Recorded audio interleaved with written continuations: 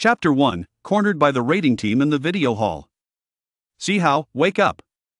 It's about to start.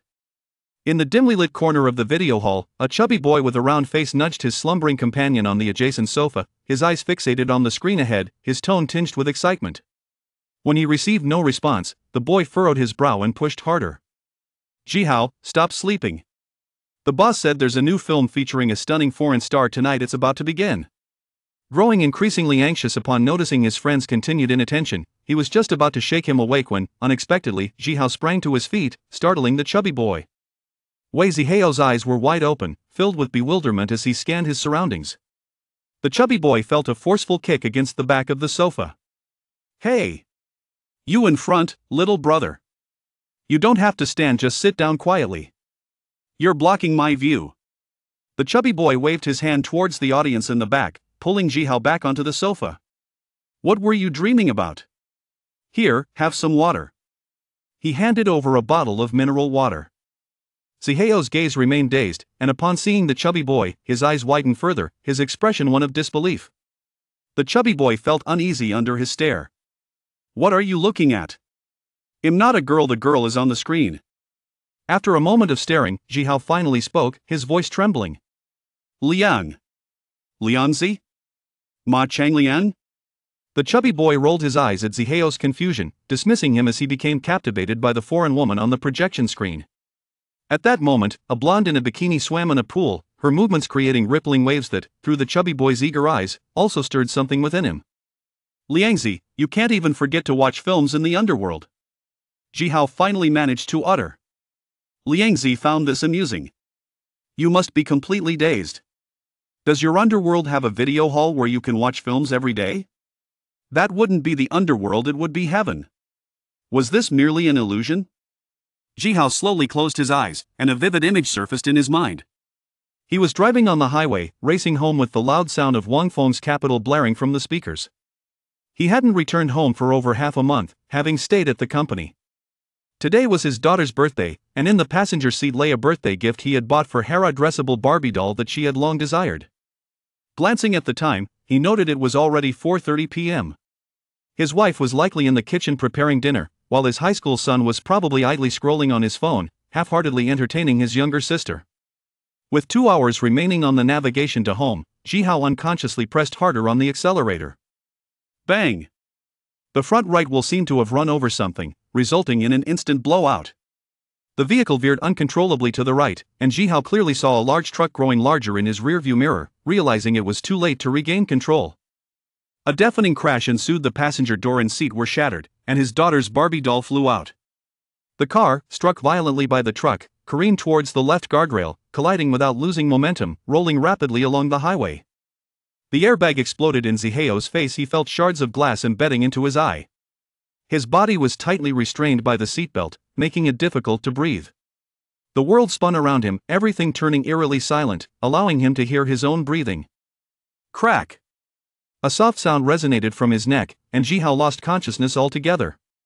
When he slowly opened his eyes, he found himself still in the dim video hall, filled with the acrid stench of smoke and foot odor assaulting his senses. On the projection screen, two naked foreigners were entangled together, the image blurry yet unmistakable.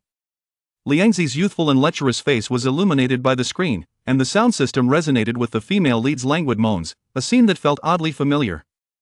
Zhihao pinched his thigh hard, wincing in pain. No, this wasn't a figment of his imagination. Liangzi, what year is it? Zihao's voice quivered. Liangzi, somewhat impatient, kept his gaze glued to the screen. 1998. Enough with the questions, you're interrupting my mood. Zihao's heart raced in shock. 1998? I've actually been reborn?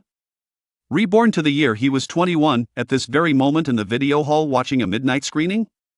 What a cruel twist of fate. Zhihao distinctly remembered that this video hall, rumored to have connections, was raided. At midnight, under the audience's urging, the hall's owner had skillfully started screening pirated films. The films had been smuggled from the south, usually hidden at home, only brought out for the midnight showings. Before the screening, the owner even locked the door, believing he was safe, unaware that among the dozens of spectators, 6 officers from the local police were in disguise. In his previous life, neither he nor Liangzi managed to escape, and they were taken to the station for a night. The next day, they called their families, who arrived to pay a 200 yuan fine to release them. His parents said nothing, but the look of disappointment in their eyes remained etched in Zihao's memory. At that moment, several burly figures in the front rows interrupted Zihao's thoughts as they made their way to the exit the front desk where the owner was situated. Zhihao realized they were police officers. In a matter of minutes, they would apprehend the owner, and the lights would be turned on, forcing dozens of audience members to crouch in corners with their hands on their heads, including him and Liangzi. We can't just sit here and wait, we need to find a way to escape. Zhihao straightened up, scanning his surroundings. The entrance door was locked tight, leaving no way out. There was a window near the front desk, but the police were heading that way as well, no chance there. It seemed the only escape route was through the restroom. Zhihao leaned closer to Liangzi, lowering his voice. Liangzi, the police have surrounded this place, don't make a sound, follow me to the restroom. He stood up and walked towards the restroom. Liangzi, stunned, glanced around nervously, quickly spotting the towering figures moving towards the exit. He turned to see Zhihao already at the restroom door and hurriedly squeezed through to the aisle. Liangzi, tall and robust, squeezed past the seated patrons, causing them to wince. Hey! Watch it, you stepped on my foot. I need to use the restroom, I can't hold it. Liangzi continued, pushing through to reach the restroom. The man he squeezed past chuckled instead of getting angry.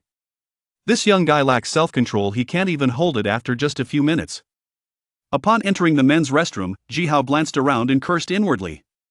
There were no windows, just a 30-centimeter ventilation hole with a buzzing fan above, impossible to escape through.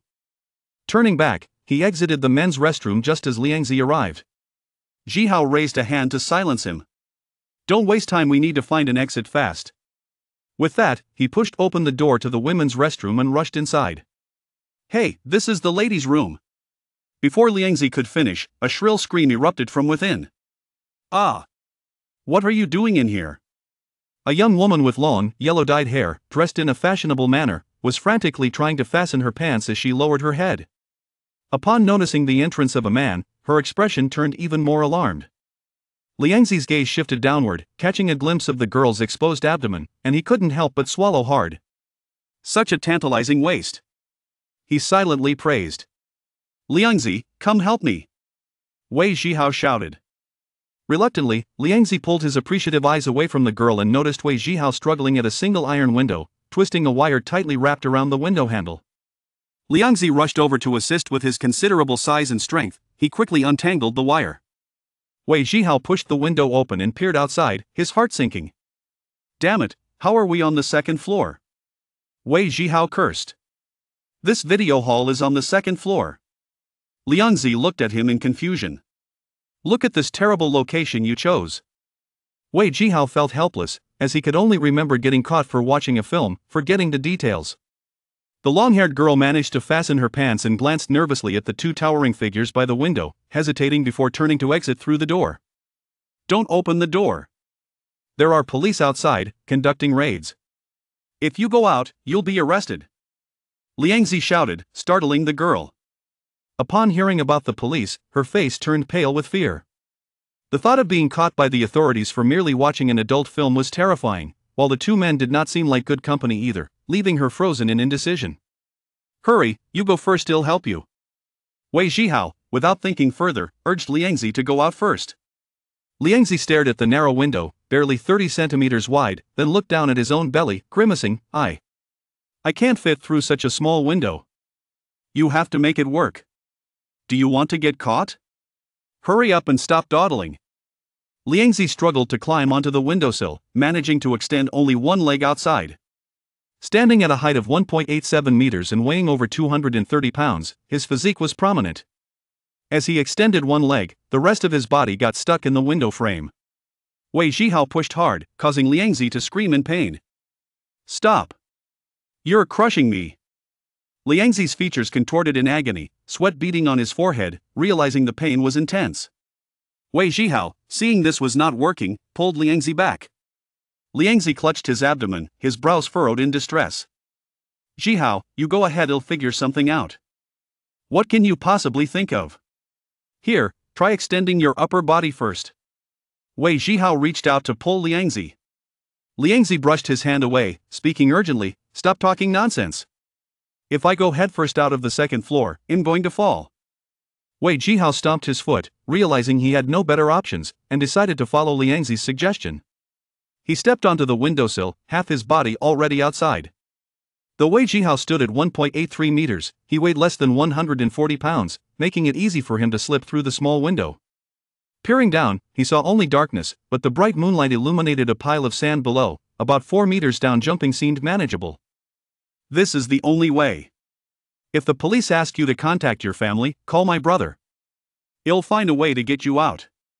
Just as he was about to turn back to give Liangzi a few more instructions, the long-haired girl approached, forcing a nervous smile. Could you please take me with you? I don't want to be caught. Wei Zhihao exchanged glances with Liangzi and then looked down at the sand pile. I'll catch you below. With that, he jumped down. The sand pile was soft, cushioning his landing significantly. Meanwhile, a series of footsteps echoed outside the women's restroom, followed by urgent knocking on the door. Open up. We are the police. The girl trembled in fright, and Liangzi quickly lowered his voice. Hurry up. I'll support you from behind. The girl nodded repeatedly, gripping the window frame. Liangzi positioned himself behind her, lifting her gently onto the windowsill. In the process, he couldn't help but squeeze just a bit.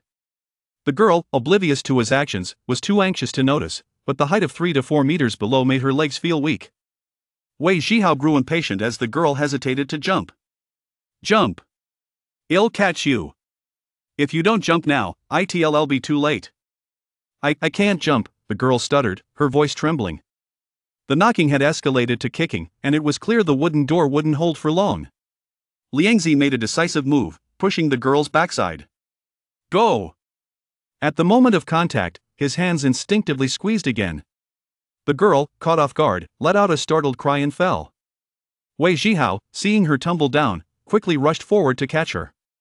They collided, fortunately cushioned by her softness, preventing a harsh landing, though the impact nearly knocked the breath out of him. Are you all right? Wei Zhihao asked, guiding her down the sand pile. The girl held onto his arm with one hand, the other pressed against her chest, her face pale as she shook her head, gasping for air, unable to utter a word. Since you're fine, let's part ways now. Wei Zhihao released her, turning to disappear into the night. The girl bit her lip and hurried away. Bang! The wooden door of the restroom finally succumbed to the relentless kicks and crashed down, allowing 3 undercover officers wielding electric batons to surge inside. The leading officer rushed to the open window, leaning out to look below, but found no one. He turned back to a plump man squatting in the corner, pointing, "Take him out." Hey! I haven't finished yet. Without hesitation, the 2 officers seized Liangzi and dragged him out, leaving him in a frenzy as he desperately pulled up his pants while being ushered into the hall. Chapter 3, The system has arrived, but what kind of probability system is this? As Wei Zhihao strolled from the alley to the main street, a sense of relief washed over him. With the police in hot pursuit, he felt untouchable, having successfully evaded capture. The dim glow of a streetlight illuminated a wonton stall across the road, stirring a pang of hunger within him. He approached the stall. Run by an elderly man in his 50s, clad in a white apron and sleeves, with 3 small tables set before him. Excuse me. How much for a bowl of wontons? Wei Zhihao inquired. 3 yuan. Pork and green onion, the old man replied. After rummaging through his pockets, Wei Zhihao found a total of 15 yuan. He paid for a bowl of wontons and casually grabbed a stool to sit beside one of the small tables. It was already the early hours of the morning, and the night wind prompted him to tighten his clothing. His brow, too, was furrowed with thoughts. Could it be true that reincarnation existed? Having escaped the video hall, had he altered the course of history? Would the future follow suit? The thought of his wife and 2 children tugged at his heartstrings. They were the greatest treasures of his past life. Wei Zhihao carried a heavy burden of regrets from his previous existence. His parents fell gravely ill, yet he lacked the means to provide them with better medical care. A childhood friend succumbed to a sudden illness, leaving him heartbroken and powerless. His beloved wife toiled daily, balancing work, household responsibilities, and caring for their ailing parents. Her youthful beauty ravaged by the relentless passage of time. While he worked tirelessly to support the family, often away for 10 days to 2 weeks, she never uttered a word of complaint. Now that he had been given another chance at life, he resolved not to leave any further regrets. He knew where his wife's family lived. Once he earned enough money, he would seek her out, ensuring she would no longer suffer alongside him. Liangzi, who had succumbed to a fatal brain hemorrhage induced by obesity and alcoholism, could be spared if only he learned to manage his weight. In his past life, he had lived too cautiously and meekly. This time, he aspired to rise above. As his thoughts began to clear and a sense of purpose emerged, an elderly man at the stall served him a steaming bowl of wontons, each piece perfectly round and plump, floating in broth garnished with seaweed and cilantro. Wei Zhihao added a spoonful of chili oil and pepper from the table, savoring the warmth of the broth with a nod of approval. "This is delightful. But why are you set up here at this late hour when the street is deserted?" he inquired, stirring the wontons to cool them. The old man chuckled, gesturing toward a nearby building. "See that lit room? It's a game hall that operates only at night. There are plenty of coin-operated games inside. And many patrons come here for a hot bowl of wontons when they grow hungry." Following the man's gaze, Wei Zhihao noticed a half-drawn roller shutter about 4 or 5 meters away, emanating light and faint sounds of revelry.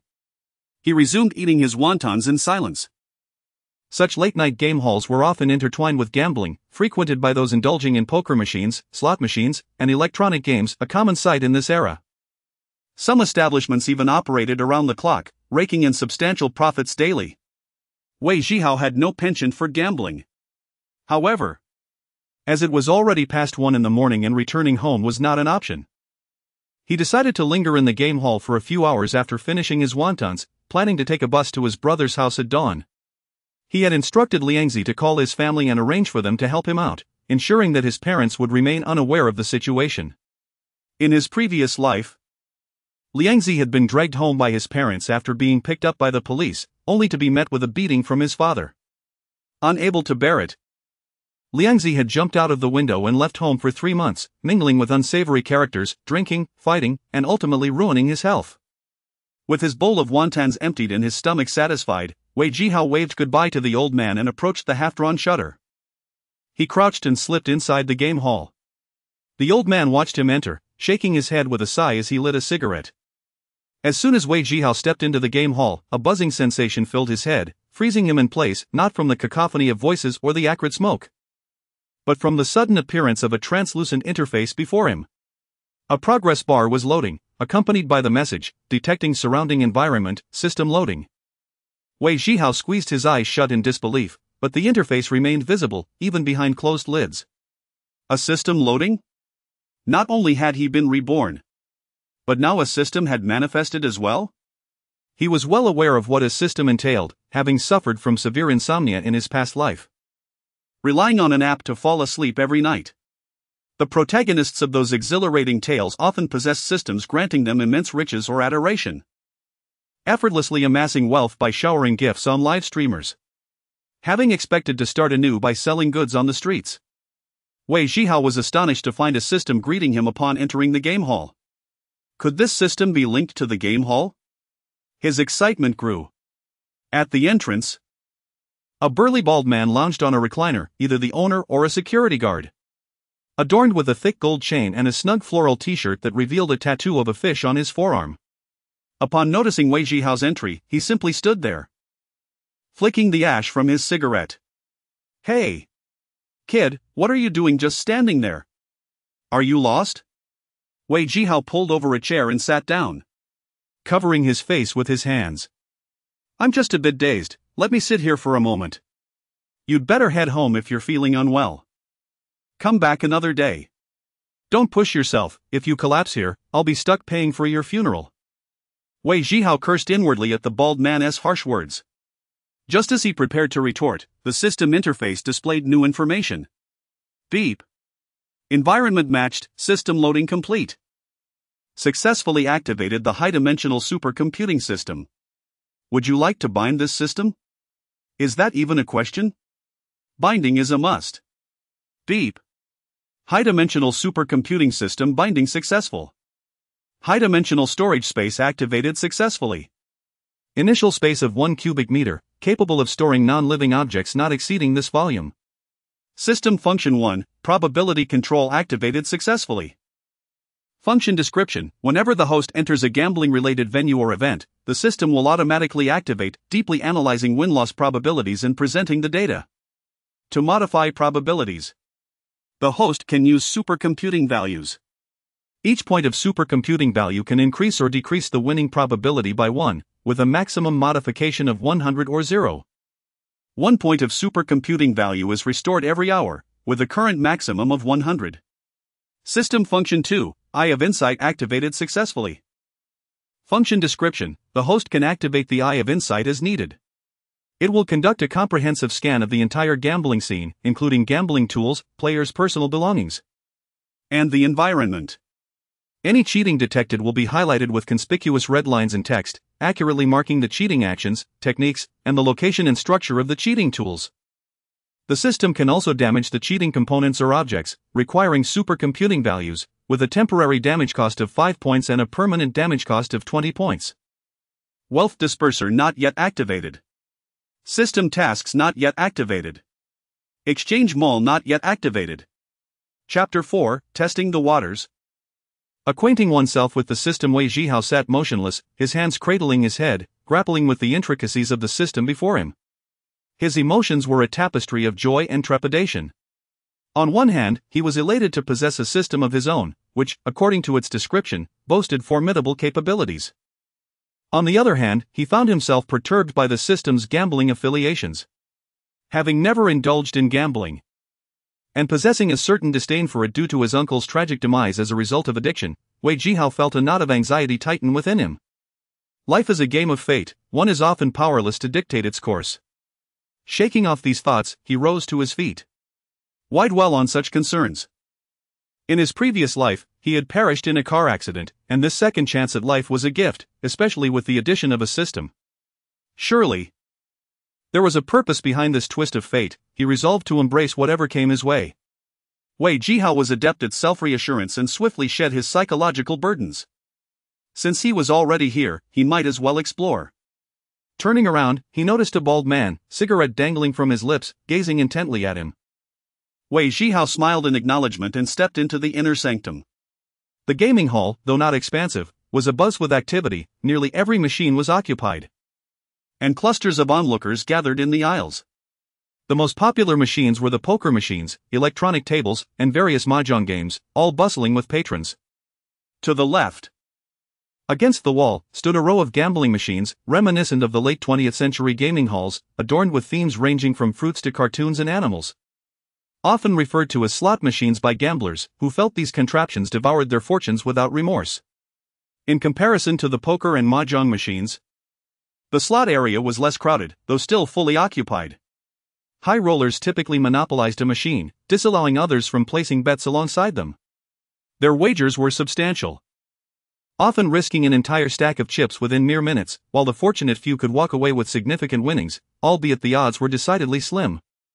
Approaching the nearest slot machine, Wei Zhihao found himself captivated by its flashing lights and vibrant fruit graphics. 3 men were huddled around the machine, deliberating on their bets. This particular machine operated with a betting system akin to a running light display, where a single coin cost 1 yuan and was worth 10 points. Those with luck could easily win 100 or so yuan from a modest investment. As Wei Zhihao stood behind them, he caught sight of the square display on the machine, and his heart raced with excitement. Each graphic on the screen was accompanied by a percentage, revealing their respective winning probabilities. To his astonishment, while most symbols displayed a 0 chance, one watermelon gleamed with a 100 probability. His pulse quickened. Could this be the system's extraordinary ability to perceive the odds of winning? Clenching his fist in his pocket, he remained still, observing intently. The men continued their betting. One, bespectacled and focused, wagered on oranges and papayas, while another, sporting long hair reminiscent of a film character, flirted with the idea of placing a bet on the watermelon. Hey! Are you betting or not? If not, I'm spinning. One of them pressed. I must stay in the game, it's been too long without a big win. The third man, slight and gaunt, decided to place a bet on a larger payout, contemplating his next move. With a triumphant shout, the long-haired man pressed the button to spin the reels, and the machine whirred to life. As the cheerful electronic music played, Wei Zhihao felt his own heart race alongside the spinning lights. To his astonishment, the reels aligned perfectly on the watermelon, and the man erupted in frustration, lamenting that he should have bet more on the winning symbol. Wei Zhihao's heart raced as it dawned on him that he had witnessed the probability in action. The watermelon was indeed a winning symbol. A mere 5-cent wager had transformed into 10 yuan, a delightful surprise. In his previous life, he had dabbled in such machines, often placing random bets with little strategy. And now he found himself with a renewed sense of purpose. With 12 yuan remaining in his pocket, he made his way to the bar, where a heavily made-up woman sat watching television. "Excuse me, how much are the tokens?" he inquired. "1 yuan each. If you buy more than 500 at once, I'll credit your account directly." "Which machine will you be playing?" she replied without lifting her gaze.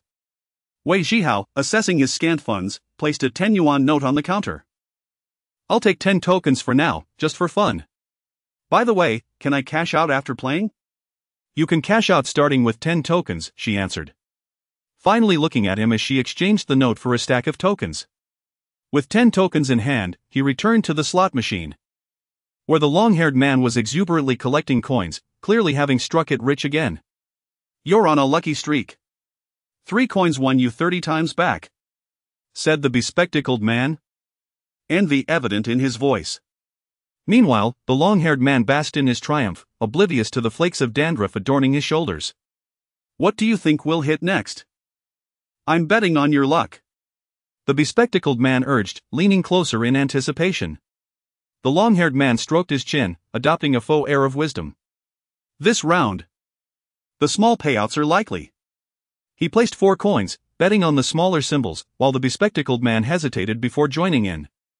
Wei Zhihao, glancing at the screen, noted that the leftmost symbol, a small bell, also had a 100 probability.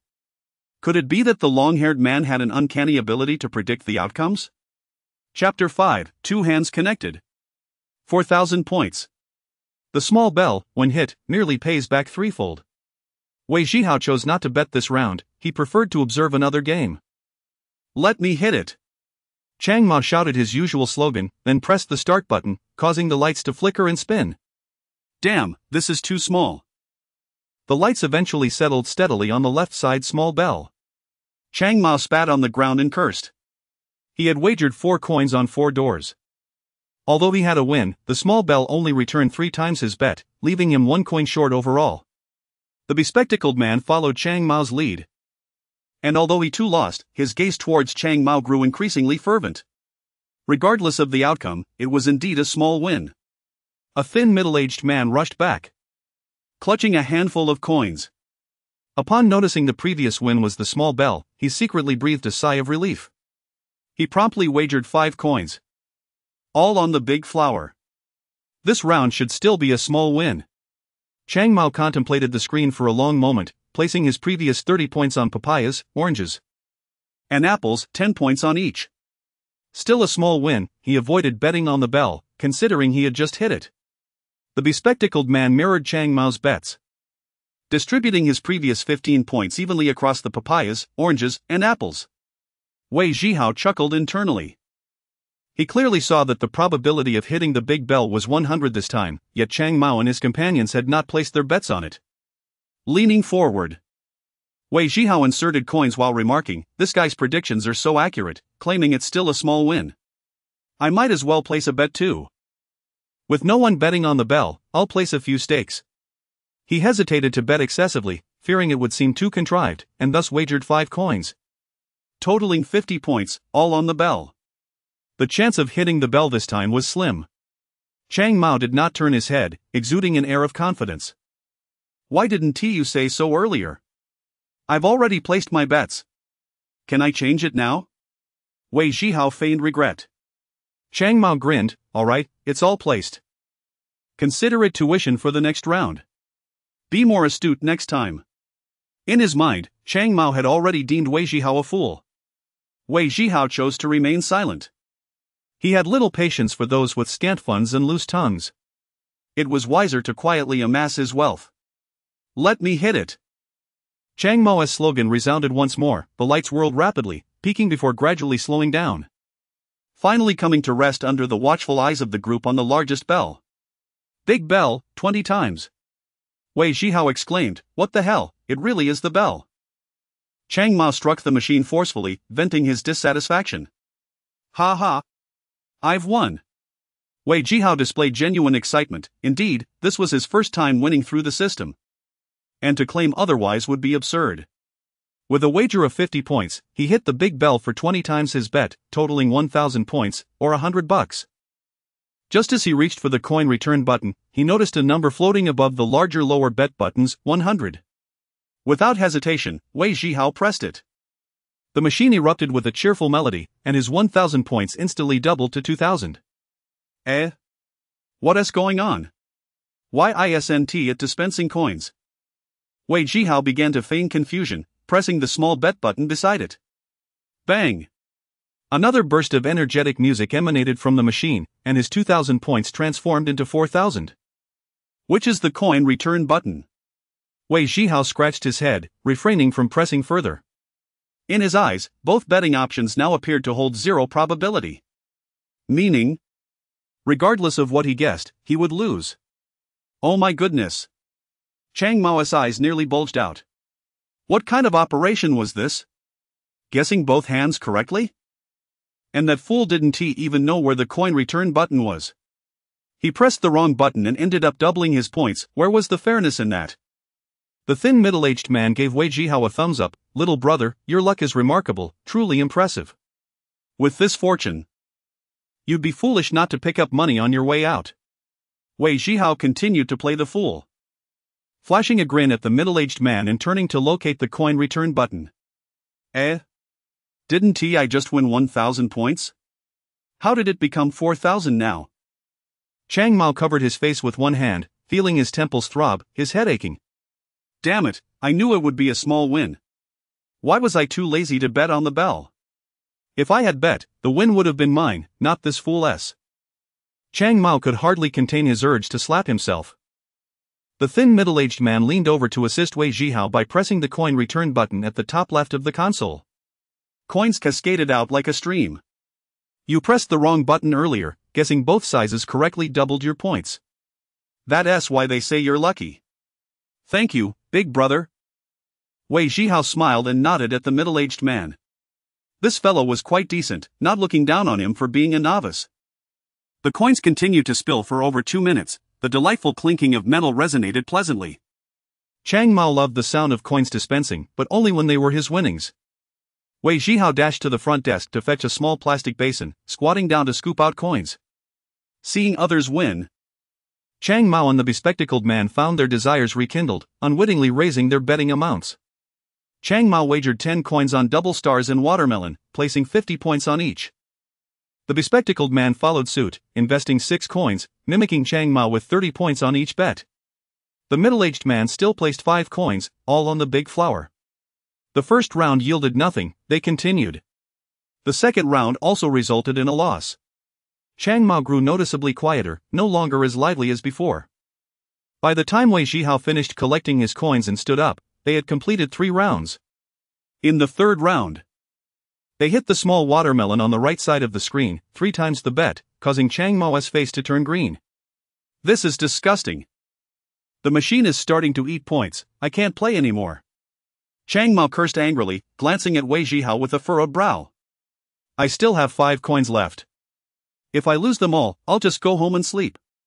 The bespectacled man seemed ready to give up, betting all 5 coins, adding to the previous small watermelon win for a total of 140 points. He did not follow Chang Mao this time, wagering 99 points on the big flower and the rest on double sevens. After all, it was the final round, betting big might just turn things around. The thin middle-aged man had few coins left, having been pursuing the big flower. Seeing the bespectacled man fully bet on the big flower, he refrained from placing his bet and headed to the restroom. Chang Mao, having wagered all his previous winnings, now had no coins left. The machine still held the small watermelon from the previous round, 3 times his bet, 150 points. He directly bet 50 points on double stars, watermelon, and the bell. Wei Zhihao noticed that the apple on the right had a 100 chance of winning, just as he intended to place his bet. Chang Mao had already pressed the start button, choosing not to wait for the others. "Let me hit it!" The familiar slogan rang out, only this time Chang Mao shouted it louder, as if raising his voice could enhance the odds of winning. The lights spun wildly, and, just as Wei Zhihao had observed, they finally halted on the row of apples on the right side of the screen. Chapter 6, Double Up. Victory awaits this round. Cursing vehemently, he struck the machine with frustration, reluctantly rising from his seat. The bespectacled man beside him also stood up, stretching lazily. The winds of fortune had turned against them today. It was time to retreat and rest at home. Without a moment's hesitation, the bespectacled man departed the gaming hall. Wei Zhihao silently acknowledged his integrity. The man accepted losses gracefully, a stark contrast to the more notorious gamblers. Seeing the machine now vacant, Wei Zhihao plopped down and glanced at the screen, his spirits lifted. Beneath the spinning reels, 5 adjacent symbols displayed an astonishing probability of 100. Large papaya, small papaya, big double 7, empty slot, and small double 7. Each symbol in this slot machine could be wagered with 99 points, with just 10 coins, he could fill one. If he filled the papayas and double 7s, his returns would be maximized. He scooped up a handful of coins and began feeding them into the machine. Just as he inserted the 20th coin, a middle-aged, lanky man returned from the restroom and sat beside him.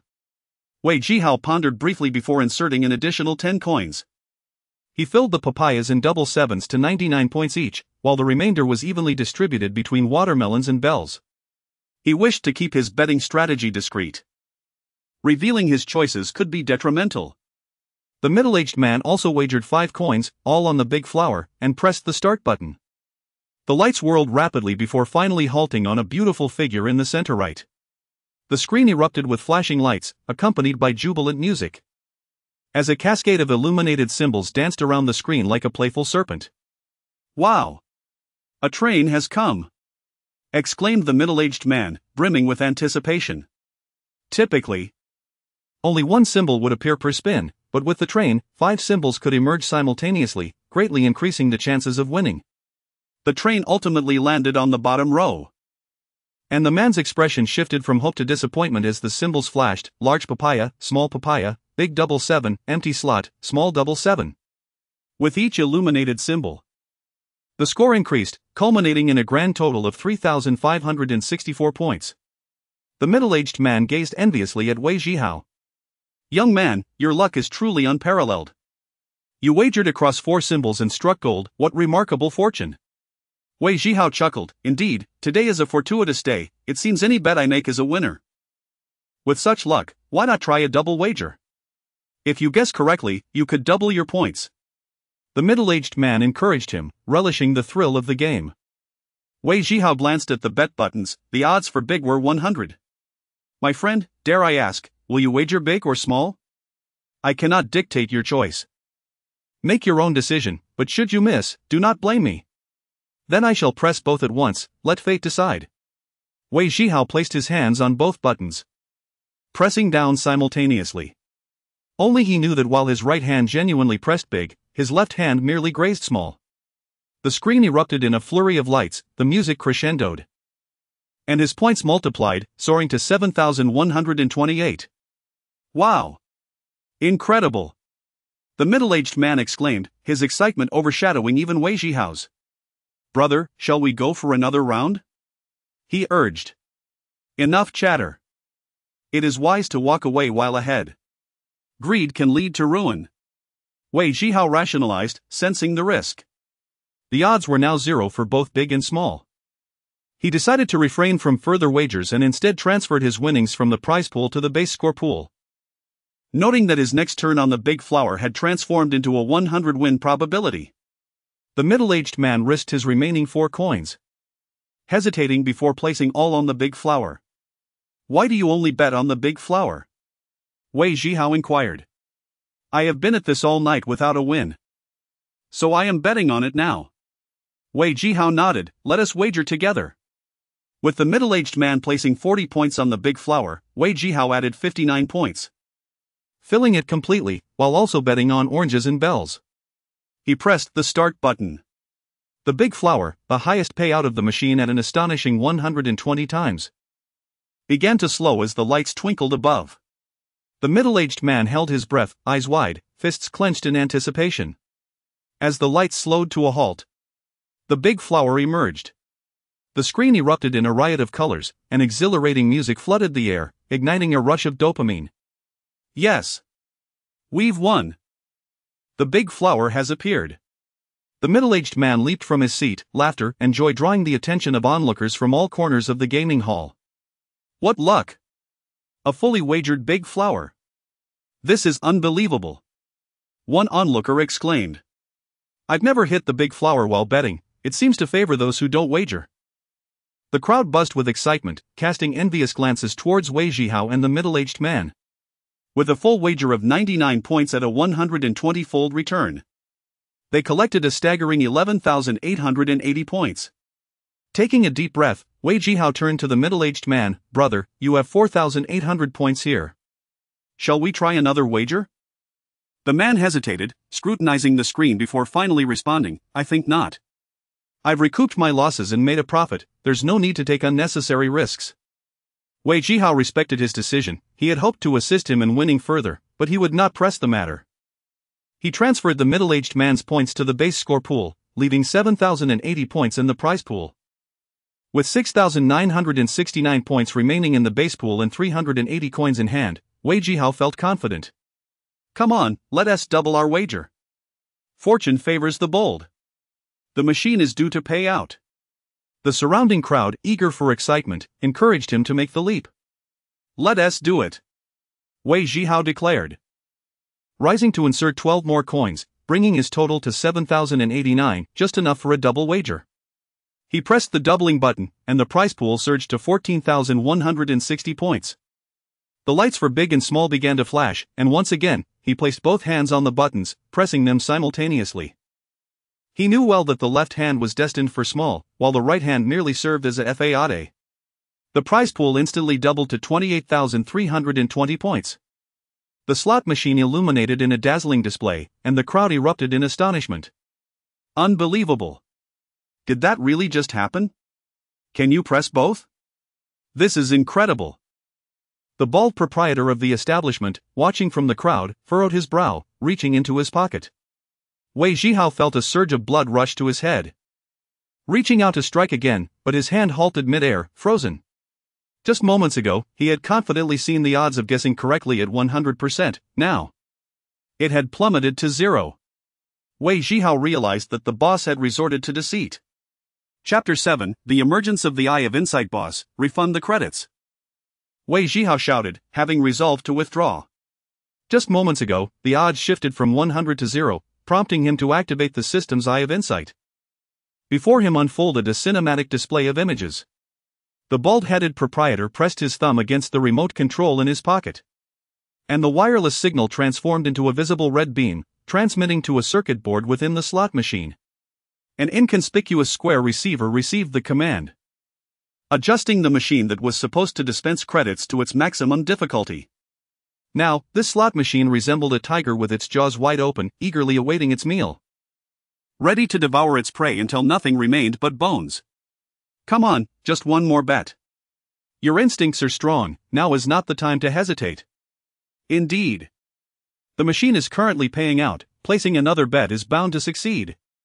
The bald boss squeezed through the crowd of onlookers to stand beside Wei Zhihao. You're being quite cowardly. The machine is hot right now, do you dare to place another bet? Are you certain about withdrawing? The bald boss inquired with a smile. Yet his gaze held a hint of provocation. This look irked Wei Zhihao. Everyone knew that the machine had previously devoured numerous credits. And now that it was set to pay out, the boss had tampered with it. After winning only a modest amount, he dared to provoke him? Wei Zhihao met the boss's gaze and smiled slightly. Boss, since even you acknowledge that the machine is hot, wouldn't you be losing even more if I placed another bet? The bald boss chuckled heartily, rubbing his bald head. High stakes yield high returns. Regulars know I've never shortchanged a customer. I've run this arcade for years, and my reputation is intact. The onlookers nodded in agreement. The boss had indeed never mistreated anyone, winning or losing depended solely on one's skill. Listening to the crowd's flattery, the bald boss puffed up with pride. squinting at Wei Zhihao. So, what will it be, brother? Will you place another bet? If not, I'll refund your credits. Wei Zhihao shook his head inwardly. Did these fools not realize how much they had lost? Yet, they continued to flatter the boss. The machines could be controlled at will. Devouring 1,000 only to spit out 200, and these fools still considered the boss benevolent? Boss, if that's the case, I'll place another bet. Wei Zhihao turned his attention back to the slot machine screen, while the corners of the bald boss's mouth curled into a barely perceptible smirk. Today, you'll learn a lesson, kid. Luck does not exist in my domain. With a mere thought, Wei Zhihao activated the Eye of Insight, pausing the cinematic display of the slot machine's internal motherboard. Fixating on the signal receiving modifier, the system immediately presented a line of red text. Do you wish to sabotage the cheating device? Yes. Temporary sabotage consumes 5 supercomputation points, permanent sabotage consumes 20 supercomputation points, temporary sabotage. I simply need to ensure my winnings without overextending, especially since my supercomputation points are precious. They replenish at a rate of 1 point per hour, totaling just 24 points in a day and night. The modifier emitted a wisp of smoke. And upon observing the buttons for high or low bets, the probabilities adjusted to a balanced 50. What is this? The machine has reverted to factory settings? Is this true randomness? No, I must ensure a 100 probability. Wei Zhihao focused on the high bet button, and with another thought, the 50 odds rapidly escalated. A chime sounded in his ears as the odds for the high bet soared to 100. Though it sounds tedious, this entire process transpired in mere breaths. The bald boss, maintaining his composure, leisurely retrieved a pack of Sherlin cigarettes from his pocket, lit one, and exhaled a smoke ring. Wei Zhihao extended his hands over the high and low buttons, applying pressure with his right hand, followed closely by his left. The slot machine erupted in vibrant flashes, accompanied by exhilarating music. 28, 320 credits instantly transformed into 56, 640 credits. Another win. What luck! How did he manage that? Incredible. I've never seen anyone hit with over 20,000 credits. Today is truly an eye-opener. The crowd of onlookers erupted in excitement. The stark contrast between poverty and wealth in an instant stirred their emotions, with dopamine surging like a gushing faucet, as they animatedly discussed this rare spectacle. Meanwhile, the bald boss appeared starkly out of place amidst the jubilant crowd. His eyes widened in disbelief, fixated on the numbers in the prize pool. His mouth slightly agape. A Sherlin cigarette precariously clung to his lower lip, ultimately succumbing to gravity and plummeting to the ground. Was it the pull of gravity or mere negligence? No one could say. Yet, all were aware that the bald boss, San Yi, had been dealt a significant blow, facing a loss of over 5,000 credits. Just moments ago, this young man had sought to withdraw, and with subtle barbs, the boss had provoked him, labeling him cowardly. Now, he was anything but. Having struck a significant win, leaving the boss to compensate an additional 2,000 credits. Observing the bald boss in a state of shock, some onlookers even burst into laughter. The scene was utterly captivating. Wei Zhihao clapped his hands in exhilaration. Though he had anticipated this outcome, he couldn't appear too nonchalant. This marked his first victory since his rebirth. Though not monumental, it signified that with the supercomputation system, financial woes would no longer plague him. He was rising, truly rising. Boss? You were right, the machine is indeed quite hot, Wei Zhihao said, unable to suppress his smile, giving the boss a thumbs up. Come on, how about one more bet? Yes, let us go for it. Let us blow the machine. The crowd, ever eager for excitement, began to urge Wei Zhihao to place another bet, aiming for a colossal win. The bald boss, returning to reality, wore an expression of uncertainty, staring at Wei Zhihao in silence.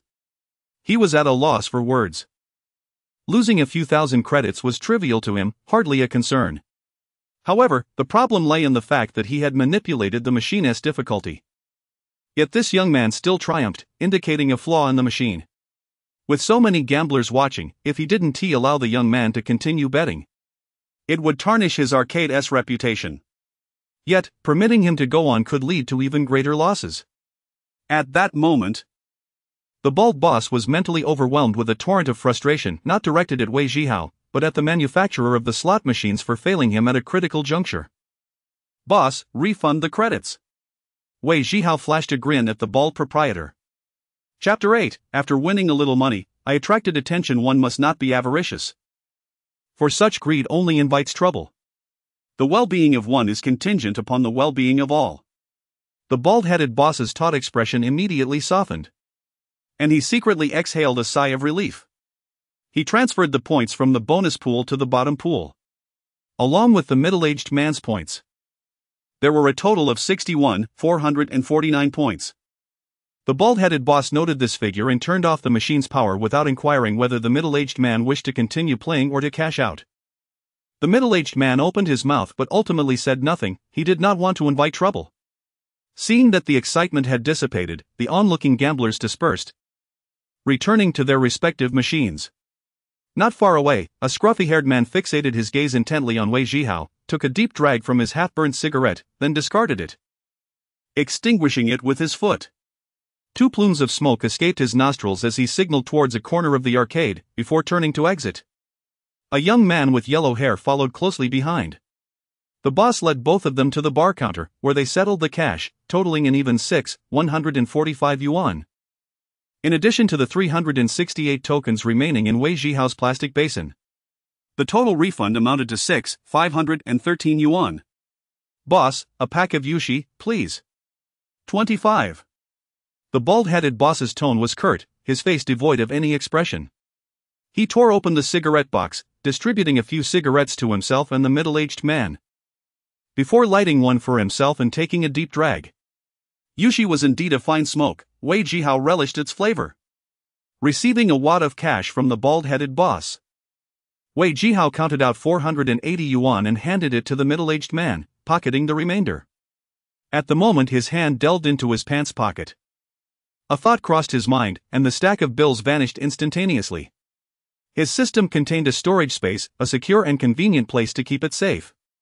The middle-aged man, beaming with joy, accepted the cash, counting it twice before confidently stowing it away. "Little brother, today luck is on your side. I've benefited from your fortune and made a bit of money. It's getting late, let us go for drinks another day." The middle-aged man smiled at Wei Zhihao, nodded at the bald-headed boss, and exited the arcade. The promise of drinks another day could mean tomorrow or perhaps a lifetime later. Wei Zhihao did not dwell on it, waving goodbye to the bald-headed boss before leaving the arcade. A middle-aged woman at the bar approached. Which machine was this young man playing? How did he win so much? It was that slot machine next to him. I adjusted the difficulty with the remote control, yet he still managed to win big, the bald-headed boss replied, pulling the remote from his pocket and examining it closely, unsure whether it was malfunctioning. "By the way, how much did this young man purchase in tokens?" "Just 10 yuan. The middle-aged woman replied honestly. "Damn." The bald-headed boss cursed angrily, taking a fierce drag from his cigarette. Suddenly recalling that this cigarette was given to him by the young man, he threw it to the ground, stamping it out with force. "This damn thing was bought with my money." Emerging from the arcade's roll-up door, he was met with a pitch-black night. Glancing at his watch, he noted it was nearly 4 a.m. In the northern regions, dawn arrived early, and within half an hour, the sun would rise. Wei Zhihao had read a phrase about the darkness before dawn, and he now understood it deeply. It was indeed dark. The moon and stars had seemingly vanished. To conserve electricity, half of the streetlights were turned off, leaving only one illuminated lamp visible several dozen meters away. The wonton vendor had also packed up for the night, and the entire street was eerily quiet, devoid of any passing figures. The roll-up door behind him seemed to serve as a threshold between two worlds, making it difficult to discern which was the true reality. A gentle breeze swept by, filling his nostrils with crisp air, jolting Wei Zhihao's senses and whisking away the scant warmth on his body. Tightening his coat, he stood at the arcade's entrance, surveying his surroundings. At this hour, it seemed even the taxi drivers on night shifts had gone home to sleep, as not a single cab could be seen on the road. He set off towards the bus stop. The first bus would arrive around 5 a.m., and if he couldn't catch a cab, he would simply take the bus home. He intended to visit Lao Air's place, waiting for the fatty to call him. He had devised a plan for Lao Er's brother to pose as Liang Zia's family member to retrieve him from the police station. Lao Er was a friend Wei Zhihao had met in middle school, whose real name was Wang Fuli. Due to being the second child in his family, everyone referred to him as Lao Er. Over time, many new acquaintances only knew him by that name, oblivious to his actual name. He also had an older brother named Wang Fuchen. The two were twins, yet they bore no resemblance to one another. So much so that few would believe they were twins. Wei Zhihao enjoyed a close relationship with Lao Er's family, feeling as comfortable there as he did in his own home. Lost in thought, he had not walked far when he heard hurried footsteps approaching from behind. As he turned to see what was happening, a sudden force struck him from behind, and he felt a powerful kick to his back, sending him tumbling forward over 3 meters. As he lay on the ground, Wei Zhihao had no time to react before someone pressed him down firmly, covering his eyes, while a sharp coldness grazed his neck. "Don't move! Stay still, or I swear I'll incapacitate you." A man's voice echoed from behind, deliberately lowered to a menacing whisper. Pinned to the ground, Wei Zhihao felt a knee pressing heavily against his back, making it difficult to breathe, while his hands were restrained under a foot, rendering him completely immobile. "Big brother, I haven't offended you, have I? You must have mistaken me for someone else," he stammered. In these times, public safety was far from assured, conflicts and vendettas were common, and he certainly did not wish to meet his end so soon after his rebirth. He had awakened a system, and his life was precious. At 183 centimeters tall, Wei Zhihao was not stocky but had the advantage of height. In a street fight, he could handle 1 or 2 opponents. However, the current situation had a knife pressed against his neck, with someone holding him down. And it appeared there was more than one assailant. A wise man does not seek trouble. It was prudent to feign submission in this scenario. Enough with the chatter. Where's the money? Pull it out. Realizing he was not being targeted for revenge but for robbery, Wei Zhihao comprehended the grim situation. They must have been watching him in the arcade, waiting for him to leave alone before following and attacking. "Listen, I just won some money in the arcade. But I didn't cash out. I exchanged it for tokens that I left with the boss, planning to come back tonight with friends," Wei Zhihao fabricated hastily. The cash he had was already stowed away in his system's storage. They would surely not find it, and he hoped to deceive them. "Still lying even with a knife to your throat? It seems you need a lesson."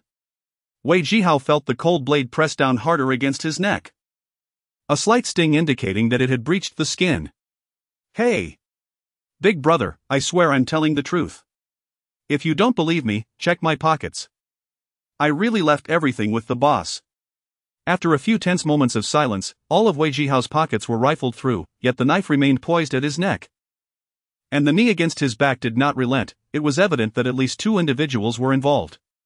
"What a joke! You're carrying only 2 yuan and smoking yushi," said another voice, sounding quite young. "Have you searched him thoroughly?" "Yes, just a pack of cigarettes, a lighter. And 2 yuan. Are you an idiot?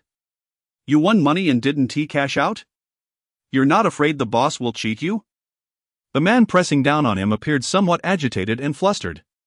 Chapter 9 Kid, I've remembered you. Wei Zhihao felt a hint of amusement, yet refrained from laughing aloud. "Brother, I understand. Next time, I will withdraw the money all at once. The main reason is that I'm preparing to go home. And I fear my parents might discover the money in my pocket, so I left it with the boss. If they find out I've been gambling in an arcade, they would surely kill me." This reasoning was quite reasonable. Feeling the pressure of the metaphorical knife at his throat ease, Wei Zhihao secretly breathed a sigh of relief, realizing they believed his words. "Stay put. If you dare to look back, I will gouge your eyes out."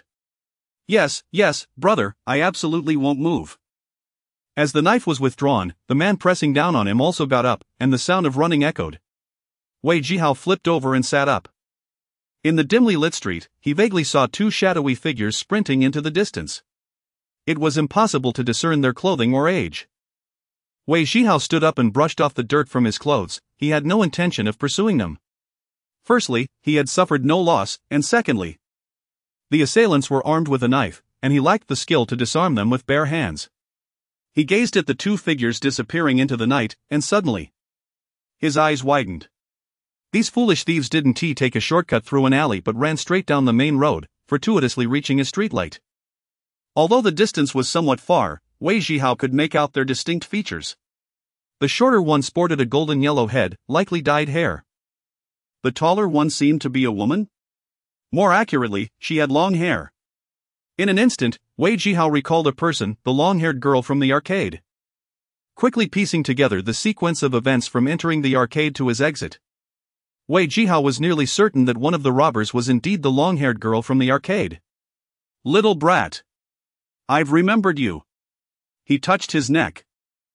Feeling a slight sting, and upon inspection, noticed a small amount of blood, merely a superficial scratch, nothing serious. Reaching into his pocket for a cigarette, he found nothing but an empty pocket hanging out. Those two wretched thieves had even confiscated his newly purchased cigarettes and lighter, along with 2 yuan. Damn it! Wei Zhihao spat in frustration, flipping his pocket back and walking towards the bus stop. A taxi approached him, its windshield proudly displaying a bright red light. He waved his hand, and the taxi came to a halt. He opened the passenger door and climbed inside. Driver, take me to Shishan Building. In the north. Dawn broke early, even before 5 o'clock, the sky was already bright, resembling daytime. Shishan Building was among the earliest concrete structures in the city, 5 stories high. With 2 households per stairwell, totaling 20 buildings. Constructed in the 1980s by Shishan Mine for the accommodation of officials, it featured centralized heating and private bathrooms, making it a high-end community during a time when most citizens lived in simple bungalows. As the reforms and opening up policies deepened, infrastructure and living conditions gradually improved. The once quaint bungalows transformed into modern high-rises, leading to a decline in the status of Shishan Building, which no longer enjoyed its former glory. The building was backed by Wumei Mountain Park, named for the 5 modest hills, each topped with a pavilion styled after an octagonal plum blossom. Residents flocked to Wumei Mountain Park for morning exercises, and as the number of early risers increased, opportunities for commerce arose. Numerous vendors began setting up stalls at the park entrance, gradually expanding into what is now the Wumei Mountain Morning Market. The taxi stopped several hundred meters from Shishan Building. The driver gently nudged the drowsy Wei Zhihao. Can't go in there, I can only stop here. That will be 15 yuan. Wei Zhihao blinked awake, groggily reaching into his pockets, but found them turned inside out, empty. The driver stared at him intently, silently pressing the lot button with his left hand. After rummaging through his pockets fruitlessly, Wei Zhihao's consciousness gradually sharpened. He flashed a sheepish smile at the driver, tucked the hanging pocket back in. And when he withdrew his hand, it miraculously held a 100 yuan note. Whoa! The driver's face was a tableau of confusion, rubbing his eyes in disbelief. After inspecting the bill closely, he confirmed it was indeed 100 yuan. Still skeptical, the driver rubbed the note between his hands, held it up to the light to check the watermark, even spitting on his finger to rub it against the bill. Wei Zhihao found himself at a loss for words. Driver, rest assured, it's not counterfeit. The driver scrutinized the bill for a while longer, and only after confirming its authenticity did he return the change. Stepping out of the taxi, Wei Zhihao stood at the street corner, taking in the various stalls lining the road and the bustling crowd. A wave of nostalgia washed over him. In his previous life, he had ventured south with his wife and child before eventually bringing his parents along. For decades thereafter, he had not returned to his hometown. He had often dreamed of that land that had nurtured him, harboring a deep affection for the city. Who would willingly uproot themselves from their homeland? This bountiful land, however, could not provide him with the life he desired, despite his modest aspirations. In a foreign place, he and his wife had endured hardships, faced trials, sold goods, labored, suffered indignities, and lived a life barely above mediocrity. All due to his limited education that rendered him unable to secure a good job. He worked relentlessly to earn a living. And just as he began to see a glimmer of hope, tragedy struck, and he met with a fatal accident. Why dwell on such thoughts? Those belonged to a past life. In this life, he simply wished to live well, without regrets. He had always excelled at comforting himself. Merging into the crowd, he moved forward with the flow of people. The street was adorned with a plethora of enticing goods, and the air was fragrant with the aromas of breakfast. Wei Zhihao unconsciously swallowed hard. Upon reaching a dumpling stall, he found himself unable to move any further. The freshly steamed beef buns were steaming hot. Each the size of a fist, their juices seeping through the dough, captivating all his senses. He approached the small table behind the stall, found a spot, and ordered 4 beef buns, a bowl of lamb offal soup, a spoonful of spicy oil fried with lamb fat, and a generous dash of pepper. Taking a huge bite of a bun, the savory juice dripped down his fingers, and after sipping the lamb soup, a wave of satisfaction surged through him, making him feel utterly revitalized. In a whirlwind, he devoured 4 large buns and a bowl of soup, beads of sweat forming on his forehead. This feeling was truly delightful. He bought 15 beef buns to take away and headed to a nearby convenience store for a pack of cigarettes. Wei Zhihao then made his way to Er's house. Er lived on the ground floor. His parents worked at a suburban farm and had purchased 2 apartments in the city, both in the same building, facing each other. After knocking on the door for nearly 5 minutes, Er finally opened it, shirtless, wearing only red briefs, his hair a disheveled mess, squinting with a goofy grin. His face dotted with acne. "Damn! What are you doing up so early? I was afraid you'd wet the bed and needed to wake you for the toilet." Wei Zhihao pushed the door open and stepped inside. Chapter 10, Which World is Real? Wei Zhihao entered the room and placed the buns on the table before collapsing onto the bed. The second brother, obediently, went to the bathroom to relieve himself. Upon returning and seeing Wei Zhihao sprawled across his bed, he pulled a chair closer and sat down. "What have you been up to? Did you not sleep all night?" "Don't mention it, it's all just stories." Wei Zhihao sat up, removed his jacket, and retrieved a pack of Yushi cigarettes from his pocket. He tore open the packaging, lit one, and then carelessly tossed the cigarette and lighter onto the table. "Wow! Yushi, huh? Did you make some money selling your backside last night?"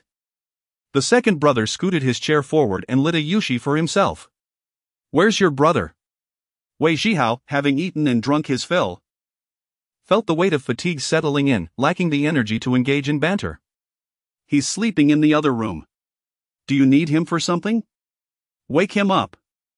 I need to discuss some matters with you both." Wei Zhihao, with half-closed eyes, leaned against the headboard and flicked ash into the ashtray. After some coaxing and shouting, they managed to wake Wang Laoda. Upon entering, Wang Laoda's appearance brought a smile to Wei Zhihao's face. The 2 brothers bore a striking resemblance, both shirtless. Clad only in red briefs, their hair styled in a chaotic manner. The distinction lay in Wang Laoda's bushy beard and a tuft of hair on his chest. Complemented by a pair of glasses and a touch of gray hair, an unfamiliar observer might mistake them for father and son. The elder brother took after their father, while the younger resembled their mother, sporting a darker complexion.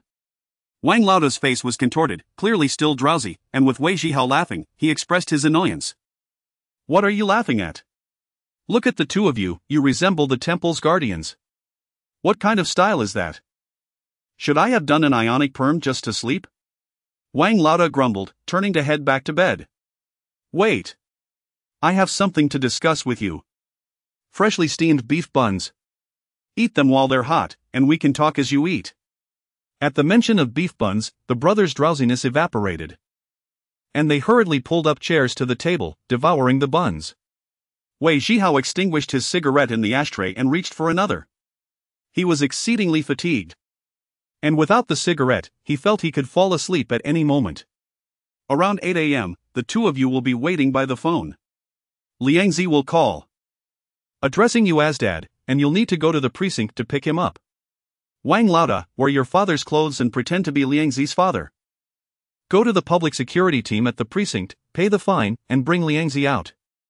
After speaking, he dug into his pocket, pulled out 200 yuan, and tossed it onto the table. The second brother, taken aback, swallowed the mouthful of meat bun, and asked, "Liangzi has been taken in? What did he do? Did he get into another fight?" "It's not a fight, he was caught watching adult films at the video hall. That rascal. He could have at least called me. He deserves to be caught." Wang Laoda elbowed the second brother and shot him a glare. "Are you an idiot? If he had called you, you'd be in the precinct too." "True enough." The second brother continued to eat his bun. Wang Laoda adjusted his glasses and asked, "How do you know Liangzi was caught watching films? Were you 2 together?" Wang Laoda looked foolishly naive, showing little intelligence. Isn't that obvious? I'm not Zhuge Liang. I can't predict the future. Wei Zhihao, growing weary of the conversation, patiently explained, I jumped out the window from the bathroom. Liangzi was too heavy to escape. How did you know he would call home today? What if the fine is 500 instead of 200? Why do you have so many questions? Are you Yip Man? Who is Yip Man? Bruce Lee's master. How do you know that Bruce Lee's master is Yip Man? Who told you? Wang Laoda had a penchant for rambling, and Wei Zhihao felt a throbbing in his temples, both from fatigue and from Wang Laoda's incessant questioning. Brother! You are my own flesh and blood, I beg you, stop asking. I feel like I am going to collapse from exhaustion. Did you remember what I told you? Just pretend to be Liangzi's father and bring him out from the precinct, it's a piece of cake. Alright then, you two listen for the phone to ring. I'm going to sleep for a bit. I can't take it anymore, I am so tired. Wei Zhihao extinguished the cigarette butt and turned over, preparing to sleep. Hey! One more thing, what if the police ask for my ID? That's not a big deal, just pay the fine. If they press for more, say you left in a hurry and forgot your ID. Wei Zhihao's speech began to slur. But what if the police don't believe me? What if they send me home to fetch it? Suddenly, Wei Zhihao sat up, glaring at Wang Laoda with bloodshot eyes. Over such a trivial matter as being caught watching films, the police wouldn't waste their time with you. Are you expecting them to ask for a paternity test with Liangzi? Wang Laoda pouted, somewhat unconvinced, and muttered under his breath, I'm just trying to prepare for any potential situations. Wei Zhihao ignored him and fell back asleep. And within seconds, he began to snore. He fell into a deep slumber, and when he finally opened his eyes again, the world outside was enveloped in darkness. Honey? Is there a power outage? Wei Zhihao groggily raised his head, unable to discern the time in the pitch-black room. Honey? Honey? He called out twice more. But received no response. Rising to his feet, he turned over and stood up, only to bump into something with a loud clang. Reaching out, he felt what seemed to be a table. On the table, he found a lighter. Using its faint glow, he spotted a switch-like object on the wall. He pressed it, and the lights flickered to life. His eyes struggled to adjust to the sudden brightness, and he kept them closed for a moment before opening them fully. The room was furnished with old-fashioned furniture, a concrete floor, and a tungsten bulb casting a warm glow, along with a bulky 18-inch television. Wei Zhihao took a moment to comprehend where he was. After checking the inner room, he found no one there, leaving him uncertain of the brothers' whereabouts and whether Liangzi had been released. Returning to the second brother's room, Wei Zhihao sought a cigarette to calm his nerves, only to discover that the pack of yushi had vanished. On the table lay a note, which he picked up to find it hastily scrawled with a few words, We've gone to the corner chess room, come find us when you wake up. Those two had gone off to play mahjong again, wasting their day without a care. He went to the kitchen to wash his face and then combed his hair in front of the mirror. Staring at his youthful reflection, he found himself entranced. The man in the mirror had thick eyebrows and bright eyes, a sharply defined jawline, strikingly resembling his son from his previous life during his senior year. His physique remained trim, his gaze clear and bright, and his hair was thick, styled in the trendy 3/7 part favored by contemporary Hong Kong and Taiwan celebrities, radiating vitality and energy. Suddenly, Wei Zhihao experienced a disconcerting sense of disarray. The memories of his past life were etched into his mind, and he began to feel that this reborn world was merely an illusion, lacking authenticity. Gazing into the mirror, the recollections from his previous life seemed to fade further into the realm of the surreal, becoming increasingly indistinct from what he had once experienced. Which world is truly real? Wei Zhihao, engulfed in confusion, slowly closed his eyes. Chapter 11, The Mixed Bag of Middle-Aged and Elderly Players. After a considerable time, Wei Zhihao slowly opened his eyes. He had come to a realization. Living in the moment is the truest form of existence, regardless of whether one was once a millionaire or penniless. Those are mere remnants of the past, existing solely in the realm of fleeting memories. What one currently possesses, can control, and is actively experiencing, constitutes the essence of true existence. Youth is fleeting, and each day is irreplaceable. Seize the moment, for time waits for no one. With a gentle smile at his reflection, Wei Zhihao departed from RGE's residence. Upon exiting the building, he noticed the night had fully descended, his stomach growled audibly. Checking the time, he saw it was already past 8 in the evening. Wei Zhihao initially intended to purchase a pack of cigarettes from a nearby store and then head to the gaming room to dine with Ergu and the others before returning home. However, he unexpectedly encountered Liangzi at the entrance. Just waking up? You've slept the entire day. What were you up to last night? Liangzi teased with a mischievous grin, fixating his gaze on Wei Zhihao. What else could I have done? After escaping the video hall, I spent half the night in the arcade, Wei Zhihao retorted. Refraining from disclosing his winnings for the awakening system, such matters were too sensitive to share, even with those closest to him. Stop messing with me. You ran off with that girl from the video hall last night. Didn't anything else happen? Do you think I'm an idiot? Can't you resist a pretty face? Liangzi's smirk grew wider. Who says I can't resist? I can traverse the same path countless times. Wei Zhihao shot back, his irritation mounting. You're truly something else. Liangzi laughed, unabashed. Annoyed with the banter, Wei Zhihao pushed open the door to the convenience store, stepping inside to buy 2 packs of Yushi cigarettes, tossing one to Liangzi. Whoa! Yushi! Seems you've been making good money, courtesy of that girl from last night? Liangzi exclaimed, receiving a swift kick to his backside from Wei Zhihao. Can't you think of anything else? Wei Zhihao snapped, exasperated. Liangzi brushed off the kick nonchalantly. What is there to be embarrassed about? Earning a living through strength isn't shameful. Hand over the cigarettes, and I'll buy you more. Wei Zhihao feigned remorse. My bad, I won't bring it up again. It'll stay between us. With a cheeky grin, Liangzi stuffed the cigarettes into his pocket. Wei Zhihao, feeling a surge of irritation at Liangzi's expression, struggled to suppress his laughter. Once outside the convenience store, Wei Zhihao lit a cigarette. Did Wang Lauda pick you up at the station? Nothing went awry, did it? Don't remind me. Just thinking about it makes me furious. Liangzi's demeanor shifted dramatically from playful to indignant. What happened? Wei Zhihao inquired, intrigued. Last night, I was caught at the station. I, along with 7 or 8 others, was confined in a duty room. I called for help early this morning, and after the call, I squatted facing the wall, my legs numb. That Wang Lauda, dressed in his father's old clothes, stormed in and kicked me, leaving me dazed with a barrage of insults, claiming I was a disgrace and renouncing me as his son. Did he really think I was his son? Unable to contain his laughter, Wei Zhihao stifled a chuckle, his shoulders shaking with mirth. To make matters worse, he became so agitated that he pulled off his belt and started hitting me. The officers couldn't restrain him. I was squatting so long my legs were numb, unable to run away, and I couldn't even fight back. The guy didn't even notice his pants falling down, hitting me while wearing nothing but red underwear. What an absurd situation.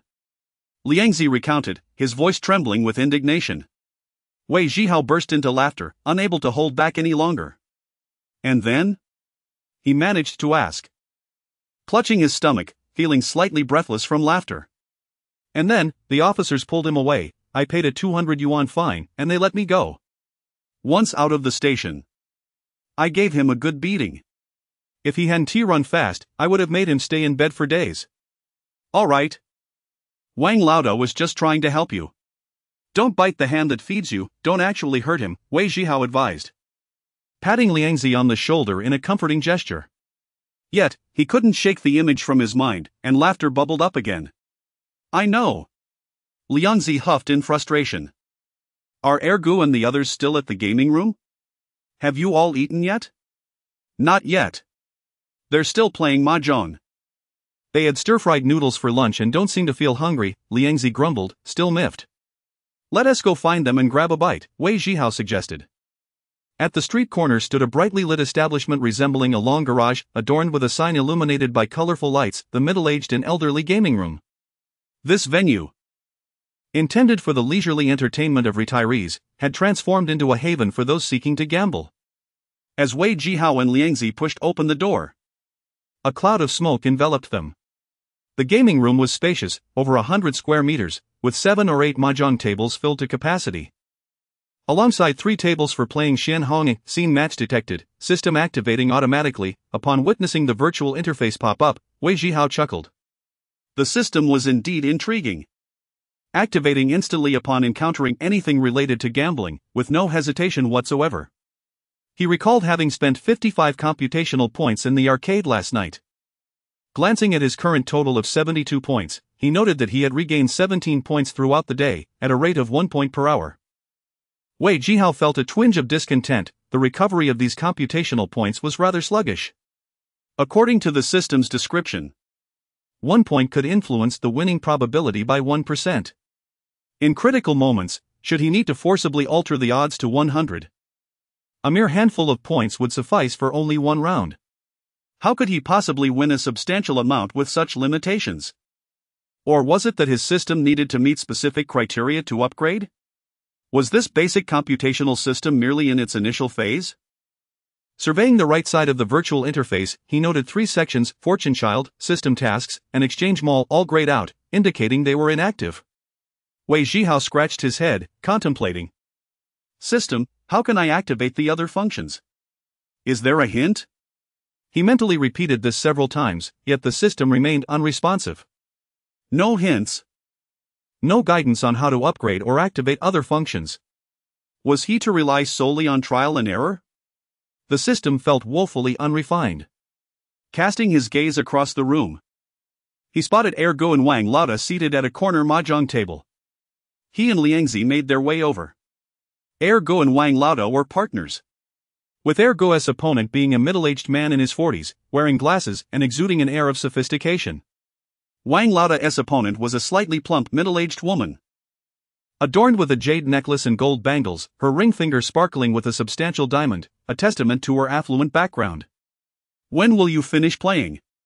Let us go out for a drink, Wei Zhihao inquired, tapping Ergo on the shoulder. We still have 4 more rounds. We can't leave until we finish. Ergo replied without looking up, utterly engrossed in the game. Noticing the serious expressions on both Ergo and Wang Lauda's faces, Wei Zhihao surmised they were likely losing.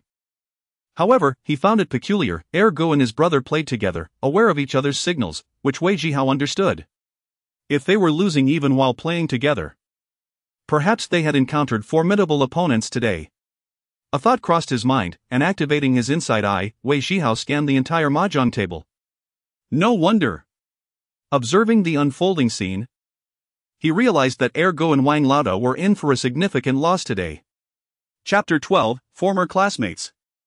Evoking memories. The cheating methods employed by the 2 brothers were rather simplistic. They communicated through subtle signals.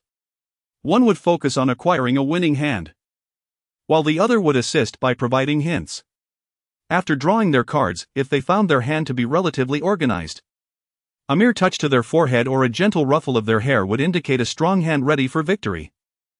The other would then interpret these gestures to feed the necessary cards to his partner. The gameplay here involved the concept of grabbing the win, where any player's cards could be taken, thus allowing for a strategic advantage. Once a card was taken, the hand had to remain in a state of readiness, awaiting either a self-draw or an opponent's discard. To deter collusion among players, a shared loss rule was enforced. The player who caused a loss would cover the costs for the other 3. However, the brothers' cheating tactics allowed at least one of them to swiftly reach a winning hand, thereby increasing their chances of success. Their signals were quite elementary. The 3 segments of the left index finger represented the numbers 1, 4, and 7, 2, 5, and 8, and 3, 6, and 9. The positioning of the left thumb indicated the desired card value. As they played with hand-marked tiles, there was a mnemonic for card play. For instance, if the player seeking victory needed to grab 5 or 8 of a certain suit, he would place his left thumb in the center of his index finger. And when it was his turn to play, he would discreetly slide the tile across the table, allowing his partner to comprehend the required card. Their stakes were modest. Merely 2 yuan per game, with the dealer winning by self-draw being the norm. Each session would yield only a modest profit, and the brothers would indulge in a few rounds for pocket money. However, on this particular occasion, they encountered misfortune, for a card-counting expert was present, rendering their petty tricks ineffective. This expert was a seemingly unassuming middle-aged man who, it turned out, was in cahoots with the ostentatiously dressed woman seated across from him. In the game of mahjong involving 4 players, with 2 colluding to cheat, it became a test of skill to see who would prevail. Utilizing hand-marked tiles. The middle-aged man possessed an extraordinary memory, recalling the positioning of every tile that had been flipped. And he could deduce the cards held by the other 3 players based on prior plays. No matter how the tiles were shuffled. He had a clear understanding of the limited number of tiles in play. While he could not pinpoint the exact locations of the tiles, he was aware of the contents of the other players' stacks with remarkable accuracy. He did not resort to sleight of hand to manipulate the game, but rather relied on his exceptional memory and deductive reasoning skills, a rare talent that most could never hope to master. Each time he took the dealer's seat, he would consecutively win 4 or 5 rounds, optimizing his earnings, and when others took their turn, he would strategically allow the woman across from him to win, thus diverting attention from his own gains. After an 8-round game, he often emerged with a negligible win, or even a minor loss, ensuring that no one suspected him of foul play. The community's mahjong parlor was frequented by local residents, and if he won consistently, no one would wish to continue playing with him. Observing all of this, Wei Zhihao felt a begrudging admiration for the middle-aged man. Such a mind seemed almost wasted on a mere game of mahjong. He had no intention of intervening, as the man had committed no real deception. And the stakes were not significant, at most, a few hundred yuan. It would serve the 2 brothers well to learn a lesson from their losses. Gambling was a world rife with deceit, and winning was seldom guaranteed. As a friend, Wei Zhihao did not want them to fall too deeply into this vice. "I'll be heading over to the barbecue place with Liangzi, feel free to join us after your game," Wei Zhihao declared before turning to leave. However, before he reached the door, he was called back. "Hey! Isn't that Housey? Have you come here to play as well?" Turning to the voice, Wei Zhihao frowned slightly. The speaker was his high school classmate, Han Kuo, who lived nearby. During middle school, Han Kuo's father was the head of the ventilation department at the Xishan mine, and their family was relatively affluent. This boy had been quite arrogant, flaunting his wealth and associating with various delinquents, gaining notoriety among his peers. When Wei Zhihao had just entered high school, he was small and scrawny, and his name, containing the character Hao, which sounded like mouse, led Han Kuo to mockingly nickname him Housey. This moniker quickly caught on among their classmates, leaving Wei Zhihao powerless to defend himself. It was only in his second year that he experienced a growth spurt, reaching a height of 183 centimeters and gaining some muscularity. At that time, he harbored a crush on a beautiful girl in his class, becoming flustered at the mere sight of her, unable to even meet her gaze. To his dismay, Han Kuo also set his sights on the same girl, showering her with gifts and inviting her out on weekends, all funded by his ample resources. The girl, being at an impressionable age, succumbed to Han Kuo's financial advances and soon entered into a relationship with him. A few months later, upon discovering that her boyfriend was secretly involved with a younger female student, the girl lost her composure and confronted the other student, leading to a public altercation that resulted in both girls being left with visible scratches and torn clothing. This incident became the talk of the school, and Han Kuo, upon hearing of it, found great amusement in the chaos he had incited. The girl's parents, horrified by the situation and burdened by peer pressure, locked her at home to prevent further incidents. In a moment of despair, she attempted to take her own life by turning on the gas. Fortunately, a neighbor, alerted by the incessant barking of her dog, called for help, and the girl was rescued in the nick of time. Her parents, shaken by the experience, decided to transfer her to another school, and she vanished from Wei Zhihao's life thereafter. Wei Zhihao harbored a deep-seated disdain for Han Kuo, although they never had any direct confrontations. After graduating high school, Wei Zhihao did not pursue university, and he lost contact with Han Kuo. He later learned that Han Kuo had also forewent further education, leveraging his father's connections to open a company selling mining safety equipment near the Xishan mine, where his father had risen to the position of deputy mine manager. Unexpectedly, after several years, Wei Zhihao encountered Han Kuo once more in this mahjong parlor, where Han Kuo sat at a table against the wall, holding playing cards and waving at him. Chapter 13, In a Hurry, Swift Resolution. Han Kuo took the initiative to greet, and Wei Zhihao could not pretend not to see him. After exchanging pleasantries with Liangzi, he approached Han Kuo's table. which was occupied by 4 individuals, engrossed in a game of xianhong'e. Over the past 2 years, Hanko had likely amassed considerable wealth, adorned in designer attire, with a gold chain as thick as a chopstick hanging around his neck. On the table before him lay a Nokia 8850. Very few possessed mobile phones in this era. And this particular model cost over 5,000 yuan, a true luxury in a time when the average salary was merely a few hundred. Rats!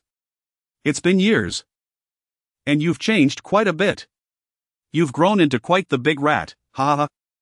Hanko exclaimed, a cigarette dangling from his lips as he tilted his head, unabashedly scrutinizing Wei Zhihao. You haven't changed much either, your mouth is still as foul as ever. Wei Zhihao chuckled, pulling out a chair to sit down.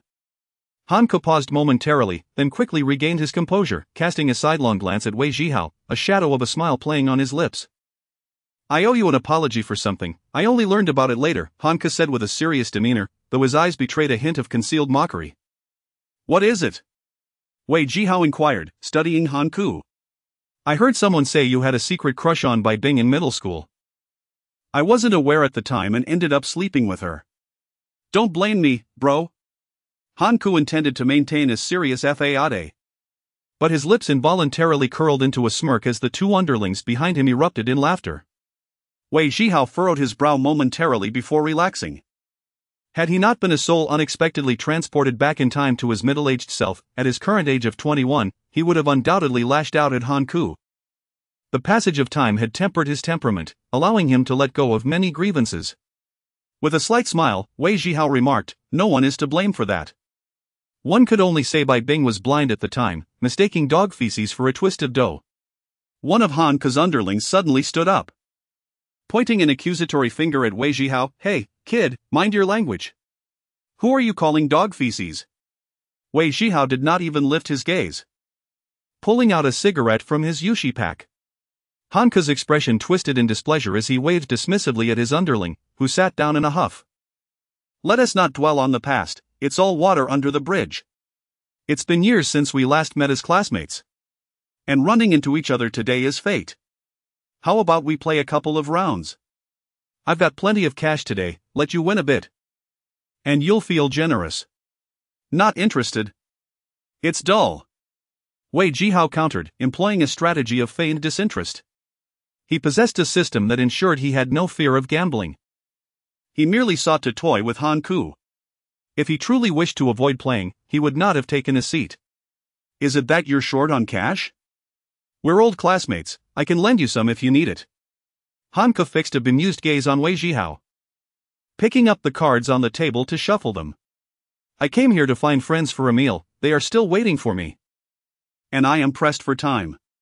Besides, playing in this card room is too trivial, wasting $100 or $80 is pure folly. You all play. I must take my leave. Having said this, Wei Zhihao stood up, patting Hanko on the shoulder as if dismissing him, and turned to leave. Suddenly, Hanko felt an overwhelming sense of irritation.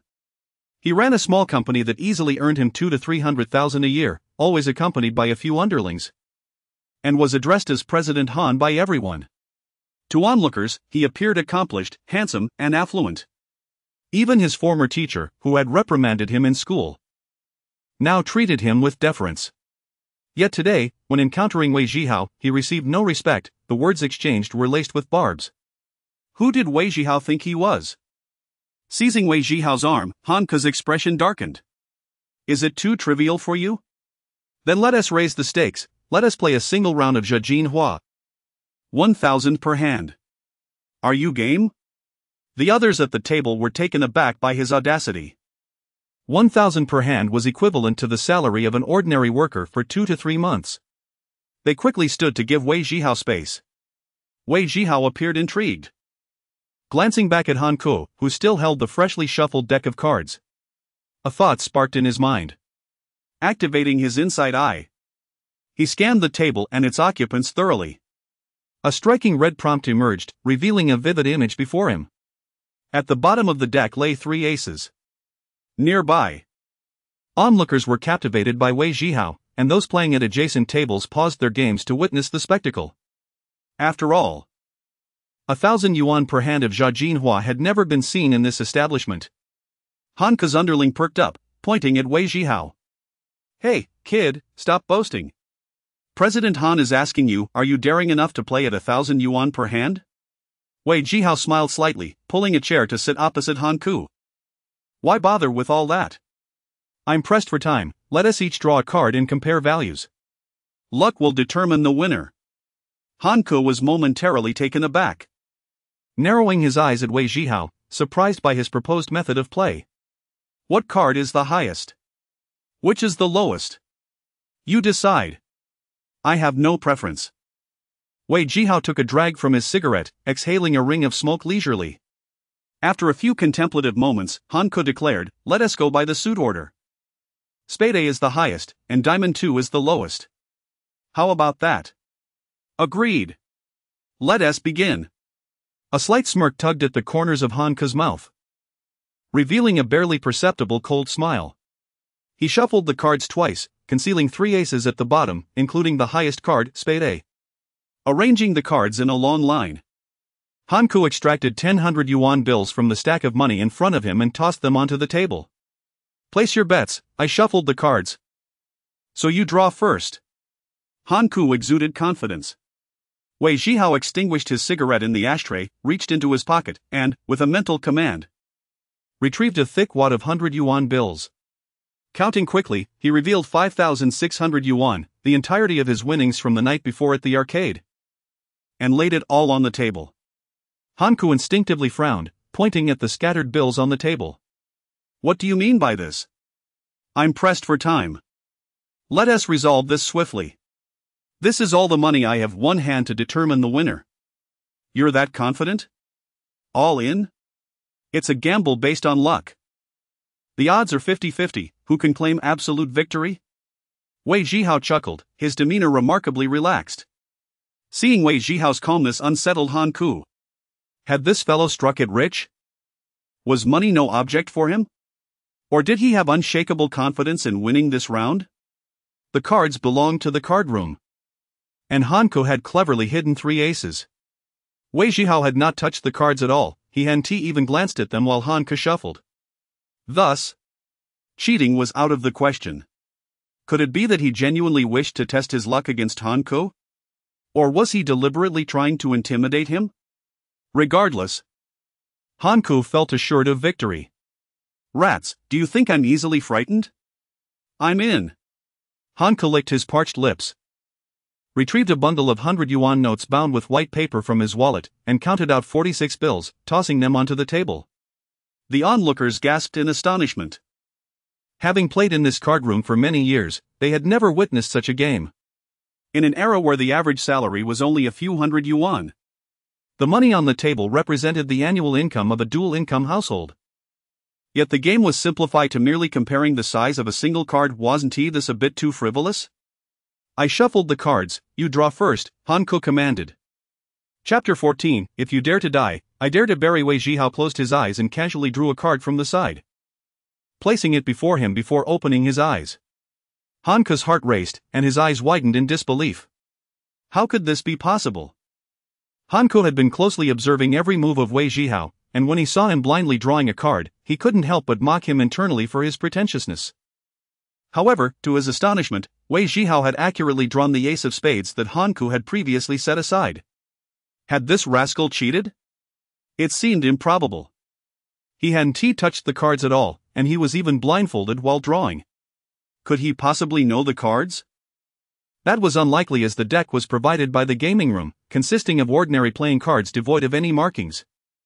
Was it merely a stroke of luck that allowed him to draw the ace of spades? His luck was absurdly fortunate. Filled with resentment, Han Ku maintained a facade of calmness in front of the onlookers and randomly drew another card from the pile, revealing the Queen of Hearts, which was also decent. One of Han Ku's subordinates, seeing the Queen, leapt with joy, believing that with such a card, victory was nearly assured. Given the low odds of drawing a king or an ace from a shuffled deck of 52 cards, all eyes were fixed on the card before Wei Zhihao. Han Ku stared intently at him, not urging Wei Zhihao to reveal his card, as he realized that he had lost this round. He sought to discern any flaw in Wei Zhihao's demeanor or expression, wondering if his incredible luck was genuine or if he had indeed cheated. Wei Zhihao feigned interest in Han Ku's Queen of Hearts, then frowned as he forcefully slammed his card onto the table. The crowd gasped in unison as he stared in disbelief at the card he had revealed, the Ace of Spades. The highest card. Han Ku's subordinate, who had been brimming with excitement, froze like a statue upon seeing Wei Zhihao's Ace of Spades.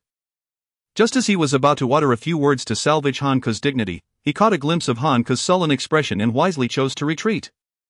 What extraordinary luck! The Ace of Spades, the highest card. I thought the Queen of Hearts would guarantee victory, but this lad drew an ace outright. Impressive. This win was exhilarating. Akin to receiving an entire year's salary in one go, the audacity of youth. Whispers circulated among the crowd, for money ignited desires within people. Such a simple and tedious game became electrifying due to the stakes involved, prompting those nearby to feel either excitement or envy, wishing they could join the game. Alas! With empty pockets, they could only watch the spectacle unfold. Wei Zhihao laughed heartily, dramatically spreading his arms to gather the money before him. It seems my luck is quite favorable. I managed to touch an ace even with my eyes closed. My old classmate, I apologize. But we shall play again some other day. Han Ku's face was as dark as a storm cloud. He scrutinized Wei Zhihao for an extended period, unable to detect any irregularities. Could this fellow truly have such good fortune? I refuse to believe this. Rat, do you dare to play another round? Another round? Wei Zhihao raised his gaze to Han Ku. Did we not agree that one round would determine the outcome? Han Ku retrieved his wallet, tossing the remaining bundle of money onto the table. Let us go again. I refuse to believe your luck can hold. His voice was slightly hoarse. Wei Zhihao chuckled lightly, pushing a neatly stacked pile of 100 yuan bills toward the center of the table. Including principal and interest, that totals 12,100 yuan. We can play again. But do you have the funds to wager? Wei Zhihao's smile was serene, yet to Han Ku, it was akin to an affront. He had 600 yuan left on the table, but his wallet was devoid of any cash. However, conceding at this moment would bruise his pride.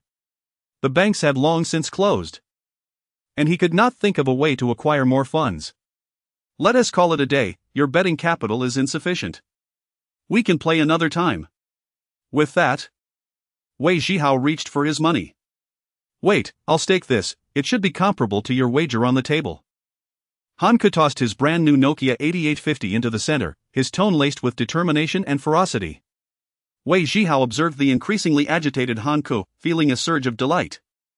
If you dare to die, I shall dare to bury. Without uttering a word, Wei Zhihao inserted his Ace of Spades back into the deck on the table. In that instant, as the ace merged with the pile, he willed it into his storage space, a feat so swift that it was imperceptible to the naked eye. In truth, Wei Zhihao didn't need to conceal the card. The system's probability display was sufficient for him to defeat Han Ku. However, he aimed for a 100 victory. Should Han Ku draw the ace by sheer chance, it would spell disaster for him.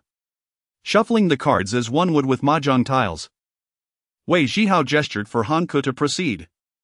In the previous round, Wei Zhihao had drawn first, but this time, it was only fair for Han Ku to go first. Han Ku gazed at the scattered cards on the table, his brow furrowed, beads of sweat forming on his forehead. He hesitated, hands suspended in the air, before finally resolving to draw a card from the pile, placing it before himself without revealing it. Wei Zhihao glanced at the card Han Ku had drawn, almost bursting into laughter. A glaring number displayed, 196. It appeared Han Ku had drawn a rather low card. Looking over the scattered cards on the table, the back showed predominantly 100, with only one card revealing a 0. Wei Zhihao casually drew a card that displayed 100 and slowly turned it over, eliciting gasps from the crowd. Han Ku's subordinate erupted into laughter, nearly brought to tears. Ah, this is hilarious. Weren't you quite lucky? How did you draw a 2 of hearts? Watch your step on the way out, you might just step in something unpleasant. Ha ha ha. Wei Zhihao was momentarily taken aback by the 2 of hearts before realizing it indeed displayed a 100 win rate. He couldn't help but chuckle inwardly.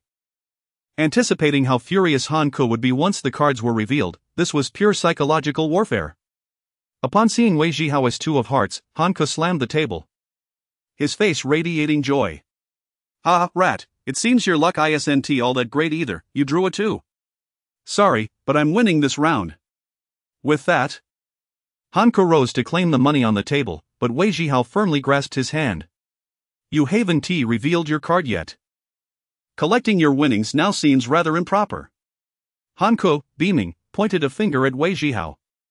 Rat, don't say I didn't warn you. When losing, one must accept it, and when beaten, one must stand straight. Don't you understand this simple principle? With a 2, what hope do you have? I could draw any card and still win. With a smug expression, Hanko grasped the card he had concealed before forcefully slamming it onto the table. Chapter 15, Winning and Offending. As Hanko's card was laid upon the table, all eyes gravitated toward it. A 2 of clubs. Unbelievably, it was a 2 of clubs. The crowd erupted in astonishment. What was going on? The 2 of hearts met the 2 of clubs, an absolute deadlock. When the first 2 was revealed, I thought he was doomed, but little did I know that his opponent had an even lesser 2. Truly, the whims of fate are unpredictable. This is luck. One may gamble without losing. Who could have anticipated such a turn of events?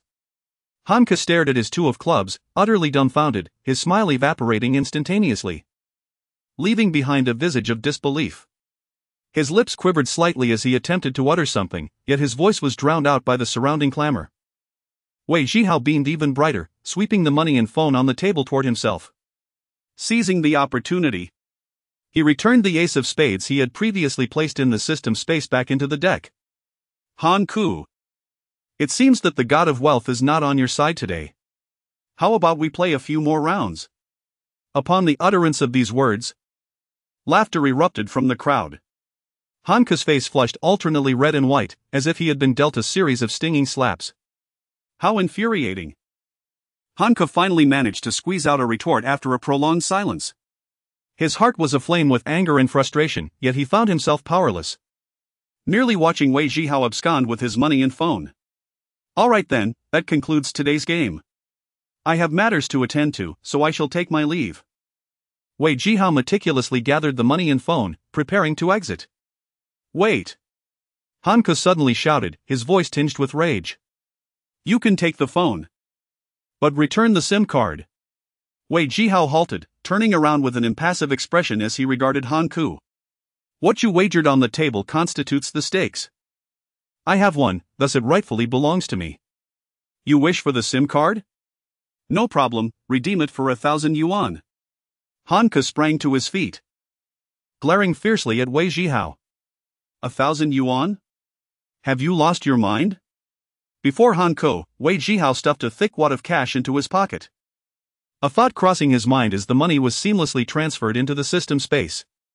Keeping the cash here was both convenient and secure. With a smile, he brandished his Nokia 8850. The SIM card is 1,000 yuan, not a penny less. Do you wish to buy it or not? Before Hanko could respond, a subordinate behind him rushed forward, attempting to seize Wei Zhihao by the collar, aiming to assert dominance. Slap! Wei Zhihao, already irritated by the subordinate, swiftly retaliated with a backhand. How dare you hit me? The subordinate bellowed, picking up a wooden stool from the ground, ready to swing it. In a flash, a sturdy leg extended from behind Wei Zhihao, striking the subordinate squarely in the chest, sending him hurtling 4 to 5 meters away, crashing into a mahjong table and collapsing on the ground, unable to rise. How dare you strike my man? Hanko, witnessing his subordinate being taken down, could no longer contain his fury. He picked up a wooden stool from the ground, ready to charge, but was restrained by several older neighbors. As the crowd witnessed the escalation, fearing they might be caught in the crossfire, they quickly distanced themselves, wary of potential bloodshed. Wei Zhihao turned to see Liangzi approaching, having just entered after waiting outside for a considerable time while smoking. As soon as he stepped inside, he witnessed the altercation, prompting him to rush in. Concerned for Wei Zhihao's welfare, the commotion drew the attention of everyone in the game room. Who dares to fight in my establishment? The crowd parted, revealing a middle-aged, balding man clad in a tank top, holding an enameled tea mug, flanked by several burly men. He was the owner of the game room, surnamed Song, known as Song Laosan. Seeing Song Laosan approach, Hanko suppressed his rage, knowing the latter was well respected in the area. and he had no desire to stir trouble in someone else's territory. Song Laosen glanced at Han Ku, then turned to Wei Zhihao. A brawny man behind him pulled over a chair with a backrest, allowing Song Laosen to sit with a sigh. Leaning back, he took a sip from his tea mug before leisurely inquiring, "Now, what seems to be the problem? Allow me to mediate." Han Ku fixed his gaze on Wei Zhihao, remaining silent. Wei Zhihao lit a cigarette, also withholding his words. Noticing the silence, Song Laosen pointed to a nearby onlooker. "You, come tell me what happened."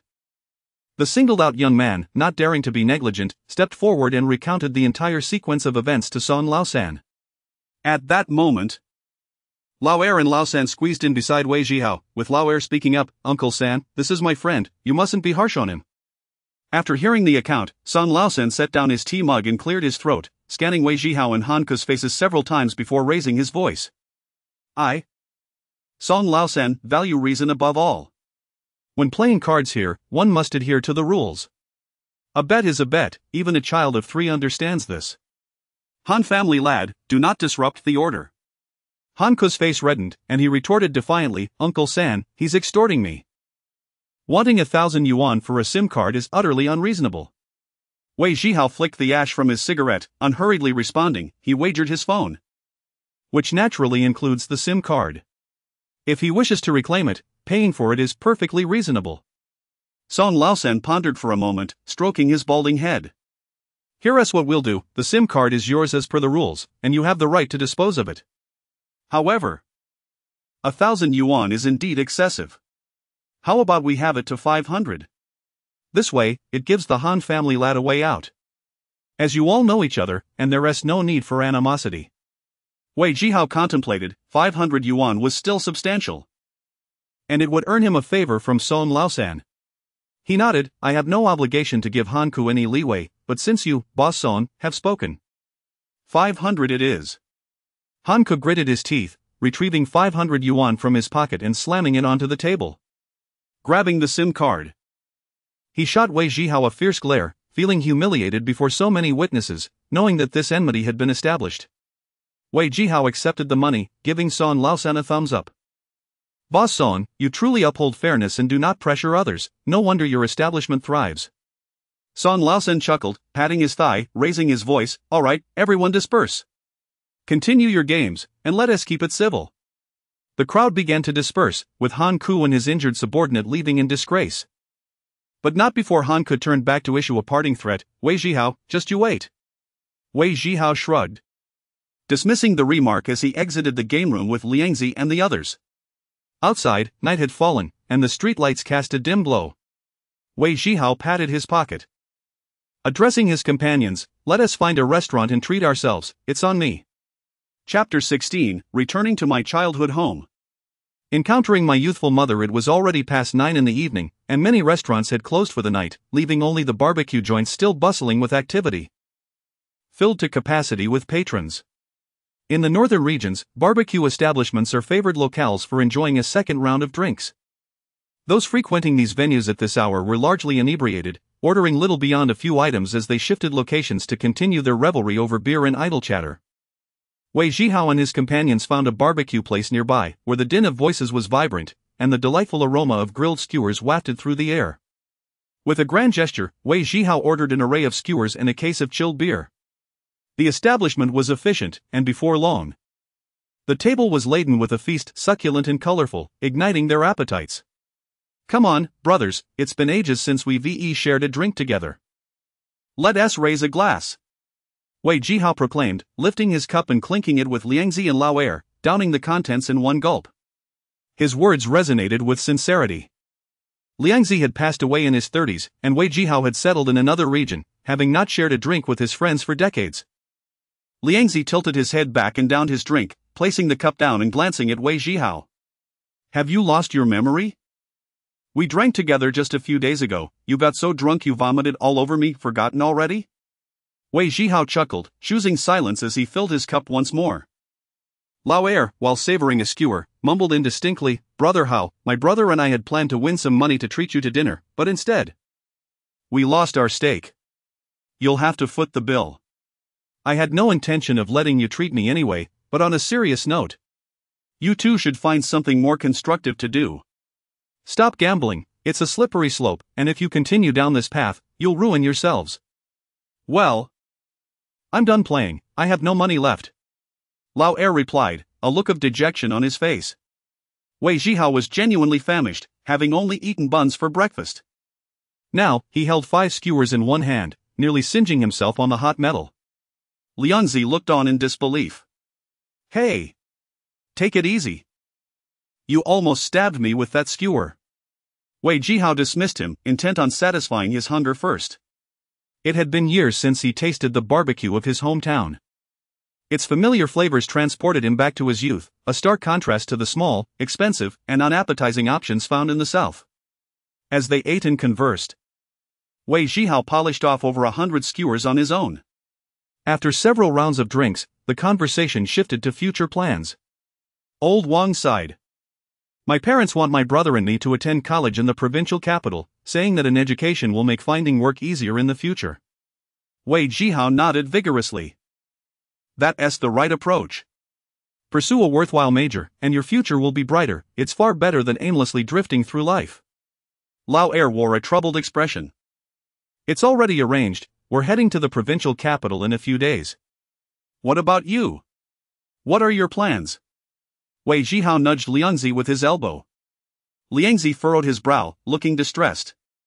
Honestly, I don't want to go to school anymore. I get so drowsy sitting in class.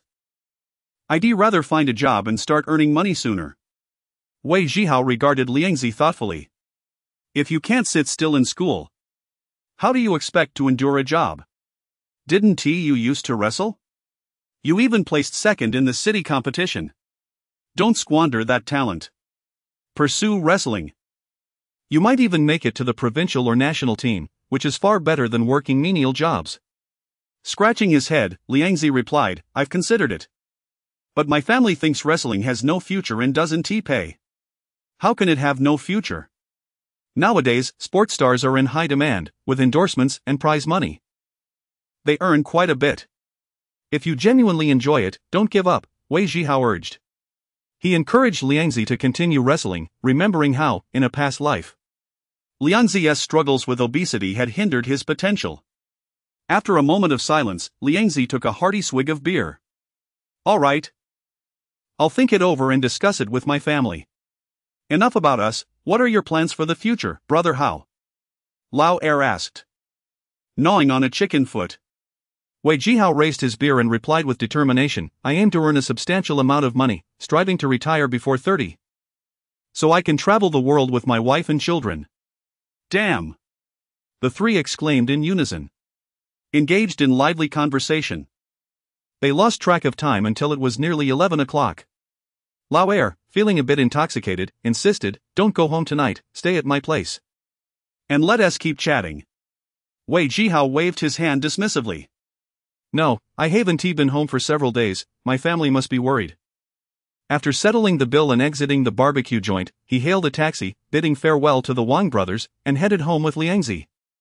Upon arriving at Liangzi's residence, he turned back towards his own home, paying the fare and stepping out of the cab. The wooden fence encircling the small yard was over a meter high and neatly maintained. His father's Jialing 125 motorcycle was parked in the yard. And the 2 brick houses appeared half-worn yet familiar, invoking a bittersweet sense of nostalgia. He reached into his pocket but realized he had forgotten his keys. A habitual oversight of his. Even in his 40s in a previous life, he often neglected to carry them. Climbing over the makeshift fence, he quietly leaped into the yard and glanced toward his parents' room, relieved to see they were undisturbed. He tread softly back to his own room. Inside, it was pitch dark. He fumbled for a lighter and after a search, located the switch on the wall, flooding the room with light that momentarily blinded him. As his eyes adjusted, he observed the modest 20 square meter space, furnished with a single, soft wooden bed and adorned with posters of the 4 heavenly kings. Wei Zhihao went to the kitchen to fill a basin with water and splash his face. Without bothering to change clothes, he collapsed onto the bed. His mind racing and sleep eluding him. Lighting a cigarette, he stared blankly at the ceiling. Suddenly, the door creaked open, and his mother, draped in a robe, entered.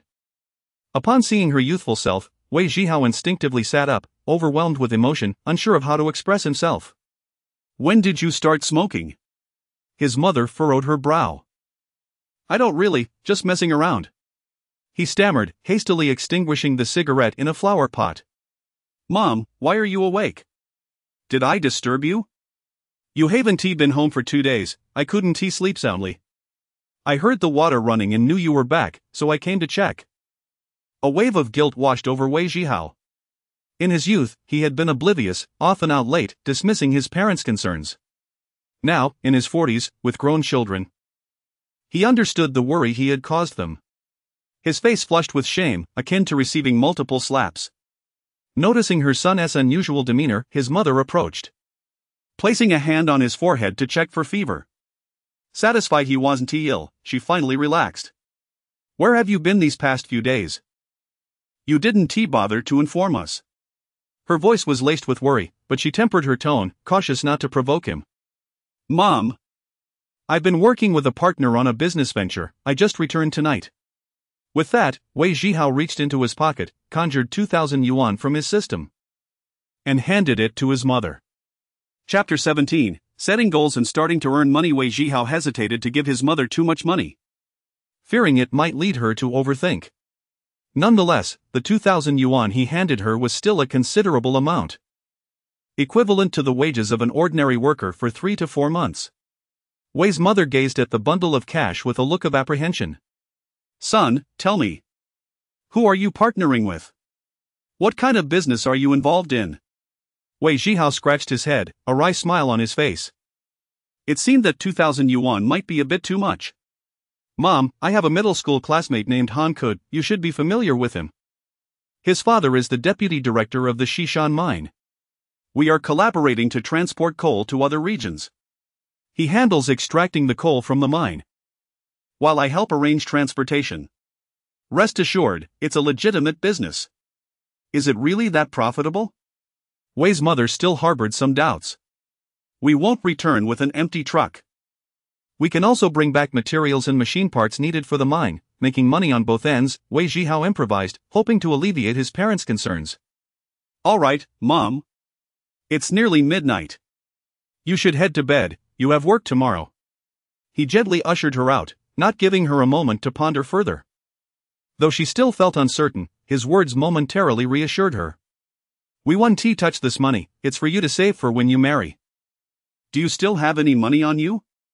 I have some left, you don't need to save this. It's just a little supplement for household expenses. Buy whatever you want. I can earn more, you don't need to worry about my future marriage. As Wei's mother clutched the money, a smile finally broke through her anxious demeanor. My son has grown up, he understands the value of money and cares for his parents. I've washed your clothes and put them in the wardrobe. Change into something clean before you head out tomorrow, you look quite filthy. Got it, Mom. Now go to bed. After closing the door behind her, Wei Zhihao removed his clothes, turned off the light, and crawled into bed. The room was enveloped in darkness, yet his eyes sparkled like stars. In his previous life, his parents had endured hardships, suffering from chronic illnesses in their old age due to ailments accumulated in their youth. Now that he had been reborn, he vowed to earn substantial wealth in this life, ensuring they would never face hardship again and could enjoy a healthy and happy later life. Suddenly, thoughts of his wife and child from his past life surged within him, evoking a profound sense of longing. Only in loss does one truly understand the essence of cherishing. Only in absence does one grasp the meaning of attachment. He felt an impulse to rush to his wife's family to find her, but he knew that was not feasible. His wife was 4 years younger, likely only 17 and still in high school. If he went to find her now, he would merely be perceived as a pervert and apprehended. The only course of action available to him now was to earn money, lots of money, and then seek out his wife, ensuring that in this life, she would endure no grievances. With a clear goal in mind, Wei Zhihao's heart gradually settled. With a mere thought, the system interface materialized before him. The super calculation value indicated that he currently had 76 points, recovering 1 point per hour, and by tomorrow, it would be almost 80 or 90 points, sufficient for his needs. Checking the system's inventory, he found 14,600 yuan and a Nokia 8850 phone. In this era, A mobile phone was exceedingly rare. In 1998, the small telephones had yet to become widespread in the northern regions, where communication relied mainly on landlines. Just having a pager on one's belt was enough to draw admiration, let alone a mobile phone. As someone who had returned from a previous life, Wei Zhihao understood the significance of communication tools, thus deciding to obtain a mobile phone card from the Telecommunications Bureau the next day. Although he possessed a system, its current applications were limited to gambling contexts. While he had no love for gambling, he could not squander the system's potential. He was no saint. To live a life without regrets, to rise above mediocrity, to retire before 30 and travel the world with his wife and children, this was his ambition. Achieving this goal would require a significant amount of money. Starting tomorrow, he would focus on earning. With his objectives firmly established, Wei Zhihao felt a newfound sense of direction in his life, instantly feeling lighthearted. He closed his eyes and soon drifted into slumber. He had underestimated the complexities of gambling. At the moment he resolved to rely on it for wealth, his future was destined to be fraught with tumultuous challenges. The following morning dawned bright and clear. The northern spring brimmed with vitality. It was already April, and the large poplar tree outside had quietly begun to sprout tender green buds. The sparrows, having hibernated through winter, emerged in flocks, chirping merrily from the branches. Sunlight streamed through the wooden-framed window, warming the quilt on the single bed, enveloping the occupant in a comforting embrace that made it hard to open his eyes. After a few more minutes, the sun had fully illuminated the bed, making it feel almost blinding even with closed eyes. Wei Zhihao rolled over and sat up, stretching lazily. That sleep had been refreshing. It had been a long time since he had slept so soundly. After dressing, tidying the bedding, and freshening up, he even took care of his morning necessities. Wei Zhihao felt light and invigorated. He peeked into his parents' room but found it empty. They must have gone to work. On the dining table, 2 plates were turned upside down with a note resting on top. In the pot, there were steamed buns and porridge, while the kitchen held some fruit. Lifting the plates revealed a dish of scrambled eggs with tomatoes and pickled vegetables. Wei Zhihao served himself a bowl of millet porridge and a steamed bun, savoring every bite. After clearing the dishes, he returned to his room, opened the wardrobe, and randomly selected a pair of jeans and a tracksuit. Taking his ID, Wei Zhihao stepped out of the house. He first visited a nearby barbershop for a neat haircut. His psychological age made it difficult for him to accept the idea of sporting a 3/7 hairstyle, and after some direction, he finally achieved a style he was satisfied with. A bit of gel in his hair and a glance in the mirror confirmed his approval. In modern terms, it could be described as an American-style crew cut. But in northern China of 1998, it was rather unconventional. Young men typically sported long hair like Zhang Yijian, parted hairstyles like Aaron Kwok, or crew cuts like Chen Xiaochun. There were no other hairstyles to be found on the streets. After leaving the barbershop, he hailed a taxi straight to the Telecommunications Bureau to get a mobile phone card. In the north, taxi drivers were quite chatty, and Wei Zhihao engaged in conversation with his driver throughout the ride. He learned that the largest gaming hall in the city was located in the Shengshi Huangqiao, a comprehensive consumption complex that included bathing, dining, lodging, and entertainment. In his previous life, Wei Zhihao had only thought of it as a high-end restaurant where one could enjoy fresh seafood, never realizing it had so many additional features. The taxi driver animatedly recounted all he had heard, seen, and embellished about the place. Wei Zhihao summarized the information as follows: the seafood in the first-floor dining hall was airlifted from Binhai City, freshly caught and lively. The second floor had recently welcomed several skilled and soft-spoken female masseuses from the south. A Thai dance troupe had performed on the third floor a few days prior. And there were even shows featuring transgender performers. The fourth and fifth floors housed a guest area with 2 large rooms filled with beautiful young women, numbering over 200. The gaming hall Wei Zhihao sought was located in the basement, accessible only through a back entrance. Chapter 18, the first step after conversing with the driver throughout the journey. The taxi came to a halt before the Telecommunications Bureau. Upon settling the fare and alighting from the vehicle, Wei Zhihao entered the bustling service hall. Numerous outsourced counters adorned the space, the majority of which were peddling beepers, both domestic and imported, digital and traditional, all rather costly in this era. After surveying the surroundings, Wei Zhihao approached a vacant counter that specialized in mobile phones, offering a variety of models along with services for mobile card applications, accessory sales, and repairs. A young saleswoman, Her hair dyed a striking yellow, was seated at the counter, engrossed in a handheld gaming device reminiscent of the Nintendo Game Boy, which at that time retailed for 5 to 600 yuan. Completely absorbed in a game of Tetris, she was oblivious to the arrival of customers. Wei Zhihao reached into his pocket, retrieving his Nokia 8850 from his system space and placing it on the counter alongside his identification card. "Hello? I would like to apply for a mobile card," he announced. The girl hastily set down her game and stood up.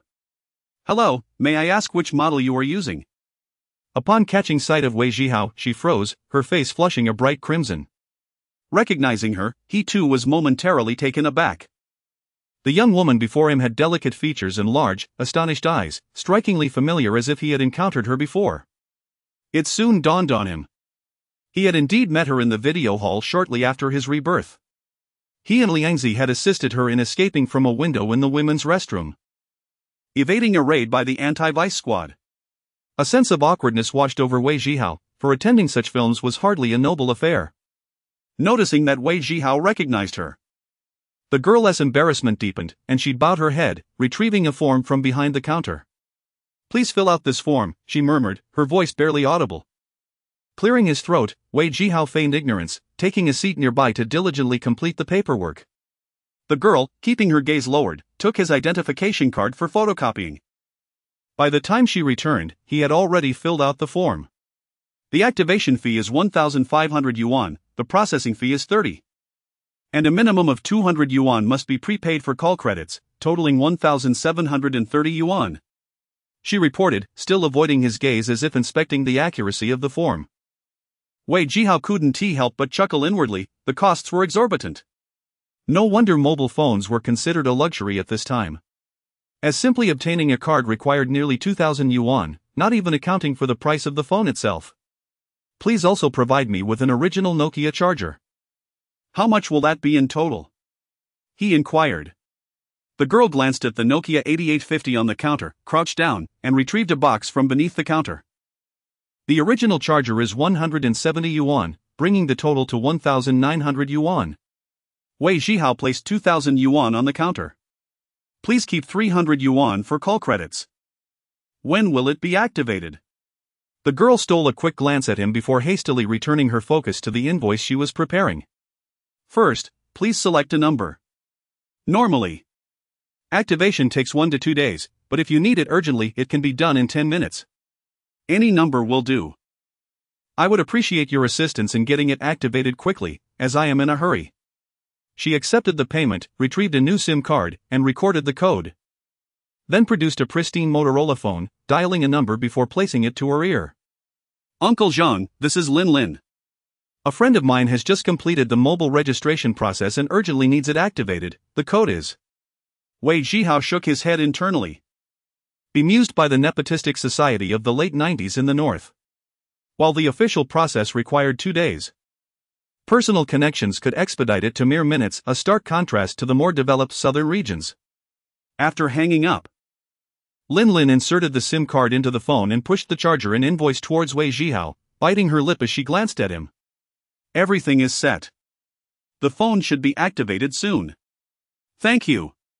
Wei Zhihao felt an uncomfortable tension in the air, picking up the charger and phone before swiftly exiting. It was only after he had stepped out of the telecommunications bureau that Lin Lin sank back into her chair, exhaling deeply and touching her still warm cheeks. How embarrassing it was to run into him here. At first, she had only noted his tall, slender frame, but now realized how striking he appeared. With her hands covering her face, she felt her heart racing. The memory of their initial encounter flooded back, causing her cheeks to flush even deeper. "Ah!" Lin Lin buried her head in her arms, muffled screams escaping her lips as her feet tapped nervously against the floor. "How mortifying!" Exiting the telecommunications bureau, Wei Zhihao inhaled deeply. This city truly felt small. Spotting a line of taxis along the roadside, he stowed the charger and invoice in his pocket and approached a vehicle. Sliding into the back seat, he was met once again by the loquacious driver. "To the rear entrance of the Shangshi Huangqiao, please." "Sure thing. We'll be there in about 10 minutes. The taxi pulled away from the telecommunications bureau. "Driver, is it true that Shangshi Huangqiao houses the largest gambling hall in the city?" Aren't there any safety concerns? The driver chuckled, exuding confidence. Young man, don't you worry.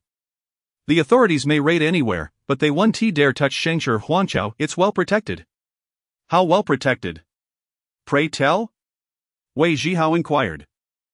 Producing a Yushi cigarette and offering one to the driver, lighting up one for himself as well. Ah! What a fine smoke! You clearly aren't short of cash. The driver accepted the cigarette with a grin, lighting it and launching into an animated tale. From the driver's vivid account, Wei Zhihao gleaned some background on Shengshi Huangqiao. He learned that the proprietor hailed from Hong Kong and had extensive business dealings with the northern region of the Goose Country. As this city had a port for the Goose Country, the Hong Kong businessman invested 30 million yuan in 1996 to construct this entertainment complex. The local government had even designated it a key project for attracting investment and offered significant support. Once established, Shengshi Huangqiao indeed stimulated the local economy, drawing not only merchants from outside but also delegations from the Goose Country and various provinces, who all chose to stay at the complex, making it a local hallmark. Wealthy individuals from surrounding cities frequented it, drawn by its prestige and safety. Although the Hong Kong tycoon seldom visited, whenever he did, it was always for business negotiations with the Goose Country. He never traversed through the Goose Country itself, as he had narrowly escaped a kidnapping there, which had cost him several bodyguards' lives to ensure his safety. Listening to the driver's animated storytelling, which was as engaging as if he had lived through these events, Wei Zhihao found it amusing. This taxi driver was clearly too talented for his line of work. In 20 years, he would undoubtedly make an exceptional live streamer with his gift of gab. Chapter 19, The Members' Hall of the Prosperous Dynasty. Wei Zhihao gazed out of the car window at the myriad of buildings rushing by, engaging in light conversation with the driver. The Prosperous Dynasty's premises were sufficiently expansive, and no one dared to investigate. Why place the gaming hall on the basement level? Surely they weren't concerned about heavy rains flooding the establishment. The driver waved his hand dismissively and flashed a mysterious smile at Wei Zhihao. Young man, you may not grasp the nuances of this matter. Even if the gaming hall were located in the city center, it would remain beyond scrutiny. The reason for positioning it underground is quite significant. What significance could that possibly hold? Wei Zhihao inquired with curiosity. First and foremost, the hall is exquisitely decorated, equipped with efficient drainage systems, ensuring that even the fiercest downpour would not inundate it. Secondly, though I can only speculate, isn't the proprietor from Hong Kong? Those from Hong Kong are particularly superstitious about feng shui. Water symbolizes wealth. People aspire to ascend, while water flows downward. By situating the gaming hall one level underground, they are effectively channeling all fortune into their establishment. You seem quite knowledgeable, and your reasoning is rather compelling, Wei Zhihao acknowledged with a nod. Business owners from the south indeed hold such beliefs, and the more prosperous they become, the more they adhere to them. After a turn, the taxi arrived at its destination, and the driver brought the vehicle to a halt. He gestured towards two imposing stone lions beside them. Between those two stone sentinels, you'll find the staircase leading down. Just follow it, and you will arrive. Wei Zhihao nodded, retrieving 5 yuan from his pocket to hand to the driver before stepping out of the car. Just as he approached the staircase, his phone rang. Looking around, he realized it was his own phone that was ringing. It seemed that the young lady indeed had connections, as a single call had activated his mobile service so swiftly. Upon checking the screen, he noted an unfamiliar number. Puzzled, he wondered if someone had dialed the wrong number. Given that he had just acquired this new SIM card, he pressed the answer button and brought the phone to his ear, remaining silent. After a brief pause of 3 or 4 seconds, a timid female voice emerged from the other end. Hello, may I speak with Wei Zhihao? This is he. Who am I speaking with? I am the girl who sold you the mobile card earlier. Lin? Wei Zhihao probed. Ah. How did you know my name? Lin's voice conveyed a hint of fluster.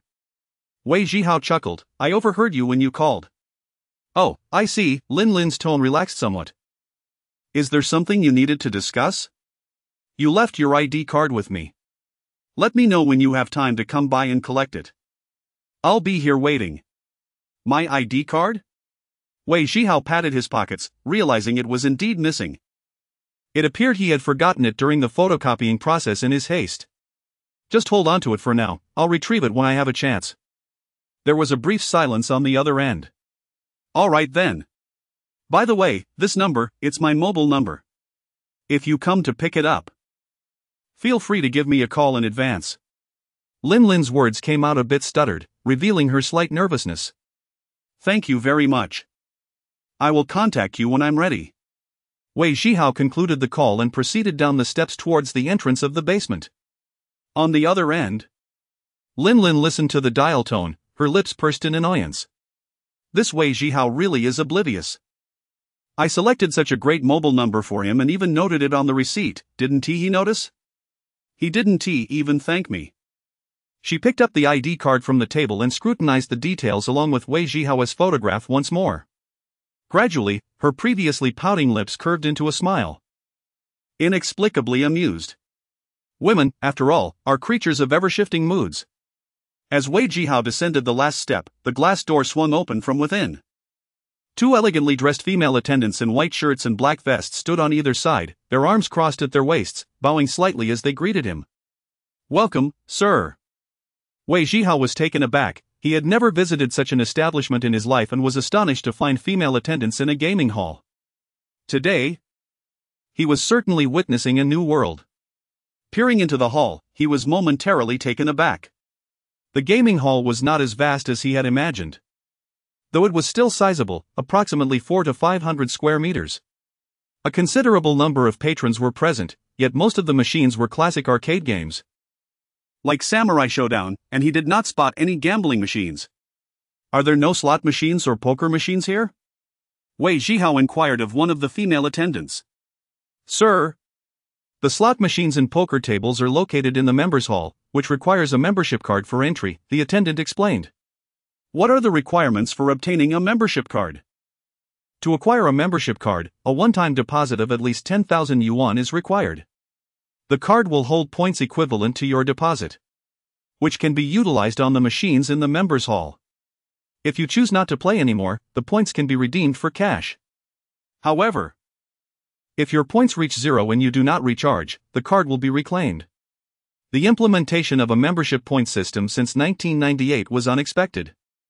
It indicated that this gaming hall was equipped with advanced facilities and concepts.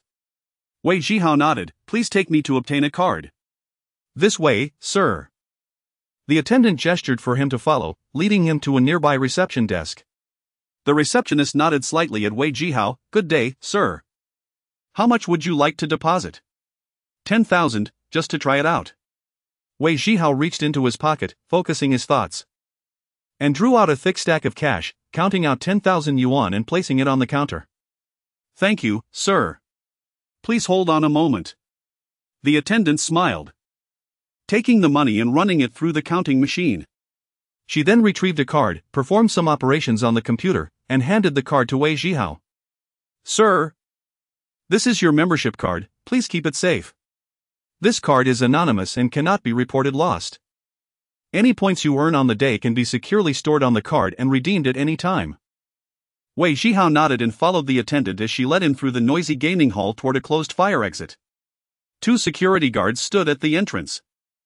The attendant nodded at them, and they responded by opening the door. Passing through this door revealed a corridor. After 2 turns, they arrived at another door, once again guarded by 2 personnel. Following the same procedure, Wei Zhihao entered the next chamber. Inside was yet another corridor, prompting Wei Zhihao to admire the security measures in place. No wonder the prosperous Dynasty's gaming hall was so secure, the precautions were thoroughly executed. Under the attendant's guidance, Wei Zhihao approached the 3rd door, where the attendant smiled and nodded. Sir, this is our members' hall. Wishing you an enjoyable time and continued good fortune. With that, the attendant turned to leave. The 2 guarding security personnel opened the door for Wei Zhihao, signaling him to enter. Standing tall, he stepped inside. Upon crossing the threshold into the members' hall, a sense of exhilaration washed over him. The space was at least 1,000 square meters, brightly lit with colorful lights flashing, igniting a sense of excitement within him. Before him were rows of gleaming gaming machines, dazzling with vibrant lights. A dozen well-proportioned male and female attendants, clad in matching uniforms, weaved through the aisles, each carrying a tray laden with beverages or cigarettes, available for patrons to take at their leisure. Ding! The scene detection system was activated. Chapter 20, The Race Machine. The first bet. Gambling is indeed a peculiar affair, regardless of whether one possesses skill or has ever participated. The mere act of entering such an environment instinctively quickens the heart and engenders an inexplicable excitement. Gamblers meander through the space, creating a bustling atmosphere reminiscent of a vibrant marketplace. The majority are well-dressed middle-aged individuals, yet there exists a notable contingent of elderly patrons, their silver hair contrasting with the fervor in their eyes and the clenched fists with which they engage in play. In contrast, young individuals like Wei Zhihao are a rarity, likely due to the mandatory membership cards that impose a relatively high barrier to entry. This absence of unruly ruffians allows affluent and capable players to enjoy their pursuits with peace of mind.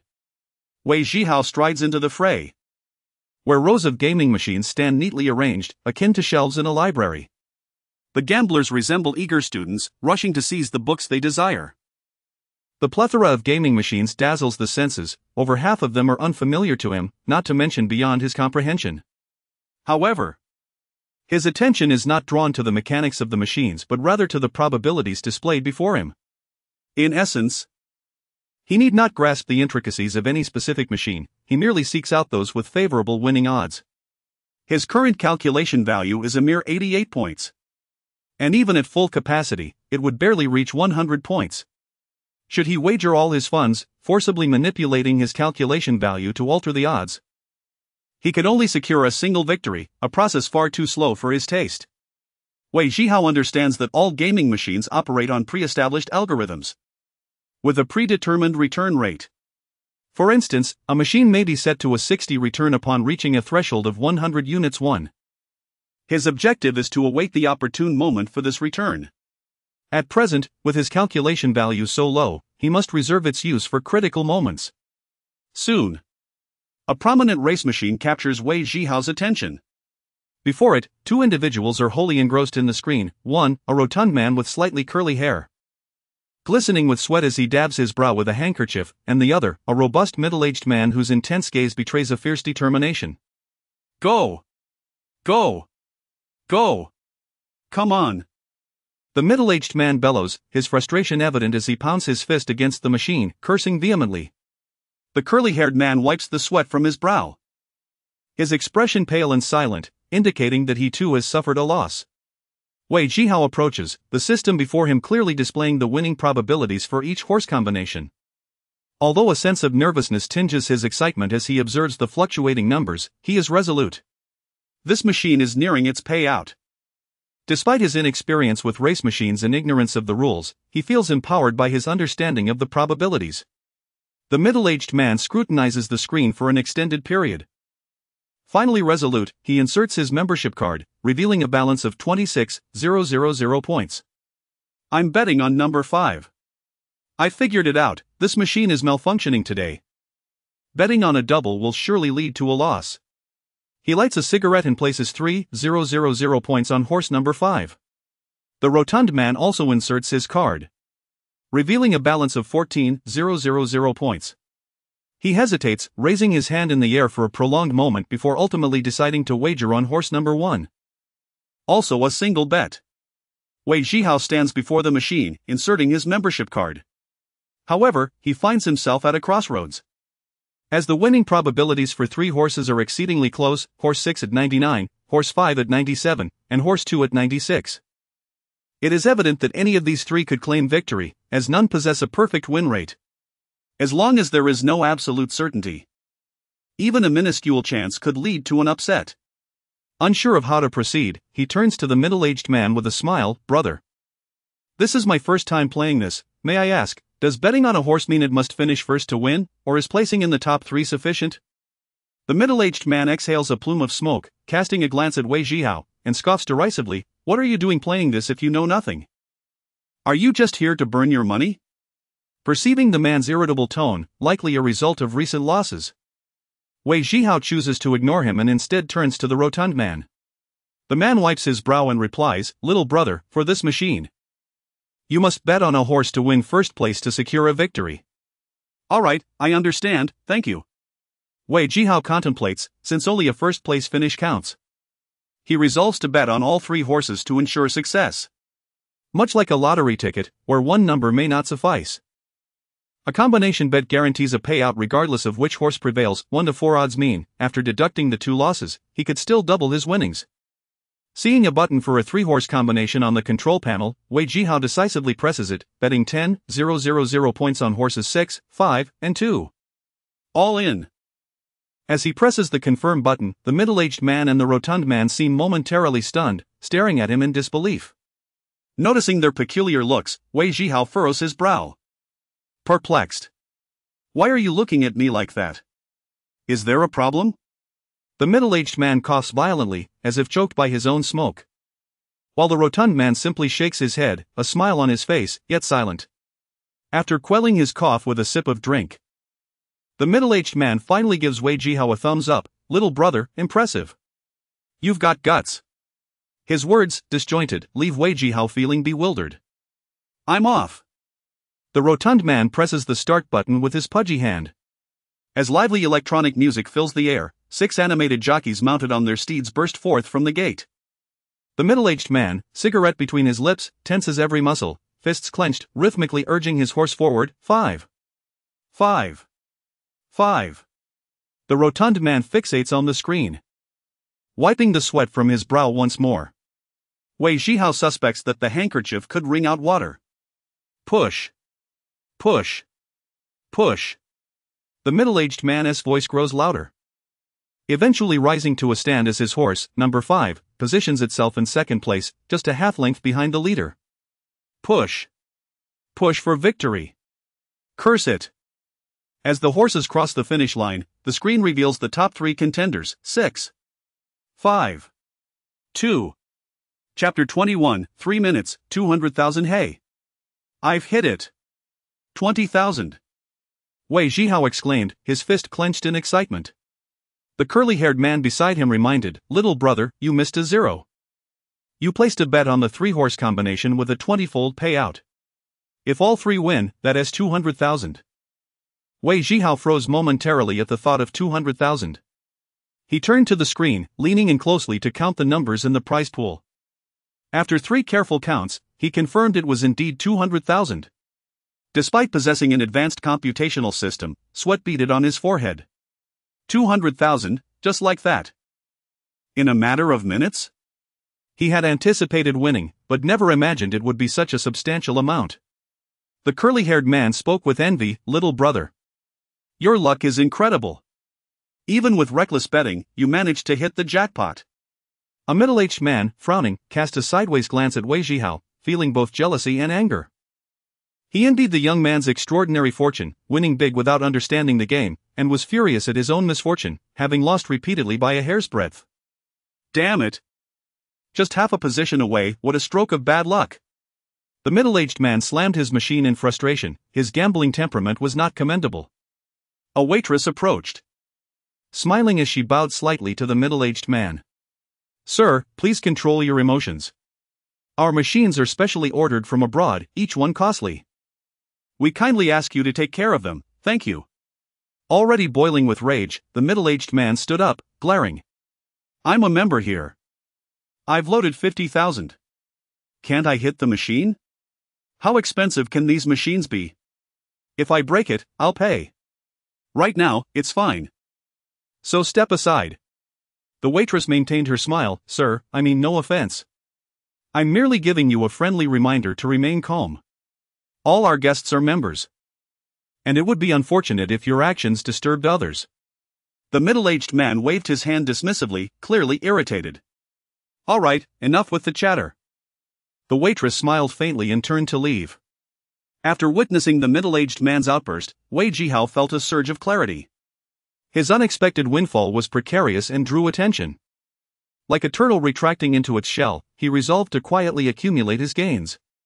A mature-minded Wei Zhihao understood this principle well. Inserting his membership card into the machine, he transferred his winnings onto it, then withdrew the card and made his exit.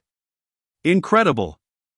200,000 earned in just 3 to 4 minutes. Why didn't I possess such luck? The middle-aged man grumbled under his breath as he watched Wei Zhihao depart. Wei Zhihao had come here intending to win, but the rapidity of his success left him astounded. His fingers trembled slightly in his pocket. Having often seen in films or novels how difficult it is to leave a casino with winnings, he was uncertain about his ability to exit smoothly. With no desire to continue playing, he made his way to the exchange counter in the corner of the gaming hall. "Good day, sir. How may I assist you?" The attendant greeted politely. Wei Zhihao placed his membership card on the counter and pushed it forward. "Please cash this out for me." "Certainly, please hold on."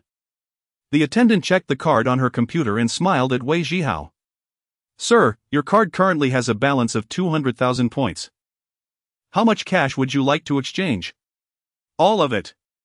"Please note that if you exchange everything, your membership card will be confiscated." "Are you certain?" Wei Zhihao pondered for a moment. "Let us leave 10,000 on the card and cash out the rest." "Would you prefer a bank transfer or cash?" "Cash, please." "All right. Please wait a moment." Wei Zhihao lit a cigarette, discreetly surveying his surroundings, relieved to find no one paying him heed. Before long, the attendant returned with a paper bag. "Sir, here is your cash exchange of 190,000. Your membership card still has a balance of 10,000. Is there anything else you require?" "That was quick." Wei Zhihao expressed disbelief. He peered into the bag to see neatly stacked bundles of cash, with the membership card resting atop. "Where do I exit?" he inquired. The attendant waved for a young staff member. "Please escort this gentleman out." The young attendant nodded and guided Wei Zhihao to the side of the exchange counter, leading him into an elevator and pressing the button to ascend. Wei Zhihao's heart raced, unsure of what would happen next, until the elevator doors opened, revealing the grand lobby of the Shengshi Huangqiao. Only then did he feel a wave of relief wash over him. "Take care, sir. We hope to see you again soon." The attendant smiled politely as he closed the elevator door behind him. Stepping through the revolving door of Shengshi Huangqiao and into the parking lot, Wei Zhihao inhaled deeply, a mix of excitement and disbelief coursing through him. He never expected everything to go so smoothly. From the moment he entered the gaming hall to this moment, it had barely been half an hour, and he had effortlessly won 190,000, as if in a dream. The gaming hall indeed possessed formidable prowess. Unafraid of patrons winning, primarily concerned with safety. It seemed he could return often in the future, Wei Zhihao resolved inwardly. In truth, gaming halls and casinos are quite similar, both profiting from the house edge.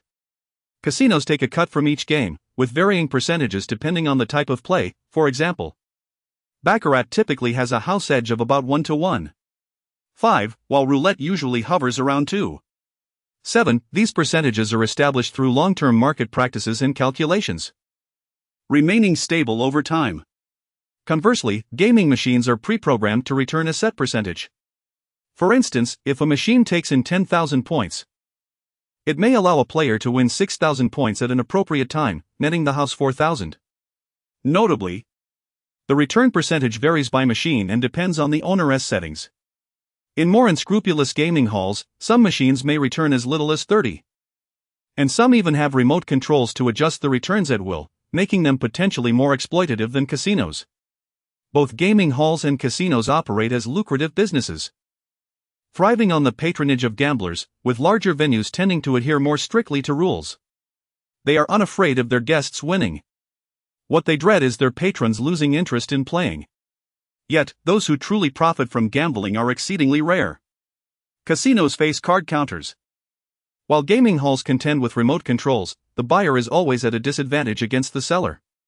Not far off, Wei Zhihao spotted a cigarette kiosk and approached it, purchasing 2 packs of yushi. After stepping outside, he walked a short distance, ensuring no one was watching. Then tucked the paper bag of cash and cigarettes into his coat pocket, mentally activating his spatial system to store them away. This system was incredibly convenient, akin to a large safe within a cubic meter of space, secure and accessible. After organizing his system space, he pocketed a few coins. Realizing his cash in the system totaled 192,100, with an additional 10,000 on his membership card. His total assets had surpassed 200,000. Chapter 22, Safety First. Since the arcade was functioning without issues, there was no reason not to continue. Wei Zhihao made up his mind and turned to walk towards the back of the Shengshi Huangqiao building. Upon descending to the basement level, the welcoming attendant at the arcade stared at him in confusion. "Sir, didn't you just complete your membership application to enter the VIP area?" "Oh, I received an urgent call and had to step out without playing," he replied. Although the attendant found this puzzling, he did not inquire further and led Wei Zhihao towards the fire exit that led to the VIP hall. This hall boasted an impressive array of gaming machines, featuring a comprehensive selection of arcade games, which naturally attracted a large crowd. Wei Zhihao gazed at the various machines, including his favorites, such as Dino Crisis, Metal Slug, and the King of Fighters 96, feeling a rush of excitement. First, he needed to earn some money. Once he accumulated enough, he could purchase an arcade machine for his home and enjoy playing whenever he desired. Upon re-entering the VIP hall, Wei Zhihao exercised caution. He identified machines with a higher probability of winning, opting for bets of only 500 or 1,000, wary of drawing attention as he had previously. Despite placing modest bets and selecting machines with favorable odds, he still faced several losses. In one instance, he bet on a slot machine with a 95 chance of landing a double 7, only to hit the adjacent bell with an 80 probability instead. Clearly, improbable outcomes could still occur. As long as the odds did not reach 100, victory was never guaranteed. Although his winning pace had slowed considerably, he prioritized safety. Steady streams of income were preferable. Nonetheless, by the end of the afternoon, his membership card balance had soared from 10,000 to over 130,000 points. Checking his phone, he noted the time. It was already 6 in the evening. Having won a sufficient amount for the day, it was time to call it quits. Celebrations were in order for his winnings. He dialed Liangzi's number, but after several attempts, the call went unanswered. Confused, Wei Zhihao wondered if Liangzi had gone out to idle away his time. Even if he had stepped out, Liangzi's parents should be home. Why was there no answer? Could it be that the two of them were at odds again? He returned to the front desk to redeem 12,000 points from his membership card, leaving over 10,000 points remaining. With 12,000 in cash in hand, he exited the Shengshi Huangqiao arcade, walking towards a secluded area in the parking lot. Wei Zhihao ensured no one was around before stowing the 12,000 cash in his secure space. He then attempted to call Liangzi several more times, but still received no answer. What if something truly had happened? Feeling unsettled, he flagged down a taxi and headed for Liangzi's home. After more than 20 minutes, he arrived outside Liangzi's house. After knocking for a while with no response, he inadvertently drew the attention of a neighbor. "Young man, stop knocking. The Laoma family is at the hospital," she informed him. "At the hospital? What happened?" Wei Zhihao inquired, alarmed.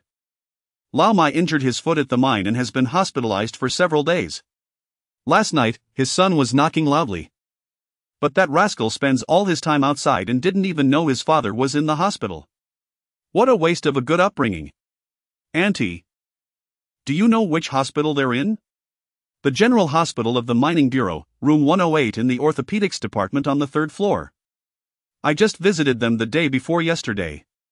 "Thank you, Auntie." Wei Zhihao quickly departed. The neighbor sighed. These kids today are all the same, never give their parents a moment's peace. Not far along, he spotted the taxi that had dropped him off earlier parked beside a public restroom. As he approached, the driver emerged. "Can you take me to the General Hospital of the Mining Bureau?" "Of course. As long as the fare is good, I can take you anywhere," the driver replied, opening the car door and climbing into the driver's seat. Wei Zhihao entered the back seat, and the driver revved the engine, accelerating into the street. Upon arriving at the hospital, he tossed the fare aside and hurried inside. Ascending the stairs to the 3rd floor, he encountered Liangzi, who was sitting on the staircase smoking. "Why are you here?" Liangzi asked, his expression one of surprise. Wei Zhihao glanced at him and sighed inwardly. Liangzi's hair was disheveled, his eyes bloodshot, and he appeared significantly worn out. "How is your father? Is his injury serious?" He was injured the day before yesterday when a rock fell from a mining truck and landed on his foot. He underwent surgery upon arrival at the hospital, which went smoothly. He has multiple fractures in his left foot and will need at least a year to recover, Liangzi replied, taking a drag from his cigarette, his brow furrowing. Wei Zhihao placed a reassuring hand on Liangzi's shoulder. Let me check on your father. Lead the way. Liangzi nodded, took several puffs of his cigarette, extinguished the butt beneath his foot, and stood up to guide Wei Zhihao to his father's hospital room. The room housed 4 beds, and Liangzi's mother was seated beside his father, feeding him porridge. Liangzi's father lay partially reclined, his left leg suspended in the air. The foot swollen to a size larger than his calf, a gruesome L-shaped incision spanning over 10 centimeters across the top of his foot. Mom! Zhihao is here to see Dad, Liangzi announced. Liangzi's mother set aside the bowl and stood up. Zhihao, come in and have a seat. They had been neighbors for over a decade and were well acquainted. Wei Zhihao nodded at Liangzi's mother, pulled up a chair, and sat by the bedside. Uncle Ma. How are you feeling? Not too bad. Just need to rest for a while. Your parents visited earlier and mentioned you are working outside now? You don't need to come all this way just to see me, Uncle Ma replied with a hearty smile, his demeanor still spirited despite his condition. Wei Zhihao felt a pang of discomfort. Liangzi's mother had lost her job last year, leaving the family reliant solely on Uncle Ma. His job at the mine provided a decent income, sufficient to support the family, but now that he was injured and unable to work, the situation would become challenging. The company would only provide basic salary compensation, and the timeline for any potential claims was uncertain. I was away for a few days, and when I called your house, no one answered. I asked a neighbor and learned about your hospitalization, so I rushed over to see you. You were probably out earning money, unlike Ma Changliang, who spends all his time outside and only just found out I was in the hospital after 2 or 3 days. Uncle Ma remarked, casting a disapproving glance at his son, his smile fading. Aunt Ma nudged her husband, you've been scolding him for hours now, enough is enough. Liangzi kept his head down, remaining silent, aware that he had indeed been neglectful. Wei Zhihao glanced at Liangzi and resolved to take action. Smiling, he addressed Uncle Ma, you've misunderstood Liangzi. He wasn't home because he was with me out of town. We were both working together transporting coal, and today we settled our accounts at the mine. I brought Liangzi's share to you. With that, he reached into his pocket, and with a thought, retrieved 20,000 yuan from his secure space, placing it into Uncle Ma's hand. Uncle Ma stared at the money, exchanging glances with Liangzi's mother, both in disbelief. Liangzi, too, was momentarily taken aback, opening his mouth to speak but quickly silencing himself under Wei Zhihao's watchful gaze, swallowing his words. What kind of goods were you transporting? You earned all this in just 3 or 4 days? Zhihao, I've watched you grow up, you can't deceive me. Uncle Ma expressed his skepticism, fully aware of his son's character and unable to believe that Liangzi could earn such a sum. Chapter 23, Activating the Wealth Dispenser, System Task. Uncle Ma, I would never dare to deceive you. This truly is Liangzi's hard-earned money. He expressed a desire to learn wrestling at the sports school, but you and Auntie disapproved. Thus, he intended to earn the tuition himself and has kept it from you until now. Uncle Ma shook his head vigorously, resembling a rattling drum, and pushed the money back. Impossible. Even if you swore on your life, I still wouldn't believe it. You mean to tell me that running errands out of town could yield 20,000 in just a few days? Zhihao, do you take me for a fool? The 2,000 was pushed back and forth several times, with Uncle Ma resolutely refusing to accept it. Wei Zhihao, exasperated, exclaimed, all right, Uncle Ma, let me be truthful. Of this amount, 10,000 is Liangzi's, and the other 10,000 is mine. We've both taken on several jobs together, and this is our accumulated earnings. You need money during your recovery, and Liangzi requires tuition for the sports school. I don't need the money right now, so I've brought it all for Liangzi. Once he starts earning, he can repay me. Uncle Ma remained somewhat skeptical, gazing into his son's eyes, and asked earnestly, Ma Changliang, tell me the truth. Did you earn this money? Liangzi bit his lip, casting a glance at Wei Zhihao, who turned his head away, winking emphatically at Liangzi. With resolve, Liangzi replied, Dad. This money was earned by me and Zhihao while running errands out of town. I've been away often lately because of that. I didn't tell you because I feared you would object to my attending the sports school. Now that you're injured and the family is in need of funds, I had Zhihao bring back my earnings for you. Uncle Ma scrutinized his son for a long moment before slowly saying, "Very well, son, I believe you. I shall accept this money. My injury is minor, since you desire to attend the sports school, your mother and I consent. As for Xiaohao's contribution, you should find a way to repay him when you can. You are growing up, your path must be forged by you. Your mother and I have but one request: do not engage in any dishonorable deeds, and do not squander your time." "Father, I understand," Liangzi replied solemnly. "Xiaohao, thank you," Uncle Ma said, pulling Wei Zhihao's hand and giving it a firm shake. "There is no need for thanks, Uncle Ma. Liangzi and I have grown up together, like brothers. You can rest assured that I'll look out for him." Uncle Ma nodded, placing the money on the bedside table. "Uncle Ma, focus on your recovery. I won't disturb you further. I'll take my leave now and visit again soon." Wei Zhihao stood up. "Auntie, if you need anything, let Liangzi reach out to me anytime." Auntie nodded, also rising to see Wei Zhihao off, but Liangzi stopped her. "Mom, I'll see him off. You take care of Dad." Wei Zhihao nodded to the couple and turned to leave with Liangzi. "My son is doing well, earning money."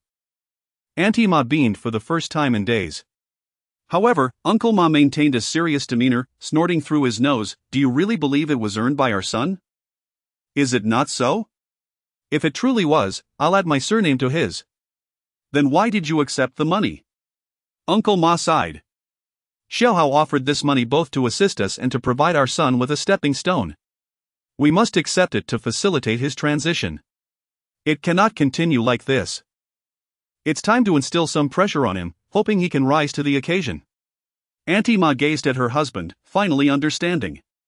In the stairwell at the end of the orthopedic corridor on the third floor, Wei Zhihao pulled out a cigarette and offered one to Liangzi, who used his lighter to ignite both their smokes. He inhaled deeply, slowly exhaling a plume of pale blue smoke. "Brother Hao, thank you. Why would you be polite with me? Where did you acquire such a sum? That's none of your concern. Your mother must be exhausted these past few days. Let her rest at home. You take care of your father, and if anything arises, do not hesitate to call me." At this, Wei Zhihao remembered he hadn't shared his phone number. He reached into his pocket, retrieving the mobile card receipt from the system space and glancing at the number. "This number is impressive, ending with 4 sixes, a lucky number, easy to remember." He handed the receipt to Liangzi. "My phone number is on here. Just call me at this number." Liangzi glanced at the number, nodded, and casually tucked the receipt into his pocket. "This 20,000 counts as a loan. And I'll return it to you later. Enough with the pleasantries. We don't need to call it a loan between us," Wei Zhihao replied, turning to leave. Liangzi watched him go, sniffed, flicked the cigarette butt to the ground, and turned back to the ward. As Wei Zhihao descended to the second floor, a sudden flash of red light caught his eye, and the system interface appeared before him. Startled, he halted his steps. This was a hospital, not an arcade. Why had the system suddenly activated? Before him, a line of text flashed, accompanied by a notification sound. "Ding! The system has detected a donation action, triggering the activation of the wealth dispenser. Ding! The wealth dispenser has been successfully activated, triggering the activation of the system task." Wei Zhihao observed with delight as the previously grayed out options for the wealth dispenser in system tasks were now illuminated.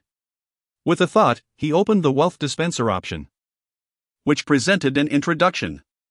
Wealth dispenser, current level 1 distance to next upgrade, 20,000 return super calculation value, 20 points mall redemption points, 20 points description. Generous donations without expectation of return will reward the host with super calculation value and mall redemption points. For every donation of 1k, the wealth dispenser will return 1 point of super calculation value and 1 point of mall redemption points, stored within the wealth dispenser system for the host to withdraw as desired. System task, task objective, raise the wealth dispenser to level 2. Task reward, increase super calculation value limit to 150 points, current limit is 100 points. So, simply donating yields super calculation value? 1,000 in donations grants 1 point, this is quite a bargain. As for the mall redemption points, they likely allow for exchanges within the system store, but as it stands, the redemption mall remains inactive, suggesting certain conditions must be met for activation. This system is rather unhelpful, providing no hints. Wei Zhihao had always assumed the wealth dispenser required a loss of a certain amount to activate, only to discover that donations were the key. Glancing at his super calculation value, which had hit the 100-point cap, Wei Zhihao hurried downstairs. Super calculation value restores at a rate of 1 point per hour.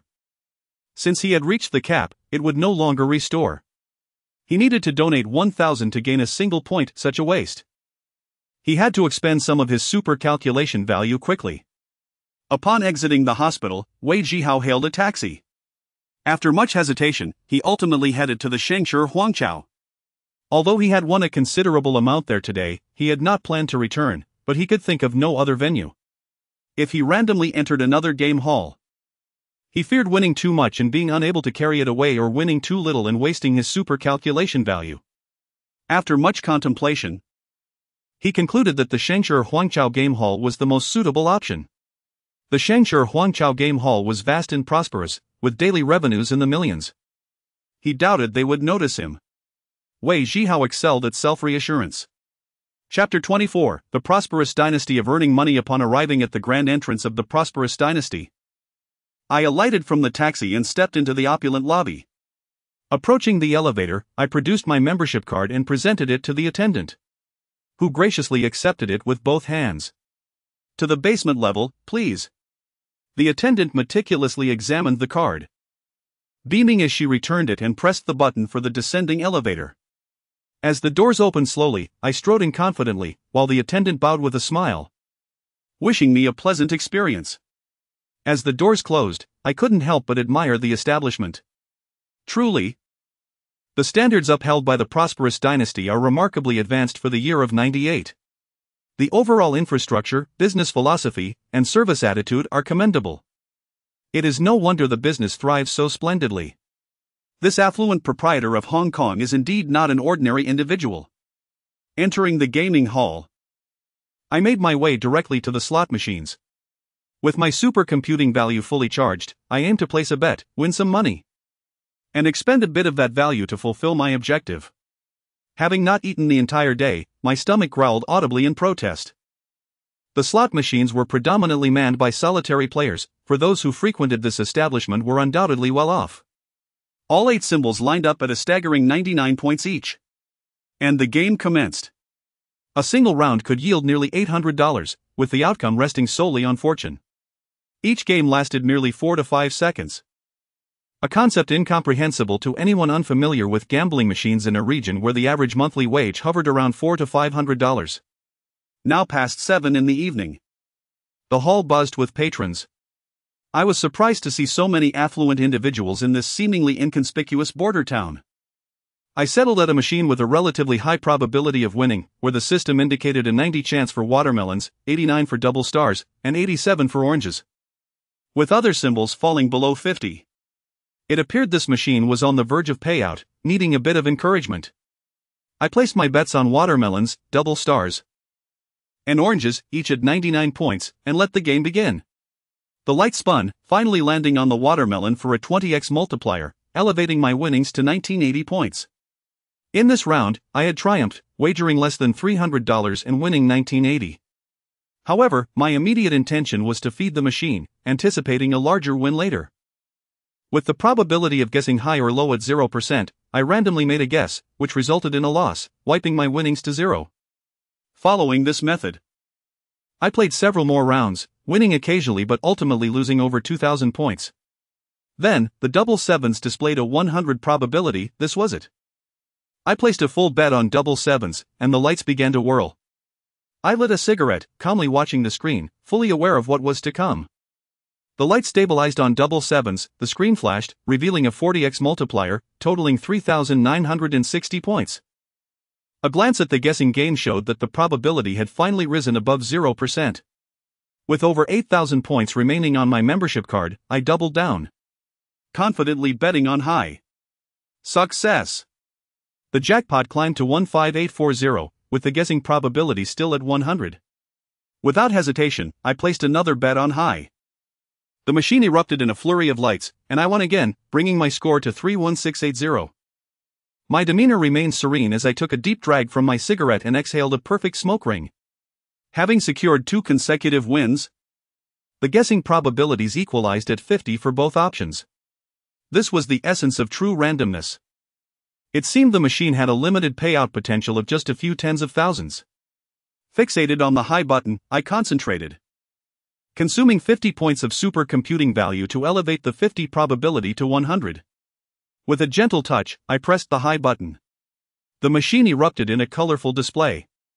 Cheerful music resonating as the jackpot surged to 63,360. With that, I concluded my session, promptly transferring the winnings back to my card, which now boasted a total of 68,758 points.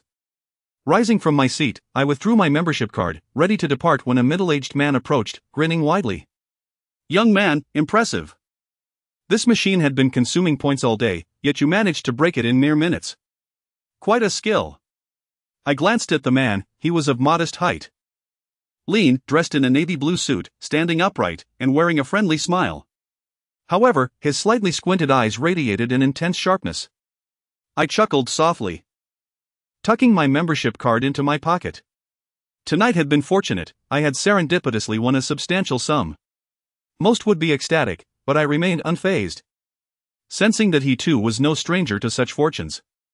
A flicker of unease coursed through me as I regarded the middle-aged man, despite his affable demeanor.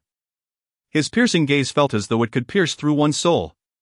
For the first time in 2 lifetimes, I felt such a sensation from another person. My stomach growled once again, protesting its emptiness. It was time to appease my hunger. I called over a passing attendant to inquire about dining options available here. The attendant smiled and provided a brief overview, revealing that my membership card held more value than mere gaming privileges. It could be used for all consumption across the various floors of the prosperous dynasty, offering a one-stop service. The establishment boasted an array of entertainment options, both common and unique, truly deserving its reputation as a haven for the wealthy. Taking the elevator to the first-floor lobby, I found the Dynasty restaurant to my left. Though dinner service had concluded, a considerable number of diners still occupied the tables. The prices were steep, indicating that many had already attained a comfortable standard of living. I chose a relatively secluded corner, examining the menu and gasping at the extravagant prices. Abalone, lobster, sea cucumber, geoduck. A single plate of cheese-baked lobster cost 580 yuan, more than the average monthly salary of an ordinary worker. A tall, elegant waitress arrived with a tray, presenting a glass of lemonade. She stood poised and polite, awaiting my order without rushing or prompting. I ordered a dish of sea intestines with rice and a shrimp tofu casserole, totaling 196 yuan. "Very well, sir, please hold on." The waitress flashed a sweet smile before departing. My stomach rumbled once more, prompting a wry smile as I pulled out a Yushi cigarette. A smoke would tide me over for now. There are 2 forms of waiting that are particularly torturous: waiting for food at a restaurant while hungry and waiting in line for the restroom. Bored and restless. I glanced around, and my gaze landed on a familiar face not far from my diagonal view. Chapter 25, 6th floor. Casino. The familiar figure was none other than the portly man with curly hair who had been sweating profusely at the horse racing machine earlier that day. At this moment, he sat alone at a table adorned with several nearly empty plates, suggesting he had finished his meal yet chose to remain, puffing on a cigarette, lost in thought. Wei Zhihao averted his gaze. He and the chubby man were not acquainted, having merely crossed paths once. Disregarding him, he retrieved his phone to play Snake. Before long, a waiter wheeled over a cart, placing Wei Zhihao's order of seafood rice and shrimp tofu casserole on the table, wishing him to enjoy his meal before departing. Wei Zhihao, already famished, quickly employed his chopsticks and spoon, devouring the meal in no time. It must be said, although the prices at such upscale establishments were steep, the flavors were undeniably exquisite. With a satisfied belch and a sip of lemonade to cleanse his palate, he mused about the luxury of wealth. Upon his rebirth, he had only a mere handful of coins, forced to subsist on 3 yuan wontons from street vendors. Having won a considerable sum today, Spending 196 yuan on this meal felt justified, almost trivial. Money came easily now, leading him to regard it as less significant. After dinner, a smoke proved to be a heavenly indulgence. Just as he extracted a Yushi cigarette, a broad figure took a seat across from him. Looking up, he found it was the curly-haired man, who had apparently noticed him and decided to approach. Wei Zhihao offered him a cigarette, lighting one for himself as well. They were not acquainted, and he was unsure of the man's intentions. The chubby man accepted the cigarette, lighting it with a handkerchief to wipe away his sweat. Wei Zhihao observed that it was a fresh handkerchief, suggesting that this man was prone to perspiration and frequently discarded his used ones. After taking a drag, the man smiled at Wei Zhihao and spoke first. "Young brother, what a coincidence. This is our second meeting today. Are you also waiting for the show to start?" Wei Zhihao was momentarily taken aback. "What show are you referring to?" "The one on the 6th floor of the Shangshi Huangqiao. Are you not waiting for the 9 o'clock opening?" Wei Zhihao shook his head. "I merely came to grab a bite. What do you mean by the 9 o'clock opening?" The chubby man grinned broadly, his eyes narrowing into slits. "Ah, it appears this is your first visit to Shangshi Huangqiao.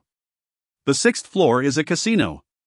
One of the largest in the northern region, opening promptly at 9 each night." The mention of a casino piqued Wei Zhihao's interest. "I truly am a novice here. I had no idea there was a casino. Isn't it risky to operate so openly?" "You wouldn't understand," the man replied, flicking off ash and leaning in closer, lowering his voice. "This Shangshi Huangqiao is modeled after the Macau Grand Lisboa, owned by a tycoon from Hong Kong, with extensive business ties to the Goose Country. Situated near the port, it attracts many gamblers from there, hence the establishment of this integrated hotel. The taxes paid locally amount to billions annually. And it has indeed stimulated the local economy, prompting officials to turn a blind eye. This is all public knowledge. As for the behind-the-scenes dealings, well, those in the know are aware." He winked at Wei Zhihao, a conspiratorial glint in his eye. Wei Zhihao nodded in understanding. In the late 1990s, many regions sought to invigorate their economies through various means, often permitting gray industries to flourish, provided they didn't cause significant trouble or negative repercussions. For instance, a seemingly inconspicuous city in the southern coastal area had become a hub for talent from across the nation, establishing a complete industry standard and naturally evolving into a coveted destination for men, drawing in numerous tourists and skyrocketing the local economy. "You seemed quite lucky at the gaming hall this morning. Would you care to join me for a few rounds later?" the chubby man inquired. "To be honest, I don't have much experience with gambling. I'm merely a casual player. However, I wouldn't mind going to broaden my horizons," Wei Zhihao replied modestly, feigning inexperience. "Then it's settled. I'll take you up there later." The man was visibly excited, glancing at his wristwatch as time drew near. "My name is Lu Jun, 27 years old. Slightly older than you, just call me Fat Brother, as my friends do." "And what should I call you?" "Just call me Xiao Hao," Wei Zhihao replied. "Xiao Hao is a splendid name, it has a certain ring to it. You are destined for great wealth." Fat Brother beamed, eager to bond. "You flatter me. I'm just an ordinary person. I hope your words ring true, and I can indeed achieve great wealth." "Absolutely." They engaged in light conversation until Fat Brother checked the time again. "Come on, brother, it's time to go upstairs." Wei Zhihao nodded, finishing his lemonade in one gulp, then rose to settle the bill at the front desk. "Brother, allow me. This meal is on Fat Brother," he insisted, attempting to pay. Wei Zhihao could not decline and ultimately acquiesced. Presenting his membership card, Fat Brother settled the bill for both, and they exited the Huangqiao restaurant, making their way to the right side of the lobby, turning around a couple of corners until they reached an elevator, manned by 2 security guards. Fat Brother handed over his membership card and urged Wei Zhihao to produce his as well. After a thorough inspection, the guards returned the cards and inserted one into the elevator's card slot, pressing the button for the upper floor. As the elevator doors opened, the guards gestured for them to enter. The doors closed behind them, and the elevator ascended slowly. Wei Zhihao felt his heart race. This was his first encounter with a true casino. Though he was equipped with a system, a sense of trepidation mingled with anticipation surged within him. The casinos depicted in films, where men donned suits and women wore elegant gowns, with glamorous dealers shuffling cards, and piles of cash and chips towered high, felt like a distant fantasy, yet now, it was within reach. With the advent of the super calculation system, his future was irrevocably entwined with gambling. A bond that could not be severed. Ding! The system notification chimed, coinciding with the elevator's arrival. The doors slid open, revealing the casino within. Scene detected, system automatically activated. Chapter 26, Testing the Waters of Baccarat. As Wei Zhihao stepped out of the elevator alongside his portly companion, he was taken aback by the sight that greeted him. 2 rows of stunning women, each no less than 170 centimeters tall, clad in strapless tops, ultra-short skirts, black stockings, and high heels, stood at the elevator's exit. They bowed slightly, their voices melodious and alluring, greeting him in unison, "Welcome, sir." The spectacle sent a shiver down Wei Zhihao's spine. Goodness! Is it really this exhilarating? Under the gaze of the beautiful women, he ventured forward, his heart pounding and palms beginning to sweat. Navigating through the wall of beauty, he beheld an extraordinarily spacious hall reminiscent of a grand plaza. Crystal chandeliers adorned the ceiling, casting brilliant light across the entire area.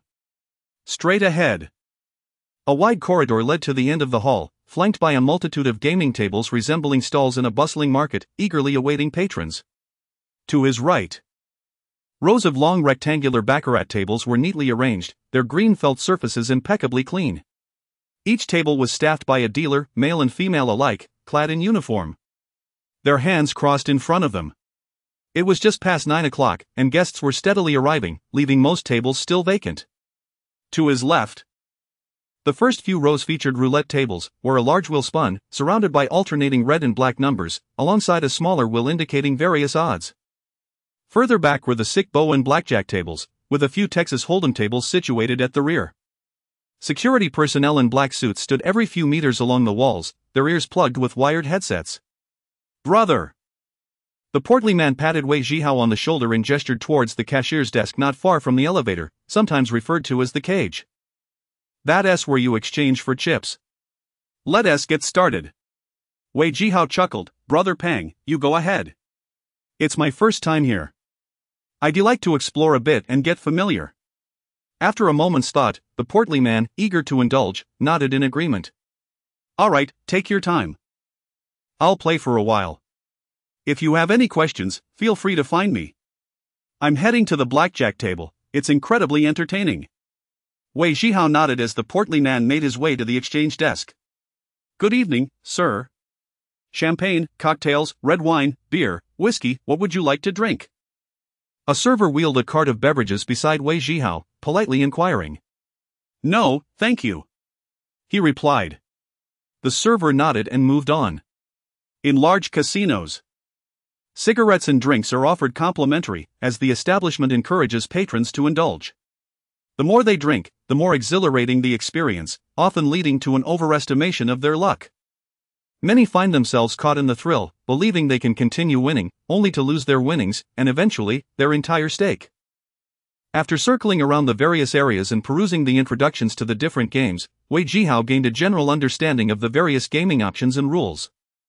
As guests began to trickle in, the 4 elevators continuously opened, delivering wave after wave of gamblers, and the casino hall gradually buzzed with life.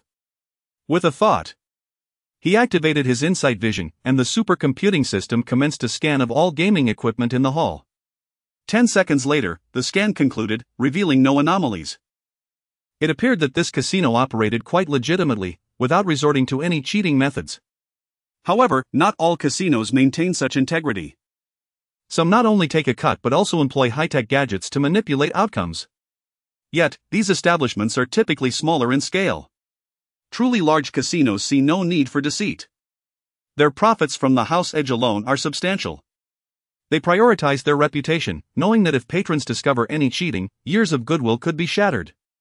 For legitimate casinos, they fear not the potential for guests to win, but rather the prospect of guests not choosing to play. As long as patrons engage, regardless of winning or losing, the casino stands to gain. Having familiarized himself with the various game tables, Wei Zhihao approached the cashier's desk, presenting his membership card to exchange for chips.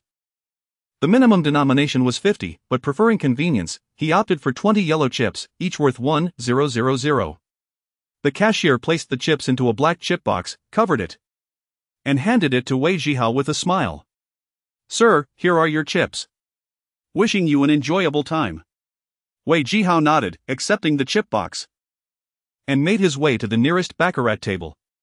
This particular table accommodated 8 players, and just as luck would have it, a spot was available.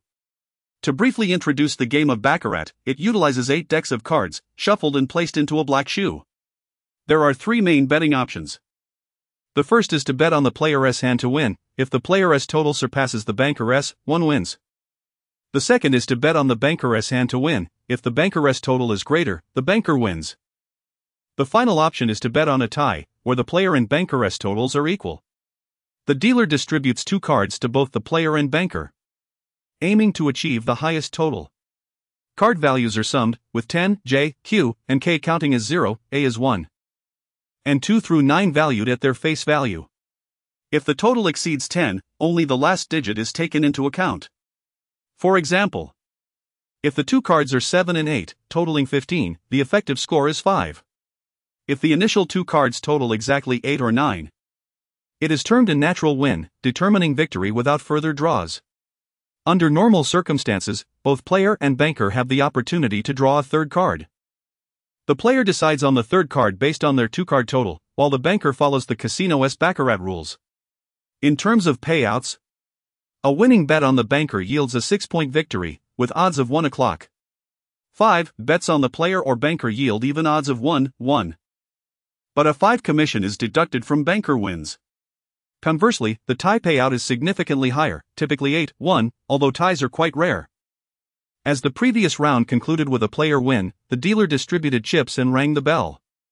"Ladies and gentlemen, please place your bets." Wei Zhihao glanced at the black shoe, then at the cards before the banker and player. The system indicated a 0 probability of the banker winning and a 100 probability of the player winning. He took out 2 1,000 chips and placed them on the player S spot, pulling out a cigarette from his pocket and lighting it, casually placing the cigarette box on the table. Other players placed their bets, most wagering amounts between 100 and 200, with one middle-aged man betting 500 on the banker. In baccarat, players betting on either the banker or player with the highest stake have the privilege of viewing the cards, while those betting lesser amounts can only await the outcome with anticipation. Some gamblers relish the opportunity to view the cards, which serves to entice further betting. Bets are closed. No more betting. The dealer pressed the bell, reached for the player S card, and placed it before Wei Zhihao, while the banker S card was placed before the middle-aged man. The dealer slid the first card from the shoe to the player S side, followed by the second card for the banker, revealing a total of 4 cards, 2 for each. "Gentlemen, please view your cards." The dealer gestured for Wei Zhihao to look at his cards. Wei Zhihao promptly flipped over his 2 cards, a 10 of diamonds and a 2 of spades, totaling a mere 2 points. Chapter 27, a deeper understanding of the system. The middle-aged man placed the cards before him, his hands delicately pinching the corners of the playing cards. With his head bowed low, he fixated intently on the cards in hand, his lips moving slightly as if whispering incantations. After a few moments of contemplation, he abruptly slammed the card onto the table, revealing the 7 of clubs. He stretched his neck and reached for the second card, resuming his meticulous examination, as though the slow manipulation would yield the card he so desired. Gamblers refer to this method of scrutinizing cards as pregnant cards, while in some regions it is known as dizzy cards or Mimi cards. Regardless of the terminology, the underlying belief remains the same, that such a technique would lead to the acquisition of favorable cards. After a prolonged moment of fidgeting, the middle-aged man exploded in frustration, slamming another card down onto the table, revealing the 6 of hearts. Combined with his previous 7, he totaled a mere 3 points, only slightly exceeding the player S total. Wei Zhihao gestured to place a bet, and the dealer slid 2 cards from the shoe, placing them in front of the player and the banker. Without hesitation, Wei Zhihao flipped over his card, 2 of hearts. The player S 3 cards amounted to a total of 4 points, 10 of diamonds, 2 of spades, and 2 of hearts.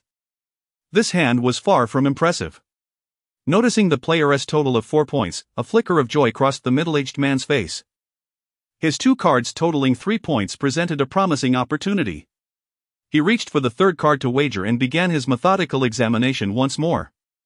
However, after merely scrutinizing the long edge of the card, he erupted in exasperation, throwing it onto the table.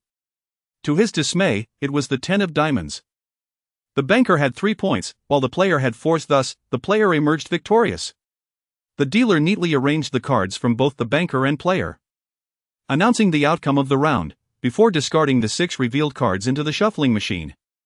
Wei Zhihao wagered 2,000, resulting in a modest win of 4,000. As a newcomer to the casino, he played cautiously, not aiming for substantial winnings but rather to pass the time and hone his skills. After several rounds, he had managed to win approximately 6 or 7,000, prompting him to gather his chips and rise from the table.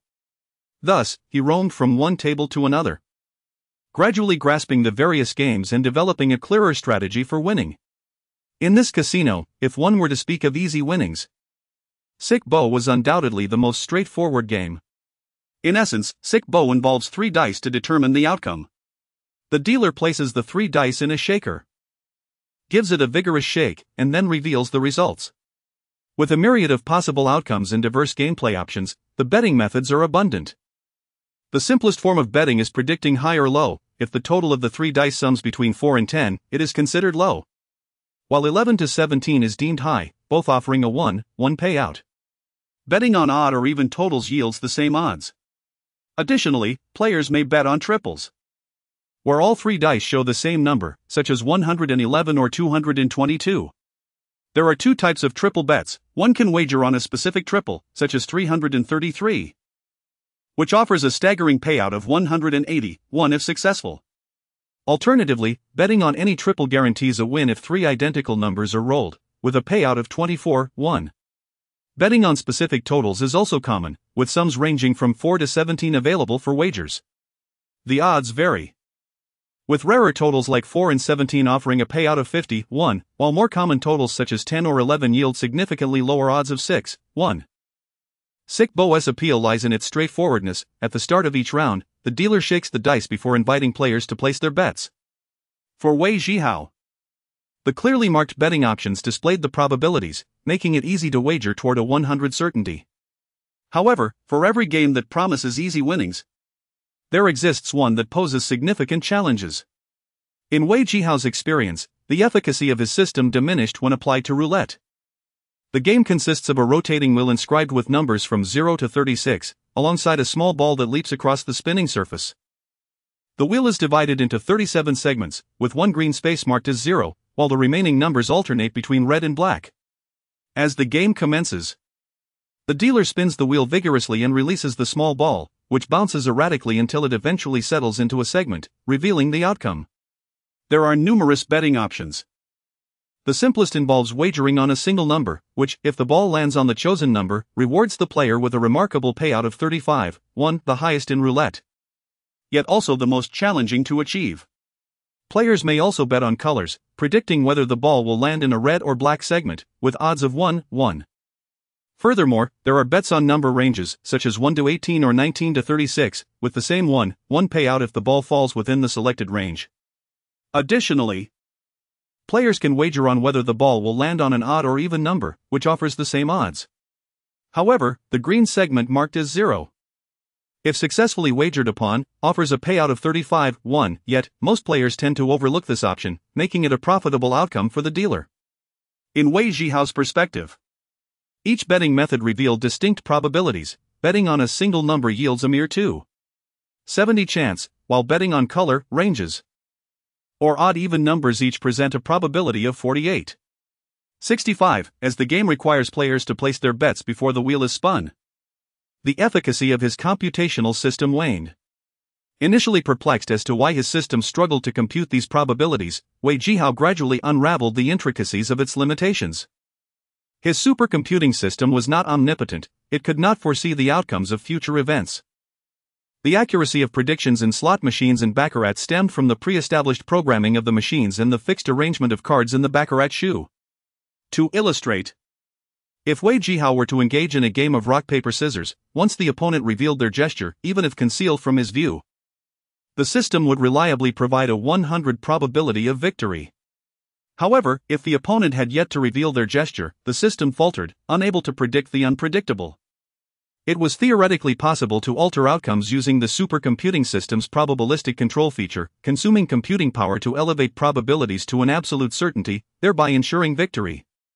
Yet, this approach would deplete substantial computational resources, which posed a significant disadvantage for Wei Zhihao, given his current limit of 100 computational units. Having come to this realization, Wei Zhihao developed a more profound understanding of his supercomputing system. It seemed clear that the next step was to devise a strategy to complete tasks and increase the upper limit of computational units. This was the true path forward. Chapter 28, Upgrading to a VIP card. After counting the chips in his box, which amounted to approximately 38,000, he had won over 10,000. A few more rounds and it would be time to withdraw. Arriving at the sick bow table, he found the dealer just finishing a shake of the dice, reminding patrons to place their bets. A glance at the various betting options revealed that the odds for betting high were at a striking 100. While predicting a total of 13 showed the same probability. Should he bet solely on 13, the odds would be 8-1. Wei Zhihao, wishing to avoid drawing attention and complicating matters for himself, counted out 2,000 from his chips and placed it directly on high. Just as he settled his bet, a robust figure took a seat beside him, grabbing a stack of green chips worth 5,000 each, and placed it on high as well. The stack, comprising over 10 chips, represented a considerable sum of 70 to 80,000. Bro, I've been looking for you. How's it going? Wei Zhihao turned to see the curly-haired chubby fellow, who flashed him a smile. Neither winning nor losing, just playing by instinct, Wei Zhihao replied nonchalantly. The chubby man, visibly frustrated, lamented, I was up over 400,000 but had to step away for a quick bathroom break. Upon my return, I started losing. Had I known this would happen, I would have held it in for an hour or two. You seem quite superstitious, Wei Zhihao chuckled lightly. The chubby man's face paled slightly as he pulled out a handkerchief to wipe the sweat from his brow. Bro, I believe you bring good luck. I'm placing my bets along with you. My chance of turning this around rests entirely on you. Wei Zhihao glanced at the chubby man's chip box, which contained only 4 1,000 chips. Fat bro, don't count on me. I'm not particularly skilled at this. If you follow my bets and lose, I can't bear that responsibility. Don't worry about it, bet boldly. If I lose, I won't blame you. Wei Zhihao felt a bit exasperated. Most gamblers relied solely on their instincts. Yet this chubby fellow was an exception. 2, 5, 6, 13 on high. The chubby man suddenly clapped his hands, startling Wei Zhihao. Ha! We hit it! Brother! Your luck is indeed impressive. The dealer pushed 2 stacks of chips towards Wei Zhihao and the chubby man. Wei Zhihao received 8 green chips worth 5,000 each, while the chubby man garnered 3 full stacks. The chubby man beamed, his sweat seemingly increasing as he wiped his forehead with the handkerchief. After distributing the winnings, the dealer lifted the dice cup and shook it vigorously, drawing the gaze of many gamblers with her animated motions.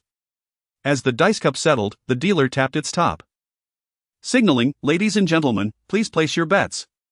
Brother, what should we bet on this round? Go big if you feel it. Wei Zhihao furrowed his brow. The chubby man's approach was too conspicuous, making it easy for others to notice. He felt reluctant to continue. Fat bro, I'm feeling a bit tired. You can play here while I take my leave. After saying this, he picked up his chip box, ready to depart, but the chubby man grabbed his arm. Brother! It's still early. Just a few more rounds. Wei Zhihao's expression turned serious. Fat bro, I'm not greedy, I'm satisfied with one win. You should know when to stop. He shrugged off the chubby man's hand and turned to leave the table. The chubby man watched Wei Zhihao's retreating figure with a pout. If you won't play, how can I win any money? Turning back to the chips before him, he pulled out 20,000 and placed it on high. Wei Zhihao was not averse to continuing. But with the chubby man's presence, he felt compelled to withdraw. The chubby man was clearly determined to bet alongside him. If they won consecutively, they would surely attract suspicion, but if they lost deliberately, given the chubby man's approach, he would lose everything quickly, which Wei Zhihao couldn't bear to witness. Caught in a dilemma, he decided not to play. Every moment spent in the casino felt like walking on thin ice. He was extremely cautious, unwilling to place large bets or win excessively. He lacked any means of self-protection, and anyone with a bit of skill could easily crush him. Wei Zhihao had to remain vigilant at all times. Arriving at the cashier's desk, he presented his chip box and membership card, transferring the total amount directly to his membership card. After the cashier completed the transaction, she looked up and addressed him, "Sir, your total chip amount is 58,150. You have 43,360 on your membership card, bringing your total to 101,510. You are eligible to upgrade your membership card to a VIP card at the Shengshi Huangqiao. Would you like to proceed with the upgrade? What are the benefits of upgrading to a VIP card?" Wei Zhihao inquired, lighting a cigarette. The attendant, smiling, explained. VIP cardholders enjoy a 10% discount on all expenses at Shengshi Huangqiao, priority access without waiting, and dedicated one-on-one service. There is also a private VIP passage, allowing entry to exclusive gaming areas. Wei Zhihao nodded in agreement to upgrade. The attendant processed the request, asking for Wei Zhihao's name and age. While the membership card was anonymous, the VIP card required personal identification, symbolizing status and representing the clientele Shengshi Huangqiao valued most. "Sir, your VIP card has been successfully issued. Please take care of it." The attendant handed him a sleek black card adorned with golden patterns, exquisite in appearance. The back of the card printed a phone number, which connected VIP cardholders to their dedicated consultants for any assistance needed, emphasizing a personal touch. "Do I need to go to the lobby to book a room for rest? As a VIP, you can head directly to the guest rooms downstairs. Others will assist you with everything else." Wei Zhihao nodded, and a tall attendant escorted him to the 5th floor, where he presented his VIP card at the front desk. After inquiring about his needs, the front desk attendant returned his card and provided him with a room key. The room was spacious, approximately 30 square meters, carpeted and impeccably clean. The bathroom featured a dedicated bathtub, and the bedroom was equipped with various electrical appliances, including a massive round bed. A balcony with a lounge chair awaited just beyond the floor-to-ceiling windows. "This room is quite nice," Wei Zhihao thought, feeling satisfied. He removed his jacket, stretched his arms, and lay back on the plush round bed, relishing its softness and comfort. He retrieved his newly purchased phone charger from his system space to charge his phone and casually turned on the television. Suddenly, the room's landline rang. Picking up the receiver, he answered with a soft greeting. On the other end, a sultry, alluring female voice greeted him. "Good evening, sir. Our midnight selection event is about to commence, with over 100 beautiful women waiting on the runway for you. I'm not interested." Without allowing her to finish, Wei Zhihao abruptly interrupted and hung up. Like any man, he had a fondness for cars. He enjoyed driving his own, didn't mind taking the occasional spin in someone else's. But he could never bring himself to ride the bus. The multitude of seats was simply unappealing. Chapter 29. To fulfill his mission, Wei Zhihao took a soothing hot shower. Clad in the bathrobe hanging in the guest room, he leaned against the headboard with a pillow, comfortably seated on the bed, lit a cigarette, and watched the television show My Fair Princess. As he did so, he meticulously recalled the events of his day spent gambling in the arcade and casino. After a lengthy period of analysis and comparison, Wei Zhihao drew several conclusions. Without the ability to manipulate probabilities through the system, winning in the casino was the quickest route, while the arcade offered the safest means of gaining money. To remain inconspicuous, he needed to minimize his gambling time, winning a few rounds and leaving promptly, without succumbing to greed. At present, he was merely an ordinary individual without connections or the means to protect himself. Though he possessed a supercomputing system, it only operated effectively in gambling-related scenarios. The system's exchange mall promised valuable rewards, yet it remained dormant, with no guidance on how to activate it. As his winnings accumulated, so did a growing sense of crisis. Akin to a naive farmer who had stumbled upon a gold mine, wholly unprepared to safeguard his newfound wealth. Being unemployed, he felt unable to spend his winnings freely. For fear of drawing attention, this was a source of considerable distress for Wei Zhihao. Rising, he crossed to the outdoor balcony through the glass door. Resting his hands on the railing, gazing up at the starry sky and the slumbering city below, The cool night breeze stirred his thoughts, bringing him clarity. His system had activated and assigned a task to elevate the wealthy benefactor to level 2. It was evident that his primary objective was to complete the system's task expeditiously and upgrade the system. To achieve this, he needed to donate funds to those truly in need. Currently, the wealthy benefactor stood at level 1, requiring a donation of 100,000 yuan to reach level 2. And it was clear that greater sums would be necessary in the future. Thus, he resolved to win more money while ensuring his safety. As he pondered, the phone in his room rang once more. He answered, greeted by a sweet voice, "Hello, sir. Do you require room service? Our lovely ladies are models and college students. Do they know how to massage?" Wei Zhihao inquired hesitantly. "Of course. Our ladies are well versed in various skills. Rest assured. I will send you a highly skilled girl right away," she assured him. "Please hold on. Is there anything else you require?" "2. He replied, ending the call. Feeling the weight of stress from the past few days, he recognized the importance of relaxation, balancing work and leisure to maintain optimal health. Shortly thereafter, a knock at the door announced the arrival of 2 alluring young women, dressed lightly. They stood before the round bed, bowed deeply, and simultaneously greeted, "Good evening, sir." Their figures were striking, particularly their ample curves. Wei Zhihao settled onto the bed, lit a cigarette, and glanced at the two. "Which of you can massage?" "We both can. And we've undergone specialized training to ensure your satisfaction," replied the girl with a long ponytail, her smile revealing dimples.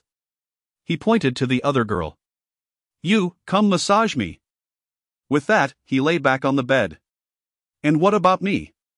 the ponytailed girl inquired. "You can go brush your teeth." The morning sun filtered through the sheer curtains, casting a warm glow on Wei Zhihao's chiseled face. Although the light was gentle, it provoked a slight flutter of his eyelids. Gradually, he opened his eyes, stretching his arms and indulging in a satisfying yawn. The sleep had been refreshing, the bed was undeniably more comfortable than the wooden one at home. The television across the room broadcasted the morning news, having remained on throughout the night. Rising, he grabbed a bottle of water from the fridge and drank deeply.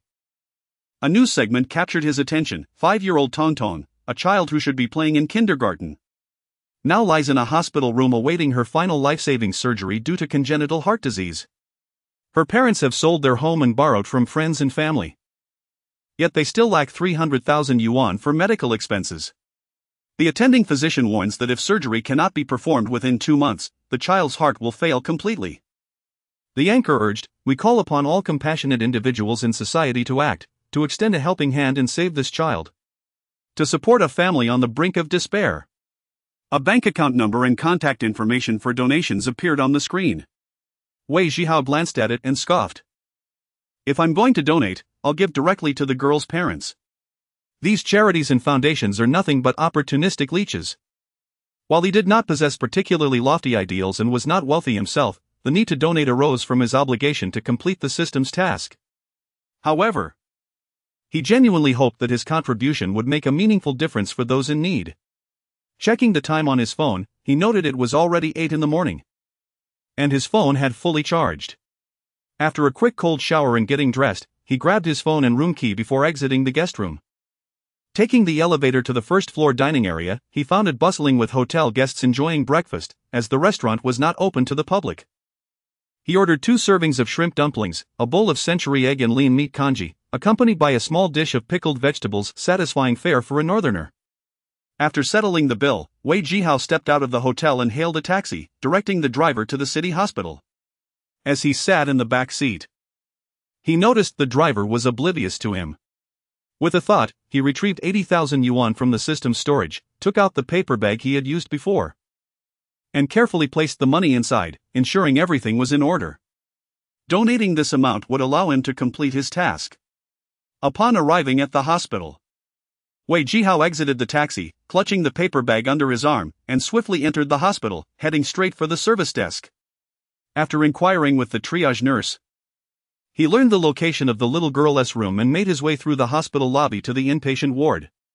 Taking the elevator to the 6th floor, he arrived at the cardiac surgery unit. Finding the girl's room, he peeked through the window and saw a single patient room where a pale little girl lay in bed. A man in his 30s sat beside her, holding her hand, while a nurse attended to the child. Wei Zhihao gently knocked on the door before stepping inside. The man released the girl's hand and stood, regarding Wei Zhihao with curiosity. "Are you Tongtong's father?" Wei Zhihao asked. The man nodded and inquired, "I am." "May I ask who you are?" "Who I am is not important. I saw your daughter's story on television and came to offer my assistance. This is a small token of my goodwill, I hope it helps you." He then handed the paper bag to the man. Chapter 30, I will save the child's life. As the weight of the paper bag settled in his hands, the man instinctively lowered his gaze to open the bag. And his pupils constricted in shock. There lay 8 stacks of 100 yuan notes, heavy and pressing upon his heart. The man, haggard and with bloodshot eyes, felt his facial muscles twitch uncontrollably as he looked into Wei Zhihao's eyes, overwhelmed with emotion and momentarily at a loss for words. A week prior, he had reached out to a television station, seeking help to rally compassionate individuals to save his daughter. The station had sent a team for an interview, accompanied by representatives from a charitable organization, and in that moment, he had felt a glimmer of hope for his daughter's recovery. The news had aired for several days, and the donation methods left behind were linked to the charity's bank account. To their dismay, they had no knowledge of whether anyone had contributed, who had donated, or the amounts. As of now, they had not received a single cent, and the medical bills owed to the hospital had already surpassed 100,000 yuan. Although the hospital recognized their financial struggles and waived some of the fees, there remained a substantial shortfall of several thousand yuan. They were now facing difficulties even in affording meals, subsisting on 2 daily servings of plain rice porridge accompanied by pickled vegetables. With the little money they had earmarked solely for their child's sustenance and medication. Holding the heavy paper bag, the man could no longer suppress his emotions and, with a thud, knelt before Wei Zhihao, tears streaming down his face. "To be honest, this is the first donation we have received. Thank you, thank you." At a loss for how to articulate his gratitude, he could only repeat the words of thanks. A man may shed tears, but only when he is truly heartbroken. Wei Zhihao hurriedly assisted him to his feet, and seeing the man's plight, his heart felt as though it had been tightly gripped by a heavy hand. Having been a father himself, he recalled his own daughter from a past life, who was of a similar age to Tongtong. In a joyous and playful phase of life, Tongtong was confined to her sickbed, enduring both physical and emotional suffering. What if this were my daughter? Wei Zhihao felt his eyes moisten, unable to continue that line of thought. Grasping the man's hand firmly, he spoke with a quivering voice, "Brother, you must stay strong and take care of your health. You cannot allow yourself to falter, your child is counting on you." The man bit his lip, striving to suppress his sobs. But tears streamed uncontrollably down his cheeks as he nodded in acknowledgement. "Do not worry about the surgical expenses. If the donations do not come through, I will cover the costs. I will save this child's life," Wei Zhihao declared with unwavering conviction, not a hint of hesitation in his tone. The man lifted his gaze to meet Wei Zhihao's youthful face, a flicker of hope crossing his worn features as he trembled and said, "You are our savior. My words fail to express my gratitude. I bow to you." With that, he immediately knelt again. Wei Zhihao quickly raised him up, his expression grave. "Brother, please rise. Your child is watching. As a father, you are her pillar of strength. You cannot bow down like this." Upon hearing these words, the man took a deep breath, wiping away his tears with his sleeve, and turned to see his daughter on the hospital bed, smiling sweetly at him. "All right, brother. I will not disturb your child's rest any longer. I must take my leave. Rest assured, I will keep my word. Focus on caring for your child. And do not worry about anything else." Wei Zhihao firmly grasped the man's hand before turning to exit. The man suddenly pulled him back. "Young brother, what is your name?" Wei Zhihao glanced back, a hint of urgency in his tone. "Brother, is your child feeling unwell?" The man was startled and rushed to the bedside, dropping the paper bag as he touched his daughter's forehead, urgently asking, "Tongtong, where does it hurt? Tell Daddy." "Daddy, I feel fine. That uncle was just teasing you." "Silly Daddy." Tongtong's pale face broke into an adorable smile. The man was momentarily stunned, then quickly stood up to look around, realizing that the young man had vanished. And even the nurse who had just checked on Tongtong was nowhere to be seen. He glanced at the bag of money on the bed, crouched down, and gently kissed his daughter's hand. Tongtong, remember that uncle's face, he is a heavenly being who came down to save you. Once you are well, mommy and daddy will take you to the temple to pray for him, alright? Okay. Tongtong's voice was sweet and innocent, seizing the opportunity while Tongtong's father was distracted. Wei Zhihao slipped out of the hospital room. As he stepped out, a system interface flashed before him. He dared not linger and rushed into the stairwell. Upon entering the stairwell, he took a moment to glance at the system notifications. Ding! The generous donation of 80,000 yuan was successful. The benefactor has upgraded to level 2. Ding! System task completed. Task rewards, supercomputing value cap increased to 150 points. Ding! A new system task has been issued. Please check it. Benefactor, current level, 2 distance to next upgrade, 0500000, return supercomputing value, 100 points exchange points, 100 points description, altruistic donations will reward the host with supercomputing value and exchange points. For every donation of 1,000 yuan, the benefactor will receive 1 point of supercomputing value and 1 exchange point, stored within the benefactor system for the host to withdraw at will. System task, task objective, elevate the benefactor to level 3. Task reward, supercomputing value recovery increased to 2 points per hour, current recovery rate is 1 point per hour. Having achieved level 2, Wei Zhihao now possessed 100 points of supercomputing value and 100 exchange points. The task rewards were substantial, with the supercomputing value cap directly raised to 150 points. A 50% increase. Wei Zhihao had come to the hospital to make a donation primarily to fulfill the system task, yet upon accomplishing it, he found himself less elated than expected. The image of Tongtong's pale, innocent smile directed at her father, who knelt before her in tears, lingered in his mind. Initially, his intention to donate had been merely to help in a small way, but when confronted with the reality of the situation, he realized his heart was deeply affected. Once, he too had been a father, filled with dreams for his daughter's future as he held her in his arms. He could not help but recall his own daughter from a past life, who had been equally innocent and carefree. If she had been afflicted with such an illness, he feared he would have lost his sanity. In this moment, he felt an overwhelming sense of gratitude for being able to assist Tongtong, yet simultaneously lamented his own limitations in swiftly resolving all their troubles. I must win a substantial amount of money to take Tongtong for surgery in the provincial capital. No, in the capital city. Wei Zhihao resolved firmly. The sound of approaching footsteps interrupted his thoughts. Assuming it was Tongtong's father pursuing him, he quickly turned and walked briskly downstairs. Wei Zhihao. Hearing someone call his name, he paused, momentarily stunned. Chapter 31, The Transformation of a Young Woman Upon Glancing Back. Wei Zhihao noticed a young nurse standing on the stairs, her face concealed by a mask, rendering her features indistinguishable. Do you recognize me? Wei Zhihao inquired. A look of confusion etched upon his face. The nurse gradually descended the stairs until she stood before him. I recognized you the moment you entered the ward. It's been years since we last met, and you've become more vibrant and handsome, she responded, a hint of familiarity lacing her tone. Wei Zhihao's curiosity deepened as he scrutinized her, noting her large, glistening eyes and long eyelashes that fluttered with every blink. She appeared to be the same nurse from Tongtong's room, yet her manner of speaking suggested a long-standing acquaintance. Who might you be? He asked. Guess. The young nurse playfully tilted her head, a smile dancing in her eyes as she stood on tiptoe. I guess your sister? Do you take me for Zhuge Liang? Wei Zhihao retorted, his expression turning sour as he turned to leave.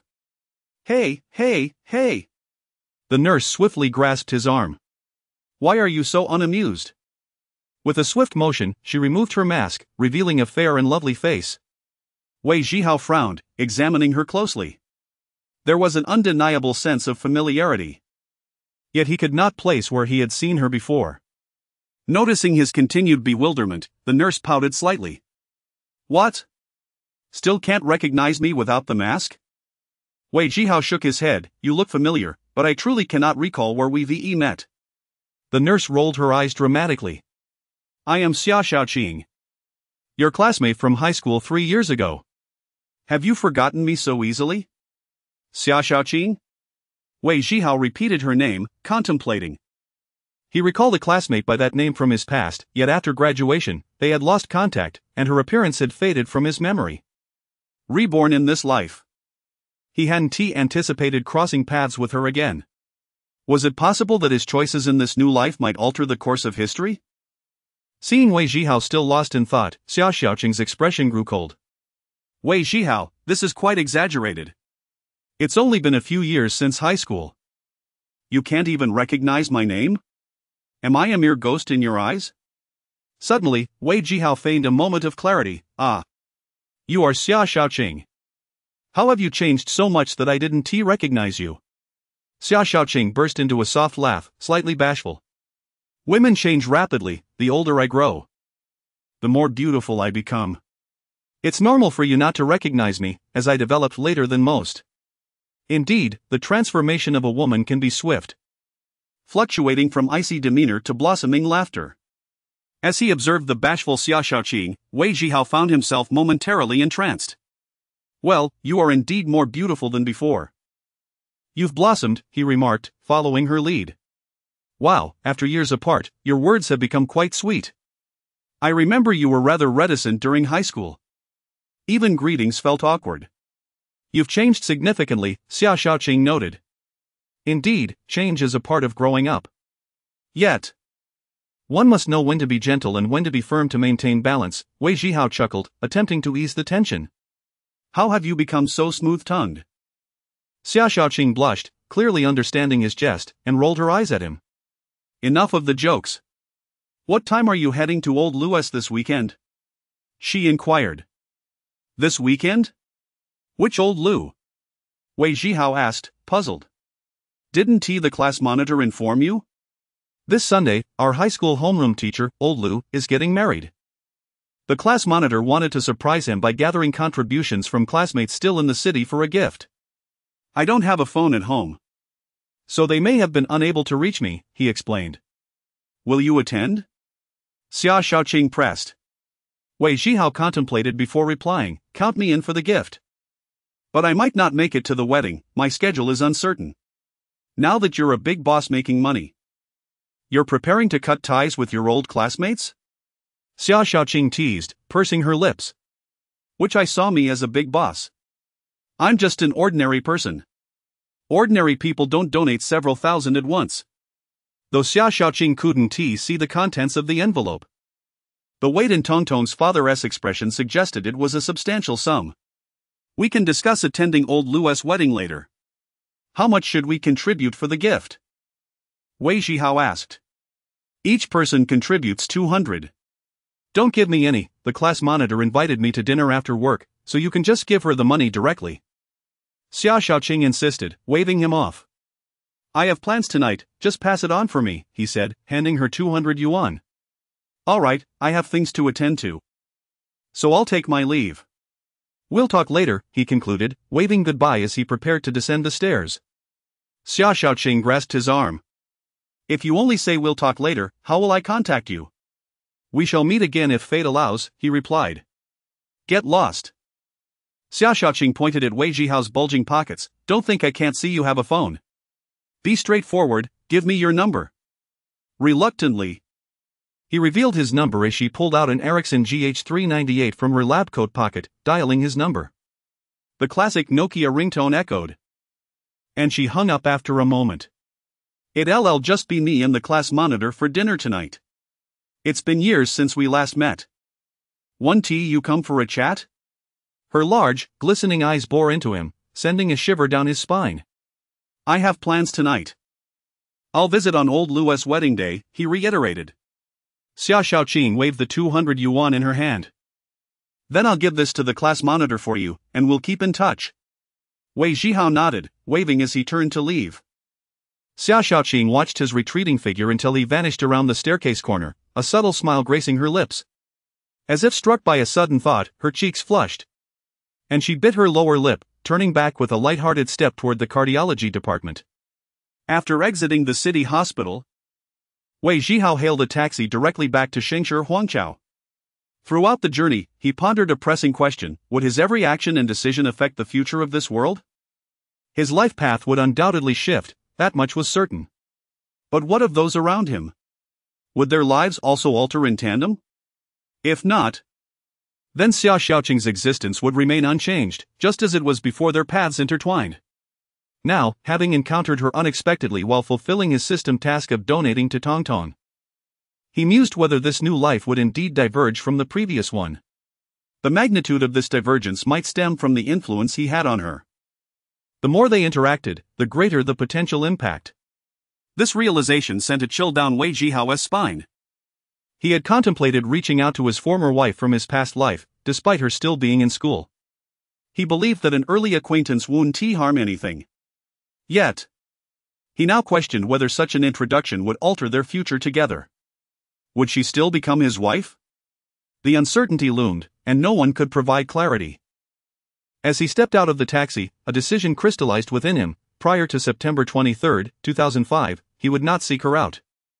This date marks the day when Wei Zhihao met his wife from a previous life. In his view, her life trajectory had not been altered by their early acquaintance. This seemed to be the most prudent course of action. He dared not take risks, especially not with the system in play. Chapter 32, Picking up others' losses. Upon entering the Grand Hall of the prosperous dynasty, Wei Zhihao made a beeline for the elevator, producing his VIP card to show the security guard to the basement-level gaming hall. The guard, upon glancing at the VIP card in Wei Zhihao's hand, immediately adopted a respectful demeanor, hastily opening the elevator door and watching as Wei Zhihao stepped inside. Ding! Scene match detected, system automatically activated. Once inside the gaming hall, Wei Zhihao lit a cigarette and strolled around, inspecting each machine. At this hour of the morning, the gaming hall was relatively quiet, with only about 20 patrons present. More than half of the machines were idle, and the probability of payouts was low. However, one particular poker machine stood out with a high payout probability of 93. In front of this machine sat a burly man, with a closely shaved head and a shadow of stubble. He wore a thick gold chain around his neck, a Burberry checkered shirt unbuttoned, and a black tank top underneath. On his left wrist was a Rolex, while his right wrist was adorned with a string of shiny prayer beads. A large gold ring adorned his left ring finger, and a tattoo of the character was inked on his arm. His appearance seemed to proclaim to the world, "I am a man of the streets, and I am not to be trifled with." Wei Zhihao took a seat a few meters behind the burly man, smoking quietly as he observed him play. From the side, one could see a long scar running from the man's left forehead down to his cheekbone, a clear indication that he was not one to be taken lightly. Indeed, in the northern regions, those who dressed like him typically were individuals of questionable repute. An ordinary citizen would be met with violence if they dared to step out in such attire. Why? Because such a look embodies a single word: arrogance. What are you looking at? What do you want? This ostentatious attire was bound to attract the disdainful gazes of other toughs, and the wearer must possess the audacity to confront those gazes. When another tough uttered, "What do you want?" one must have the strength to back up their bravado. Both abilities are essential. Otherwise, one ought to avoid such flamboyant attire altogether. I imagine some may wonder, if I dress like that, can't I just ignore it? Wrong. You would still face the same fate. In the northern regions, if you dress so conspicuously, others will certainly stare. If you lower your head and remain silent, they will continue to watch you until the moment you meet their gaze. At that point, they will be the first to ask, "What are you looking at?" If you remain silent, they might even nudge you and repeat, "I'm talking to you, what are you looking at?" Submitting is not an option. No. You would still face punishment. As previously mentioned, this attire signifies nothing less than arrogance. But I digress, let us return to our narrative. Wei Zhihao continued to smoke, observing the scarred man repeatedly insert his card, only to have the machine devour his credits each time. The payout probability gradually increased, 94, 95, 96. After the scarred man lost yet another 5,000 points, the probability surged to 97. Damn it! I won a fortune yesterday, and today it's all gone. This wretched machine is as unresponsive as an inflatable doll. With a forceful slap on the machine's console, the scarred man stood up, withdrew his membership card, and moved to another machine. Wei Zhihao took a deep drag from his cigarette, flicked the butt away, and approached the machine, inserting his membership card and depositing 10,000 points. The scarred man, seated at the machine across from Wei Zhihao, caught sight of him occupying the very machine he had just vacated and smirked coldly to himself. After years of dominance in this gaming hall, you think you can benefit from my losses? That machine is an absolute trap. It'll bleed you dry. With that, the scarred man turned his attention back to his game. Allow me to elucidate the rules for winning on the poker machine. The joker cards serve as wildcards, substituting for any value or suit. 5 of a kind, 4 cards of the same rank plus a wildcard, or 3 cards of the same rank plus both jokers, wins 800 times the bet. Straight flush, a sequence of 10, jack, queen, king, and ace of the same suit, wins 400 times. Flush, a sequence of ace, 2, 3, 4, and 5 of the same suit, wins 200 times. Straight, any sequence of cards of the same suit, excluding the above, wins 100 times. 4 of a kind, similar to 5 of a kind but with 4 cards, wins 50 times. Full house, 3 cards of one rank plus 2 cards of another rank, wins 10 times. Flush, 5 cards of the same suit, wins 7 times. Straight, 5 cards in consecutive ranks, wins 5 times.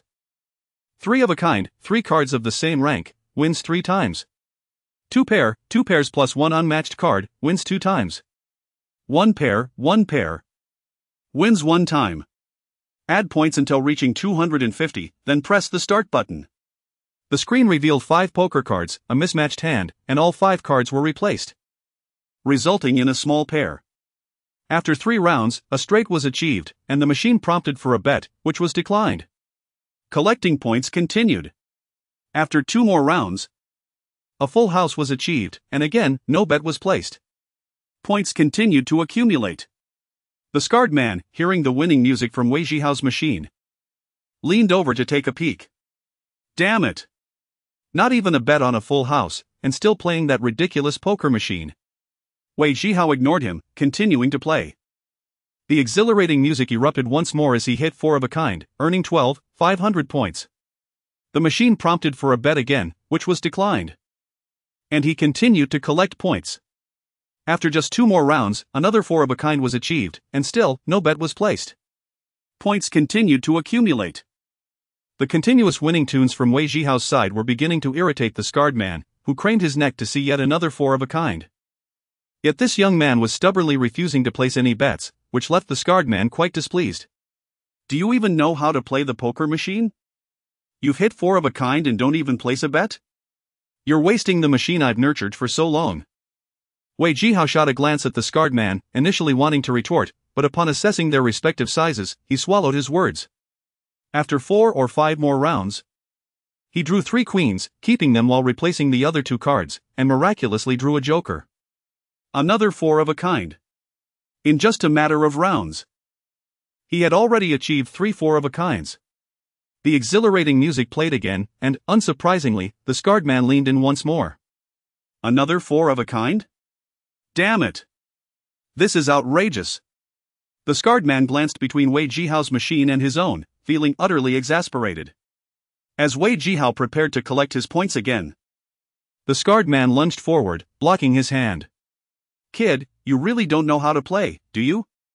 This machine is completely out of luck for you. You should try my machine instead, and I'll take care of yours.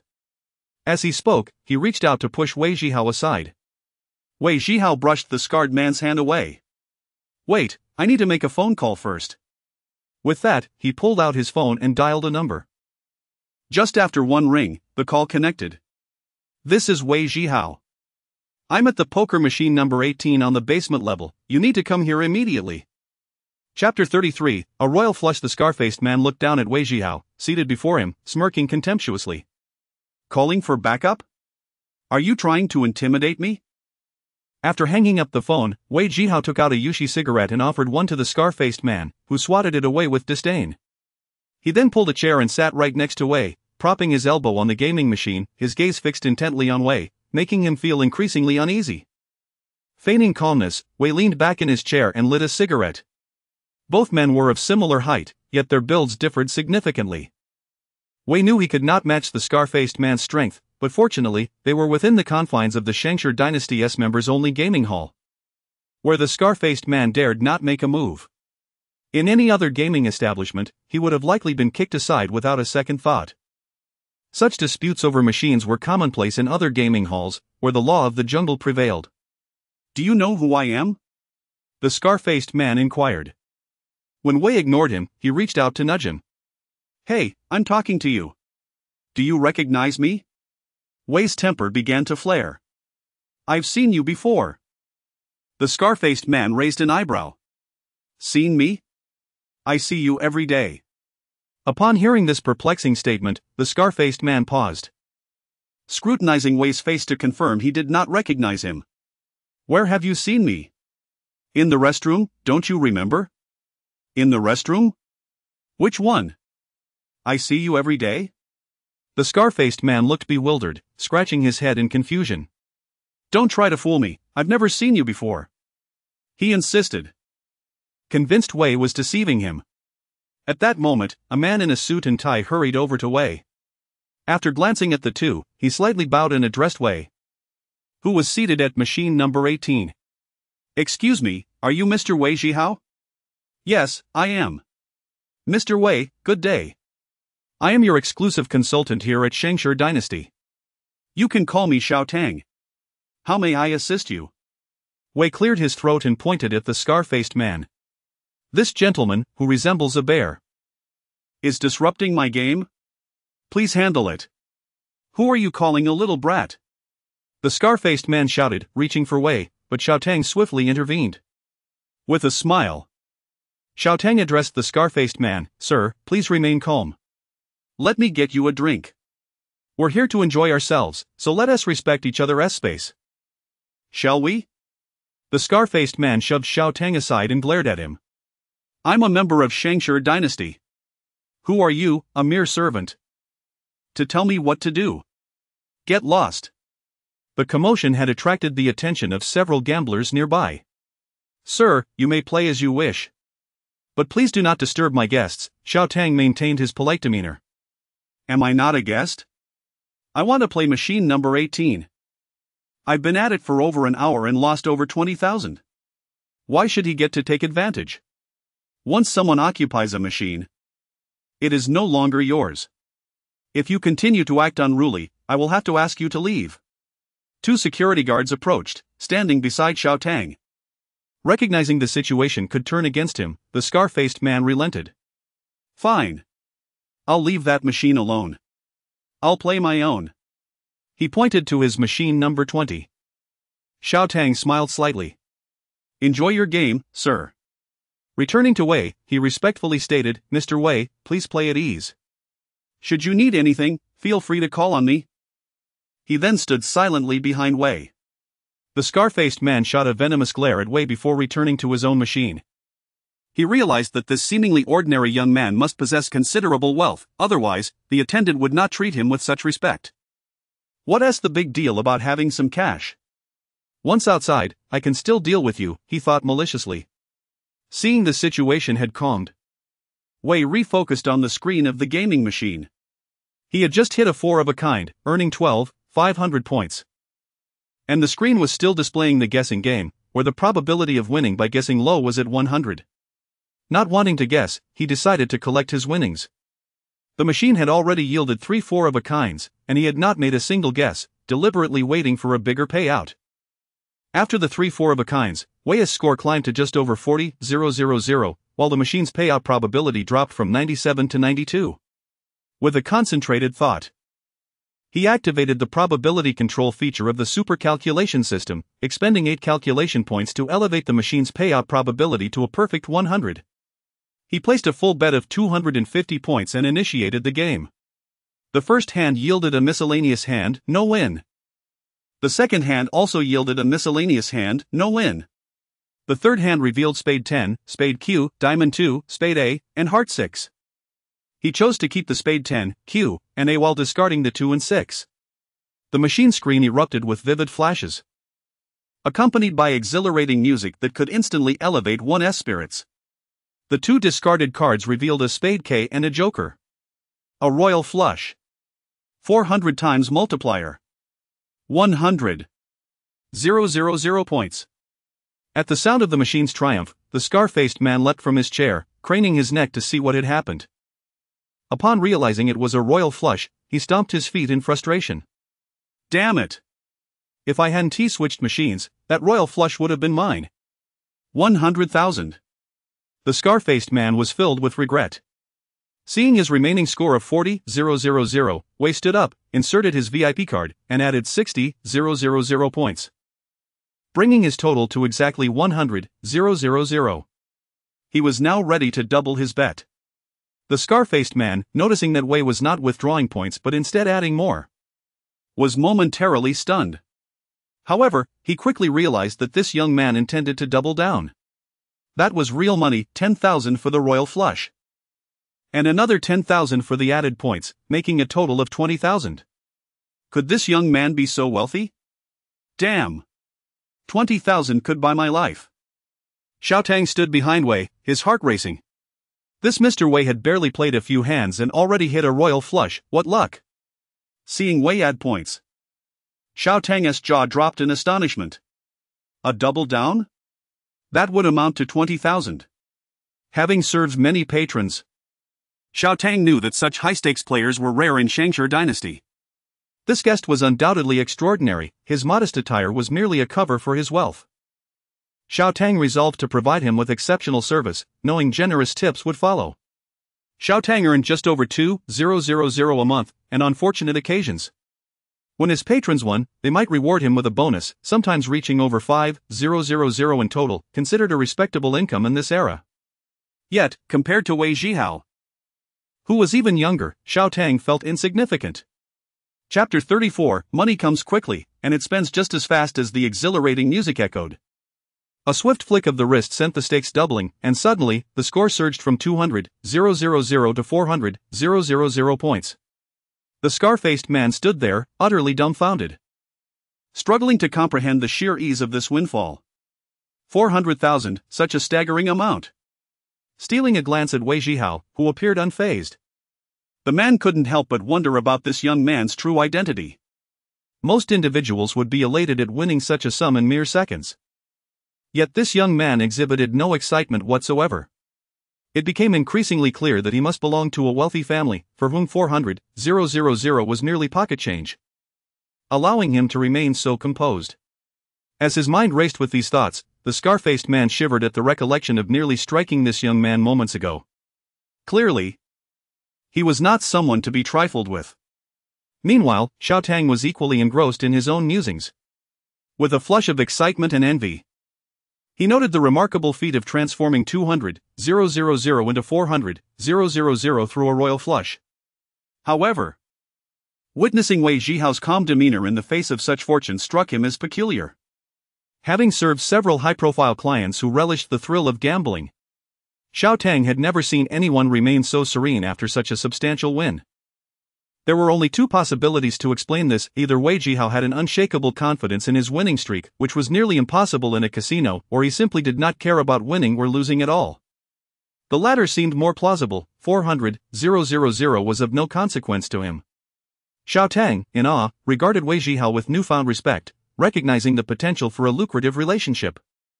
Unbeknownst to Wei Zhihao, who merely sought to secure funds for Tong Tong's surgery in the capital, he was being perceived by Xiaotang and the scar-faced man as a privileged heir of considerable means. Should he have been privy to their thoughts? He would have laughed heartily at their misconceptions. Transferring all his winnings to the VIP card, Wei Zhihao rose and presented it to Xiaotang. Please withdraw 400,000 in cash and deliver it to room 5108. Xiaotang, with utmost reverence, accepted the card and nodded in affirmation. Wei Zhihao turned to flash a smile at the scar-faced man, intending to provoke him. To his surprise, rather than reacting with anger, the scar-faced man responded with an unexpected bow and a smile. Confounded, Wei Zhihao pondered the sudden shift in demeanor. Had his good fortune truly altered the man's attitude? With little desire to delve into their motivations, Wei Zhihao strolled out of the gaming hall, took the elevator to the 5th floor, and returned to his room. After turning on the television, he indulged in a hot shower. Just as he was finishing, the doorbell rang. With foam still lathered in his hair, he inquired who it was. Xiao Tang's voice resonated from outside, indicating that he had fulfilled Wei Zhihao's requests. Wei Zhihao acknowledged him, asking him to wait a moment while he finished his shower. Xiao Tang readily complied. After more than 10 minutes, Wei Zhihao, clad in a fresh bathrobe, opened the door to find Xiao Tang waiting patiently with a leather bag, his expression betraying no hint of displeasure. "I apologize for keeping you waiting," Wei Zhihao said politely. "Not at all, it is my duty," Xiao Tang responded, visibly flattered. As Wei Zhihao toweled off his hair, he stepped aside to allow Xiao Tang into the room and closed the door behind them. "As requested, I have brought you the 400,000 in cash. Please check it." Xiao Tang placed the bag on the table, unzipping it to reveal bundles of 100 yuan bills. Wei Zhihao retrieved 2,000 yuan from his prepared stash and handed it to Xiao Tang, who accepted it with both hands. "Is there something you would like me to procure for you?" Xiao Tang inquired. "This is a token of appreciation for your service," Wei Zhihao replied. Xiao Tang's eyes widened in astonishment. 2,000 yuan equated to his monthly salary, a sum that dwarfed the typical gratuity he received. With a deep bow, Xiao Tang expressed his gratitude, wishing Wei Zhihao continued good fortune. "You may leave now. I will call for you if needed." Acknowledging the instruction, Xiao Tang exited the room, gently closing the door behind him. Wei Zhihao poured the cash onto the bed, counting it to confirm he had precisely 40 bundles before returning it to the bag and storing it in his system space. He grabbed a bottle of water from the fridge, took a few sips, then flopped onto the bed, leaning against the headboard as he contemplated Tong Tong's surgery. The television reported that the operation would cost approximately 300,000 yuan, and if he sought specialists in the capital, the expenses would undoubtedly soar. With 610,000 yuan in his system space, he felt confident that he could cover the costs. The system task required him to elevate the status of the wealthy benefactor to level 3, and donating the surgery funds for Tong Tong would nearly fulfill this objective. The rewards from this task were crucial. He could recover 2 points of computational value every hour, accumulating to 48 points daily, which, combined with the bonuses from the wealthy benefactor, would empower him to tackle any gambling challenge. With over 30,000 points remaining on his VIP card, he felt secure in his financial standing. Despite his recent winnings, Wei Zhihao was resolute about spending generously for the sake of fulfilling the system's requirements and genuinely wished to rescue Tong Tong's family from despair. As the old adage goes, having no money is a greater misfortune than having no health. Without funds, one is powerless. Even the wealthiest are rendered helpless when faced with exorbitant medical bills. After enjoying a cigarette and a bit of television, Wei Zhihao felt a wave of relief wash over him regarding Tong Tong's surgery costs, and he gradually succumbed to sleep. Uncertain of how long he had slumbered, the shrill ring of his phone jolted him awake. Squinting, he noticed an unfamiliar number on the screen. He accepted the call, placing it to his ear. "Hello? Is this Brother Hao?" It was Liangzi's voice. "Liangzi, what is it?" Wei Zhihao replied, still groggy. "Are you sleeping? What a time to nap. Speak your mind," Liangzi exclaimed. "The two of us are heading to the provincial capital for school the day after tomorrow. Let's gather tomorrow at noon at the Bagua Spring restaurant near his house. Don't forget." "Understood." Wei Zhihao hung up and snuggled back into his blanket, drifting off once more. Moments later, the phone rang again. "Seriously, is this never-ending?" Wei Zhihao grumbled, eyes still closed as he answered. "What now?" After a brief pause, a timid female voice spoke on the other end. "This is Lin Lin, I hope I'm not disturbing you." Chapter 35, Transitioning from Simplicity to Luxury is easy. But from luxury to simplicity is difficult, Lin Lin? Wei Zhihao rubbed his eyes, pondering for quite some time before recalling who Lin Lin was. "Oh. Is there something you need? Your identification card is still with me. You mentioned you would call when you came to retrieve it, but I haven't received a call. I was concerned you might have forgotten my phone number, so I decided to call and check." Wei Zhihao sat up in bed, glancing out the window to see that it was still light outside. A quick look at the clock on the wall revealed it was already 5:30 in the afternoon. I'm so sorry, I completely forgot about it. He flipped out of bed, grabbed a water bottle from the table, and gulped down several mouthfuls, his mind becoming significantly clearer. If it's inconvenient for you to come pick it up, just tell me where you are, and I can bring it to you. Lin Lin said from the other end of the line. No, that would be too much trouble. Where are you? I'll come over to get it now. I'm still at the telecommunications bureau, about to finish work. If you're coming, I'll wait for you here for a while. Alright, then wait for me. I'll be there shortly. Okay, I'll be waiting. After hanging up, Wei Zhihao headed to the bathroom to splash some water on his face, got dressed, grabbed his phone and room key, and turned to exit the guest room. During this peak hour, Wei Zhihao stood by the roadside for quite some time without being able to hail a taxi, and the sky began to darken. It's so inconvenient without a car. Once I win some money, I'll buy a car for transportation. Wei Zhihao muttered to himself, cigarette in mouth. He checked the time on his phone. It was already 6 o'clock, yet he still hadn't managed to get a taxi. Just as he was scanning the surroundings for a cab, an idea suddenly struck him. He pulled out his phone and dialed a number. Hello, Mr. Wei, how may I assist you? Xiao Tang, I'm currently on the street in front of Shangshi Huangqiao. And I need to go out but can't find a taxi. Does Shangshi Huangqiao offer car rental services? Mr. Wei, Shangshi Huangqiao does not provide car rental services. But we do offer pickup and drop-off services.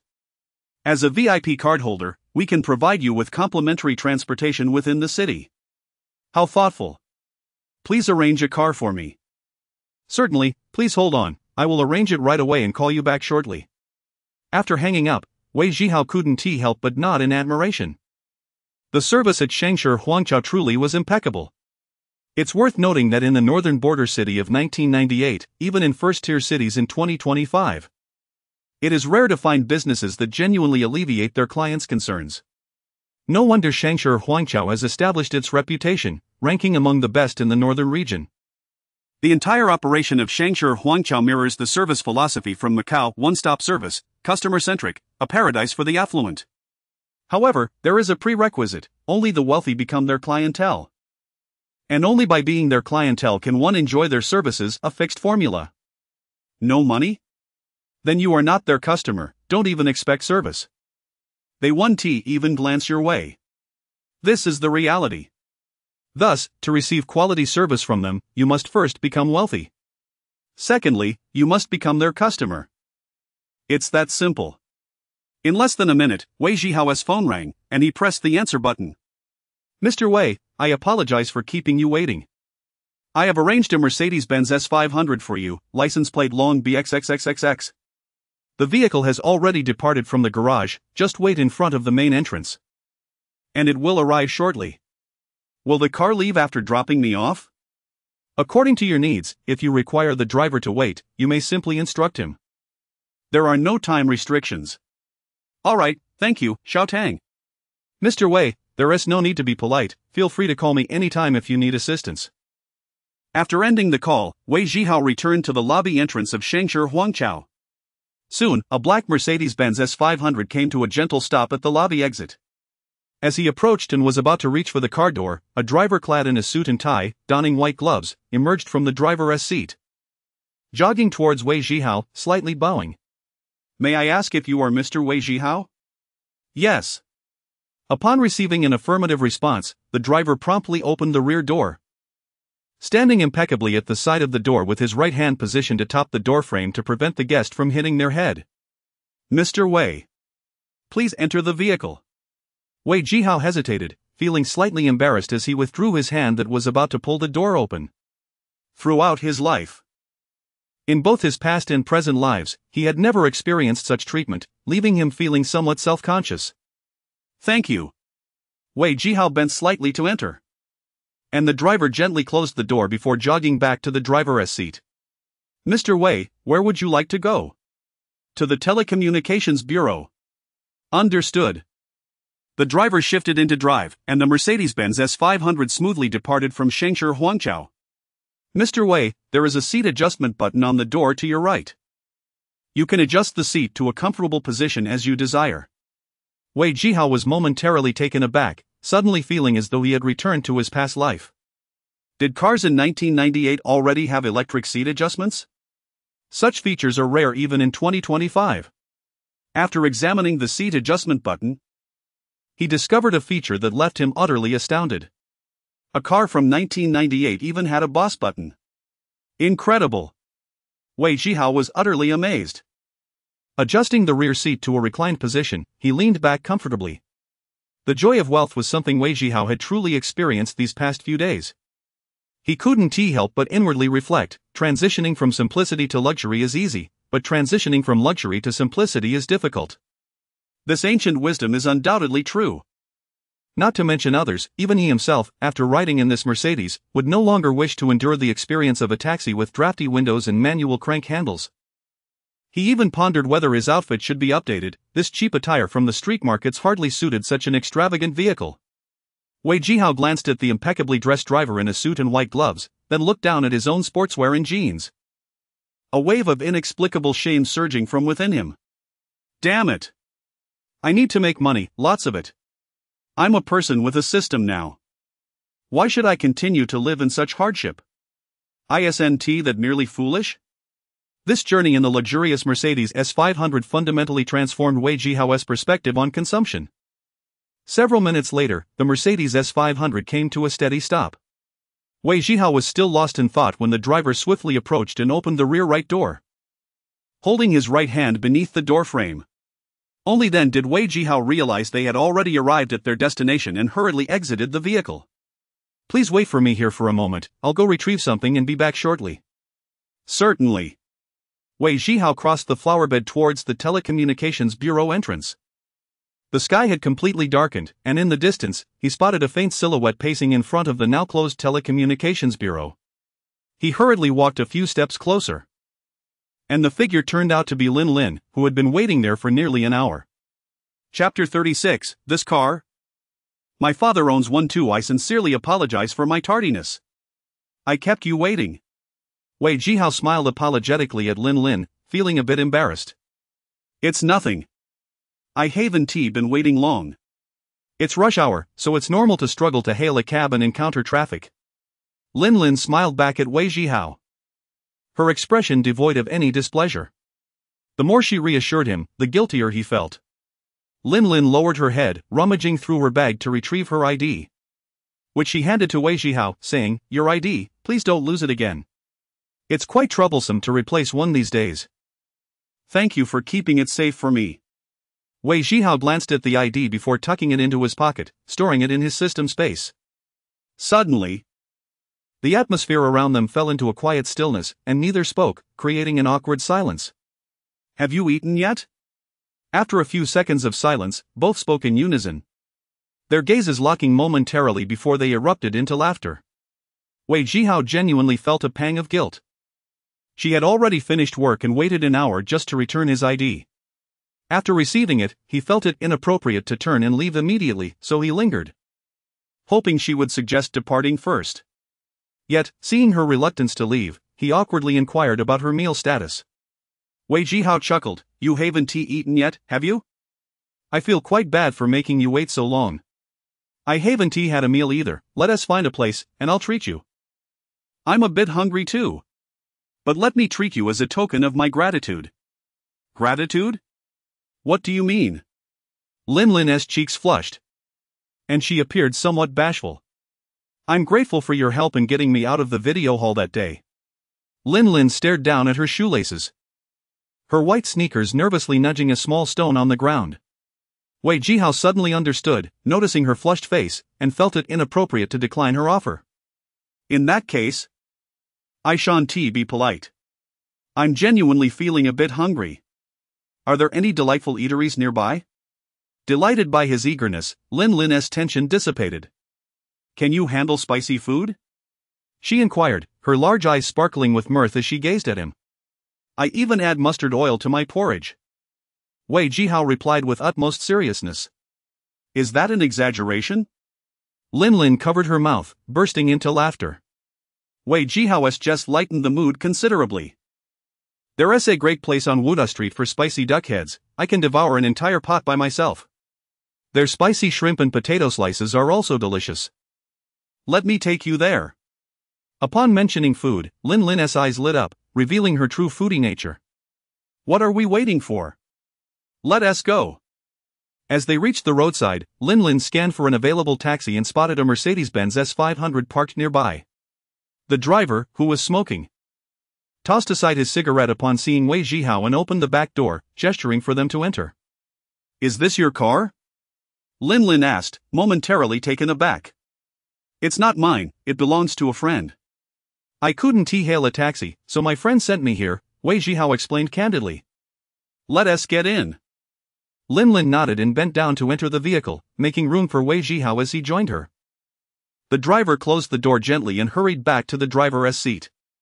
Mr. Wei, where to next? Wei Zhihao glanced at Lin, who opened her mouth but hesitated to speak. What's wrong? You didn't forget the spicy duck head's location, did you? Wei Zhihao teased lightly. Not that.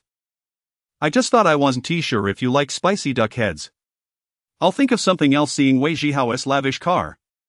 Lin felt he must be quite affluent, and she worried that treating him to spicy duck heads might seem too frugal, fearing he might look down on her. I believe spicy duck heads are perfectly fine, let us add a few meat pancakes to dip into the spicy oil. Wei Zhihao's suggestion ignited excitement in Lin, who nodded eagerly, yes, you know your food well, I love it that way. Then hurry and tell the driver the address, I'm nearly starving. Lin's laughter lightened the atmosphere as she shared the restaurant's location with the driver.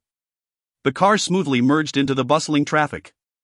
Wei Zhihao suddenly thought of something and asked Lin, I noticed you immediately recognized the car's make and model. Are you knowledgeable about cars? Not really. I only know a few. Coincidentally, this one is among those I recognize, Lin smiled in response. Most girls don't pay much attention to cars. You're quite the exception, knowing both the emblem and the model, Wei Zhihao remarked casually, gazing out the window. My father owns one just like this. Which is why I can identify it. I can't name other cars, though. Your father owns one too? Wei Zhihao was genuinely astonished. Wow! What a family! The Mercedes-Benz S500 is a fully imported vehicle, and there aren't many in the entire province. How could her father possess one? The entry-level S-Class must cost over $1 million. How could they afford that while working at a telecommunications bureau selling phones? Yet, he thought it inappropriate to voice such inquiries, given their limited familiarity. Well, my father's model is probably not as high-end as this one, his lacks the electric adjustment for the rear seats, Lin stated nonchalantly. Wei Zhihao's expression turned somber. They already owned a Mercedes-Benz S-Class, and she was concerned about its specifications? If he had such a car, he'd be the first to dig in wherever they went. The telecommunications bureau was only a few kilometers from the restaurant, and soon, they arrived at the entrance. She knew. Look quickly, it's a Mercedes. Xia Xiaoqing, peering through the large glass window of the restaurant, pointed excitedly at the black Mercedes-Benz S that had just parked outside. Xinyu, who had just removed her coat, turned to glance at the window, then quickly returned her gaze. It's just a car, what's so fascinating? A while ago, at a colleague's wedding, the groom arrived in a Mercedes, which was exceptionally luxurious. I heard that even the cheapest model cost several $100,000, this one looks even more upscale. Look at that emblem. It's standing tall in front. Hurry and order, I've been waiting for you and am nearly starving. Xinyu picked up the menu and ordered a mildly spicy dry pot of potato slices. Ah! Xia Xiaoqing suddenly gasped, quickly covering her mouth with both hands. Her eyes wide open, staring outside as if she had seen a ghost. What's wrong with you? Did you take some strange medicine? You startled me. Xinyu was taken aback and scolded Xia Xiaoqing. Class monitor, look. Who is that? Am I imagining things? Chapter 37, One Man and Three Women. Open and hidden agendas, what a fuss. Xinyu shot a glance at Xia Xiaoqing before turning her gaze back to the window. A man dressed in a black suit and white gloves opened the car door, welcoming a tall young man who wore a black and white sports outfit paired with light blue jeans. His neatly cropped hair framed a face that seemed oddly familiar, though she could not immediately place him. Why does he look so familiar? Xin Yu murmured to herself. Wei Zhihao, our classmate from high school, visited our workplace this morning. Wei Zhihao? Is it really him? It was only upon Xia Xiaoqing's prompting that Xin Yu recognized him. She returned her attention to the menu, reflecting. How did I not realize how wealthy his family was back in school? By the way, what was he doing at your workplace? After a brief pause without a response from Xia Xiaoqing, Xin Yu glanced up, only to be taken aback. Xia Xiaoqing's brow was furrowed, her teeth biting her lip. And her eyes fixed intently outside, silent as a statue. What's wrong? Xin Yu turned her gaze back to the window, where she noticed a beautiful girl emerging from the car, standing beside Wei Zhihao. She appeared to be animatedly pointing at the restaurant sign, seemingly explaining something to him. The girl was close to Wei Zhihao, beaming with delight, while he nodded along. Observing the interaction between Wei Zhihao and the girl, and then glancing at Xia Xiaoqing's expression, Xin Yu began to comprehend the situation. Xiaoqing, Xiaoqing? After calling her name twice, Xia Xiaoqing finally snapped back to reality. I can manage with medium spice. You order for me. Xia Xiaoqing hurriedly diverted her gaze, lowering her head as if nothing had happened, but the smile from earlier had vanished. Xin Yu noted everything. Turning to the waiter, saying, Please attend to other matters, we shall discuss an order shortly. The waiter nodded and departed, pouring a glass of water for Xia Xiaoqing. Xin Yu gathered her thoughts and tentatively asked, Xiaoqing, do you have feelings for Wei Zhihao? Ah? What nonsense are you talking about? It's merely a surprise to see an old classmate after years. Xia Xiaoqing appeared flustered, raising the water cup to her lips only to scald herself with the hot water. Xin Yu watched her with a hint of concern. After all these years of sisterhood, I know you well enough. I see there are no other seats in the restaurant. Since we've encountered them, let us invite them to join us. It's also a good opportunity to clarify things. If that girl is Wei Zihao's girlfriend, it's best you let go of any hopes. Xin Yu understood Xia Xiaoqing's feelings. They had maintained their friendship since graduating high school. The expression Xia Xiaoqing wore upon seeing Wei Zhihao with the girl indicated her affection for him. Inviting them over for clarity would prevent her from becoming too entangled. Xia Xiaoqing opened her mouth but said nothing. She too was curious about the girl and whether she was indeed his girlfriend. After Wei Zhihao and Lin Lin exited the car, they sent the driver away. They had no idea how long dinner would take and felt it unnecessary to keep him waiting. The restaurant was bustling with business, and there were no available seats in the lobby. Wei Zhihao intended to discuss with the waiter about possibly setting up a table at the entrance, where they could sit outside. But before he could approach, he heard a knock on the glass. Turning to the source of the sound, he saw a figure waving at them through the large floor-to-ceiling window. Upon closer inspection, it was Xia Xiaoqing. Their eyes met, and she offered a faint smile, albeit one that appeared forced. A striking girl seated across from her was also gazing in their direction. She had been the one to knock on the window. Wei Zhihao was taken aback to encounter Xia Xiaoqing here. Without needing to inquire, he guessed that the girl across from her was likely his high school class monitor. Having not seen her in decades, Wei Zhihao had completely forgotten what she looked like. He could hardly recognize her even if they passed each other on the street. And he had even forgotten her name. Wei Zhihao waved at Xia Xiaoqing and gestured to Lin Lin beside him, indicating that they had friends with them and wouldn't be joining her. However, Xia Xiaoqing continued to wave, and even the class monitor joined in, making it apparent that not going over was no longer an option. Is that your friend? Lin Lin inquired, having spotted the two waving at Wei Zhihao. It was a surprise to encounter two classmates here. They seemed eager for you to join them.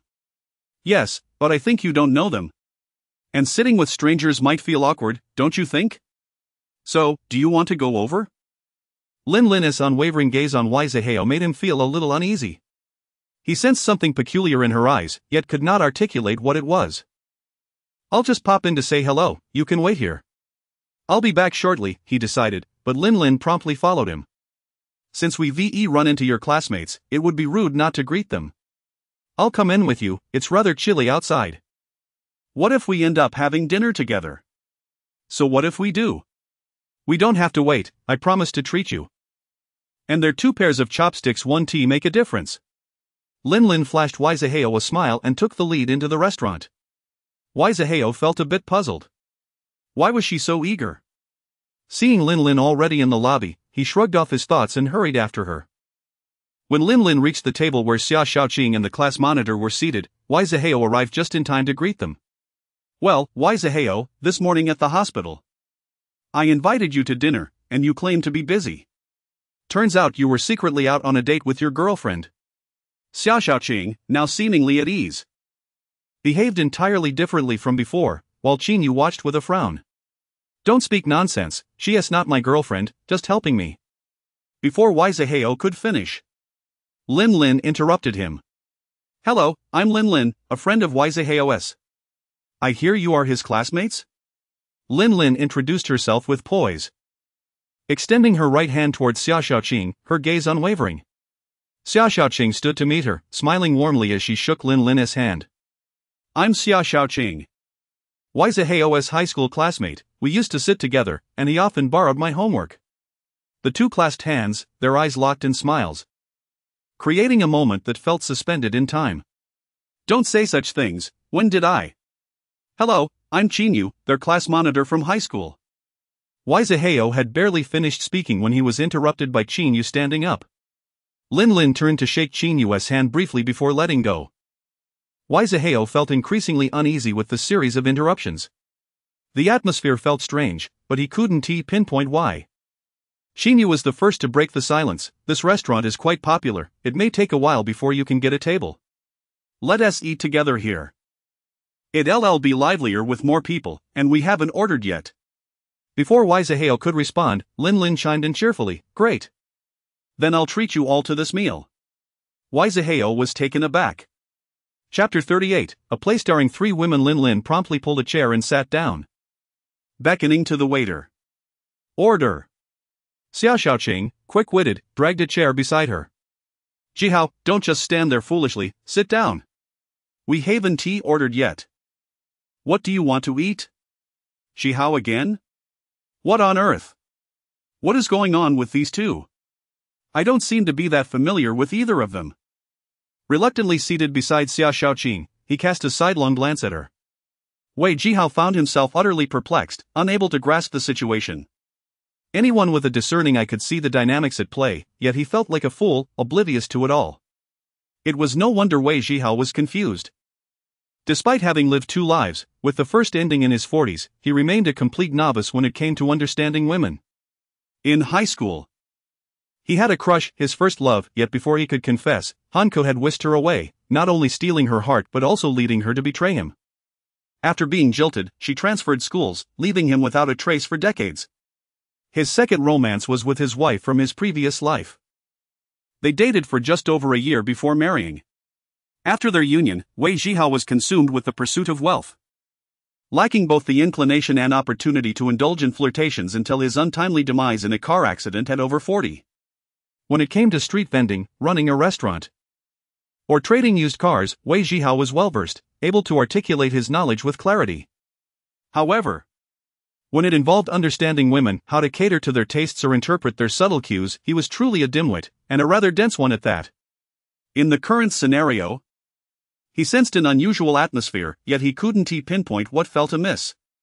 In his mind, he was not particularly close to Lin Lin or Xia Xiaoqing. They were merely acquaintances. He hadn't even contemplated such matters, as he was preoccupied with the notion of revisiting the place where he had first met his previous wife on September 23, 2005. Hoping to rekindle their romance and await the birth of their children. All his thoughts were devoted to making money, how to do so swiftly and safely. Qinyu, however, had discerned the truth. Both girls harbored feelings for Wei Zhihao. Noticing the awkward tension, she casually initiated a conversation to break the silence. Wei Zhihao, you didn't greet me when you arrived. What's this? Don't you recognize me anymore? Qinyu smiled, taking a sip of her warm water, addressing Wei Zhihao. She embodied the archetype of a cold beauty. When unsmiling, she exuded an air of aloofness that deterred approach. Yet, a smile from her could envelop one in warmth, stirring an urge to draw nearer. Of course, I can't forget our class monitor, Qinyu. Wei Zhihao chuckled awkwardly. His words felt insincere. Had Qinyu not introduced herself to Lin Lin moments ago, he wouldn't have recalled her name at all. The waiter approached, jotting down an order of spicy potato slices, which Qinyu had just ordered. Zhihao, their spicy duck heads are quite good. Do you enjoy duck heads? Xia Xiaoqing winked at him. Oh. Sure, I'm open to anything. Zhihao, don't opt for anything too spicy, it might upset your stomach. How about some large shrimp? Lin Lin turned to him, extending the menu and pointing at the shrimp. That sounds good, I have no objections. Let us also order some grilled squid. Squid is rich in protein and unsaturated fatty acids, which can effectively lower cholesterol and triglyceride levels in the blood, benefiting cardiovascular health. Xia Xiaoqing smiled at him. All right. You work in a hospital, so you know more about this than I do. Let us add salmon sashimi to the order. You use your phone quite often. And it emits slight radiation. Salmon can enhance the body's resistance to it. Sounds good. You're the expert here. Hey. Qinyu interjected, tapping the table, her expression darkening. That's enough, I haven't ordered anything yet. Go ahead. Wei Zhihao hurriedly handed the menu from Lin Lin to Qinyu. She took it, casting a glance at Xia Xiaoqing. Her friend seemed rather unambitious. Qinyu felt a tinge of frustration as she scanned the menu haphazardly before handing it to the waiter. Let us have a cucumber salad. May I ask what drinks you would like? The waiter inquired. Qinyu spoke first, I'll have a glass of juice. She then looked at the others. Xia Xiaoqing was about to request 2 glasses of juice when Lin Lin sweetly smiled at Wei Zhihao. Zhihao, what would you like to drink? If you want some alcohol, I can join you. Xia Xiaoqing's eyes widened in disbelief, silently cursing her shamelessness, yet maintaining a composed facade. It's rare for us old classmates to gather. How can we not indulge in some drinks? What about beer? Beer fills you up, let us go for something stronger. Lin Lin shot a glance at Xia Xiaoqing. Sure. I've never been drunk in my life. Xia Xiaoqing retorted defiantly. Qinyu leaned her arm on the table, her hand supporting her forehead, feeling exasperated. She regretted inviting Wei Zhihao to share the table. Even Wei Zhihao, despite his naivety, started to sense the tension. The 2 women were at odds, seemingly over him. Why? He barely knew either of them. As the waiter prepared to fetch the liquor, Wei Zhihao could no longer sit idly. If he remained silent, things might escalate. Stop.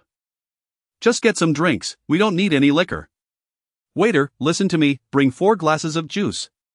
Once Wei Zhihao spoke, both women fell silent. After the waiter left, an awkward silence enveloped the 4 of them, lasting several seconds with no one daring to speak. Wei Zhihao glanced at the 3 women at the table, feeling overwhelmed. The lively chatter had ceased, leaving them all staring at the table in silence. What should he do now? Just then, he inadvertently spotted a familiar figure outside the window. You all continue chatting, I'll be right back. Wei Zhihao stood and walked out, leaving Qinyu with her forehead in her hand, while Lin Lin and Xia Xiaoqing exchanged wary glances. Chat? What is there to chat about? Wei Zhihao hurried out of the restaurant, quietly calling out to the figure. Liangzi. Liangzi turned, surprised to see Wei Zhihao. Brother Hao. What are you doing here? Shoo. Wei Zhihao placed a finger to his lips, signaling for silence. What's up? Where are you headed? Wei Zhihao inquired. I'm picking up food for my parents, Liangzi replied, waving the plastic bag in front of him. I have a task for you, listen carefully. Go ahead, Liangzi said, glancing towards the restaurant entrance. Deliver the food to your parents, then return here immediately. Wait for me at the counter, and I'll call you over. Pretend we just bumped into each other. I'll ask what you're doing here, and you'll say you're getting food for your dad. I'll express surprise and say I need to visit your dad in the hospital, and we'll walk out together. Task accomplished. Got it? Liangzi scratched his head. Could you repeat that? Wei Zhihao patiently reiterated the instructions until Liangzi nodded in understanding. All right, no problem. But why? Don't ask, I'll explain later. Just do as I say. Okay, I'll go deliver the food now. After watching Liangzi leave, Wei Zhihao returned to the restaurant. Chapter 39, Unconventional Tactics. Wei Zhihao approached the cashier and promptly settled the bill, as it was only fitting that he assumed this responsibility in such circumstances. Upon returning to the table, he observed Xia Xiaoqing engaged in lively conversation with Qinyu, while Lin Lin sat quietly, clearly being deliberately sidelined. The atmosphere was quite animated. And Wei Zhihao sought a way to interject. "Hey, Wei Zhihao, what are you up to these days? I heard from Xiaoqing that you've made quite a fortune. Even donating tens of thousands at her hospital this morning?" Qinyu smiled as she regarded him. Lin Lin, overhearing, turned to Wei Zhihao with a look of surprise and a glimmer of admiration in her eyes. "Class monitor, please don't tease me. I merely saw the news about Tongtong's family needing assistance and wanted to lend a hand within my means. I didn't expect to run into Xia Xiaoqing. Just keep this between us, I thank you both in advance." Wei Zhihao clasped his hands in gratitude towards Qinyu and Xia Xiaoqing, eliciting light laughter from them. "Who would have thought you possessed such noble ideals, performing good deeds anonymously? I never noticed this admirable quality in you during our school days." Qinyu remarked with a light chuckle. "Back then, I lacked the means," Wei Zhihao replied, "let us not dwell on that. Class monitor, what are you currently up to?" "I am working at the television station as an intern director," Qinyu replied softly after taking a sip of juice. "Impressive. It's not easy to get into a television station." "No wonder you were class monitor, I always believed you would achieve great things," Wei Zhihao said, admiringly. "Your words sound a bit awkward," Qinyu retorted, casting him a sidelong glance. Wei Zhihao laughed heartily. "What about Lin Lin? What is her profession?" Qinyu inquired. Glancing at Lin Lin, Lin Lin smiled gently. "I manage 2 counters at the telecommunication service center, selling mobile phones and accessories." Qinyu nodded. "Mobile phones are quite high-end these days, but they are also very expensive. A decent one costs me several months' salary." Lin Lin agreed, most phones are imported. Hence the high prices. However, mobile communication is the way of the future. Once domestic production ramps up, prices will surely decrease. Wei Zhihao nodded subtly, knowing too well from his rebirth the potential of mobile phones in the future. Lin Lin's words sparked an idea within him. Perhaps if he strategically entered the mobile industry early on, he could reap substantial profits without relying solely on gambling, which was far too precarious. As the dishes began to arrive, Wei Zhihao raised his juice glass. "Cheers to the 3 beautiful ladies." The trio raised their glasses in response. And the atmosphere lightened considerably as they dined and chatted. "Class monitor, may I ask you something?" Wei Zhihao set down his chopsticks. "Just call me Qinyu." "It's been years since we graduated, so there rests no need for formalities," she replied, also putting down her chopsticks and dabbing her lips with a napkin. The television station reported on Tongtong's family, urging social donations.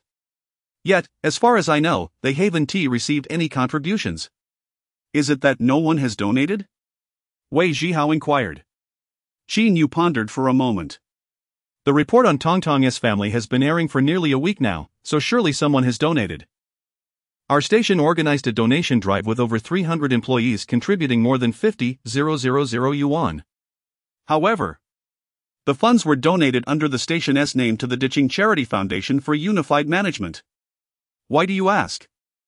Qinyu took a sip of her juice and looked at him curiously. "Oh, nothing in particular, it just crossed my mind, so I thought I'd ask." Wei Zhihao replied with a chuckle. Xia Xiaoqing handed Wei Zhihao a duck head, saying with a smile, "Zhihao, don't just chat. The spicy duck heads are best enjoyed while hot, they lose their flavor when cold." Just as Wei Zhihao was about to express his gratitude, Lin Lin offered him a peeled shrimp. "Zhihao, try this large shrimp I ordered, it's quite flavorful, and I've peeled it for you," Lin Lin said, flashing a sweet smile while subtly glancing at Xia Xiaoqing. Xia Xiaoqing, unwilling to be outdone, quickly picked up a piece of squid and placed it in his bowl. Most shrimp nowadays are farmed. For seafood, it's best to have deep-sea varieties. "Zhihao, give this squid a try." Indeed, Xia Xiaoqing is right. For deep-sea delicacies, the deeper, the better. "I specially ordered salmon for you, it's incredibly fresh," Lin Lin added, placing a piece of salmon into Wei Zhihao's bowl. "More?" Wei Zhihao looked at the overflowing bowl, feeling somewhat overwhelmed. Across the table, Qin sighed deeply, falling silent. Please don't mind me, eat what you like. I'll serve myself. Wei Zhihao said nonchalantly, burying his head in his bowl as he began to feast. Slow down. Look at you. You've spilled food on your clothes. Xia Xiaoqing scolded lightly, reaching for a napkin to wipe Wei Zhihao's sportswear. I can manage. Wei Zhihao quickly took the napkin from her, insisting on cleaning himself. Lin Lin opened her mouth to speak, but Qin interrupted. Lin Lin. You seem quite familiar with Wei Zhihao. How long have you known each other, and how did you meet? Since Lin Lin was not Wei Zhihao's girlfriend, Qin, as Xia Xiaoqing's close friend, aimed to uncover their relationship for her sake. Suddenly, Lin Lin's face flushed crimson, appearing quite flustered. Ah. Where she stammered, unsure of how to respond. I met Lin Lin when I went to her counter to buy a phone card, Wei Zhihao interjected to her relief.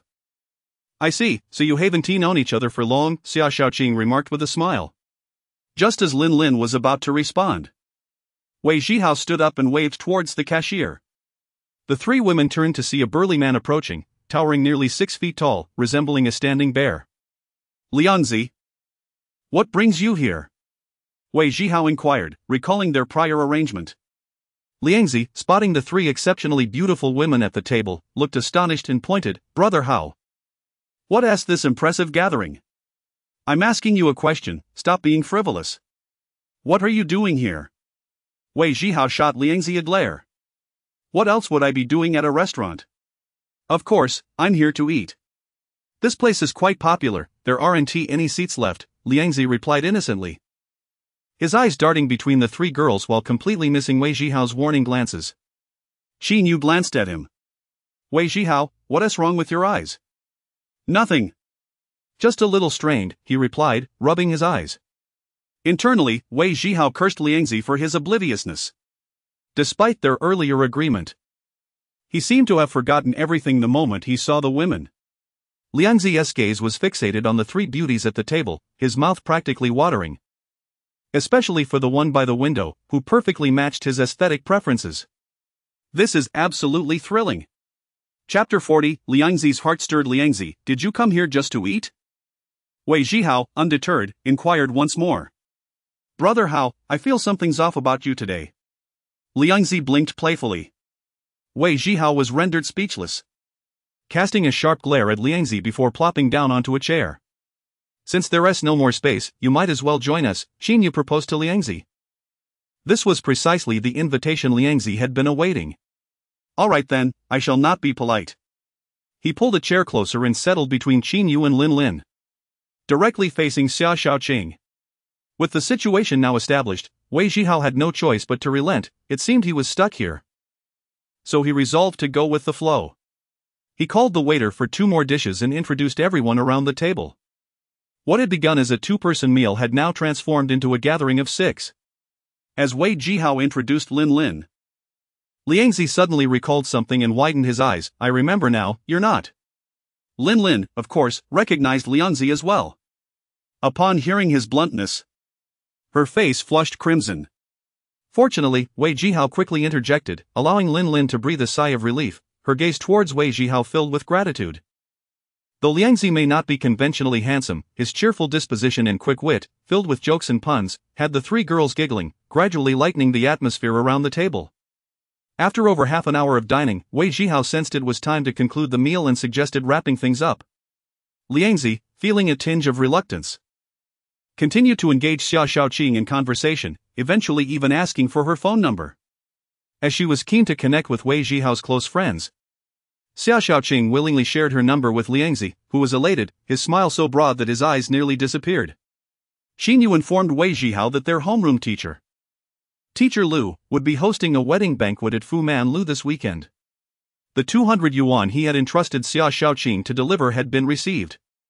Initially, Qin Yu intended for their classmates to pool together funds to buy a major appliance for Teacher Lu, but since he had already acquired everything he needed, they could only present the money as a gift. She reminded Wei Zhihao to arrive early on the weekend to avoid being late. Upon exiting the restaurant, Wei Zhihao hailed several taxis, seeing the three girls off one by one. Once they had departed, he turned back and kicked Liangzi playfully. Did you forget what I entrusted you with? Are you so enamored with the girls that you've lost your focus? What a disgrace. I haven't even scolded you yet. After all these years of brotherhood, you dine with beauties and don't even think to invite me. And you had 3 at once, how could you be so inconsiderate? Liangzi retorted defiantly. You have no idea how troubling this meal was for me. Wei Zhihao lit a cigarette, having held in his frustrations for quite some time. You're oblivious to my plight. You've hooked up with Lin Lin while I'm still single. Liangzi took the cigarette Wei Zhihao offered and took a deep drag. Stop talking nonsense. When have I ever hooked up with her? Liangzi chuckled lewdly. The way Lin Lin looks at you is like a cat eyeing fish. She's not only greedy but fiercely protective of her prize. I noticed it. What nonsense are you spouting? Wei Zhihao retorted, annoyed. You have Lin Lin now, so I'm not allowed to have feelings for her? She is part of my family. Liangzi declared earnestly. Who is your family? Wei Zhihao paused, confused. Xiaoqing. I'm determined to marry her. Liangzi proclaimed, cigarette in mouth, hands in pockets, gazing up at the moon. Cough. Cough. Wei Zhihao was caught off guard and choked on the smoke, coughing for a long while before regaining composure. Do you have no shame? You just met her, and she is already your future wife? Wei Zhihao scolded. Liangzi took another drag of his cigarette, exhaling a long stream of smoke. Just now. In my mind, I was already in the bridal chamber with Xiaoqing. Damn. Wei Zhihao was rendered speechless. Have you eaten your fill? Wei Zhihao asked Liangzi. Liangzi rubbed his stomach. Not really, I was too busy chatting and hardly ate anything. Plus, with my future wife present, I felt awkward eating more. Wei Zhihao looked around. Let us go then, there is a wonton vendor nearby known for delicious wontons. They should be setting up now, let us go grab a bowl. In the taxi, Xinyu retrieved her phone from her bag and dialed Xiaoqing's number. Xiaoqing, you seemed a bit out of sorts today. I've never seen you like this before. Really? I didn't notice. Tell me the truth, do you have feelings for Wei Zhihao? After a brief pause on the other end, Xiaoqing finally admitted, I do indeed like him. After all these years since graduation. You just happened to like him upon seeing him today? You move on to someone rather quickly. Xinyu felt somewhat exasperated. Actually, I liked him back in school. But no one knew. Xiaoqing replied softly. Xinyu was taken aback for a few seconds before letting out a gentle sigh. You saw how Lin Lin is also interested in Wei Zhihao, and she seems quite assertive. I'm worried that if you get too deep, it will be you who gets hurt in the end. Zhihao and she have only just met, and I can tell he doesn't have feelings for her. I'm not any less attractive than Lin Lin, and I have a foundation of friendship with Zhihao, I won't lose to her. Are you that confident? Xinyu's voice was laced with concern. Rest assured, it will be fine, Xiaoqing replied confidently. As Wei Zhihao and Liangzi strolled around the corner, they spotted a 3-wheeled cart parked on the roadside, steam wafting from it. Hey! Isn't this the street behind the video hall where we got caught? Liangzi recognized the place. Yeah, that day when I ran out of the video hall, I had wontons from that very stall, and they were exceptionally delicious. As he spoke, Wei Zhihao couldn't help but reminisce about the day that changed his fate. After that bowl of wontons, he entered the adjacent arcade and activated the supercomputing system. How good could a street vendor's wontons really be? Liangzi muttered under his breath. The two approached the stall, ordered 2 large bowls of wontons, and found a low table to sit at. Just as they settled in, Wei Zhihao's phone rang. He checked the screen and saw it was Lin Lin's number. Wei Zhihao stepped aside to answer the call. Hello, Lin Lin, what's up? He initiated the conversation. Nothing much, just wanted to let you know I'm home. Lin Lin's voice was gentle on the other end. Oh, glad to hear that. Make sure to get some rest, he said, preparing to hang up. Zhihao. Did I come off as a bit rude today? Lin Lin's voice trembled slightly, revealing her nervousness. Not at all, it was all good. Don't overthink it. Get some sleep. He promptly ended the call. As he returned to the low table, he caught sight of a familiar figure standing at the wonton stall. One bowl of wontons, with extra seaweed. A slender man stood before the stall, clad in a black jacket, sporting a hairstyle reminiscent of Chenhaomen, flipping his hair back. Wei Zhihao's eyes widened. Finally, I've found you. Chapter 41, Hurt My Brother. This is serious. The young man with long hair was none other than one of the assailants who had previously held a knife to Wei Zhihao's neck in an attempted robbery on this very street. Maintaining his composure, Wei Zhihao deftly maneuvered around a tricycle, approaching the long-haired youth from behind. Oblivious to his presence, the youth was rummaging through his pockets for cash. In a swift motion, Wei Zhihao seized the youth's hair and yanked it back, simultaneously delivering a powerful kick to his supporting leg. The youth instinctively yelped, "Ouch, damn it!" and fell flat on his back. Wei Zhihao then knelt on him, pressing down on his chest, wrapped his left hand around the youth's neck, and struck him hard across the face with his right hand. Fear washed over the long-haired youth as he lay on the ground, wailing, "Big brother, please don't hit me. I'm with dog goo. I care not whether you're with dog goo or pig goo. Open your eyes and take a good look. Do you recognize me?" Wei Zhihao demanded, leaning closer to the youth's face. Hearing the commotion, Liangzi hurried over, still unaware of the situation. Upon seeing Wei Zhihao slapping the long-haired youth, he impulsively lifted his foot, aiming a kick at the youth's face. Wei Zhihao quickly pushed Liangzi aside, narrowly preventing a potentially devastating blow that could have broken the youth's nose or knocked out several teeth. The long-haired youth, genuinely frightened, stared blankly at Wei Zhihao for a moment, failing to recognize him. "Big brother, you must have mistaken me for someone else. I don't know you," he lamented, his face a mask of despair. "Don't know me? Let me refresh your memory," Wei Zhihao retorted, delivering another slap. "A while back, around 4 or 5 in the morning, right here on this street, you and a blonde-haired accomplice attempted to rob me with a knife. Do you recall that incident?" The youth furrowed his brow, shielding his head with his hands as he pondered the question. Suddenly, his eyes widened as he furtively glanced at Wei Zhihao, the memory resurfacing. That night, he and a friend had lost money in an arcade and, upon seeing Wei Zhihao's winnings, harbored ill intentions. They had waited outside the arcade and ambushed him when he stepped out, only to find that he had already hidden his money in a secure place, leaving them with only a handful of change and a pack of newly opened cigarettes. Just as Wei Zhihao was about to speak again, the old man from the wonton stall approached, grabbing Wei Zhihao's arm. "Young man, stop hitting him. If you injure him, it would be illegal. And it's not worth it. Be reasonable." Wei Zhihao had no intention of causing any real harm, having only sought to teach the youth a lesson. After all, he had just been reborn and had already faced a knife at his throat and endured kicks. Such a situation could not simply be overlooked. "Sir, you needn't worry. This scoundrel attempted robbery with a knife. I intend to take him to the police station shortly." Wei Zhihao initially aimed to intimidate the youth, not truly intending to follow through, as he had suffered no loss. However, the long-haired youth took his words seriously. Seizing the opportunity while Wei Zhihao conversed with the old man, the youth suddenly thrust his knee upward. Caught off guard, with one hand still held by the old man, Wei Zhihao lost his balance and toppled to the side. Quick to react, he reached out to grab the youth, but the youth was quicker, rolling away and sprinting off. "Liangzi, cut him off!" Wei Zhihao shouted. Liangzi, quick on his feet, lunged forward and seized the youth by the collar, pulling him close. The youth stumbled, akin to a bashful maiden, and Liangzi prepared to execute a throw, drawing on his wrestling experience, which had earned him second place in the city's freestyle wrestling competition. With his build, a proper throw could easily incapacitate the long-haired youth. Yet, before Liangzi could execute his move, he suddenly began to convulse violently, his legs betraying him, and both he and the youth collapsed to the ground. The long-haired youth quickly regained his footing and bolted, while Liangzi lay motionless. Alarmed, Wei Zhihao rushed over, fearing for Liangzi's well-being.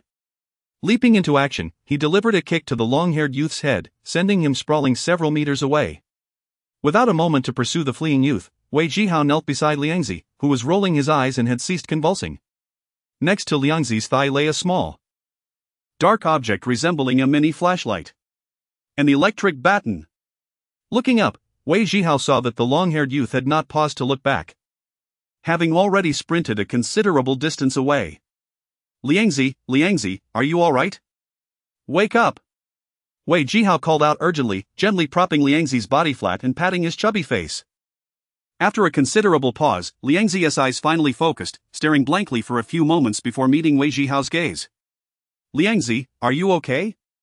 Wei Zhihao asked, his voice laced with concern. Brother, how? Liangzi's gaze was still somewhat dazed. It's me. How do you feel? Wei Zhihao was anxious about Liangzi's condition. Brother, how? I saw my great-grandmother. Liangzi replied, furrowing his brow as he slowly sat up. Stop talking nonsense, your great-grandmother has been gone for many years. Seeing that Liangzi appeared to be relatively unharmed, Wei Zhihao finally breathed a sigh of relief. You were struck by that youth's electric baton. Luckily it was just a baton, had it been a knife, you would surely have been injured. Wei Zhihao felt a chill. Fearing the consequences had Liangzi been harmed because of him. Damn that little brat. He is playing tricks on me. If I see him again, I'll make him regret it. Liangzi, supported by Wei Zhihao, gradually stood up, flexing his neck and shoulders, sensing that he was okay. Wei Zhihao bent down to retrieve the electric baton from the ground, pressing the switch. A powerful blue electric current erupted, crackling loudly, startling Liangzi. Whoa! Get that thing away from me! It's too terrifying. As Liangzi recalled the gentle visage of his great-grandmother beckoning him, he was still shaken. Stuffing the baton into his pocket and storing it away, Wei Zhihao inquired, have you heard of a person named Dog Go? I have heard of him. He's quite notorious around here, with many subordinates, and he gets involved in various dealings. Have you ever seen him? I haven't. I've only heard rumors. Why do you ask? Wei Zhihao lit a cigarette for both himself and Liangzi, taking a deep drag. That long-haired youth is one of Dog Ji's men. You have a score to settle with this long-haired youth? Liangzi, still puzzled by Wei Zhihao's earlier actions, finally asked. Wei Zhihao's gaze darkened as he focused on the direction the long-haired youth had fled. What began as a trivial matter, merely a lesson to be learned, has escalated due to his assault on you. This is no small issue. Chapter 42, the VIP lounge of the prosperous dynasty. As Wei Zhihao and Liangzi resumed their seats at the table, the wontons were ready, and the two engaged in casual conversation. Wei briefly recounted the incident of being robbed by Changmao, but he refrained from mentioning his activation of the system, a secret he could never divulge to anyone. Liangzi vigorously blew on the steaming wontons before taking a bite, causing him to grimace from the heat. With a garbled voice, he remarked, no wonder you had money to buy Yushi the next day. Turns out you won it in the arcade. I thought you had made Lin Lin so comfortable that she rewarded you. Get lost. Is that all you can think about? Wei Zhihao shot Liangzi a glare and retorted. After finishing their wontons and settling the bill, Liangzi bid farewell to Wei, heading back to the hospital to keep his father company. The hospital was merely a 5 to 6 minute walk away. In 2 or 3 days, Liangzi's father would be discharged to recuperate at home. Liangzi had also enrolled in sports school, ready to train as soon as his father returned home. Before leaving, Liangzi reminded Wei not to forget the lunch gathering organized by Lao the following day, as they would be heading to the provincial capital the day after. Wei Zhihao hailed a taxi, intending to return home that night. However, glancing at the time, he realized it was already past 9. And returning so late would surely disturb his parents. He decided it was best to wait until the next day to go back. The taxi sped toward the prosperous dynasty. After a brief journey, it pulled into the parking lot and came to a gentle stop in front of the lobby. The doorman opened the car door, and Wei Zhihao stepped out after settling the fare. The lobby was bustling with patrons, some dining in the restaurant, others heading to the second floor for baths and massages, while many were on their way to the third floor for entertainment shows or to the nightclub for drinks and karaoke. Wei Zhihao made his way to a less crowded elevator at the back of the lobby, presenting his VIP card to the elevator attendant. To the 6th floor. After verifying the VIP card number, the attendant respectfully nodded and pressed the button for the elevator. Upon entering the casino hall on the 6th floor, the familiar sound of the system prompt echoed in his ears, and the system interface materialized before him, displaying information in full clarity. Ding! Scene match detected, system automatically activated. Casting a glance at his supercomputing points, he noted that he had 76 points available for use. Upon completing the system task, the limit for his supercomputing points would increase to 150 points. Additionally, the scattering wealth boy held 100 points, granting him a total of 176 points at his disposal. He opened the system task, revealing a virtual interface before him. System task, task objective, please elevate the scattering wealth boy to level 3. Task reward, recovery rate of supercomputing points increased to 2 points per hour, current recovery rate is 1 point per hour. To elevate the scattering wealth boy to level 3, a donation of 500,000 yuan was required. Wei Zhihao had over 610,000 yuan in his system space, more than sufficient to complete the task. If he were to donate the money now, he could expedite the completion of the system task. As the reward was crucial for him, an additional point of recovery per hour would mean that even if his supercomputing points were depleted, he could fully recover in merely 3 days. Yet, he harbored the intention of donating this money to Tongtong for her surgery in the capital. Truth be told, 500,000 yuan might not be enough, and he needed to await news from the charity organization regarding how much they had raised. Only then could he determine the amount he could contribute, with his donation being a last resort. This approach would ensure that Tongtong could undergo her surgery in the capital, as donating now might confine her to a local operation with lower chances of success. Having vowed to protect Tongtong's life, he prioritized saving her above all else. The system would eventually upgrade, and there was no rush at this moment. Approaching the cashier, he pulled out his VIP card to exchange it for chips. A middle-aged man was ahead of him in line, and Wei Zhihao patiently waited at the counter. Noticing the man also held a black and gold VIP card, Wei couldn't help but appraise him. The man, in his 40s, appeared quite refined, with neatly combed hair, a slightly plump figure, and wide-rimmed glasses. His impeccably tailored gray suit exuded quality, and his polished shoes gleamed under the lights. This gentleman was clearly a successful individual. The cashier exchanged 100,000 yuan in chips for the middle-aged man, presenting them in a black chip box.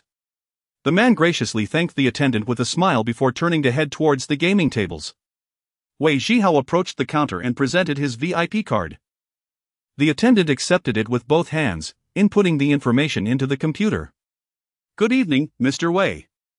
Your VIP card currently holds 510 yuan. Would you like to exchange for chips or withdraw cash? Exchange for 20,000 yuan in chips. Certainly, sir, please hold on a moment. Shortly after, the attendant placed a chip box on the counter and returned the VIP card with both hands.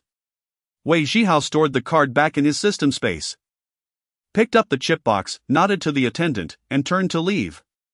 The casino was lively, with many patrons filling the gaming tables, particularly at the baccarat tables, which were the most crowded. A server pushing a beverage cart stopped in front of Wei Zhihao, inquiring if he would like something to drink. He ordered a glass of champagne, and the server poured him a generous amount. Wei Zhihao downed the drink in one go and returned the glass to the server. Exhaling the sweet aroma of green apples, he felt a refreshing sensation wash over him. The server asked if he would like another glass, but Wei Zhihao waved his hand and moved toward the more populated area. In large casinos, a curious phenomenon occurs: the busier the gaming table, the more spectators gather around it. Conversely, empty tables attract no attention, leaving the dealers to stand alone, awaiting customers. After wandering around, Wei Zhihao arrived at a fully occupied sickbo table, drawn there because it was the game where he could win most easily without expending supercomputing points. Just as he settled in, his consultant, Xiao Tang, approached him with a smile. Good evening, Mr. Wei. If you wish to play sickbo, I can arrange a spot for you. Seeing Xiao Tang, Wei Zhihao furrowed his brow momentarily before relaxing. Xiao Tang was his dedicated consultant at the prosperous dynasty, and upon his arrival at the casino, he had been promptly informed, likely by the elevator attendant, who notified the casino of his entrance. I'm just browsing. I'm not sure which table suits my luck better, Wei Zhihao replied nonchalantly. The lobby is quite chaotic. If you wish to play sickbo, there is a table open in the VIP lounge that is not yet full. Would you be interested in joining? Xiao Tang suggested with a smile. The VIP lounge was specifically designated for guests of higher status within the casino, where all attendees were essentially wealthy individuals. And the stakes were naturally higher than those in the main hall. Take me there to have a look. Right this way, Mr. Wei. Xiao Tang gestured for him to follow. Chapter 43, Is there a master? Or a system? As he traversed the bustling hall, he arrived at a spacious door at the far end, where two uniformed security guards stood sentinel. The door, crafted from wood and painted a lustrous gold, symbolized wealth, a deliberate design by the casino to psychologically entice gamblers, suggesting that this was indeed the gateway to riches. Xiao Tang hastened forward and, after turning the doorknob, pulled open the left half of the door, gesturing for Wei Zhihao to enter. Wei Zhihao stepped inside, followed closely by Xiao Tang. Upon entering, they found themselves in a corridor adorned with exquisite oil paintings lining the walls. Wei Zhihao, unfamiliar with such artistry, presumed they were merely decorative pieces reflecting a certain taste. On either side of the corridor were several closed doors, and Xiao Tang led Wei Zhihao to one of them, pushing it open without hesitation. As Wei Zhihao surveyed the room, he could not help but silently marvel at the opulence of the VIP lounge. It was indeed a realm apart. The room, spanning over 50 square meters, was carpeted with a thick, deep red rug that muffled footsteps completely. In the center stood a lone gaming table, where the dealer was shaking a cup of dice, while 4 patrons occupied their seats around it. Nearby, 3 young and attractive waitresses stood in a line.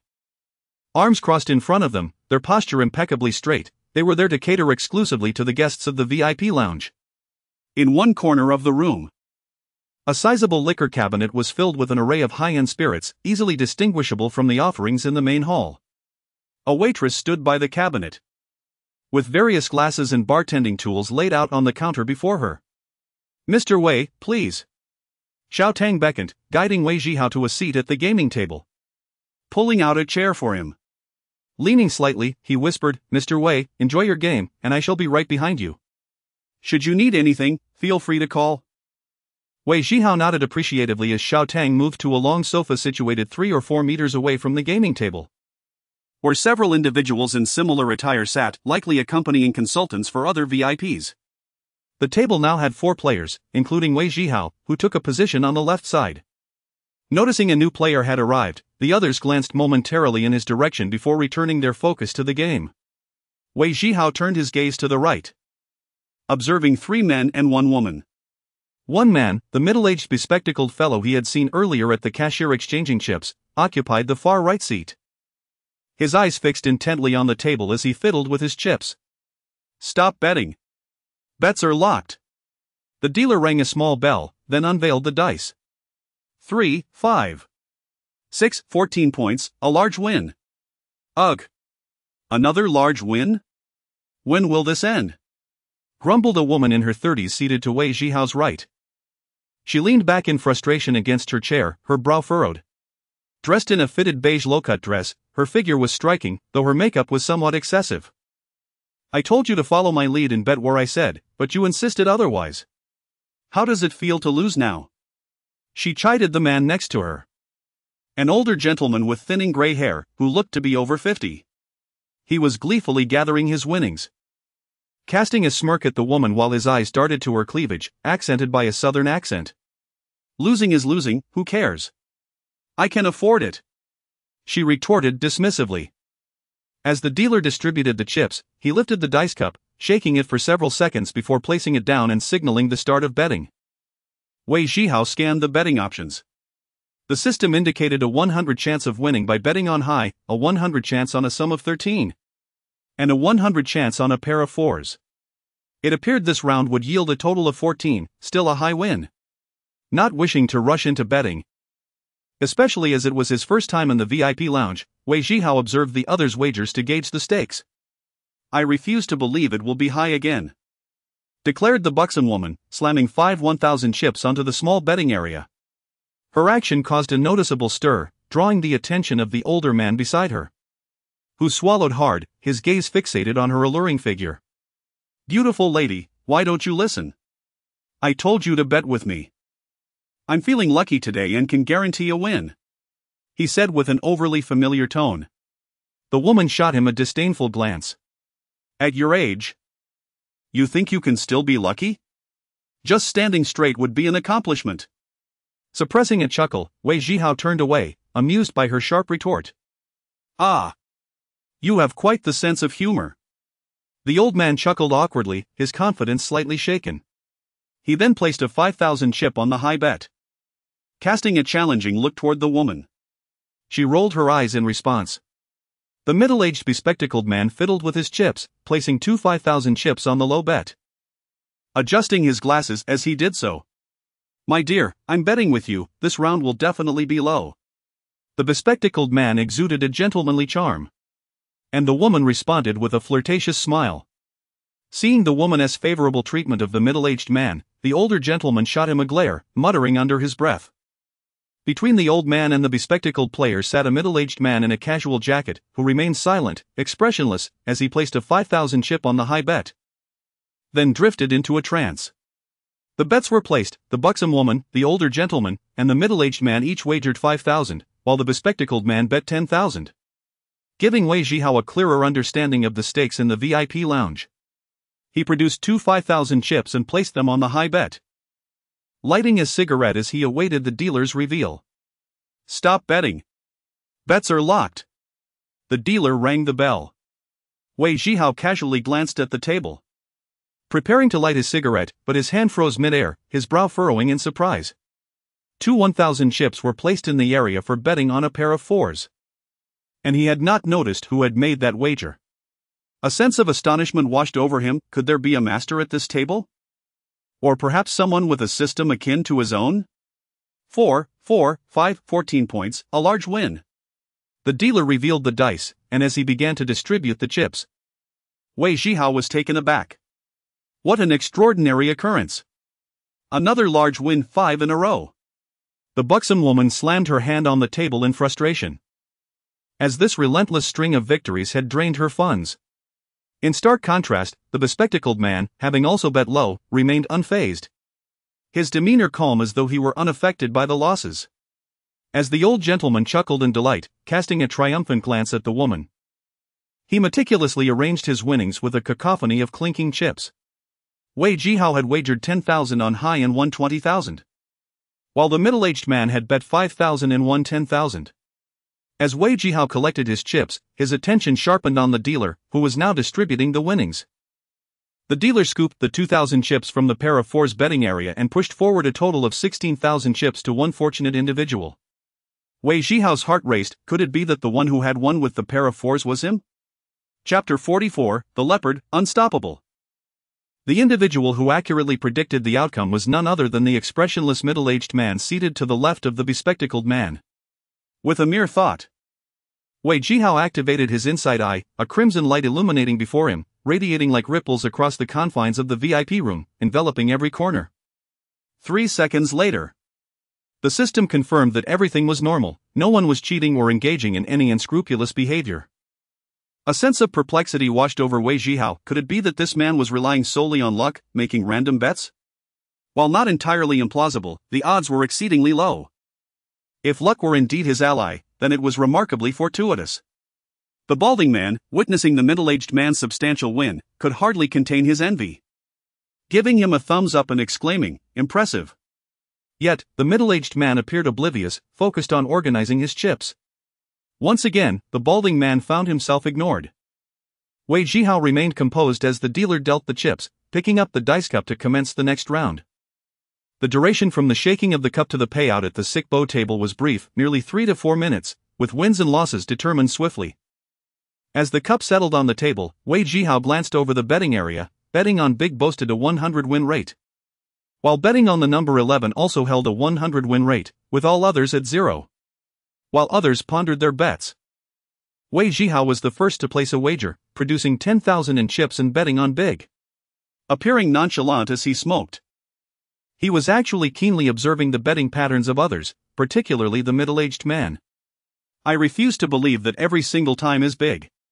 The busty woman, in a fit of pique, pulled out 5,000 chips to bet on small, while the middle-aged bespectacled man wagered 20,000 on small. The balding man hesitated. contemplating for an eternity before betting 3,000 on big, and additionally wagering 1,000 on the numbers 13, 14, and 15.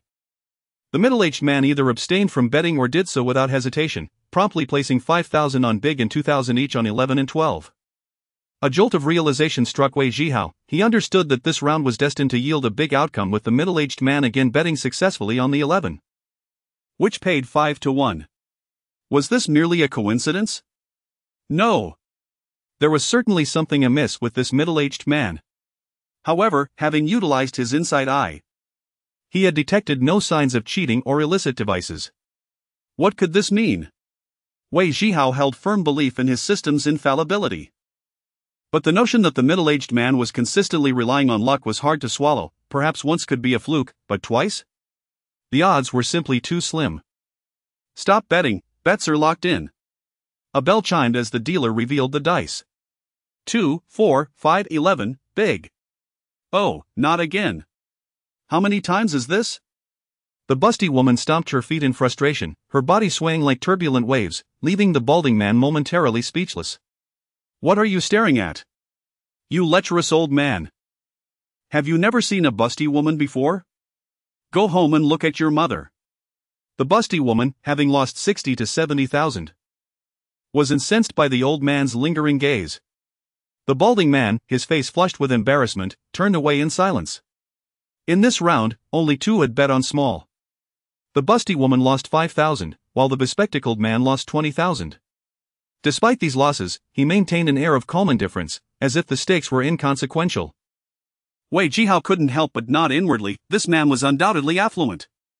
In this round, 2 emerged victorious. Wei Zhihao, who had bet 10,000 on big, received 20,000 in return, while the middle-aged man, who wagered 5,000 on big and 2,000 each on 11 and 12, reclaimed 20,000 chips, an impressive streak of wins for him.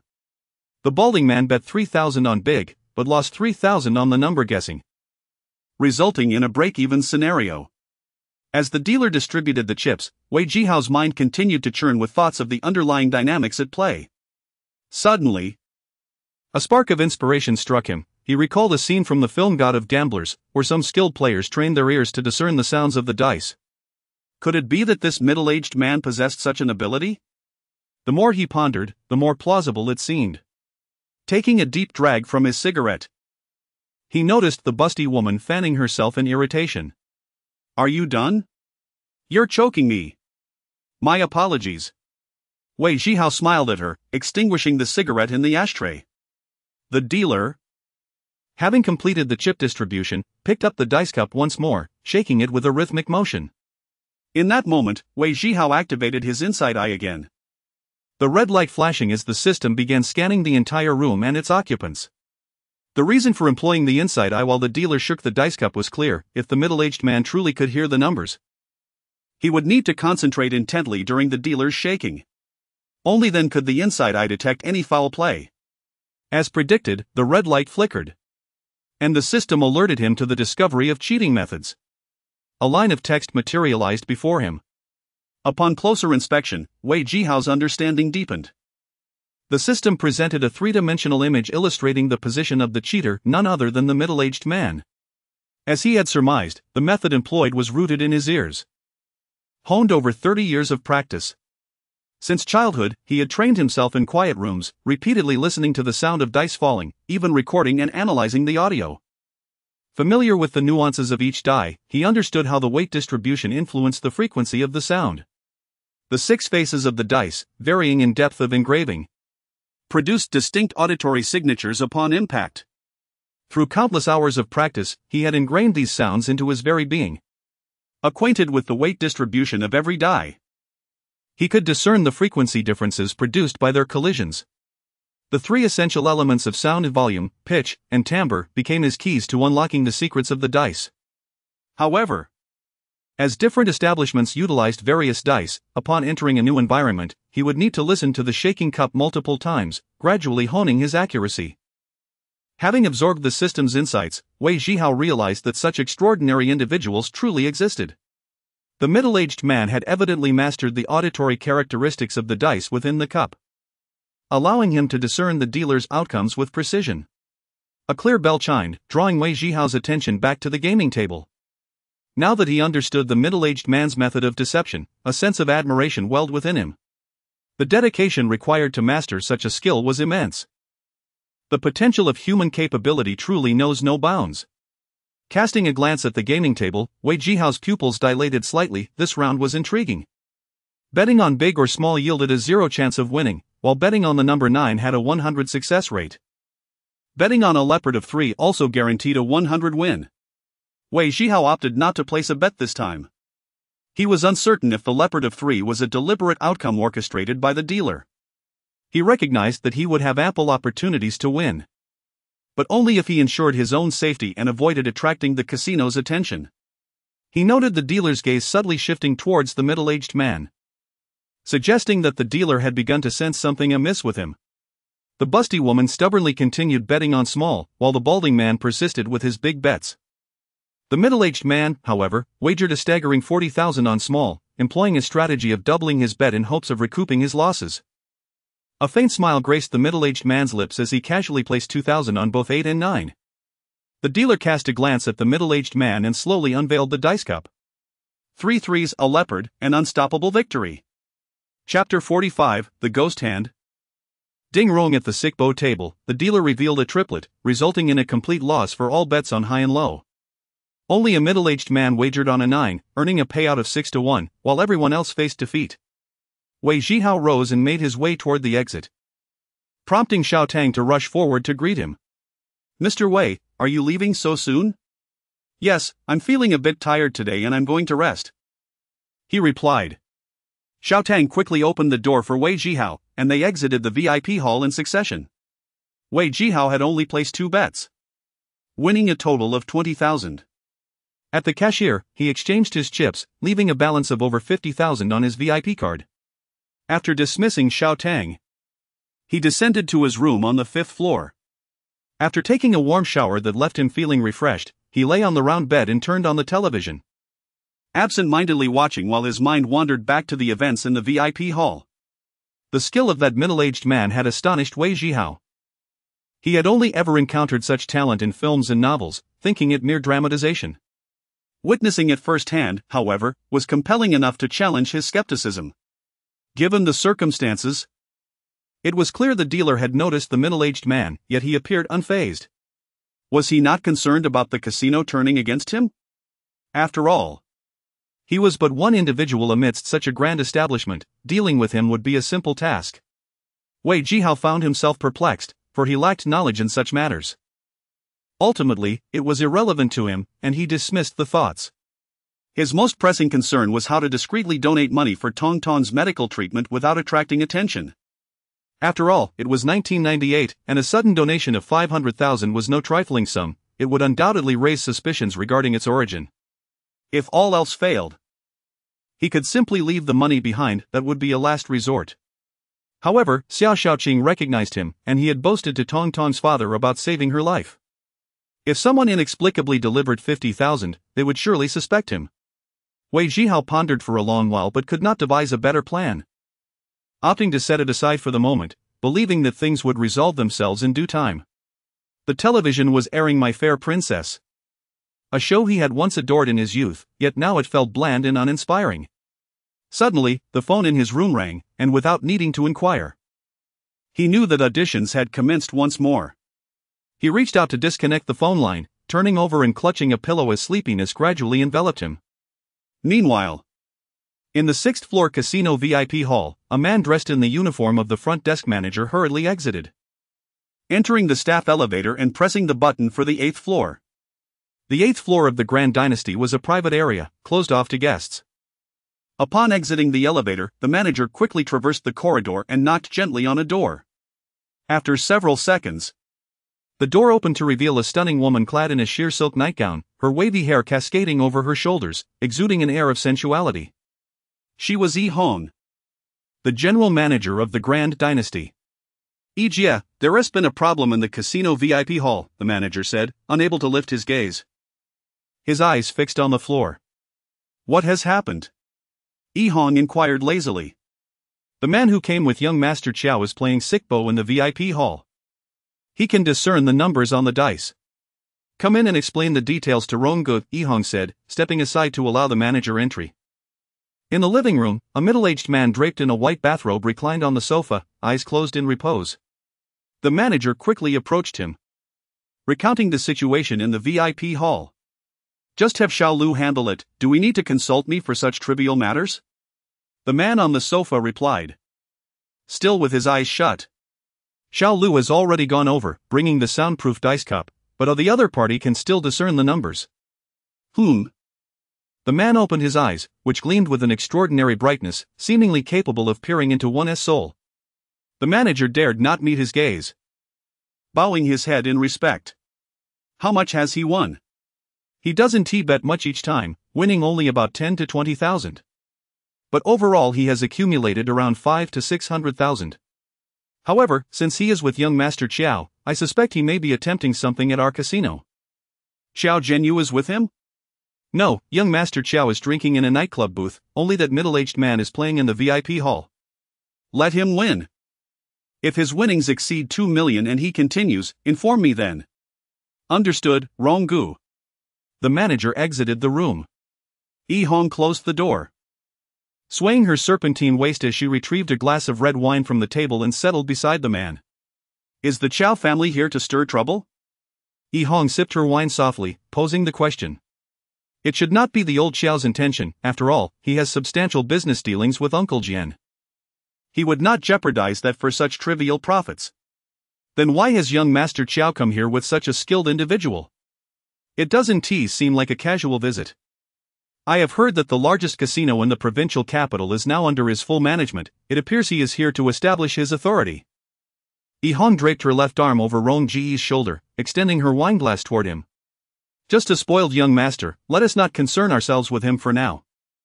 However, if he becomes too presumptuous, I will take matters into my own hands to ensure I can explain myself to Uncle Jian later.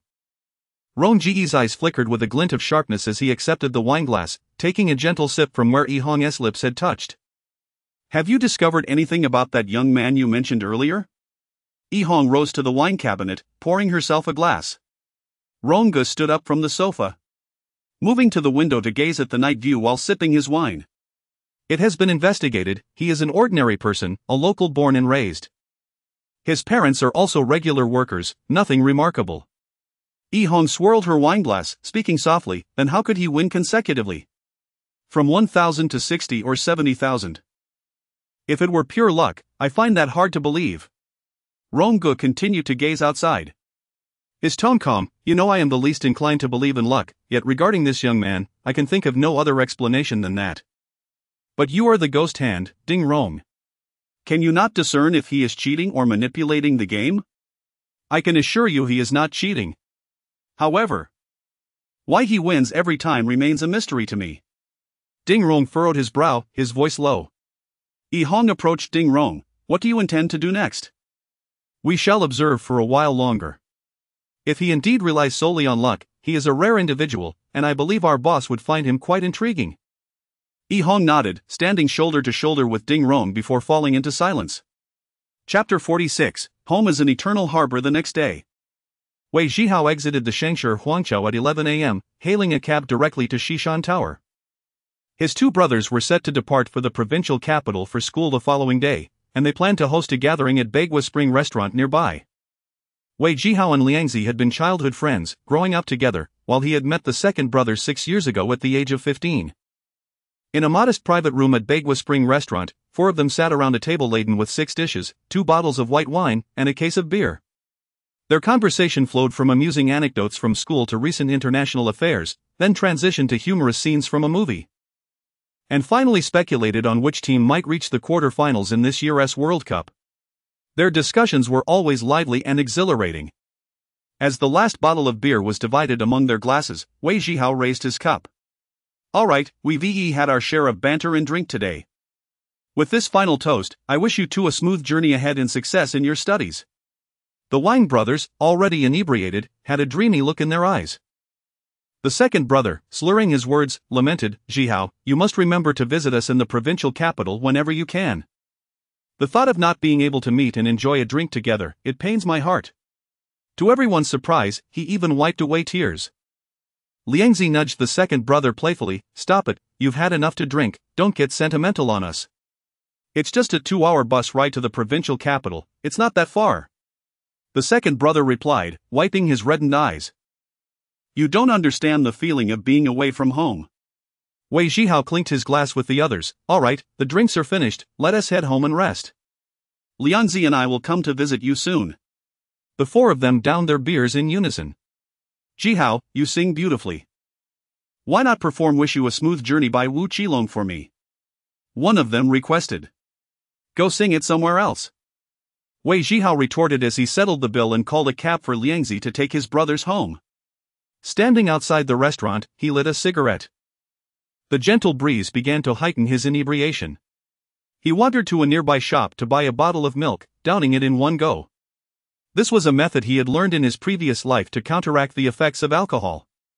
After lingering by the roadside for a bit, feeling considerably more sober, he noticed it was already past 2 p.m. Spotting a vegetable market nearby, he purchased a fish, several pounds of ribs, and some fresh vegetables. He also picked up a bottle of Longcheng Qinshan, a well-known local liquor that his father adored. Having not returned home for several days, he planned to prepare a meal for his parents that evening. After buying the ingredients, he took a cab home, where he found the house empty. Wei Zhihao washed his face and began to busy himself in the kitchen. In just over an hour, he had prepared 6 dishes. Setting them on the dining table: braised fish, red braised ribs, stir-fried meat, 3 fresh vegetables, stir-fried celery with meat, and shrimp and winter melon soup. Having trained as a chef at the age of 22 and even run his own restaurant in his past life, cooking was simple for him. Checking the time, he realized it was nearly 5 p.m., his parents should be home from work soon. He settled onto the sofa and lit another cigarette. But just as he was about to finish it, the remnants of his intoxication overwhelmed him, and he dozed off. After an unknown time, Wei Zhihao was stirred awake by a gentle push. Opening his eyes, he saw his mother standing beside him, concern etched on her face. Have you been drinking? I can smell it. Oh, I had a few drinks with Liangzi and the others. Where's Dad? He replied, noticing his father was absent and that night had fully descended outside. He's covering the motorcycle with a tarp, it's supposed to rain tonight, she informed him. He glanced at the clock on the wall, it was nearly 9 p.m. Did you make these dishes? His mother asked, pointing at the now cold food on the table. Her brow furrowed in confusion. Yes, I wanted you to taste my cooking, but I didn't expect you to be back so late. Let me heat them up, he said. My son has grown up, able to cook for his parents, she remarked with a warm smile, pride radiating from her. After reheating the dishes in an electric frying pan, he set them back on the table just as his father entered. Well, look who decided to show up. After days of not seeing you, you come back and do this. What trouble have you caused this time? His father teased. Wei Zhihao slapped his thigh. Dad. How did you know? Just looking at the setup, I knew it wasn't tea for nothing. Now, tell me what's going on. His father's eyes widened, and his mother's expression turned anxious as they awaited his response. Wei Zhihao scratched his head, feeling sheepish. I forgot to steam the rice. The two parents exchanged glances. And his father probed, is that all? Yes, it seems we'll have to settle for noodles, he replied. You little rascal. Do you treat your father like it's the weekend? His father playfully kicked him, but Wei Zhihao deftly dodged. His mother laughed, relieved, and nudged her husband. Can't you wish for something good? Alright, you two eat first, I'll go steam the rice, it'll be ready shortly. With that, she headed back to the kitchen. Wei Zhihao took out a bottle of Longcheng Qinshan and placed it on the table. His father's eyes lit up at the sight. Shall we share a drink? His father attempted to maintain a stern demeanor, but the corners of his mouth began to betray a smile. You're grown up now. Entering society, you'll inevitably encounter alcohol. Let us see how much you can handle today. With alacrity, Wei Zhihao retrieved 3 small cups from the cupboard, uncorked the bottle, and filled his father's cup, pouring half for his mother and filling his own. Before long, his mother emerged from the kitchen, sitting down at the table. Wei Zhihao raised his cup with both hands, clinking it with his parents' glasses. Dad, Mom, you've raised me with great effort. And now that I've grown and can earn a living, you shouldn't have to struggle so much anymore. It's time for you to enjoy life. This toast is for your health and longevity." He downed his drink, the fiery liquid igniting a warmth that coursed through him. His parents exchanged glances, their faces glowing with pride. His father tilted his head back, finishing his drink in one go, savoring the taste, and exclaiming, "Now this is a drink worth having." Finally, a smile spread across his father's face. His mother, with glistening eyes, took a small sip from her cup, a rare exception for her. Alcohol is a curious thing. When consumed in joy, it amplifies happiness, yet when indulged in sorrow, it magnifies sadness, acting as a magnifying glass for one's inner emotions. The three of them were undoubtedly sharing a drink of happiness, and the atmosphere grew increasingly vibrant. Outside, rain began to fall, the droplets winding down the windowpane, creating an ambience of warmth and intimacy within. Chapter 47, The Strong Dragon Versus. The local serpent is Wei Zhihao and his companion engaged in a drinking contest. The opulent 8th floor of the Shangshi dynasty glimmered with dazzling lights. The revolving dining table was laden with an array of exquisite delicacies from both land and sea.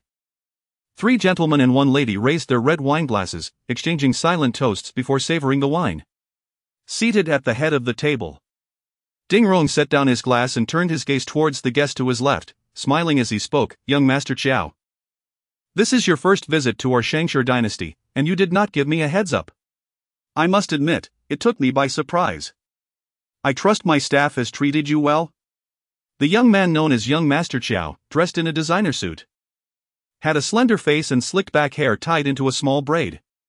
He was none other than Xiao Zhenyu, the eldest son of Xiao Diqing, chairman of the Wanghai Group.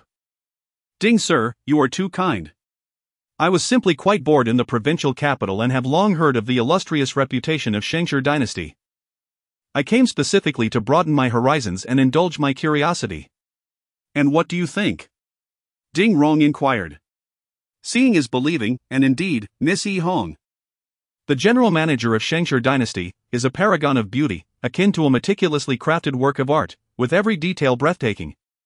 Xiao Zhenyu spoke slowly, his eyes narrowing as they unabashedly roamed over Yi Hong, even licking his lips in a rather suggestive manner. Yi Hong, seated beside Ding Rong, smiled gently, her exquisite features blooming like a peach blossom, stirring a flutter of interest in Xiao Zhenyu. "You jest, young Master Qiao. Who does not know of your reputation in the provincial capital as a magnet for beauty? Even top-tier film stars are often seen in your company." "I hardly dare to compare myself." Ding Rong maintained a calm demeanor.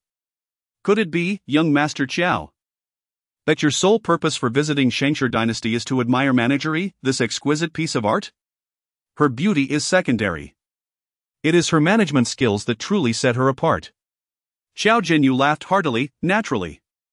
"That is why I brought my manager along. I wish for him to learn how Shangshi dynasty operates."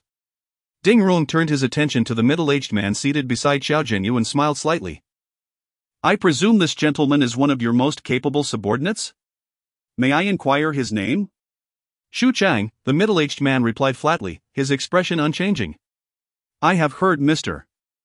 Zhu has had quite the lucky streak. Last night, he won over 2 million at our casino, truly impressive." Ding Rong's tone was steady, yet a glimmer of coldness flickered in his eyes. Xiao Zhenyu chuckled, running his hand through his hair. "My manager Zhu has no particular hobby. He simply enjoys a few games now and then. I was unaware he had one so much. It's partly my fault for drinking too much at your nightclub last night and sleeping the day away. I only just learned of his winnings. My apologies. Please do not worry, I shall ensure Mr. Zhu returns the money he won last night." "Oh, young Master Qiao, what do you mean?" Ding Rong waved his hand dismissively. "Our casino welcomes all guests, winning or losing is entirely up to the skill of the patron.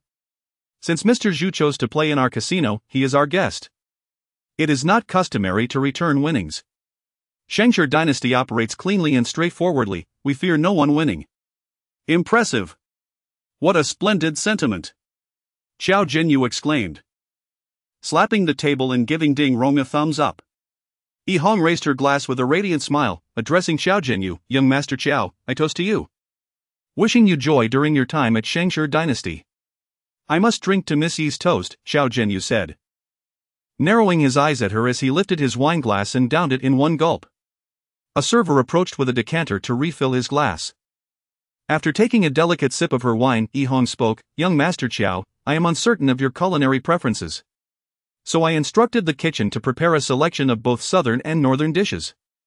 Please let me know if they suit your palate." Xiao Zhenyu leaned over the table, surveying the array of exquisite dishes.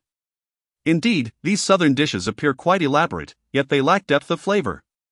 However, do not forget, we are in the north. No matter how refined southern cuisine may be, it caters to southern tastes. People here are accustomed to northern fare. Dishes like chicken stewed with mushrooms and pork stewed with vermicelli are truly satisfying. Yihong smiled, "You are right, young Master Qiao. I, too, have a fondness for northern cuisine." Xiao Zhenyu glanced at Yihong before redirecting his gaze to Ding Rong, implying, "Northern cuisine is hearty and robust. Perhaps not suitable for southern palates. You may indulge, but do so cautiously, lest you overindulge and suffer the consequences." Ding Rong, a seasoned veteran, discerned the underlying message in Xiao Zhenyu's words. He retrieved a cigarette from his leather case, and a server promptly lit it for him. Exhaling slowly, Ding Rong remarked, "The distinction between north and south is merely geographical. After all, are we not all human? As for appetite, that is dictated by my own stomach. In my youth, I studied culinary arts and enjoyed cooking for myself. I was fortunate to encounter Uncle Jian, who deemed my cooking commendable and gifted me a wok. I simply need to handle the stir-frying. I know my limits." Xiao Zhenyu leaned forward, his eyes locked onto Ding Rong's, emphasizing, "The wok may work wonders in Hong Kong, but it may not perform as well in the north, or a ladle is the preferred tool. The effectiveness of a wok is known to the chef, while the quality of a dish is judged by the diners. Since Uncle Jian entrusted me with a wok, I intend to prepare this meal well.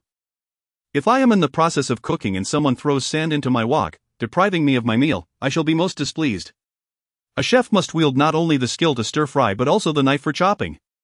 Ding Rong held Xiao Zhenyu's gaze, his eyes sparkling with intensity. Xiao Zhenyu returned the stare, and for a moment, the air grew heavy with tension, both men silent. After several tense seconds, Xiao Zhenyu erupted into exaggerated laughter, nearly bringing tears to his eyes. Ding Rong joined in, while Zhu Chang remained impassive, and Yihong furrowed her brow, a hint of concern crossing her face. After a prolonged fit of laughter, Xiao Zhenyu finally calmed, dabbing at his eyes with a tissue and casually remarking, "It seems, Mr. Ding, that you have great confidence in your culinary skills. Coincidentally, Mr. Zhu is somewhat versed in the culinary arts as well. Perhaps in the future, you could prepare a meal for him to sample your talents? If you both have an interest, I would be delighted." Ding Rong replied, "Just be careful not to spoil your skills, Mr. Ding. And Mr. Zhu, do take care not to bite your tongue." They both laughed heartily once more. Chapter 48, today's theme is winning money. As Wei Zhihao opened his eyes, he realized it was already the following morning. Lying in his bed, he felt an intense throbbing in his temples. He had consumed considerable amounts of alcohol with his father the previous night and had no recollection of how he returned to his room. Struggling to sit up by grasping the wooden bed frame, he noticed his throat was painfully dry, and swallowing was a challenge. After a prolonged search with his feet, he finally located his slippers. Leaning on the cabinet for support, he wobbled over to the table, inadvertently knocking against a nearby stool. The door swung open, and his mother entered, carrying a cup of water. "I thought you should be awake by now. You must be thirsty. Here, drink this cup of honey water to sober up." Wei Zhihao accepted the warm cup, tilted his head back, and drank it all in one go, feeling some relief in his throat. "How's my dad? Did he drink too much?" Wei Zhihao's voice was somewhat hoarse. "Your father can handle his alcohol. Compared to him, what are you? He is perfectly fine and already left for work this morning." A bitter smile crept onto Wei Zhihao's face. Indeed, experience does have its advantages. "You should drink less in the future. No matter how I tried to persuade you last night, you just wouldn't listen. You ended up crying from drunkenness. Do you remember?" His mother frowned, scolding him as she tidied the bedding. "Cried? I truly have no memory of that at all." Wei Zhihao was anxious. fearing he might have inadvertently divulged his past life experiences while intoxicated. What did I say? What else could you have said? Just some drunken ramblings about what the future holds, mentioning a wonderful wife and a son and daughter, and how you wanted to buy us a big house. Nothing serious at all. Wei Zhihao grimaced, wishing he could slap himself. It was clear he needed to limit his alcohol intake. When one drinks excessively, their tongue certainly runs loose. While he felt a twinge of fear, he was also relieved that he hadn't completely lost his senses last night. Had he revealed the substantial cash hidden in his system space in front of his parents, they would have been utterly shocked. Clearing his throat, he quickly changed the subject. Mom, since Dad went to work, why aren't you at work? His mother paused mid-fold of the blankets, hesitating for a few seconds before continuing her task as if nothing had happened. I've been laid off. Wei Zhihao was momentarily taken aback, recalling that his mother had indeed lost her job in the late 1990s. To alleviate financial strain, she had worked various jobs, laboring on construction sites, picking corn on farms, serving as a nanny, and washing dishes at restaurants. In those years, she had endured considerable hardship to find work. Being laid off is fine, you can rest at home. Your job was not very meaningful anyway, earning little while being exhausting, he reassured her. Rest? I'm strong and healthy, I need to find some work. I can't just stay at home. Mom, did you return so late yesterday because you were looking for work? There's a restaurant over on North Street where I'm working as a helper. It's not tiring, just chopping vegetables, washing them, and doing the dishes. It's 8 hours a day for 300 yuan, plus a meal. Isn't that great? His mother's expression was relaxed, her tone gentle. Yet each word struck Wei Zhihao like a hammer, heavy and relentless. Mom, listen to me, don't do that. Just take care of Dad at home. With 2 men in the house, you shouldn't have to go out to earn money. After saying this, he picked up his coat and pretended to rummage through it, focusing his thoughts and retrieving 20,000 yuan from his system space, handing it to his mother. Mom, I'm doing business with friends now, and the profits are substantial. Recently, I've made quite a bit. Trust me, just stay home peacefully. After a while, I'll earn more and buy you and Dad a big apartment. One with central heating so you won't need to buy coal to keep warm in winter. So much? What kind of business allows you to earn so much? Your dad and I have been married for over 20 years and have only saved a little over 10,000. His mother stared at the thick bundles of cash in her hands, her gaze somewhat dazed. At her age, she had never seen so much money. Ah. My friends and I are selling mobile phones. They're not selling very well right now, but the profit margins are high, and the market outlook is promising. Rest assured. I'll cover all household expenses from now on.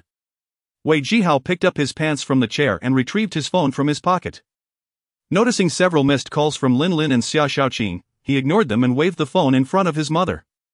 This is my phone. I'll leave my number with you, feel free to call me anytime. He grabbed a pen and paper from his desk and jotted down his phone number. Son. Tell me the truth, is this money really from your business? Are you sure you're not harming anyone or doing anything unethical to earn it? His mother's expression was utterly serious as she posed this question. Wei Zhihao pondered for a moment and solemnly replied, Mom. The money you hold in your hands is earned through my own efforts. There is nothing unethical about it. You can rest assured. He carefully sidestepped his mother's inquiry, opting for a different phrasing, as he was aware that gambling is also illegal and didn't want to appear too brazen. Good. Son, your mother believes in you. Though his mother did not fully comprehend the nature of his business or how money could be earned so easily, she knew her son well and had faith that he would not engage in anything immoral. I'll keep this money for you. It will be for when you get married. Isn't your goal to find a caring wife and have a son and daughter? I hope to hold my grandchild soon. A smile finally graced his mother's face. Her son had grown, capable of earning such substantial sums of money, filling her heart with pride. It's still early. I'm not in a hurry. Wei Zhihao chuckled, bemused that his mother had taken his drunken ramblings as his aspirations. Nevertheless, it was a relief, as a weight had been lifted from his heart. Go wash your face and brush your teeth, I made a soup with eggs and persimmons. Go have a bowl. Okay. After breakfast, Wei Zhihao changed into clean clothes, bid his mother farewell, and stepped out of the house. He hailed a taxi and directed the driver straight to the prosperous gaming establishment, eager to win more money and fulfill the promises he had made to his mother. The taxi halted in front of the grand entrance of the gaming hall, and the doorman opened the car door. Wei Zhihao stepped out confidently and made his way to the elevator, descending to the basement level. Scene detected, system activation initiated, glancing at the system's current computational value. He noted 112 points, plus an additional 100 points awarded by the fortune child, granting him a total of 212 available points, quite sufficient for his needs. Winning in the gaming hall was far more enjoyable than in a casino. He was playing at his own pace, with no one watching him, thus alleviating the psychological pressure. It was only 9 a.m., and the gaming hall was relatively empty, with machines lined up, many still powered off. Approaching the service desk, Wei Zhihao tapped on the counter. "I'd like a cup of black coffee, please, make it strong." "Certainly, sir, please hold on. Why are all the machines off? Are they broken?" "They're not broken, sir. The staff just finished cleaning. I'll have someone turn on all the machines right away." Wei Zhihao nodded and took a seat on a high stool, lighting a cigarette. Today's singular theme was crystal clear winning money. Chapter 49, the grand prize of the poker machine. Cradling a cup of coffee, Wei Zhihao strolled leisurely among the rows of gaming machines, seemingly searching for the one he wished to play. In reality, he was evaluating the winning probabilities of each machine. The challenge of winning in an arcade lay in the need to bide his time, waiting for the right moment to engage with a machine nearing its payout phase, thus making the waiting time significantly longer than that in a casino. His system allowed him to manipulate the winning probabilities of individual rounds. Yet he could not alter the machine's current state. He had to scrutinize each one meticulously. Perhaps due to the sparse crowd the previous night, he traversed the entire arcade without encountering a single machine boasting a winning probability exceeding 90. Most machines languished between 30 and 50, with the highest probability being a poker machine at 78. It appeared he had no other option but to play it. Setting his coffee cup down on the machine's console, he extracted his VIP card and inserted it into the slot, discovering a balance of 51,210 points. Having retained 20,000, he allocated the remaining 31,210 points to the machine, placing a full wager of 250 points to commence play. A stake of 250 points equated to 250 yuan, a sum equivalent to nearly half a month's salary for the average worker at that time. Upon encountering a low-tier hand, he lost it all in under 3 seconds, illustrating the arcade's insatiable capacity to drain funds. After several rounds, he secured only a few minor pairs, indicating the machine was still consuming his points. Wei Zhihao could only continue feeding the machine until it reached its payout threshold. With his points visibly dwindling, within 10 minutes he had lost over 10,000 points, while the machine's winning probability had climbed to 82. Feeling a tinge of boredom, he noticed his coffee had cooled. Raising the cup to his lips, he took a sip, only to recoil at the overwhelming bitterness that made his tongue ache. "This is bitter as hell, even worse than traditional Chinese medicine." Beside him, a man settled at another machine, replenishing his points with a membership card. He glanced at Wei Zhihao and smirked, initiating conversation. "What's the matter? Not accustomed to black coffee?" Turning to the man, Wei Zhihao felt a flicker of recognition, as though he had seen him before, though he could not pinpoint when. "Yes. It's too bitter, my tongue is numb." While indeed bitter, black coffee invigorates and stimulates metabolism, providing significant health benefits. The man chuckled, his gaze fixed on the machine's screen as he placed his bets and initiated play, his hands never faltering. Wei Zhihao chose not to respond. Setting his coffee aside to focus on his own machine, still pondering where he had encountered this man, the man produced a pack of Zhonghua cigarettes, offering one to Wei Zhihao, who politely declined. The moment their eyes met, Wei Zhihao recalled their previous encounter in this very arcade a few days prior. The man smiled and lit his cigarette, casually remarking, "Everything in the world has its duality. Take these gambling machines, for instance. The benefit is that they can make one instantaneously wealthy. A few minutes can yield the income of an average person over months or even years. Yet, only a fortunate few experience such luck. The drawbacks are numerous, including addiction and insatiable greed. However, The most tragic part is that most people go bankrupt before they ever experience significant winnings. Wei Zhihao nodded, conceding, "You make a valid point, my friend. Since you possess such insight, why are you still playing?" The man chuckled, "I'm merely playing for fun, not to win." He then inquired, "By the way, young man, I noticed you had quite a successful day last time. How fares your luck today?" Wei Zhihao shook his head and gestured to the machine before him. "Not so well today, the machine isn't cooperating. I've lost 20,000 points already." The man laughed heartily, "That's normal. If one won every time, they would be a gambling deity." Wei Zhihao continued to feed the machine with over 30,000 points, occasionally landing a straight or a flush, yet overall, the machine continued to siphon his points. Now, only a few thousand remained, yet the machine's probability had risen to 89, inching closer to its payout phase. After another 5 or 6 minutes, his remaining points were consumed. Wei Zhihao rose and inserted his VIP card, replenishing another 20,000 points. "It seems your luck today isn't as fortunate as before," the man remarked jovially. "Who has good luck every day?" "Just playing at random," Wei Zhihao replied, sitting down and sipping his black coffee again.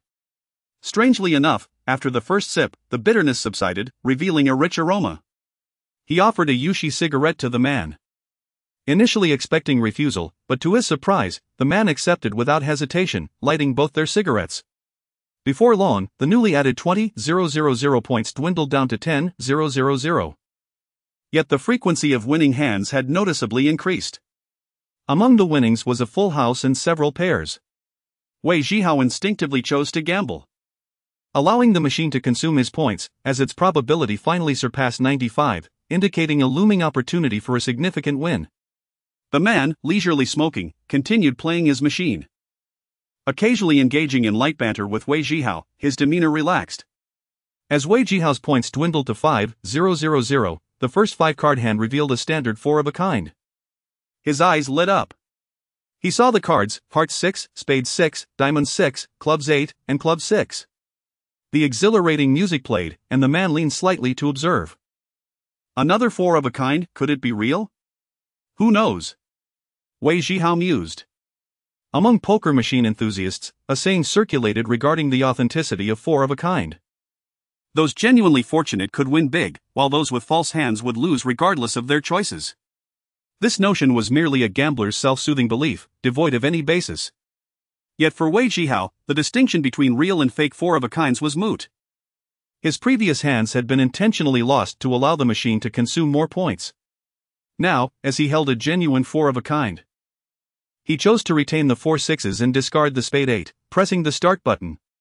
The poker machine erupted in a frenzy of flashing lights and pulsating music, each beat striking a chord of excitement within him. A wild card. The Spade 8 transformed into a wild card, resulting in 5 of a kind. The highest prize on the poker machine, 800 times the stake. 200,000 points. Wei Zhihao was taken aback by the outcome. He had only anticipated a flush or a straight like last time, never expecting to hit 5 of a kind. The man, witnessing the occurrence, paused momentarily. Casting a sidelong glance at Wei Zhihao, who appeared merely slightly excited, his brow furrowing in contemplation. At that moment, all of Wei Zhihao's focus was fixed on the machine before him. To claim he was not thrilled would be absurd. 200,000 points equated to 200,000 yuan. Even if he had foreseen his victory, the reality of the moment still stirred a thrill within him. The machine screen displayed a guessing game, and Wei Zhihao scrutinized the control panel, his brow furrowing. The odds of guessing correctly, whether high or low, stood at 0. Biting his lip, he steeled himself. To hell with it, I'm going for your 5 of a kind. He activated the system's probability control, allocating 100 points to raise the odds of a correct low guess to 100. With determination, he slammed his fist down on the low guess button. Chapter 50, Everything has 2 sides, including humanity. The man, leaning to the side, observed Wei Zhihao's actions, completely oblivious to the ash that had fallen onto his leg. His eyes widened with astonishment as a glimmer of brilliance sparked at the bottom of his gaze. As Wei Zhihao's fist struck the button on the machine, the card that had been held face down revealed itself, a 3 of diamonds. Small. It worked! The score of 200,000 instantly doubled to 400,000. The screen flickered with red light, and an exhilarating melody erupted once more, resonating and stimulating the deep-seated excitement within the minds of those around.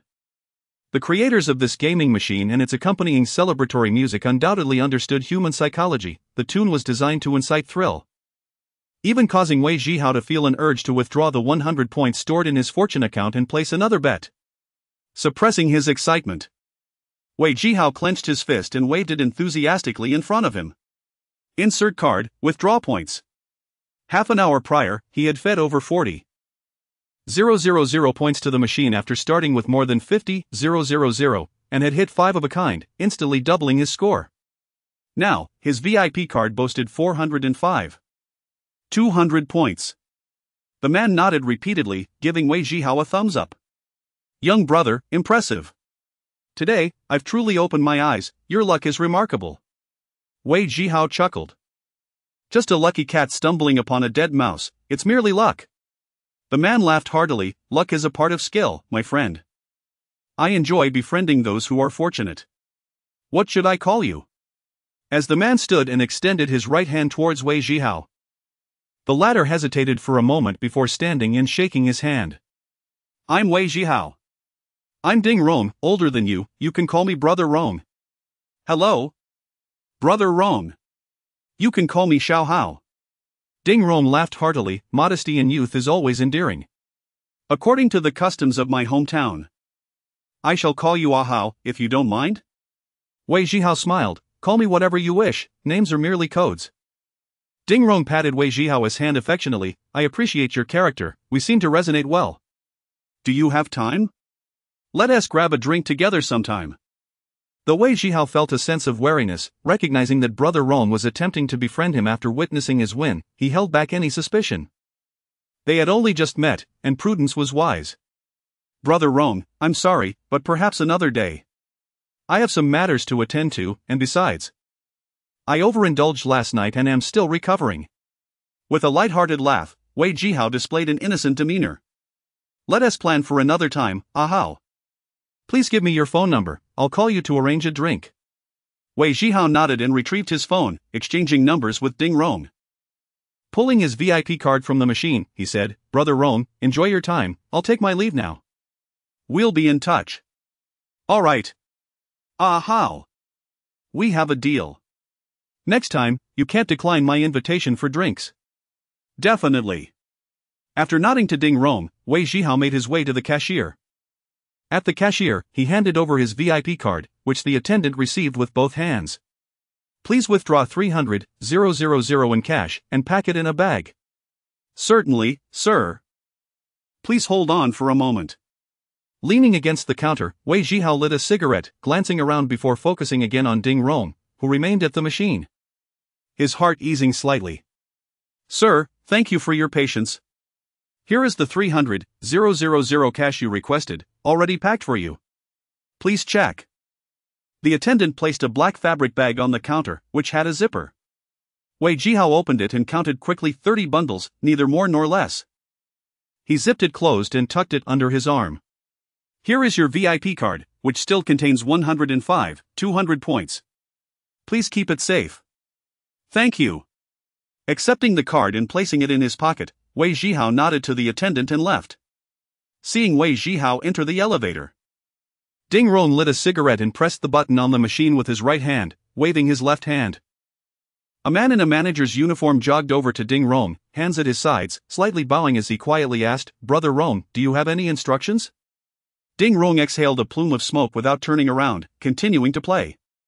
Disassemble the main board of the machine next to you and send it to the maintenance team.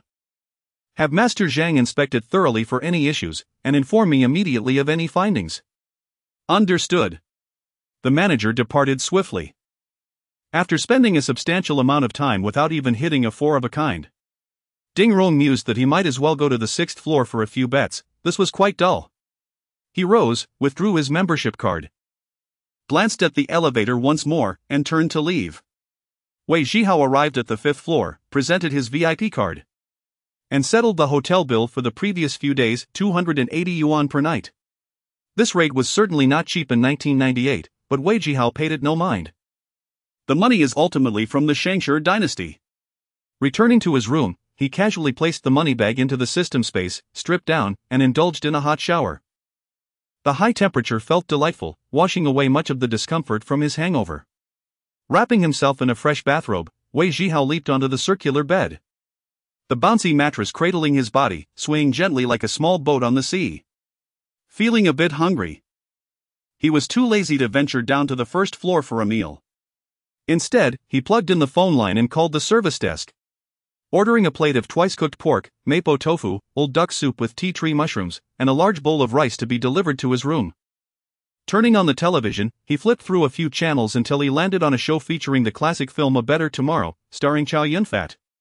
Leaning against the headboard, he became engrossed in the film. Moments later, the doorbell rang. Wei Zhihao stood up to open the door, and the server wheeled in a cart, arranging the dishes on the table before bowing to Wei Zhihao and departing. He devoured his meal quickly, a habit ingrained from his previous life as a worker, where time was of the essence and savoring every bite was a luxury. Now, he had ample time and resources, yet old habits die hard. Once finished, he reclined back on the bed to watch television, when suddenly a news segment caught his attention. This morning, leaders from the Municipal Propaganda Department, accompanied by representatives from the Diversification Charity Foundation, visited the hospital to express their deep concern and condolences for a young girl named Tong Tong, who urgently requires heart surgery. Under the joint advocacy of the Municipal Propaganda Department and the Municipal Television Station, compassionate citizens and various enterprises have generously contributed 183,528 yuan for Tong Tong. Mr. Chao Kai, a director of the Diversification Charity Foundation, has handed over the entire amount to Tong Tong's parents. As Wei Zhihao observed the leaders posing for a staged photo on the screen, his brows furrowed. In the center stood Tong Tong's father, appearing dazed, flanked by the propaganda leader on his left and a bespectacled man grinning broadly on his right. This man, Wei Zhihao recognized. He had seen him in the VIP lounge of the casino. The one who lost tens of thousands without a flicker of emotion. Chapter 51, Pretentious Charity, True Profiteering. Charity Foundation? 180,000 in donations? Damn! These scoundrels! Wei Zhihao cursed vehemently at the television. Xinyu had mentioned that their television station alone had donated over 50,000 yuan. Along with the contributions from caring citizens and various enterprises across the city, he had no idea of the exact total. But it certainly could not be merely 180,000. The director of this charity foundation could freely enter the VIP rooms of casinos, losing 60,000 in just 3 rounds without flinching. Where did he acquire such funds? Wei Zhihao had only witnessed 3 rounds, how many more losses had gone unseen? It was obvious to anyone with a modicum of sense that something was amiss. In the name of charitable goodwill, they were lining their own pockets. Such people truly deserve condemnation. Cursing aside, he felt powerless to intervene. Since the donations had already been secured, the 500,000 should be delivered promptly to fulfill the system's task. He was but an ordinary individual, there were countless injustices in the world beyond his control. And he could only manage his own affairs. He glanced at the time, it was past 1 in the afternoon. After shedding his bathrobe and donning his clothes, his phone rang just then. Upon answering, he discovered it was Lin Lin. After a moment's hesitation, he decided to take the call. Hello, Lin Lin. What's the matter? I tried calling you several times yesterday, but you didn't answer. Is everything alright? Nothing's wrong. I went out drinking with friends yesterday and didn't hear my phone. You scared me. I thought something had happened to you. Lin Lin's voice revealed her palpable relief. Wei Zhihao paused. Did you need something from me? Lin Lin hesitated. I have a little something to discuss, but it's not urgent. I just wanted you to accompany me to the pedestrian street in the city center. To the pedestrian street? What for? Let us talk when we meet. Do you have time? I can't this afternoon. I have something to attend to and am about to head out. Lin Lin's tone turned slightly disappointed. Oh, I see. Well then, we can talk tomorrow. Alright. I'll contact you later. Wei Zhihao ended the call decisively. Dressed and with his phone secured, he focused his mind and retrieved the bag of money from the system's space, unzipping it to reveal 300,000. He added another 200,000 to make a total of 500,000, ready to complete his task. After sealing the zipper, he grasped the bag and exited his room. At the city hospital, in the cardiac surgery department, Xia Xiaoqing, having just finished lunch, was lost in thought, staring at a potted plant on her desk. Suddenly, a hand clapped on her shoulder, startling her. "Xiaoqing, why have you been so distracted these past few days? Are you unwell?" the head nurse inquired. "No, I'm fine. I'm not distracted. Let me remind you, our work demands utmost vigilance. This morning, during preoperative preparations, you marked the surgical site with a heart shape on the patient's chest. If I hadn't caught it in time, you would have faced serious reprimands." Xia Xiaoqing's face flushed. It was just a marking, the design doesn't matter. The head nurse adopted a stern expression. "That is unacceptable. Our work is intimately linked to the patient's lives. We must adhere strictly to protocols, there can be no negligence.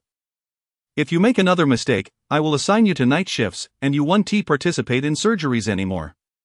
Xia Xiaoqing, in a playful manner, grasped the head nurse's hand. "Anchen, I understand. I promise I won't repeat the same mistake." "No. You must not repeat any mistakes." "Understood. I assure you. I will not make any errors." Xia Xiaoqing saluted the head nurse, who finally softened her expression. "Go wash the lunchboxes. You can't just leave them lying around after eating." Xia Xiaoqing stuck out her tongue and dashed out with the lunchbox.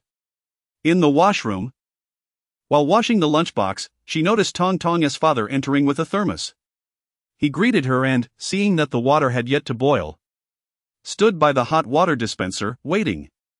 As Xia Xiaoqing vigorously shook off the water from the lunchbox, her gaze inadvertently drifted outside the window. Suddenly, she froze, her neck craning forward as her eyes widened in recognition. It was Wei Zhihao, approaching her building with a cloth bag in hand. "Is he here for me?" Xia Xiaoqing's heart leaped with joy, completely oblivious to Tong's father speaking to her, and she rushed out of the washroom like a gust of wind. She dashed into the nurse's station, set down her lunchbox, and found a secluded corner. Taking out a small mirror, she examined her appearance and adjusted her nurse's cap. "Xiaoqing, why are you here? It's not your shift," a nurse questioned. "Just passing by for a moment. You carry on with your work." Xia Xiaoqing smiled at the nurse. The nurse resumed her tasks, uninterested in further inquiries. Wei Zhihao took the elevator to the 6th floor, heading straight to Tong's ward. Peering through the glass door, he saw Tong lying in bed, with a woman, presumably her mother, gently wiping her face with a towel. The room was otherwise empty. Wei Zhihao entered, approached the bed, placed the bag of money at Tong's feet, and turned to leave. "Who are you? What is this?" Tong's mother exclaimed in surprise. Startled, Wei Zhihao did not linger. He swiftly opened the door and exited. The hospital was bustling with people, and every second spent inside increased the risk of exposure. Although he was performing a good deed, the ambiguous source of such a large sum could lead to dire consequences. Coincidentally, Tong's father had just returned from the washroom with a bottle of hot water. Upon reaching the ward door, he heard his wife's startled cry. Confused, he saw a man rush out and instinctively grabbed Wei Zhihao's sleeve. With a rip, he tore a large hole in Wei Zhihao's sleeve. Startled by the sudden grasp, Wei Zhihao turned to see it was Tong's father. Glancing at the torn sleeve, he could not help but smile wryly. Great! Another piece of clothing damaged. Tong's father was dumbfounded upon recognizing Wei Zhihao, the benefactor of their family. Though he didn't know his name, he had etched the man's face deeply in his memory. Realizing he had inadvertently torn the benefactor's clothing, Tong's father's face flushed with embarrassment. Unsure of how to proceed, Tong's mother, clutching the cloth bag, rushed out after them. Seeing her husband's distress, Wei Zhihao understood that he could not leave just yet. He placed a finger to his lips to signal silence, then ushered Tong's parents back into the ward, closing the door behind them. This scene was witnessed clearly by Xia Xiaoqing, who had emerged from the nurse's station. Having waited for a while without seeing Wei Zhihao, she grew curious and stepped into the corridor, only to catch sight of Wei Zhihao entering the ward with Tong Tong's parents. Feeling puzzled, she quietly approached and stood outside the door, peering through the glass to catch a glimpse inside. Chapter 52, Mission Accomplished, the Generous Benefactor Upgraded. The three entered the hospital room, where Tong Tong's father was flushed with embarrassment. My benefactor, I never expected it to be you. Look at the trouble this has caused. Tong Tong's mother gazed at her husband with confusion, and suddenly, as if struck by a revelation, she clapped her thigh. Benefactor? He is the first one who donated to our daughter, sending us a generous sum of 80,000 yuan, our family's savior. Tong Tong's father affirmed. Tong Tong's mother, filled with gratitude, was about to speak when Wei Zhihao raised a hand to stop her. Brother and sister-in-law, please let me speak first. The couple nodded repeatedly. As Tong Tong's father moved to fetch a chair for Wei Zhihao, he was stopped once more. Brother and sister-in-law, I saw on the news that the charity foundation has sent you donations totaling 180,000 yuan. The cost of Tong Tong's surgery is nearly 300,000. And that is just for a local procedure. Wei Zhihao pointed to the bag in Tong Tong's mother's hand and whispered, this bag contains 500,000 yuan. Together with the donations, it totals 680,000. You must contact a major hospital in the capital immediately and find a heart specialist to take your child for surgery. I estimate that 50,000 should suffice for the entire procedure, and the remaining funds can cover her recovery expenses. Time is of the essence, you must act swiftly. This is all the help I can provide. Before Wei Zhihao could finish, tears streamed down the couple's faces. Tong Tong's mother grasped Wei Zhihao's hands, her tears cascading like pearls. Her mouth opened as if to speak, but her throat seemed choked, leaving only muffled sobs. Tong Tong's father fell to his knees, his head repeatedly striking the cold concrete floor. As if that was the only way to express his profound gratitude. This man in his 30s could no longer contain his emotions and wept uncontrollably.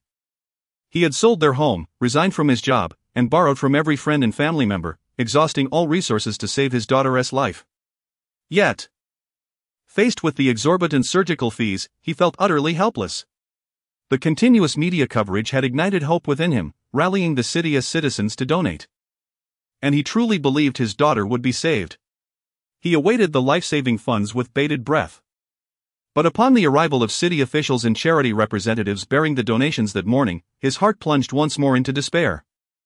With the surgery costing nearly 300,000 locally and the donations only amounting to 180,000. And the 8,000 previously given by Wei Zhihao already spent to settle hospital debts, they were still facing a shortfall of over 100,000 yuan. When officials boasted to reporters about their contributions, did they ever consider whether they genuinely resolved the issues faced by the common people? As the head of the charity organization spoke earnestly before the cameras, extolling the virtues of small acts of kindness that accumulate into a river of generosity, did they ever reflect on how many of those warm-hearted donations truly reached the veins of the patients? Wei Zhihao's 500,000 yuan was the lifeline that truly illuminated hope for this tragic family. At that moment, Tong Tong's mother also knelt down. Wei Zhihao attempted to help the couple up, but his efforts were in vain. Brother and sister-in-law, you are diminishing my lifespan. He forcibly assisted them to their feet, holding their hands with a serious expression. Brother and sister-in-law, you must hurry and contact the hospital in the capital, the sooner the surgery, the greater the hope for your child. And one more thing, if anyone asks where the money came from, just say it was donated by a stranger who left without revealing his identity, do you understand? Benefactor, you have done an incredible deed, why not let others know? Tong Tong's father, his eyes red, looked at Wei Zhihao in confusion. Brother, please do not question this. If you do not wish to harm me, just follow my instructions, alright? The couple exchanged a determined glance and nodded. Alright, I shall take my leave. Please take care. Wei Zhihao patted Tong Tong's father's hand and turned to exit. The couple, clutching the heavy bag of money, exchanged glances filled with joy and hope. Their daughter would truly be saved.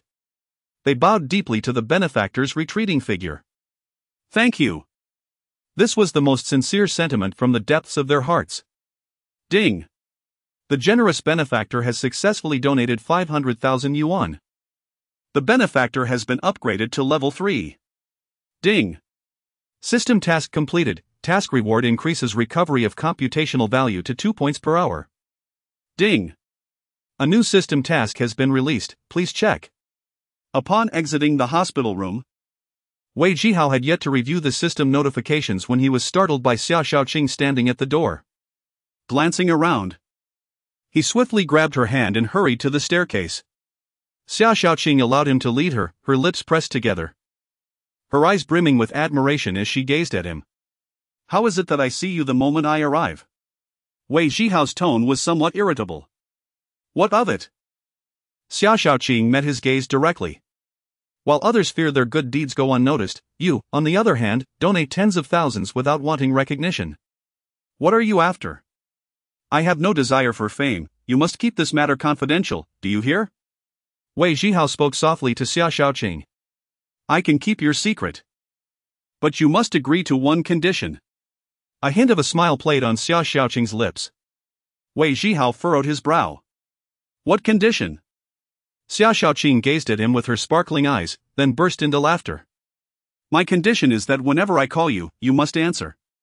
If your phone isn't nearby, you must return my call at the first opportunity. Do you agree? Wei Zhihao shot her a sidelong glance. What am I, a summoned spirit? What does that mean? A summoned spirit? Xia Xiaoqing blinked in confusion. A summoned spirit is, never mind, you won't understand. Don't change the subject. Just answer me, do you agree? If not, tomorrow is old Lu's wedding. And I will be sure to publicize your generous act of donating tens of thousands in front of the entire class. Wei Zhihao shook his head helplessly. I never said I wouldn't answer your calls, must you use this as leverage? We are old classmates, I would answer anyone's call. Well, you did ignore my calls yesterday. Were you intentionally avoiding me? I was drinking yesterday and didn't hear my phone. Then why didn't you return my call today? What if I urgently needed you? Xia Xiaoqing pressed on. Wei Zhihao sighed. Fine, I promise to answer your calls from now on. Happy? He understood that reasoning with a woman was the least wise course of action. Xia Xiaoqing's lips curled into a triumphant smile. Wait here. I'll go request a leave of absence. Request a leave? For what? Xia Xiaoqing tugged at the torn fabric of his jacket with 2 fingers. To accompany you to buy a new shirt. If you dare to sneak away, be careful. I'll inform the class monitor and ensure she conducts a thorough interview with you. With that, Xia Xiaoqing strutted off with an air of victory. Hands clasped behind her back. Wei Zhihao watched her retreating figure, then glanced at his tattered jacket, feeling utterly speechless. He took out a cigarette, lit it, leaned against the wall, and inhaled deeply, exhaling a plume of smoke. This is absurd, a man in his 30s is being managed by a young girl. It seems I must quickly establish a legitimate business to cover my tracks. Having money but being unable to spend it is indeed quite distressing. Chapter 53 Sister. Your boyfriend is quite something. Having just completed his task, Wei Zhihao had not yet had the opportunity to take a look around. And as the area was devoid of people, he summoned the system to check his status. Fortune dispenser, current level, level 3 distance to next upgrade, 01000. 000 return on super calculation value, 600 points exchange points in store, 600 points description, altruistic donation behaviors will reward the host with returns in super calculation value and exchange points in the store. For every donation of 1000, the fortune dispenser will return 1 point of super calculation value and 1 point of exchange points, stored within the fortune dispenser system, which the host may withdraw at will. System task objective, please upgrade the fortune dispenser to level 4. Task reward, system space increased to 2 cubic meters. When activating probability control, the consumption of super calculation value is reduced by 50. Upon seeing the new task reward, Wei Zhihao's eyes brightened. A 50 reduction in super calculation value consumption meant that 1 point of super calculation value could enhance the probability of victory by 2. This reward was indeed remarkable. However, upon reviewing the task requirements, he felt a wave of frustration. The system task required him to upgrade the fortune dispenser to level 4. which necessitated a donation of 1 million. He had barely managed to scrape together some funds for himself, not buying a house or a car, nor even decent clothing. And now he was expected to donate it all? When would this ever end? For now. He decided against upgrading the system and resolved to first take care of his own needs. He would indulge himself before considering any upgrades. Wei Zhihao removed his jacket, holding it in hand, revealing only a thin round-neck sweatshirt underneath. In the chilly northern April, with overcast skies, the minimum temperature hovered around 3 to 4 degrees above zero, which felt rather cold. After waiting for a full 20 minutes, during which he had already discarded 3 or 4 cigarette butts, Xia Xiaoqing finally emerged. Just as Wei Zhihao was about to voice a complaint, he glanced at her and swallowed his words. Xia Xiaoqing wore a fitted beige trench coat, paired with a high-neck white knitted sweater, tapered jeans, and knee-high black stiletto boots. Her long hair was styled in a high ponytail, and she carried a handbag. Her makeup impeccably done, indicating she had taken the time to prepare. This ensemble accentuated her slender figure, as she stood gracefully with a bright smile directed at Wei Zhihao. Wei Zhihao surveyed her from head to toe. Was it really necessary to be so extravagant? Had she undergone a complete makeover? How do I look? Xia Xiaoqing asked, biting her lip shyly. Good, quite good. Let us go. Wei Zhihao replied, turning to head downstairs. Xia Xiaoqing's fiery enthusiasm was considerably dampened when she saw Wei Zhihao turn his back and descend without a glance. Frustrated, she stomped her foot and muttered under her breath, calling him a blockhead, and carefully navigated the stairs. Her heels, 6 or 7 centimeters high, were ill-fitting as they were borrowed from a colleague. She had worn sneakers to work that morning. Upon reaching the first floor, Wei Zhihao casually tossed his sports jacket into a trash bin and glanced back at the stairs. Xia Xiaoqing had yet to come down. What a bother! He grumbled. Suddenly, someone tapped him on the shoulder from behind. Turning around, he was surprised to see Xia Xiaoqing standing there. When did you get ahead of me? Wei Zhihao asked, momentarily taken aback. Are you foolish? Why climb the stairs when there's an elevator? Xia Xiaoqing looked at him incredulously, pursing her lips as she walked outside. Have you grown any sense? Wei Zhihao followed her out. As a gentle breeze blew, Wei Zhihao couldn't help but shiver. He rarely ventured out, and today was particularly chilly. The two of them hopped into a taxi waiting outside the hospital.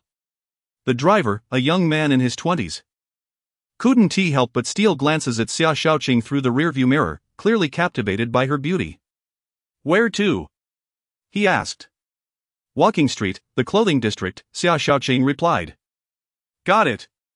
The vehicle started and merged onto the main road. Wei Zhihao crossed his arms, wishing the driver would roll up the windows.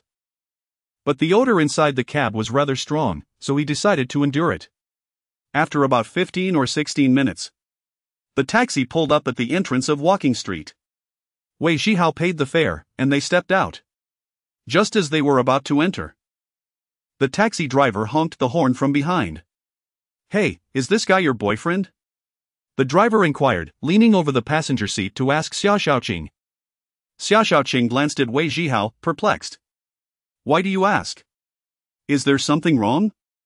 The driver shot a look at Wei Zhihao and said, if he is your boyfriend, you might want to reconsider. He's a bit off, thinking it's summer already in April. What the hell? Wei Zhihao's eyes widened in disbelief. With a swift push of the accelerator, the taxi sped away. Xia Xiaoqing pointed at Wei Zhihao, laughing until tears nearly streamed down her face. He is quite off. Wei Zhihao shot her a glare. What are you laughing at? I can see your throat. Xia Xiaoqing covered her mouth, her shoulders shaking uncontrollably. Walking Street was known for its upscale clothing boutiques, flanking both sides of the street with the latest fashion trends. Naturally, the prices were not affordable for the average person, and ordinary folks rarely shopped in such places. As they strolled deeper into the street, Wei Zhihao looked up at the boutique signs, noting that they were all women's fashion with hardly a men's shop in sight. After walking past several stores, they finally spotted a men's boutique. While engaged in light banter about what styles suited him, Xia Xiaoqing suddenly spotted Lin Lin about 10 meters ahead, and Lin Lin saw them too. As Wei Zhihao was distracted by the boutique signs, Xia Xiaoqing stepped forward and wrapped her arm around his. What are you doing? Wei Zhihao was taken aback. I noticed you looked a bit cold, so I thought I'd de-warm you up. Oh, this store looks nice, let us go in, she said, pulling him into the boutique. As she pushed Wei Zhihao through the door, Xia Xiaoqing turned back to Lin Lin, smugly tilting her chin before shutting the door behind them. Lin Lin had come to Walking Street to scout for a shop to rent, intending to use that as an excuse to meet Wei Zhihao. However, when he said he was busy, she decided to come alone. To her surprise, she found Wei Zhihao shopping with Xia Xiaoqing, who had her arm around him. Lin Lin stared at the menace boutique, biting her lip as tears welled up in her eyes, feeling a wave of injustice wash over her. After a long moment, she turned away, discreetly wiping her eyes before walking off. Wei Zhihao remained oblivious to Lin Lin's presence as he busied himself inside the boutique, where Xia Xiaoqing had started a heated argument with the shop owner. Wei Zhihao had tried on several suits, none of which fit him properly. Either the shoulders were too narrow, or the sleeves too short. The shop owner, losing patience with their indecision, began to express her annoyance. Wei Zhihao pointed to a casual suit hanging on the wall, eager to try it on, but the owner abruptly sat down at the cash register, refusing to help. That one is too expensive, you can't try it on. Why don't you go look elsewhere? She said, then began to crack sunflower seeds for herself. Xia Xiaoqing, seeing this, became incensed. What kind of attitude is that? Is this how you conduct business? The shop owner shot back, equally irate. How many times have you tried things on? You've complained about this and that, my clothes are all branded, do you understand? The sizes are standard. If they don't fit, it's because you're not shaped right. Wei Zhihao was pulling Xia Xiaoqing aside, suggesting they leave if things didn't work out. But when the shop owner approached him directly, he felt a surge of irritation. Lady, don't speak so harshly. No matter how standard your clothes are, they are meant to be worn by people. If they don't fit, aren't they defective? The shop owner exploded at his comment. Who are you calling defective? If you can't afford it, just admit your inability. I see you all are merely here for amusement at my expense. Go away, I have no time for you. The flames of anger surged within Xia Qiang as she stormed towards the proprietress, hands on her hips, and reprimanded, Are you really trying to chase us out? With these counterfeit goods in your shop, I can see through them at a glance. Do you believe that with just one phone call? I could bring your shabby establishment to its knees? The proprietress merely curled her lip, reminiscent of the 8 of 1 in Mahjong. Go ahead and try. I would relish the opportunity to witness how you intend to close my shop. The disdainful expression on the proprietress's face only fueled Xia Qing's fury, prompting her to grit her teeth and declare, Fine. I shall demonstrate precisely how to shut you down. With that, she opened her handbag and retrieved her mobile phone. Chapter 54, Do you believe I can shut your shop down? Xia Xiaoqing sifted through her contacts and dialed a number directly. Soon, the call connected, and she spoke rapidly, her words flowing like bullets from a machine gun. Second uncle, I've discovered a den of counterfeit goods in your jurisdiction. It's located on Erdeo Pedestrian Street, in a shop named Yaguer Suit Specialty Store. All right. I'll be waiting for you. After hanging up, she shot a glare at the shop owner. The owner's expression shifted. She hadn't expected the young girl to actually make a call, though she didn't know who Xia Xiaoqing had contacted. The few keywords she overheard instilled a sense of urgency within her. Second uncle. Your jurisdiction. Counterfeit goods. The shop owner began to feel uneasy and sought to defuse the situation. Why are you so fiery, young lady? It's really not a big deal. You just want to try it on, right? Come, let me get that suit for you. The shop owner, abandoning her previous activity of snacking on seeds, forced to smile and moved to retrieve the suit. Xia Xiaoqing narrowed her eyes. No need. We won't try it on. If we buy, we will buy genuine goods. Who has the time to try on your fakes? The shop owner chuckled. What a funny lady. How could there be counterfeits? This piece I'm offering you is this year's latest model, a fine item. She swiftly retrieved a beautifully crafted clothing box from beneath the rack, skillfully unwrapped it, and presented a neatly folded suit jacket to Wei Zhihao. Handsome, this is the newest style, in your size. why don't you give it a try? Upon glancing at the suit offered, Wei Zhihao refrained from reaching out and shook his head. Sister, I'm not fit for this. I can't try it on. The shop owner, visibly embarrassed, gently slapped her own mouth and smiled apologetically. Dear brother, forgive me for my thoughtlessness. Please don't hold it against me. With that, she took the initiative to drape the suit over Wei Zhihao's shoulders. The shop owner was quite adept at navigating social situations, her attitude shifting rapidly. Those in business possess a keen sense. Seeing that the young lady was difficult to deal with, she turned her attention to the male customer. Most men, being softer in disposition, are easily swayed by a few kind words or an apology, allowing matters to resolve without much fuss. Wei Zhihao caught Xia Xiaoqing's eye, noticing her discreetly winking at him. He understood the situation and, putting on a reluctant expression, did not resist as the shop owner draped the suit over him. Didn't you just say you weren't trying it on? Why are you forcing it onto him? Xia Xiaoqing approached, pretending to grasp the shop owner's arm. The shop owner wore a pained expression, her mouth drawn into a grimace. Dear brother, it's just a small matter. This beauty is genuinely upset. I didn't mean it, please help me out and speak kindly to her. Wei Zhihao nodded towards Xia Xiaoqing. Alright, this lady is just trying to make a living. She has apologized, so you might as well let it go. Xia Xiaoqing narrowed her eyes at Wei Zhihao, her voice cold. An apology is just that? Why are you so agreeable? We were just about to be kicked out, and I'm still fuming. Seeing a chance for reconciliation, the shop owner eagerly nodded at Xia Xiaoqing. Beautiful lady, please don't be like that. I came here with a stomachache and a bad mood. We're both women, so please understand me. I apologize for my previous behavior. With the suit on, feeling quite comfortable, and seeing the atmosphere between the two women soften, Wei Zhihao quickly interjected. Xiaoqing, what do you think of this one? Xia Xiaoqing ignored the shop owner, inspecting the suit on Wei Zhihao.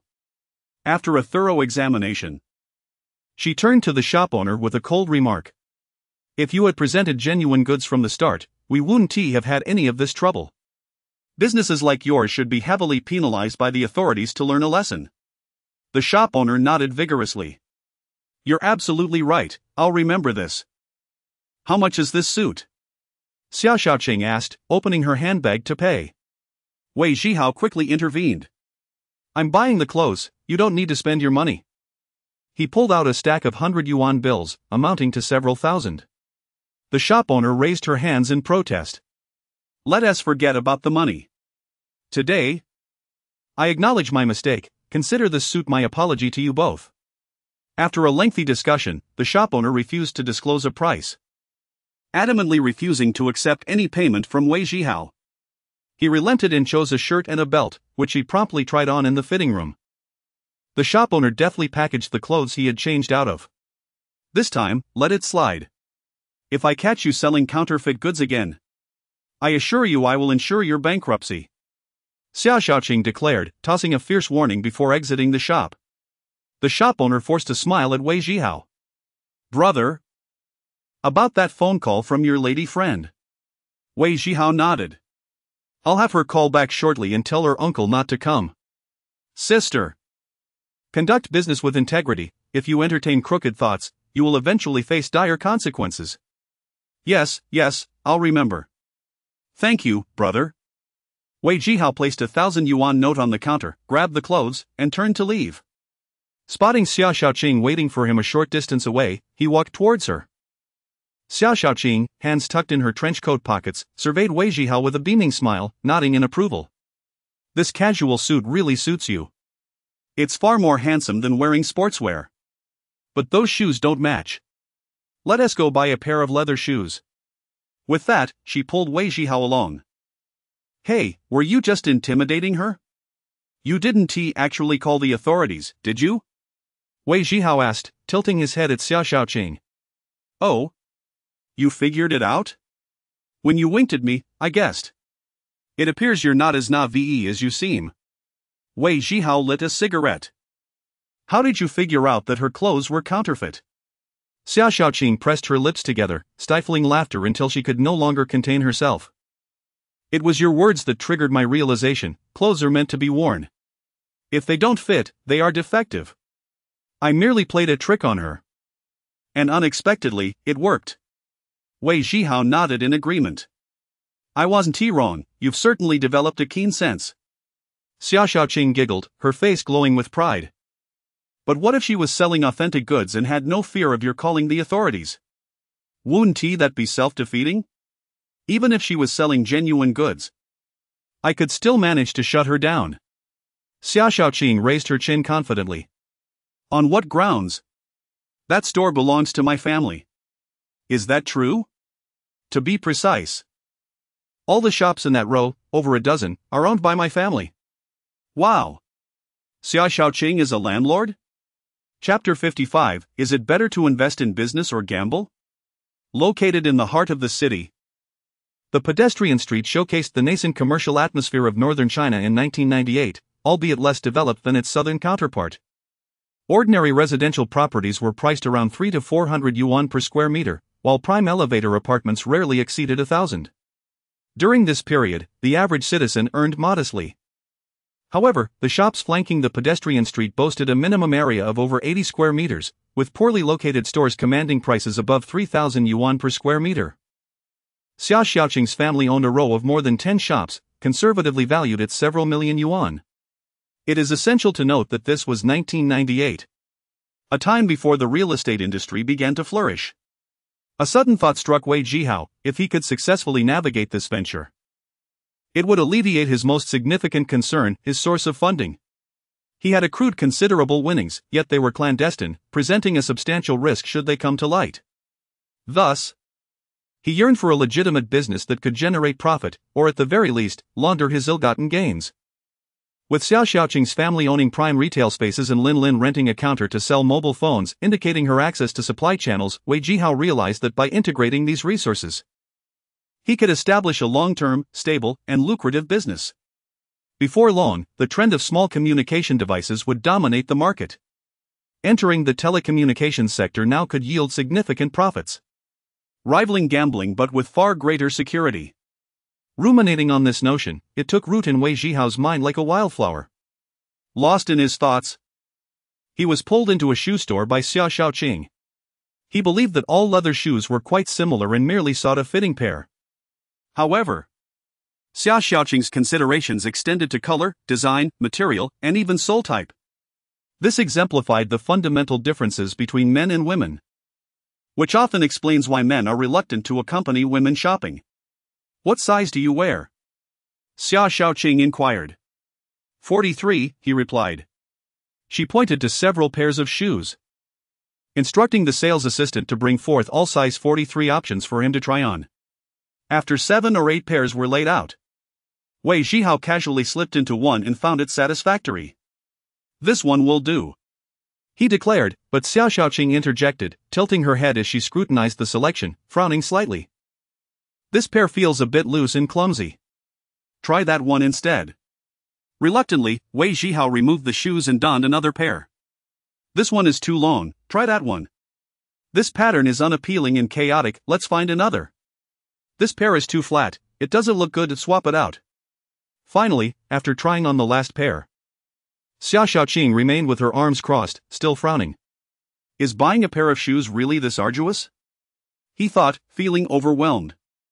This one is still inferior to the previous pair, try that one again. Wei Zhihao was left speechless, wishing to pay and leave immediately. Yet, mindful of his dependence on her, he reluctantly reverted to the earlier pair he'd tried on. I just feel like this pair is perfect. We'll take it. Before she could finish, he hurried to the cashier, inquiring about the price and hastily paying, dreading that she might request yet another change. The sales assistant packaged the sneakers, and Wei Zhihao hastily exited the store, exhaling in relief. Shopping with women was indeed an exhausting endeavor. As they emerged, Xia Xiaoqing's gaze lingered on the shoes, prompting Wei Zhihao to hasten his steps. Hey! Wait for me! She called, chasing after him. In truth, the shoes he had purchased were less comfortable than the first pair he had tried, leaving him with a sense of awkwardness as he walked. He recalled an old adage, only the feet know whether the shoes fit. Yet, the feet's opinion seemed irrelevant. I'm famished after accompanying you all afternoon, Xia Xiaoqing complained, rubbing her stomach. Her implication was clear, she expected Wei Zhihao to treat her to a meal. Seriously? You're quite the opportunist, he thought. Without you, I would have been done shopping in 10 minutes. Instead, we spent hours. He shot her a sidelong glance. Xia Xiaoqing, hands on her hips, glared at him. If I hadn't come along, would you have found a suitable outfit? Would you have acquired such fitting shoes? All right. I'll treat you to dinner as a token of gratitude for accompanying me shopping, Wei Zhihao conceded. Never argue with a woman, there's no reasoning involved. He took her to a hot pot restaurant, where he drank 2 shots of baijiu while Xia Xiaoqing indulged in fruit juice. This hard-earned dinner excited her, and she chatted incessantly throughout the evening. Naturally, their conversation drifted towards amusing anecdotes from their school days, though Wei Zhihao struggled to recall most of them. She recounted numerous stories from his high school days, tales he had long forgotten, but she remembered them vividly, laughing as she shared each one.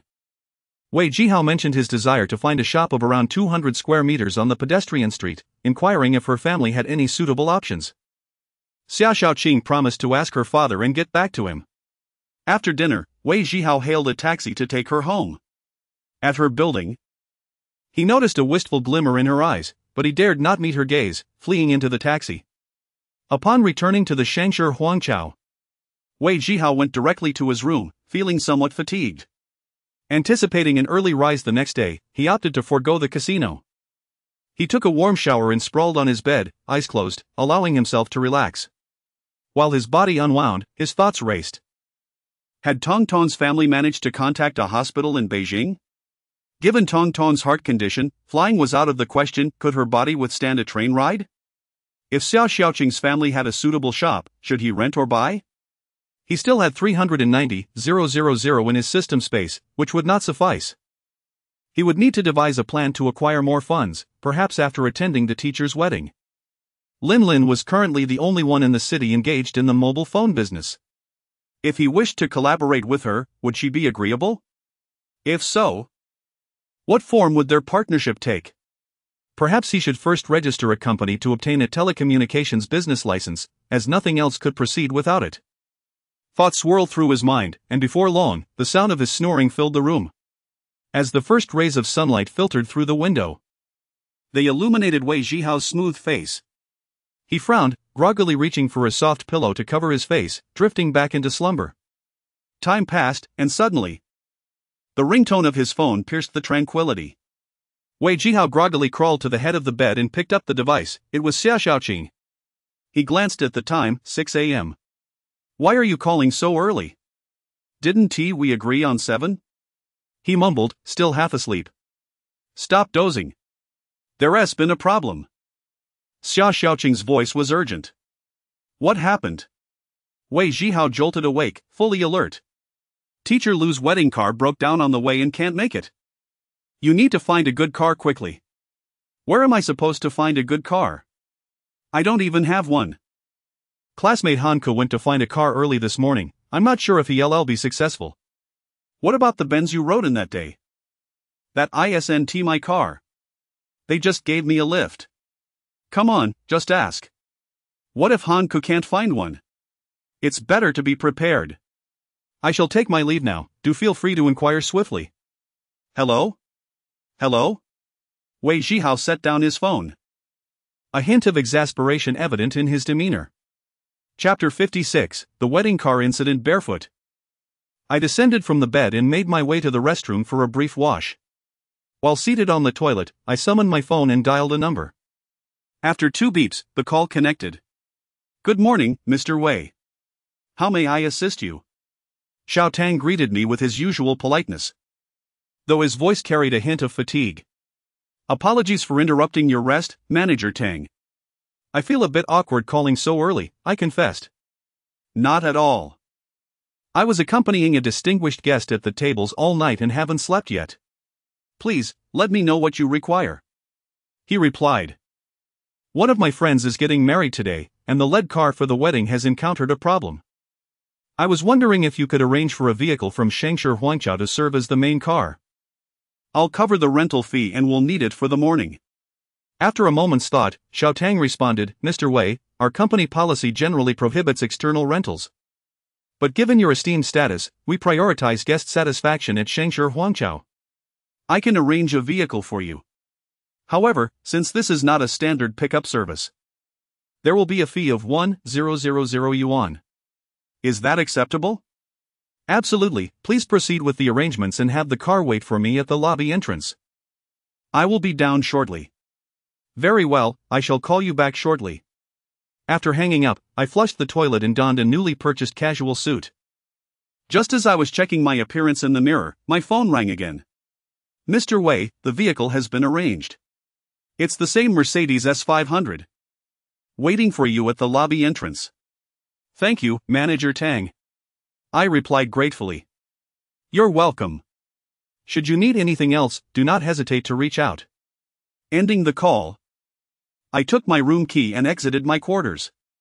As the elevator doors opened, I was surprised to see the curly-haired man who had previously escorted me to the casino standing inside. Brother Jun, so early. Did you battle it out on the 6th floor all night? I inquired as I stepped into the elevator, the attendant pressing the close button.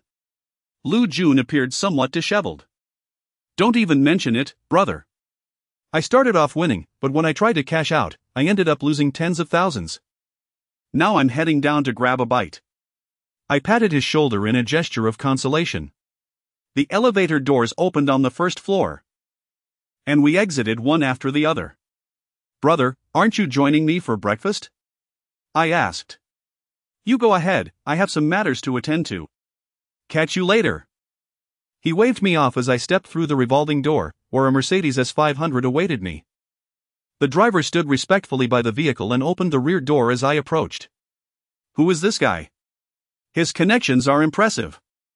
Lu Jun pondered as he watched me depart. On a chilly April morning in the north, a modest apartment building displayed vibrant red couplets at its entrance.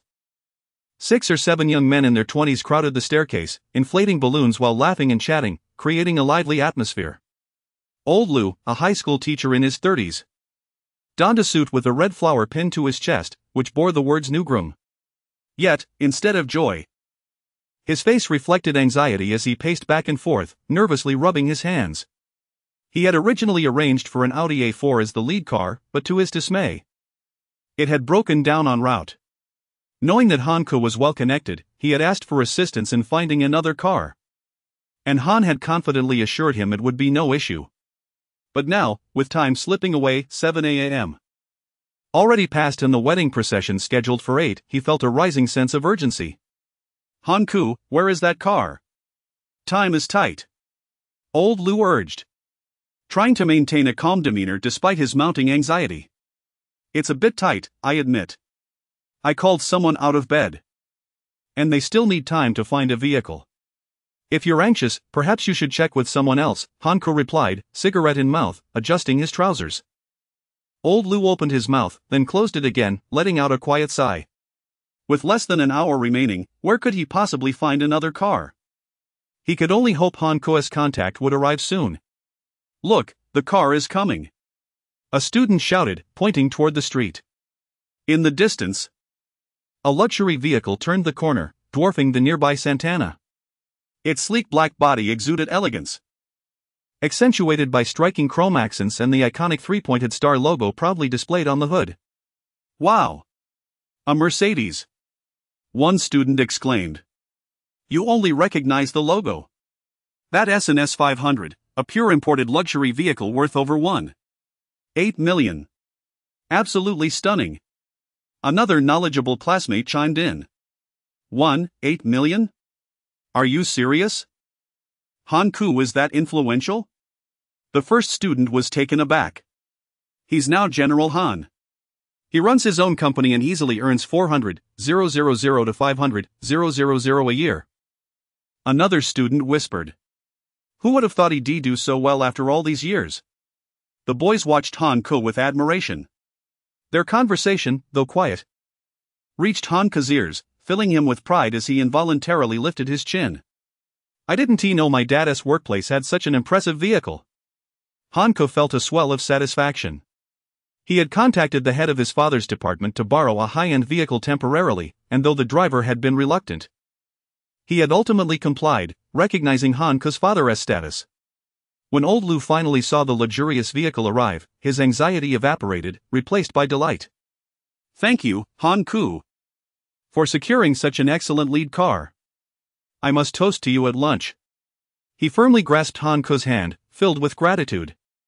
"Don't mention it, old Lu. It was just a small favor," Han Ku replied with a self-satisfied grin.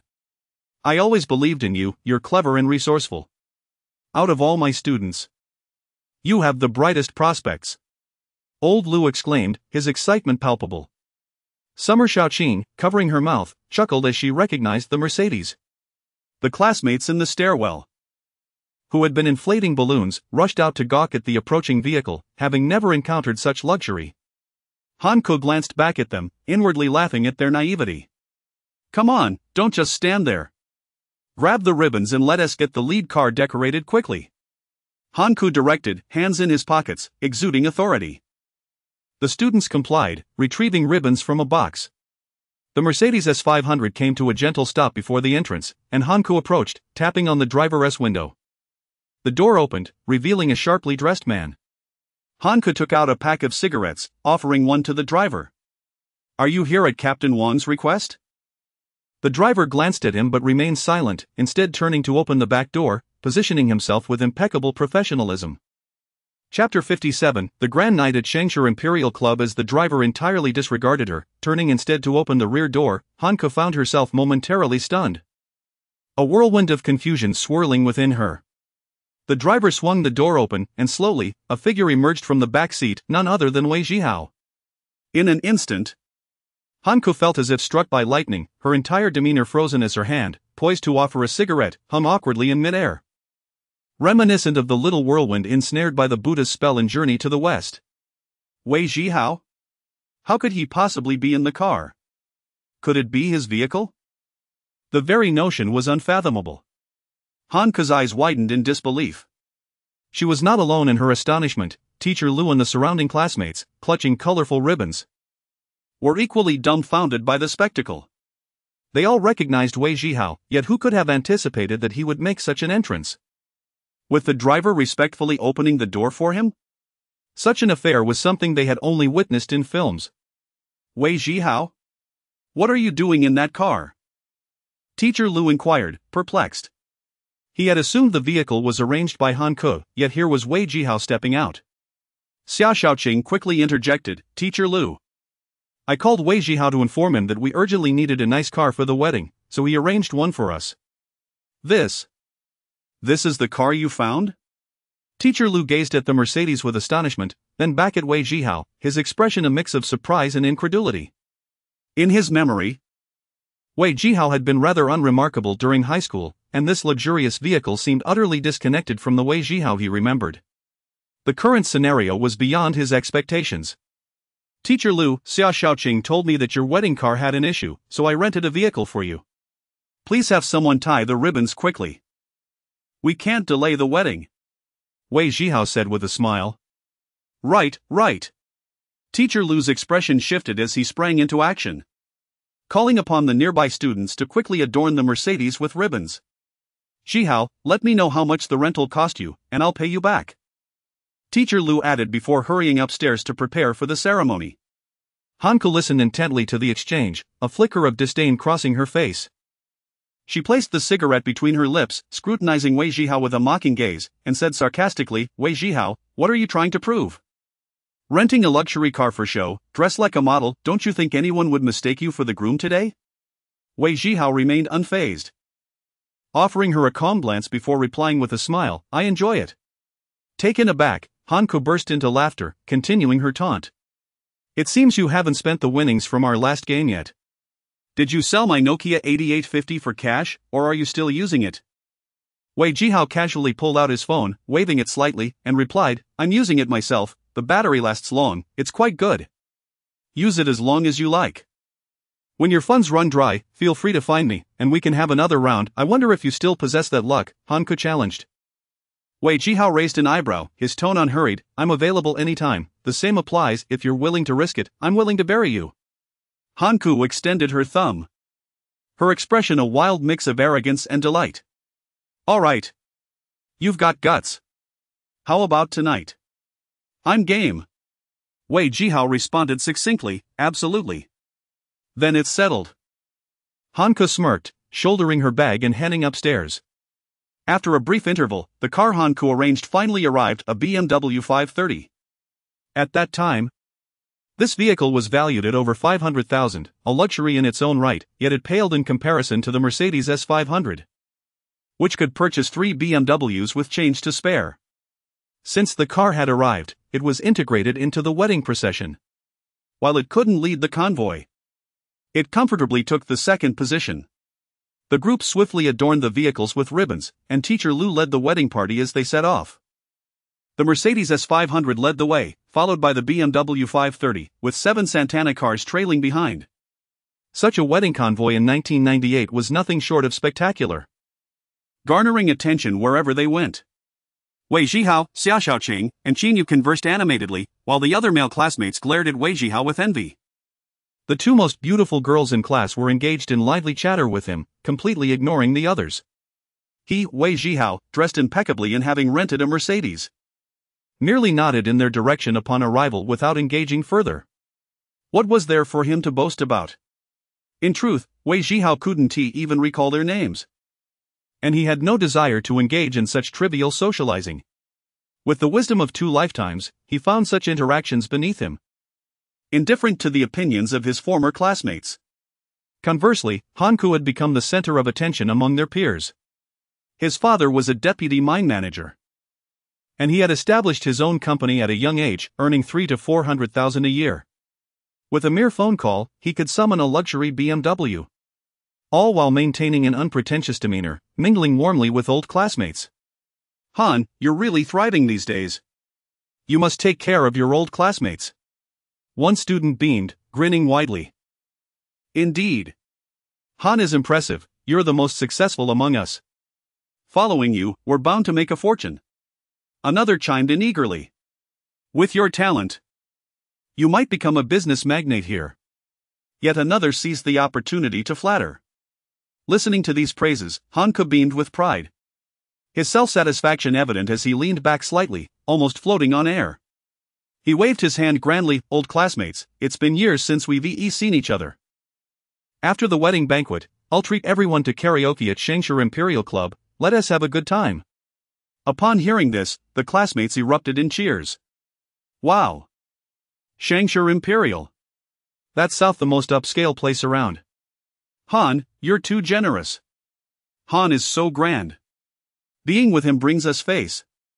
Compliments flowed like a river. The wedding banquet proceeded as scheduled, with tables laden with sumptuous dishes and the aroma of wine filling the air. Guests raised their glasses in a toast to Teacher Lu and his bride, who moved from table to table, radiating happiness. The classmates enjoyed themselves, chatting animatedly, bursts of laughter punctuating the air. After several rounds of drinks and dishes, Hanku checked the time, feeling it was about time to move on. He stood up and called out, "Old classmates, we've eaten enough, let us head to Shangshi Imperial and keep the fun going." The classmates readily agreed, rising to prepare for departure. Xinyu glanced at the group. "You all go ahead, I'll skip it." "If you're not going, then I won't either," Xia Shaoqing declared, picking up her handbag. "Hey! How can 2 of our class's most beautiful girls not attend?" Hanku interjected. Xinyu. "It's rare for old classmates to gather. As class monitor, you can't be a downer." With Han leading the charge, others quickly joined in, echoing his sentiment. "Exactly. We must put aside everything for today, everyone should go. Han is making plans, and as the former class monitor, you should show some respect," they added, creating a chorus of encouragement. Xinyu felt a bit helpless but ultimately relented. "Fine, I'll go." Hanku retrieved his Shangshi Imperial membership card, waving it triumphantly. Let us set off. Chapter 58, the speculation of ghost hand ding rong. Around 16 or 17 individuals hailed 5 taxis and arrived at the Shangshi Huangchao nightclub shortly after 2 p.m. The venue was merely a few dozen meters away from the main building of Shangshi Huangchao, and it was also Wei Zhihao's first visit. The hall was illuminated with vibrant Kaleidoscopic lights, creating a dreamlike atmosphere, while rhythmic music subtly emanated from various corners, stirring the emotions of the patrons. Han Ku, surrounded by his classmates, strode confidently to the front desk, extracted his membership card from his bag, and with a resounding slap placed it on the counter. His chin slightly raised, "Arrange a luxurious private room for me." The front desk attendant, wearing a professional smile, accepted the membership card and swiftly navigated the computer. However, a look of concern crossed her face as she lifted her gaze. "Sir, I sincerely apologize, but all the luxurious private rooms are currently booked. Would you consider a medium room instead?" "A medium room? Can't you see how many of us there are? Will it even accommodate us?" Hanko frowned, scrutinizing the attendant. "Sir, I truly apologize. Perhaps you and your companions could wait in the hall for a luxurious room to become available, and I will arrange it for you." "Are you suggesting that I wait in line? I am a member of Shangshi Huangqiao."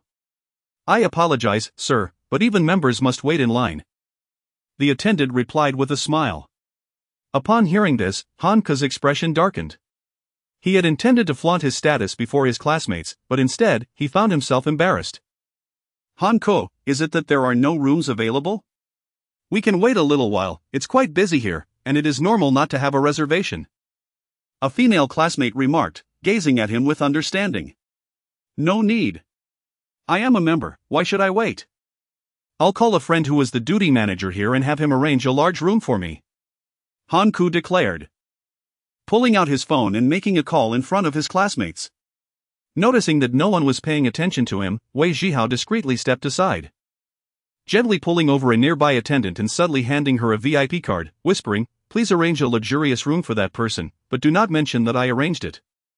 Upon seeing the VIP card, the attendant's demeanor instantly shifted, her smile becoming increasingly respectful as she eagerly nodded, "Certainly, sir. Please hold on, I will arrange it right away." Hanko, eager to display his wealth and impress, unwittingly provided Wei Zhihao with the opportunity to take advantage of the free drinks. After all, the drinks here were not inexpensive. He hoped Hanko wouldn't regret it later. The attendant took Wei Zhihao's VIP card to the front desk, whispered a few words to the front desk staff, and showed her the card before departing. The front desk attendant glanced towards Wei Zhihao's direction, then lowered her head to operate the computer with diligence. Before long, the front desk attendant lifted her head, beaming, "Mr. Han, your luxurious private room has been arranged, and a staff member will escort you there." Hanko was taken aback by the speed of the arrangement. Mr. Han truly holds sway at Shangshi Huangqiao, no room available. Yet a single call and it's promptly arranged. Quite impressive, a male classmate marveled. After just finishing his call, the private room was secured. Seeing his classmates gazing at him with admiration, Hanku felt a surge of restored pride, and his previous displeasure vanished. The group surrounded Hanku as they made their way to the private room, while Wei Zhihao intentionally lagged behind. As the attendant returned the VIP card to him, his gaze caught a familiar figure entering the hall with 6 or 7 others. The scarred man. Wei Zhihao's heart sank, instantly on alert. A few days prior at the arcade, he had inadvertently profited at the scarred man's expense, winning a considerable amount of money, almost provoking the man to violence. Had it not been for Xiao Tang's presence, the scarred man might have acted on his anger. What a twist of fate to encounter him here. Just as Wei Zhihao considered averting his gaze, the scarred man locked eyes with him upon entering, pausing momentarily before breaking into a grin and approaching him. Flanked by his entourage, the pressure on Wei Zhihao intensified. Suddenly, his phone rang, causing a wave of anxiety to wash over him. The scarred man was now mere steps away, and he found himself at a loss for action. Forced to feign nonchalance as he hastily retrieved his phone without examining it closely, answering the call. "Hello, Brother Wei, do you remember me?" a male voice inquired from the other end. "Who is this?"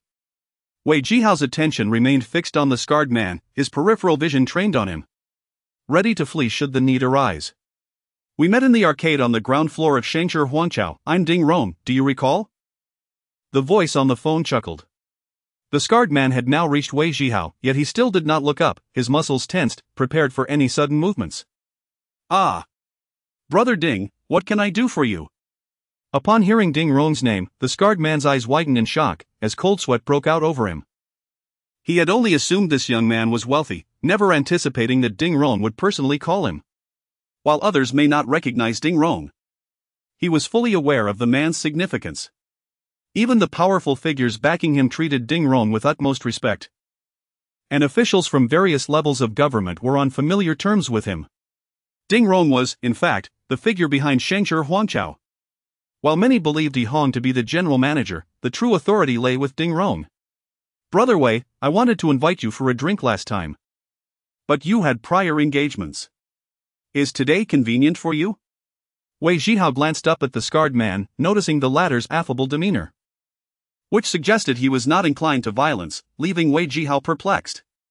The scarred man smiled and nodded at him, gesturing toward Wei Zhihao's phone, indicating he should continue his call. Wei Zhihao's confusion deepened. "Brother Rong, I sincerely apologize.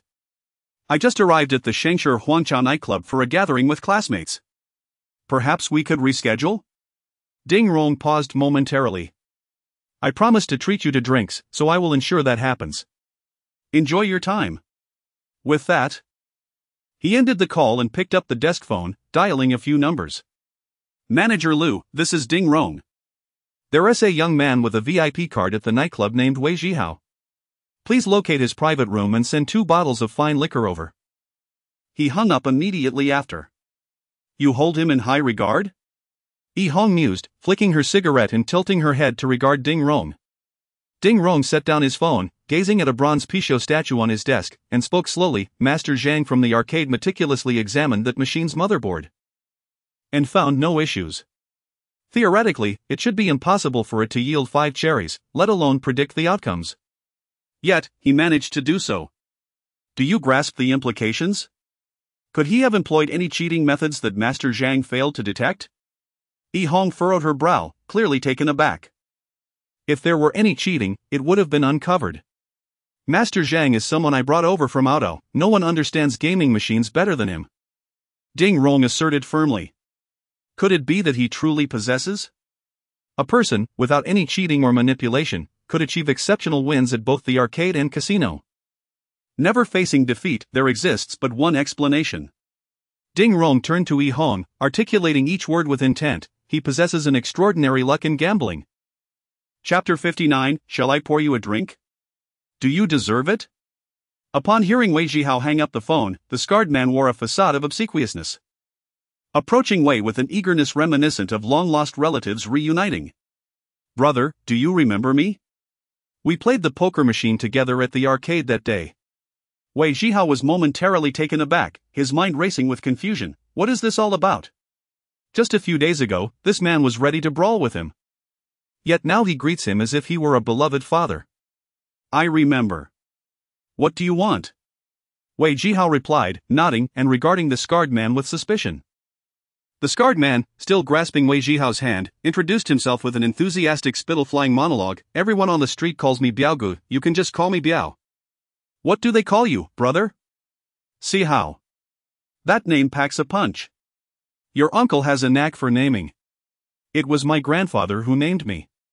"Ah, that explains it. Our grandfathers are quite cultured, right? Aspiration higher than the heavens, destined for wealth. What a splendid name." Biao chuckled. Wei Zhihao felt a twinge of annoyance, it was surprisingly rhymed. "Zhihao. That day at the arcade, I may have offended you with my words, please don't take it to heart. It was merely a trivial matter, not worth dwelling upon. You are quite magnanimous, after all. You left in a hurry, and we didn't have the chance to get to know each other. What a coincidence to meet again today. It signifies our fated connection," Biao remarked, slapping Wei Zhihao's hand jovially. Biao's palm was clammy with sweat, making the handshake uncomfortable, yet he refused to relinquish his grip. "Don't mind me, brother, I love making friends, especially with those of stature. Around the city, people have heard of my name. If you encounter any minor inconveniences that you cannot address directly, feel free to approach me. I assure you, I can lend a hand." Wei Zhihao understood Biao's intentions clearly. He was introducing his influence, perhaps believing that Wei was quite affluent and seeking to forge a closer bond. Nevertheless, since Biao was extending an olive branch and adopting a humble demeanor, it would be rather ungracious not to reciprocate. After all, Having an ally is preferable to acquiring an enemy. After exchanging pleasantries, the scarred man quickly produced a business card from his bag and respectfully handed it to Wei Zhihao, who reciprocated with his phone number. In these times, even those who navigate the streets have their business cards. Meanwhile, Xiao Xiaoqing had been waiting in the private room for quite some time without seeing Wei Zhihao enter. Concerned that something might have happened, she decided to step out and look for him. As she neared the lobby, she spotted Wei Zhihao engaged in conversation with a man. Noticing Biao's fierce appearance and the 5 or 6 individuals lingering behind him, Xiao Xiaoqing's brow furrowed slightly. Biao resembled a towering bear. How could Wei Zhihao possibly know such a person? Curiosity piqued, she approached with a smile and inquired, "Zhihao, what are you doing here? Why haven't you gone inside?" Wei Zhihao turned to Xiao Xiaoqing, smiling as he replied, "It's nothing, I bumped into a friend, just chatting for a moment. Let us go inside." After exchanging a brief greeting with Biao, Wei Zhihao turned to leave. Biao waved his hands, insisting he would join them with a drink shortly. Wei Zhihao chuckled but said nothing in response. Upon returning to the private room, Han Ke was busy ordering drinks. Reclined on a long sofa with his legs resting on the marble table, exuding a commanding presence. The table was adorned with 2 bottles of 12-year-old Chivas, 6 bottles of black tea, and 6 bottles of green tea. Han Ke, cigarette pinched between his fingers, pointed at the table's liquor and beverages, boasting, "I ordered 2 sets of 12-year-old Chivas, 1 bottle weighs 2 jin, paired with 6 drinks, mixed together. You all haven't tried this, have you? Can you even mix this foreign liquor with drinks? Will it still taste like alcohol?" A male classmate asked, intrigued. Another classmate nudged him. "If Han Ke says to mix it, then this is undoubtedly how it's meant to be consumed. This is foreign liquor, the essence lies in this blend.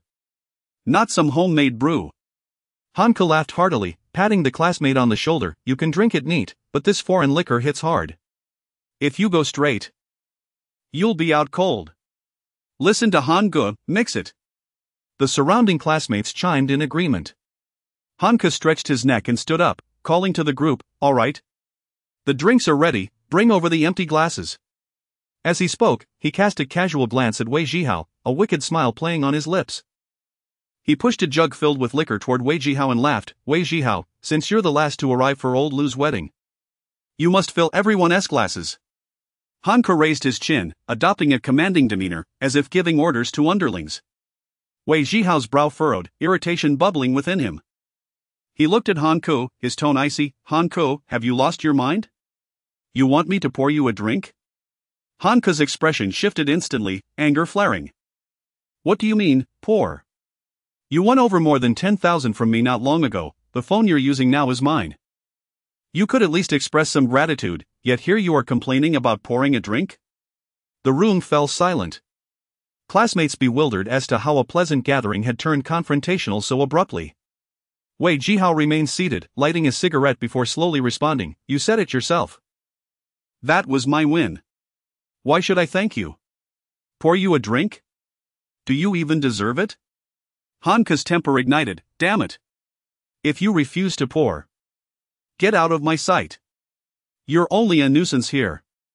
If I leave, you won't remain in this room either, do you believe that?" Wei Zhihao retorted. Han Ke scoffed, about to mock when the door to the private room swung open with a loud bang, and 3 individuals strode in. Upon seeing them, Han Ke froze momentarily, then quickly donned a smile, exclaiming, "Oh. Isn't this Biao Ge? What brings you here?" He hurriedly bypassed the table to grasp Biao's arm. Turning to the others, "Let me introduce you, this is the renowned Biao Ge from our city. My dear brother, I won't boast, but in this city, Biao Ge holds significant sway." The dim lighting in the private room, coupled with the crowd, caused Biao to squint as he scanned those seated on the sofa.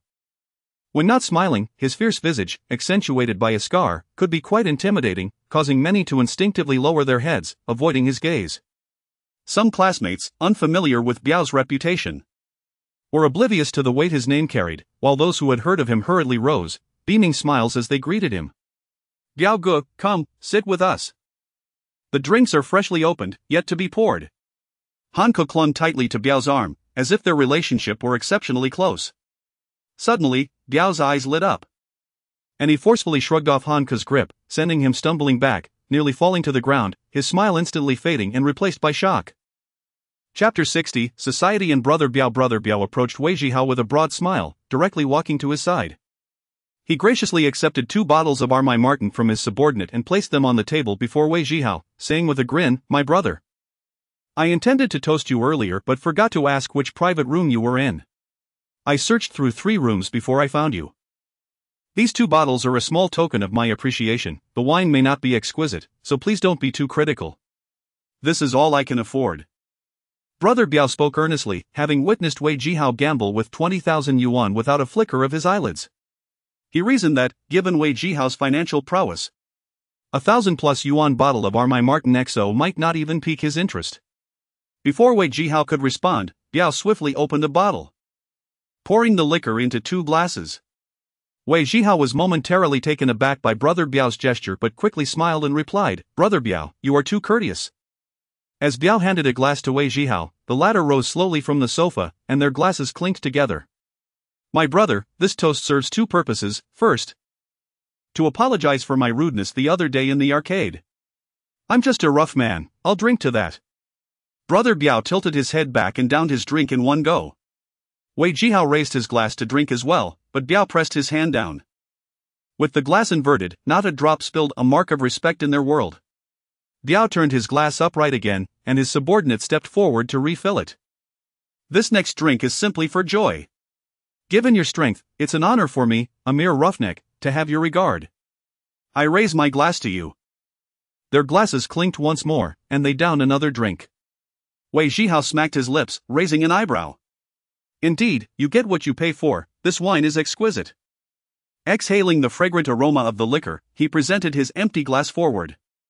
The subordinate promptly filled their glasses again as Biao gazed at Wei Zhihao with a serious expression.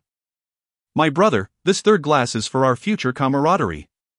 I can't promise much elsewhere, but in this city, I still have some influence. Should you need anything? Do not hesitate to ask, just judge my abilities by the results. Cheers." Their glasses met with a resounding clash, and they drank once more. "Ha ha ha, splendid." Brother Biao laughed heartily, while Hanke stood by, utterly dumbfounded, his mouth agape in disbelief. His face flushed with a mix of red and white. His lips trembled as he struggled to comprehend the scene. He never imagined that the feared Brother Biao would show such deference to Wei Zhihao, even personally toasting him.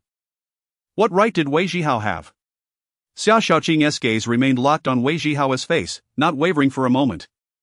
This enigmatic man could effortlessly part with nearly 600,000 yuan, and even the notorious gang leader paid him homage. He was shrouded in mystery. Drawing Xia Shaoqing into a maze of intrigue she longed to unravel. The more she pondered, the more captivated she became, until she found herself ensnared. The classmates were equally astonished, rendered speechless by the unfolding drama. The once lively private room fell silent, so quiet that one could hear a pin drop. They hesitated to even glance at Han Ku, fearing further embarrassment.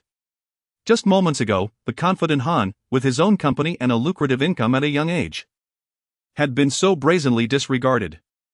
Han Ku felt like a clown, struck hard across the face, stripped of all dignity.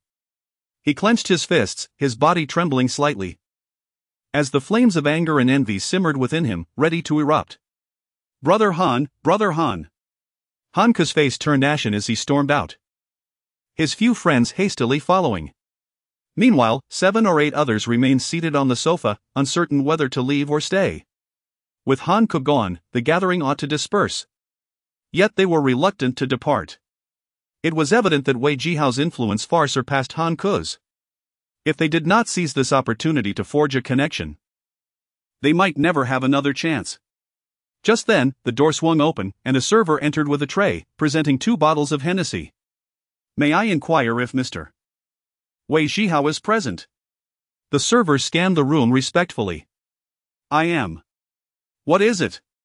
Wei Zhihao inquired. The server placed the bottles on the table and bowed slightly. "Good day, Mr. Wei. These 2 bottles of Hennessy have been sent to you by Mr. Ding Rong. Please enjoy." With another bow, the server exited. "Ding Rong? Why would he send me such fine liquor?" Wei Zhihao mused, a touch puzzled. Brother Biao, overhearing, could hardly contain his admiration. "Ding Rong sending him alcohol? The man was a notable figure, esteemed even among provincial leaders, and his establishment was a veritable goldmine in the city. Common folk rarely even glimpsed him, let alone received such a gesture. Biao couldn't help but smile, feeling a swell of pride. Brother Biao truly is exceptional. To cultivate a relationship with Wei Zhihao is a stroke of brilliance. With his keen insight, precise judgment, impeccable timing, and genuine demeanor, who would dare rival Brother Biao? Brother Biao, come join us. Wei Zhihao encouraged, noticing Biao's silly grin. Is that appropriate? Would it disrupt your enjoyment? Biao feigned reluctance, glancing at Xia Xiaoqing and Qin Yu nearby. They're my classmates, we won't finish all this wine anyway.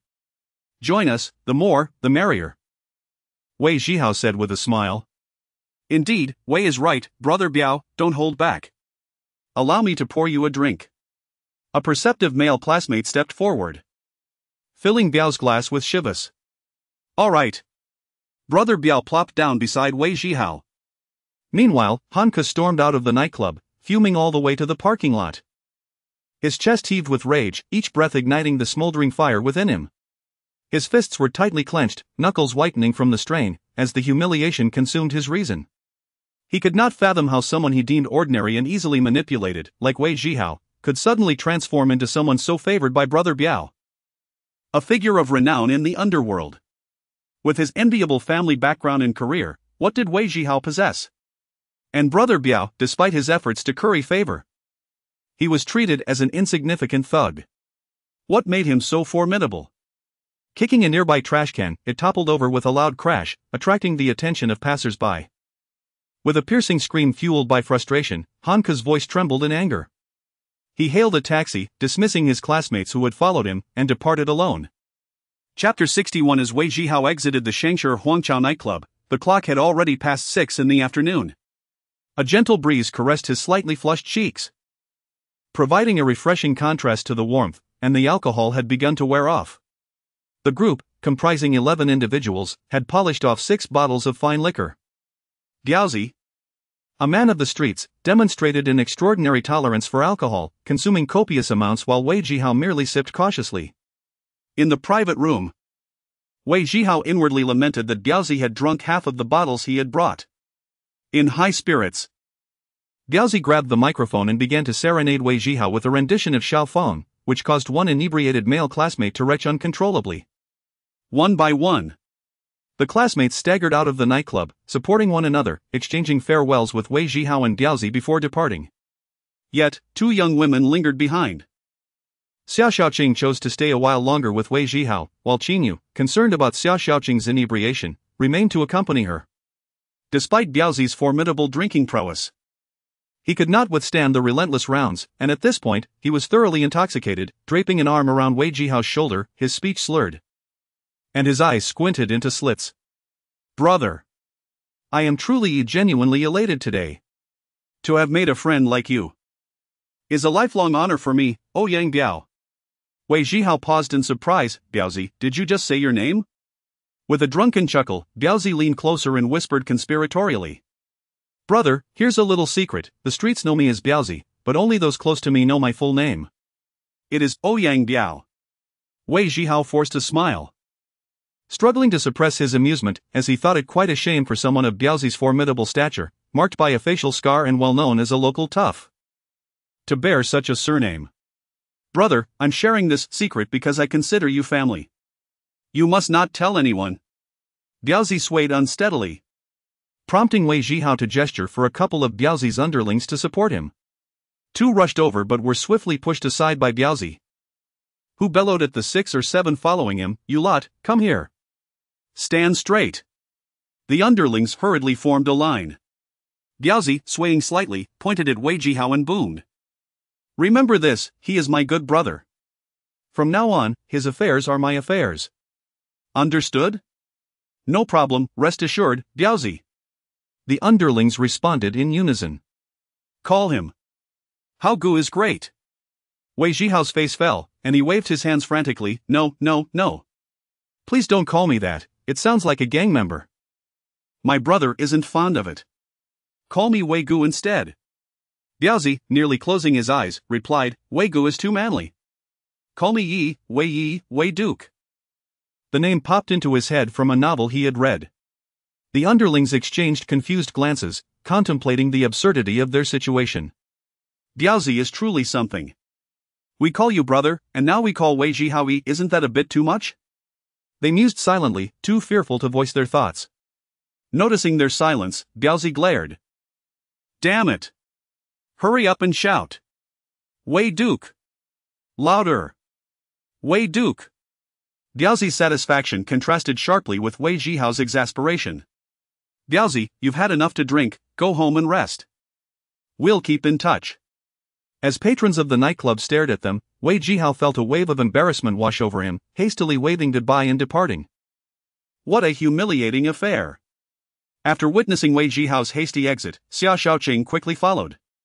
Qin Yu had intended to escort Xia Shaoqing home. But upon seeing her chase after Wei Zhihao, she felt compelled to follow.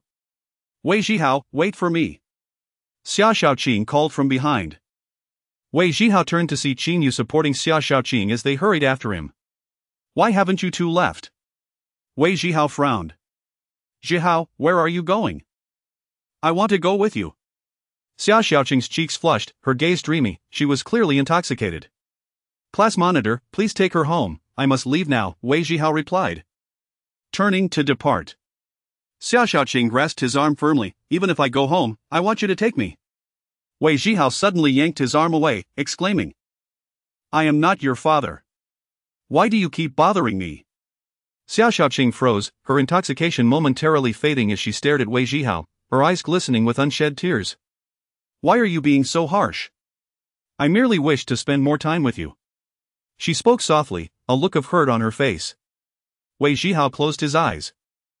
Inhaling deeply before reopening them, his expression calm, devoid of any emotional turmoil. Xia Shaoqing, I believe it is necessary to clarify that we are merely classmates. There can be no development into any other relationship, do you understand? Why is that impossible? Can't you see that I really like you? Xia Shaoqing, emboldened by her intoxication, finally voiced feelings she had buried for years. But I do not share your feelings, I regard you only as a classmate, and nothing more. Wei Zhihao's tone was frigid. Xia Shaoqing bit her lip, tears welling in her eyes. I will make you like me. If you find any faults in me, I can change. Xia Shaoqing struggled to maintain her composure, forcing a smile despite the tears threatening to spill. Xia Shaoqing, do not waste your time on me, I already have a partner. Wei Zhihao said softly, not sparing her a glance as he retrieved a cigarette from his pocket, lighting it with a flick of his wrist. Xia Shaoqing's eyes widened in shock as tears streamed down her cheeks, leaving two trails on her smooth face. After a tense silence, she finally asked, Is it Lin Lin? That is my affair, there is no need for you to know, he replied coldly, causing Xia Shaoqing to sway slightly. Qin Yu, unable to bear the moment any longer, stepped forward to support her and addressed Wei Zhihao sharply. Wei Zhihao, you are being unreasonable. Even if you do not like Xia Shaoqing, you should not utter such hurtful words. Do you realize she has harbored feelings for you throughout her school years? And what of it? Just because she likes me, must I reciprocate? Wei Zhihao countered, leaving Qin Yu momentarily speechless, unsure how to respond. I'll say it again, I already have a partner. Do not squander your time on me. If you can understand that, we may continue as classmates and friends. If not, then it would be best for us to part ways and not meet again, Wei Zhihao declared, flicking away the cigarette butt and walking away. Qin Yu watched him retreating, her expression a mix of emotions, glancing at Xia Shaoqing, who had crouched down, sobbing quietly. Unsure how to comfort her, she joined her on the ground, enveloping her in a warm embrace. As Xia Shaoqing leaned against Qin Yu's shoulder, the dam broke, and she wept openly. Meanwhile, Wei Zhihao's heart was far from tranquil. He understood Xia Shaoqing was undoubtedly heartbroken. However, his heart belonged to another, leaving no room for any other woman. His singular focus was on making money, as he believed women would only hinder his progress. Chapter 62, Possessing extraordinary fortunes yet lacking means for self-defense. The nightclub was merely a few minutes' walk from the main building of the prosperous dynasty. Without pausing, Wei Zhihao stepped directly into the revolving door. He took the elevator straight to the 5th floor, retrieved his key, and entered his room, diving onto the plush, expansive round bed. Although he had not consumed much alcohol that afternoon, he now felt a heaviness in his head and a weight upon his eyelids. And before he realized it, he succumbed to slumber. Uncertain of how long he had slept, he awoke to a parched throat that beckoned him for water. Upon opening his eyes, he found the room enveloped in darkness. Glancing at his phone, he noted it was already past 10 in the evening. He had slept for over 4 hours. Using the light from the window, he reached for the switch by the bedside, illuminating the room and turning on the television. After a moment to adjust to the brightness, Wei Zhihao got up, poured himself a glass of water, and drank it down in one go, feeling some relief in his throat. This foreign liquor proved less soothing than baijiu, leaving his throat uncomfortably dry.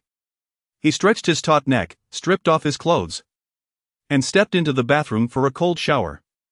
The icy water cascading over his face invigorated him instantly, washing away the last remnants of alcohol clinging to his body. After drying his face, he slowly opened his eyes, and they seemed to gleam with renewed clarity. He delved into the system space to review his cash reserves, which totaled just over 390,000.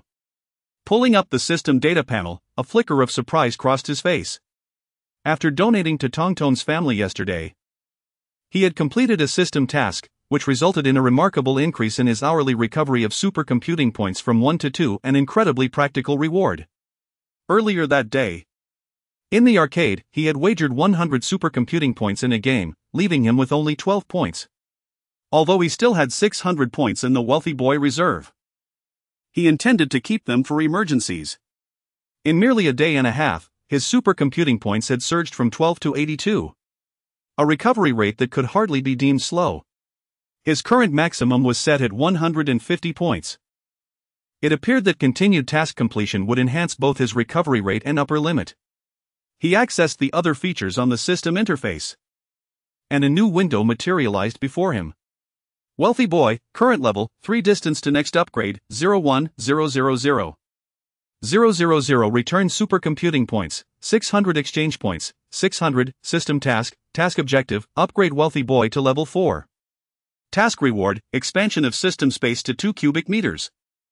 Exchange mall not yet activated. After meticulously counting the conditions for upgrading the Wealthy Boy, Wei Zhihao's expression soured.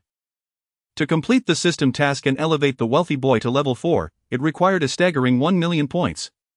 Does this damn system not know what era it is? He muttered. If I were to win 1 million at the casino, I might just be killed for it. I lack even the means for self-defense. There should be valuable items within the exchange mall, but what are the activation conditions? No hints at all. System. Could you provide a clue on how to activate the exchange mall? System. As a system, at least grant your host some capacity for survival. System. Answer me. Damn it. Wei Zhihao mentally cursed the system countless times, but it remained indifferent to his pleas. Ultimately, after one final expletive, he resigned himself to the situation. His only weapon for self-protection was the electric baton stored in the system space, which he had snatched from a long-haired man, and he had no charger for it. Uncertain of its current charge, he pondered what to do next when suddenly, a melody emanated from the television, sparking a thought in his mind. Do you know Macau? It is not my true surname. I have been away from you for far too long, mother, the song of the wife Macau. Yes, how could I have forgotten? Macau is renowned as the Eastern Las Vegas. With my supercomputing system, wouldn't I soar there? Wei Zhihao felt a surge of excitement and began to bounce in place in the shower. Snap. Oh no. Caught off guard, he slipped and fell, wincing in pain. The discomfort dulled his exhilaration, and he found himself growing anxious. With no means of self-defense in this northern city, could he truly thrive in Macau? If he were to go there, a place unknown to him, winning small amounts might go unnoticed, but if he won significantly, he would surely attract attention. What then would he do? On the gambling table, he could face 1,000 adversaries, yet once off it, he was nothing but a novice. No. Until he possesses the means for self-defense, he absolutely must not go. He must focus on upgrading his system level, unlocking the exchange mall, and discovering what items could be obtained before making any further decisions. If he were to remain in this city, the prosperous dynasty was undoubtedly the most suitable and secure option. Currently, this casino mirrored the practices of Macau, without any cheating devices to deceive gamblers, allowing for winnings to be safely withdrawn. He had already won over $1 million at the prosperous dynasty, an astronomical sum in this era. And he felt a sense of unease about continuing. Seeking another casino would require time and effort, not to mention safety concerns. There was no guarantee he could withdraw his earnings as smoothly as at the prosperous dynasty. If he continued gambling without cheating, even if the casino noticed his success, what could they do? He had won a maximum of 400,000 in a single hand at the arcade, a feat few could accomplish. Yet 2 days had passed without the prosperous dynasty reacting. Did this suggest their operations were vast enough to disregard such a sum? The stakes at the 6th floor casino would surely exceed those at the arcade, and winning a modest amount of 30 or 40,000 each time should not pose a problem. Wei Zhihao paused, standing like a statue under the showerhead as the cold water washed away his body heat. The chill penetrating his bones brought him back to reality.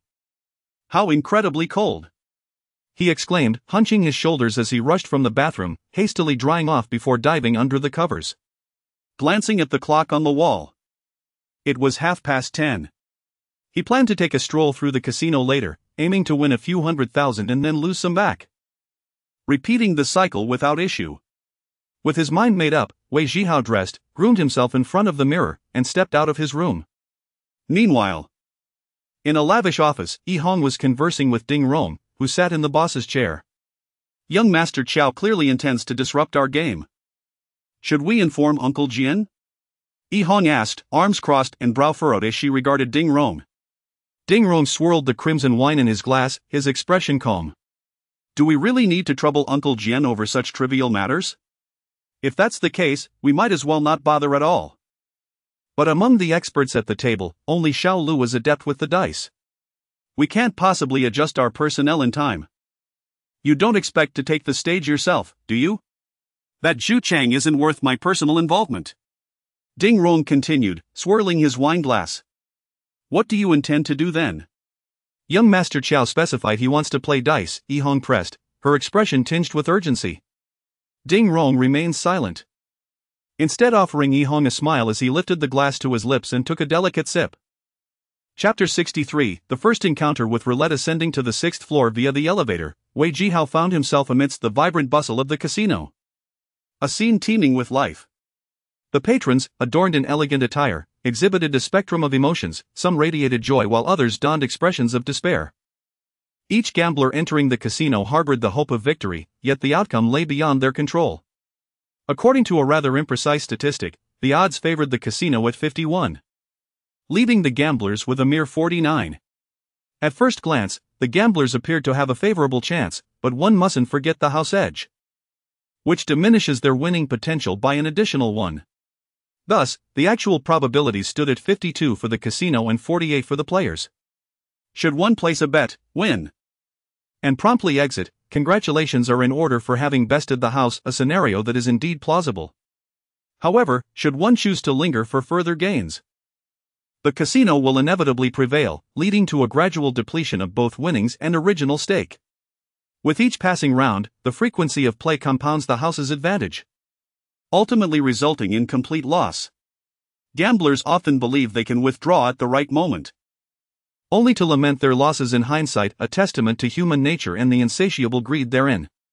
The casino expertly exploits these aspects of human behavior, meticulously crafting an environment with carefully controlled elements such as alcohol, lighting, music, and even the air quality, all designed to manipulate the weaknesses of the gamblers. Large casinos may even enhance the oxygen levels to minimize fatigue and prolong the time spent at the tables, thereby emptying the pockets of the unwary. For Wei Zhihao, however, these strategies held no sway thanks to the system he possessed. Approaching the cashier, he presented his VIP card, which still held a balance exceeding 100,000. He exchanged 50,000 for chips and made his way to a bustling sick-bow table. He opted for dice due to its simplicity, allowing for winnings without the need to expend computational resources.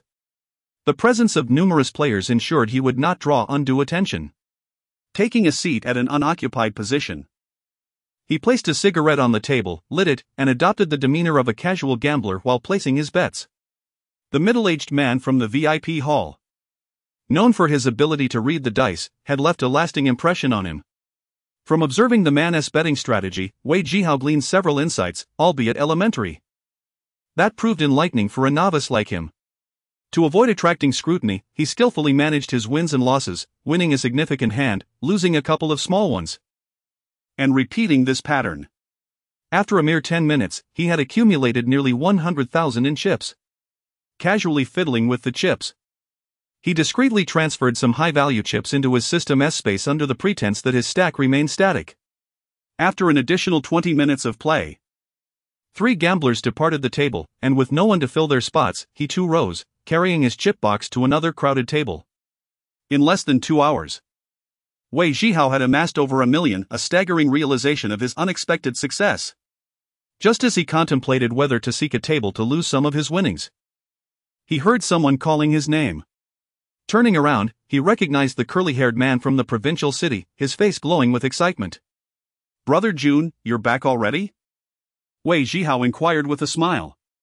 "I returned briefly to handle some business affairs before coming back," Lu Jun replied, wiping the sweat from his brow with a handkerchief he seemed perpetually to clutch. "Why arrive at this hour?" Wei Zhihao asked. "I came up as soon as the doors opened. After losing over 20,000 in half an hour, I took a break to visit the 4th floor for some entertainment." "You lost and then went back to gamble? You're quite bold." Wei Zhihao chuckled. "Absolutely. I feel lucky." Lu Jun laughed heartily. Lu Jun's gaze fell upon Wei Zhihao's stack of chips. "How have you fared, my friend?" "Not bad, just breaking even, killing time," Wei Zhihao replied. "Killing time 1T do. We must win. Wait here, I'll go exchange for more chips, I'll take you on a winning spree." Lu Jun dashed to the cashier, returning with 30,000 in chips and eagerly pulling Wei Zhihao along. "Just follow my lead, and I guarantee you'll win," Lu Jun whispered confidently. "Where does your confidence stem from?" Wei Zhihao asked, intrigued. Lu Jun glanced around before leaning in closer. "After my break, I specifically changed into a new pair of red underwear with pockets, and inside, I have a lucky talisman." Wei Zhihao was taken aback. "Brother Jun, are you serious? This sounds rather superstitious." "Just trust me," Lu Jun insisted, leading him to the nearest roulette table, a game known for its simplicity and popularity among gamblers. Having visited the casino several times, Wei Zhihao had yet to engage in this game, believing it required players to wager before the dealer spun the wheel. Winning would necessitate using computational resources to alter probabilities, rendering it less advantageous than dice. However, as he followed Lu Jun to place his bets, he discovered that wagers could be made while the wheel was in motion, with the dealer calling for a halt before the wheel came to rest, rendering any bets placed after the command void. This revelation illuminated for Wei Zhihao the compatibility of roulette with his system, allowing for winnings at a pace comparable, if not faster, than dice. As the wheel commenced its spin, results flashed before Wei Zhihao's eyes, presenting only a binary outcome of 0 or 100. A brief overview of the betting options revealed that the maximum bet was 100,000, while the minimum was 100. Bets on a single number offered odds of 35, 1, with various other combinations yielding differing odds. "Let the betting begin," the dealer announced, spinning the wheel and tossing a silver ball in the opposite direction. As the ball danced and rolled within the confines of the wheel, the gamblers leaned forward in anticipation. In Wei Zhihao's perspective, the betting area displayed a 100 probability for number 13, indicating that bets placed on 13, small, red, and others were sure to win. No wonder so many were drawn to this game. Yet, appearances can be deceiving.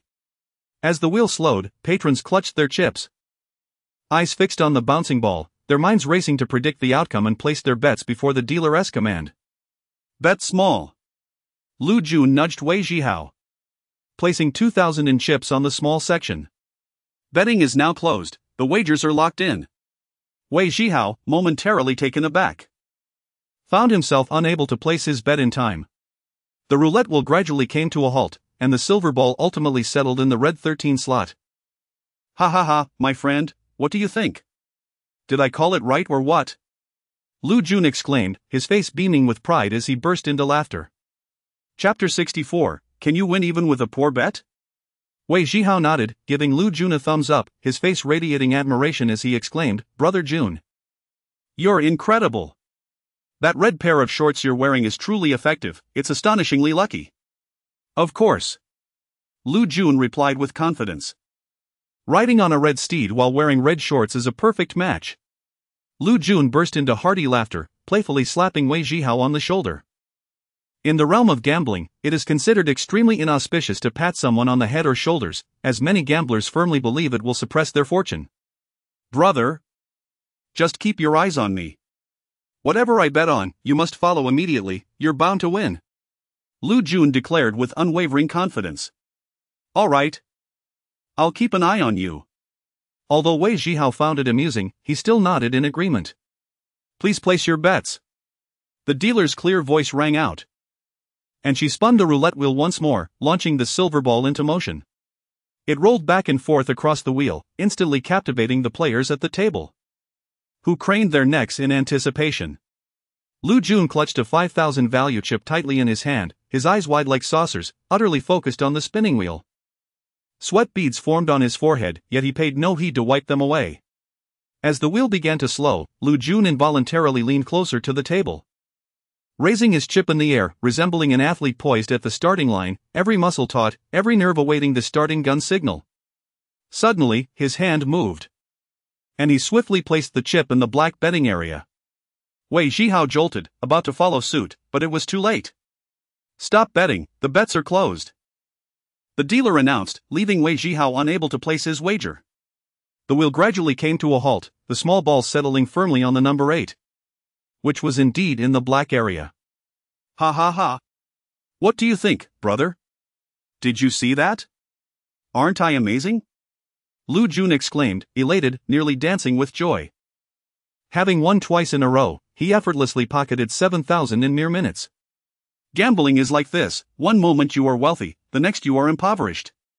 The intense thrill and exhilaration of winning can be as intoxicating as a drug, deeply ensnaring every gambler, making them unable to escape.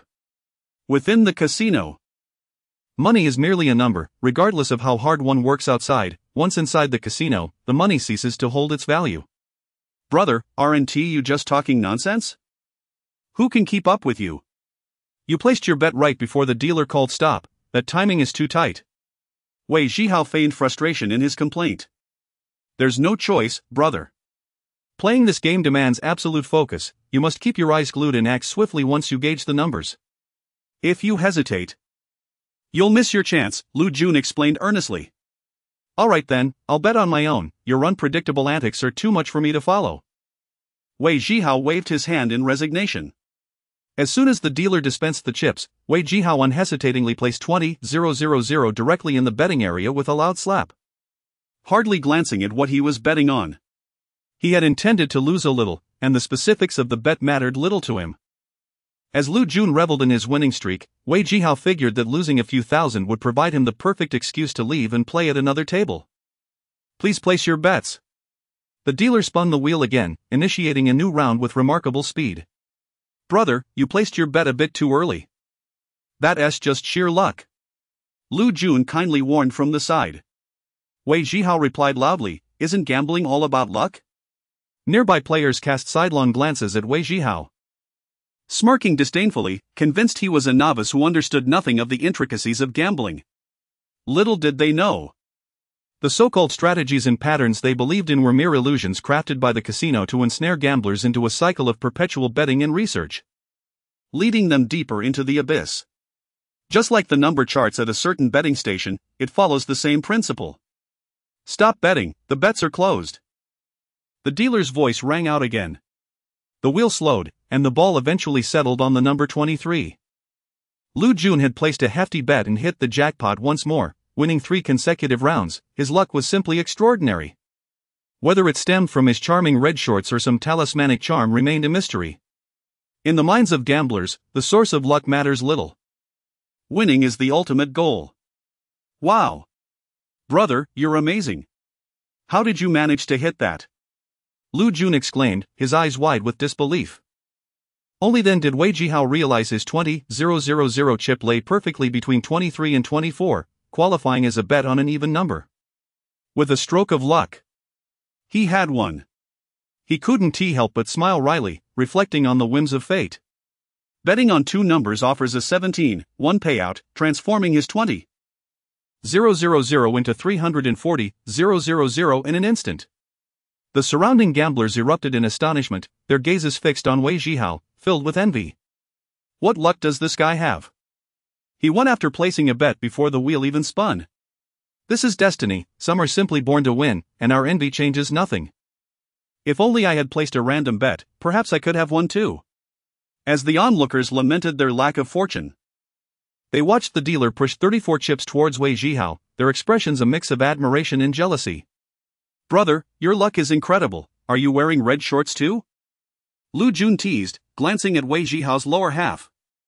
Just as Wei Zhihao was about to respond, someone gently tapped his arm from behind. Turning to find Xiao Tang, he felt a wave of curiosity. Mr. Wei, could you come with me? I have something to discuss with you. Although perplexed, he gathered his chips and stood up. Hey! Where are you going, brother? You're on a roll. Hold it in. Brother Jun, you continue playing, I'll be back shortly. Holding the chip box, Wei Zhihao followed Xiao Tang to a quieter corner. Mr. Wei, our boss would like to speak with you. Please, follow me. Wei Zhihao's heart raced, his muscles tensed, almost dropping the chip box. It felt as if his brain had momentarily short-circuited. Taking several deep breaths, he suppressed his anxiety, striving to appear nonchalant. Your boss? What does he want with me? He noticed his voice trembled slightly. I'm not sure, you'll find out once you arrive. Please, Mr. Wei. Chapter 65, A Crisis. Attention from the casino. Mr. Wei, please. Xiao Tang smiled, bowing slightly as he gestured invitingly with his right hand. When Wei Zhihao turned around, he found two servers standing behind him, smiling at him without his noticing. Steady yourself. Steady yourself. He fervently reminded himself in his mind. Supporting himself against the adjacent table, Wei Zhihao closed his eyes.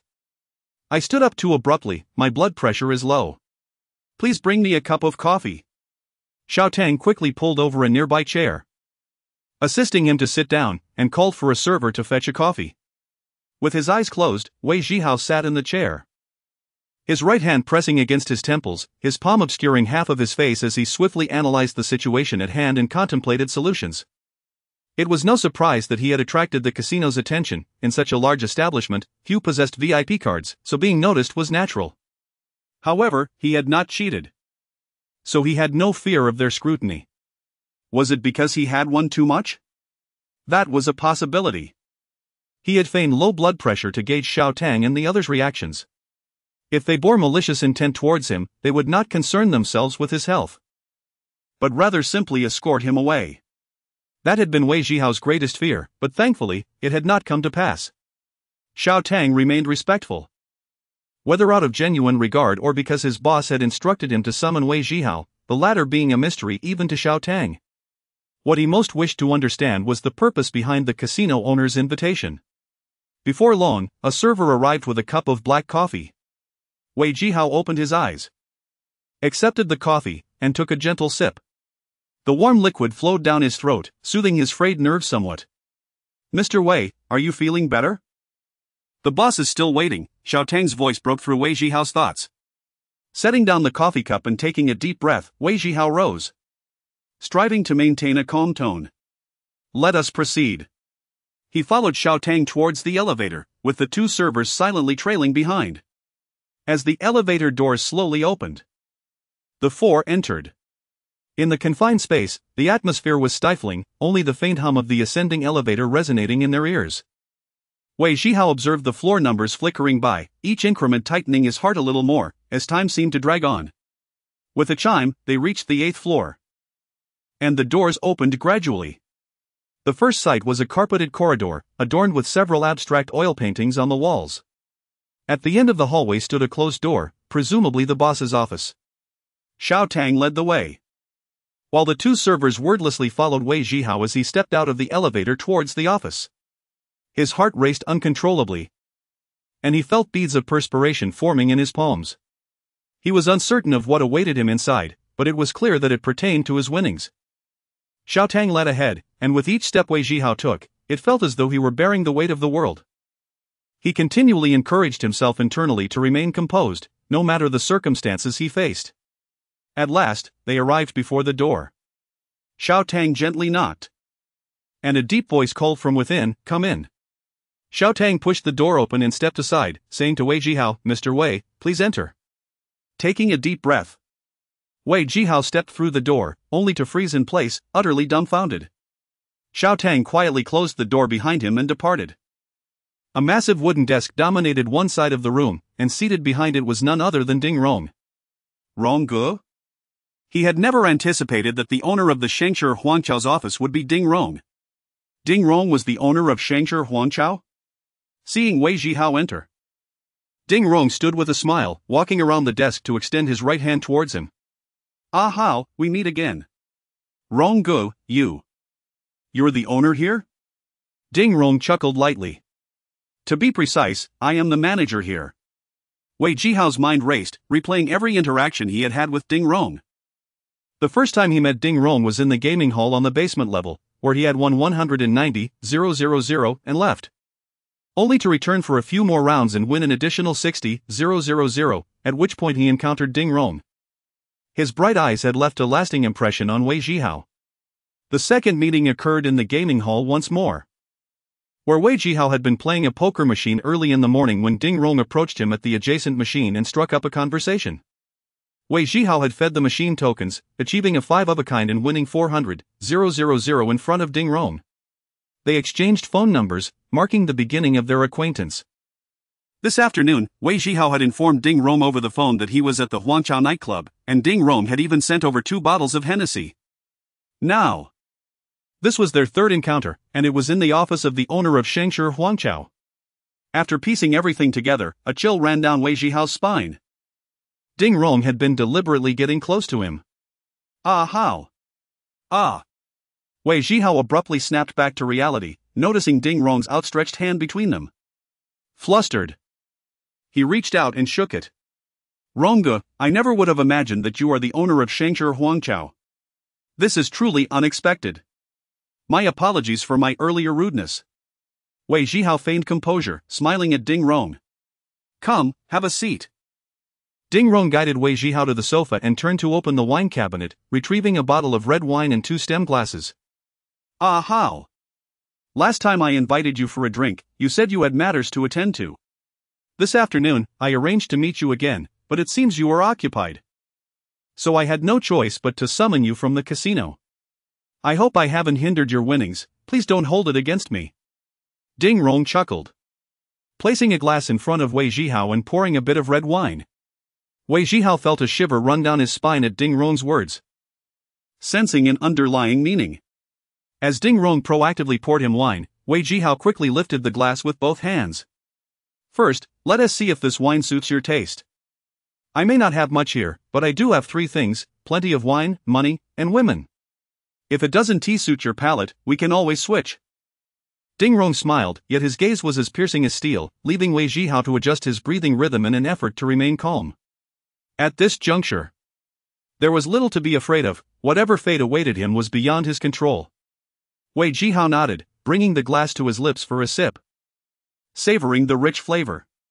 He had never tasted fine red wine before and was uncertain of what it should be like, but upon tasting this one, 2 words flashed in his mind: full-bodied and aromatic. This wine was delightful. "Ha, of course it's good.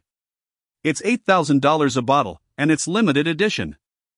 Ding Rong laughed heartily at Wei Zhihao's reaction, pouring him half a glass and filling his own as well. There was no doubt that the wine was exceptional. "But surely, you did not summon me here just for a drink?" Having seen Ding Rong, Wei Zhihao found his earlier tension dissipating, his expression gradually relaxing. "Before anything else, ah Hao, this is our first drink together. Let us raise a toast." The two clinked their glasses, the sound resonating pleasantly, and tilted their heads back to drink deeply. Ding Rong poured more wine for both of them. Setting down the bottle, Ding Rong suddenly leaned forward, fixing his gaze intently on Wei Zhihao's eyes, exuding an imposing aura. "Ah Hao, in just a few days, you have won over $1 million from my establishment. What gives you the right?" Ding Rong's voice was not loud, yet every word that escaped his lips struck like bullets, aimed directly at Wei Zhihao. Chapter 66, The Life and Death Gamble. Wei Zhihao's hand, which held the cup, suddenly froze. his heart churning like boiling water. What was destined to happen would inevitably come to pass. The desire to win without drawing attention was nearly impossible. Ding Rong's eagle-like eyes fixated intensely on Wei Zhihao. Strangely, when Ding Rong posed his question, Wei Zhihao felt a sense of relief wash over him. He remained silent, merely raising the cup towards Ding Rong before downing its contents in one swift motion. Ding Rong remained unmoved, his gaze still locked on Wei Zhihao. Reaching into his pocket, Wei Zhihao retrieved a slightly crumpled pack of Yushi cigarettes, extracting a somewhat deformed one and presenting it to Ding Rong. "Ahao, I am asking you a question." Ding Rong's eyes did not flicker towards the offered cigarette, they remained fixed on Wei Zhihao, his expression growing increasingly frigid, the surrounding air seeming to solidify with his cold demeanor. Noticing Ding Rong's refusal, Wei Zhihao awkwardly placed the cigarette between his lips and picked up a beautifully crafted Zippo lighter from the table. With a flick of his thumb, the lid sprang open, and he deftly turned the wheel, igniting a flame in an instant. After taking a deep drag from the cigarette, he casually tucked the lighter into his pocket and exhaled a plume of smoke, flashing a grin at Ding Rong. "By sheer luck. I do not believe in luck. That is because you lack it. Prove it to me." "How?" Ding Rong reached into his suit, slowly withdrawing a revolver, his arm slightly raised, the muzzle now aimed directly at Wei Zhihao's head. A surge of panic raced through Wei Zhihao's heart. He never anticipated Ding Rong would draw a gun on him. A chill ran down his spine, and he fought desperately to suppress his inner terror, putting on a facade of calm. Ding Rong's wrist flicked, the revolver's cylinder popped out, and he tilted the gun upwards, 6 bullets sliding out and clattering onto the table. Ding Rong's eyes remained fixed on Wei Zhihao as his left hand moved like lightning, swiftly catching the 6 bullets in midair. He selected one, reinserted it into the chamber, gave the cylinder a swift spin, and with a flick of his wrist, secured it back into place. The entire sequence was executed with fluid grace, and he slid the revolver across the table towards Wei Zhihao. "Have you heard of Russian roulette?" Wei Zhihao raised an eyebrow, maintaining his composure as he nodded. "I've heard of it, but I've never played. Use it to demonstrate your luck. If you survive 3 shots, I will believe you. If you die within 3 shots, it will be settled in one stroke." Wei Zhihao laughed, genuinely amused and at ease. Taking a deep drag from his cigarette, he extinguished the butt in the ashtray and boldly grasped the revolver, pressing it against his temple. He looked at Ding Rong, a 0 probability prompt flashing before his eyes, and a wicked smile curled at the corners of his lips. Bang! Bang! Bang! He fired 3 shots, all empty chambers. Ding Rong's expression shifted. He had not expected Wei Zhihao to pull the trigger without hesitation, let alone fire 3 times without batting an eye. What kind of confidence allowed such calmness? Bang! Wei Zhihao fired again. Ding Rong's eyes widened in disbelief, astonished by Wei Zhihao's audacity. He had encountered reckless individuals before, but none as fearless as him. Wei Zhihao was still laughing, an unabashed, unrestrained laughter. Bang! Ding Rong's eyes were as wide as saucers, his shock intensifying. Another shot. Another empty chamber. 5 shots to his own head, how could he dare? As the 100 probability prompt hovered in the air, Wei Zhihao stared intently at Ding Rong. Slowly speaking, "Brother Rong, you know nothing of luck." Bang! The 6th shot. It did not fire? Wei Zhihao had pressed the gun to his head and fired 6 times. He returned the revolver to the table, sliding it forward. Ding Rong, no longer the steadfast figure from moments earlier, appeared as if he had seen a ghost, his eyes wide with sheer terror. How is this possible? Seizing the revolver from the table, he shook his wrist, and a golden bullet popped from the chamber, which he grasped firmly in his hand. Upon closer inspection, he noted the primer bore marks of impact. Yet the bullet had not discharged. A blank. Ding Rong clenched his fist, feeling the chilling bullet in his palm, his astonishment beyond measure as he stared at Wei Zhihao for a long moment before finally speaking. "Ahao, your future is unfathomable." Wei Zhihao simply smiled and remained silent, instead reaching for the Yushi on the table, extracting an S-shaped cigarette and offering it to Ding Rong. Ding Rong paused, glancing at him and then at the cigarette, hesitating for a moment before ultimately accepting it. Wei Zhihao also lit one for himself, producing the Zippo to ignite both cigarettes. Ding Rong then picked up a bottle of liquor, filling Wei Zhihao's empty glass, and then topping off his own half-full cup. "Aha, this drink is for you." Wei Zhihao raised his glass in response. "Brother Rong, this drink is also for you," he said, ready to clink glasses with Ding Rong. Ding Rong suddenly withdrew his cup, waving his hand at him. "Do not clink, the glass is too full. This is a limited edition drink, spilling it would be a waste." Wei Zhihao's lips twitched. Such a wealthy man, with such a vast enterprise, yet so stingy. "Cheers! Cheers!" The two raised their glasses and drank deeply. On the 5th floor, in a guest room. The dim lights illuminated the space, with only the sound of water cascading from the bathroom. A tall figure stood under the showerhead, the water flowing like gentle hands caressing every inch of his skin, washing away the stickiness from sweat. Wei Zhihao leaned against the wall, feeling a slight throbbing in his head, remaining still as the warm water alleviated the soreness in his neck and shoulders from earlier tension. While his mind replayed the conversation he had with Ding Rong half an hour ago. "Ahao, could you do me a favor?" Ding Rong returned from the wine cabinet with another bottle of red wine. This was already the third bottle they had consumed. "Brother Rong, with your status and prowess, what could you possibly need my assistance with?" Wei Zhihao asked as he took the wine bottle, using a corkscrew to remove the cork and pouring the entire bottle into a decanter. "Tomorrow night, I will arrange a gambling match, one-on-one. And I would like you to participate." "But I don't gamble," Wei Zhihao replied, taken aback. "You may not gamble, but you will win." Ding Rong produced a pack of Zhonghua cigarettes, extracting one and tossing the pack towards Wei Zhihao. "What are we playing?" Wei Zhihao also lit a Zhonghua cigarette. "Dice. We will alternate as the banker. There will be 2 rounds, each worth 1 million, until you lose everything." Ding Rong extended his hand towards Wei Zhihao, who looked curiously at Ding Rong's gesture, uncertain of its meaning. Ding Rong, cigarette in mouth, furrowed his brow. "My lighter is in your possession." "My apologies, I forgot." Wei Zhihao quickly retrieved the Zippo to light Ding Rong's cigarette, but Ding Rong waved him off, taking the lighter himself and pocketing it. "And the stake?" Wei Zhihao inquired, peering at Ding Rong's pocket. "I will provide the stake, any winnings will be yours." Ding Rong regarded Wei Zhihao's expression and exhaled a puff of smoke. Wei Zhihao pondered for several seconds. "Deal."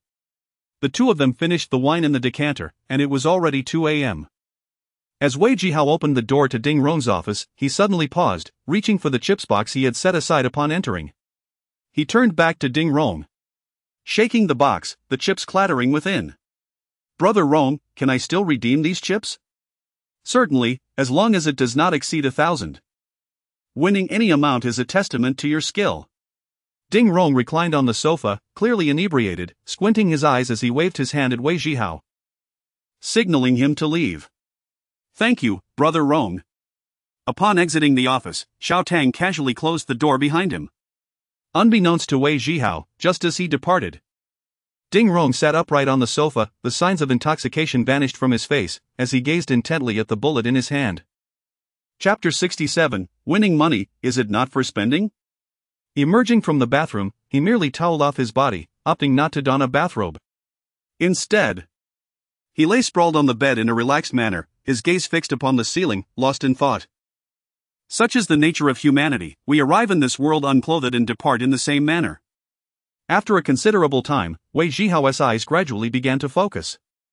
He tilted his head slightly to observe the pile of cash beside him.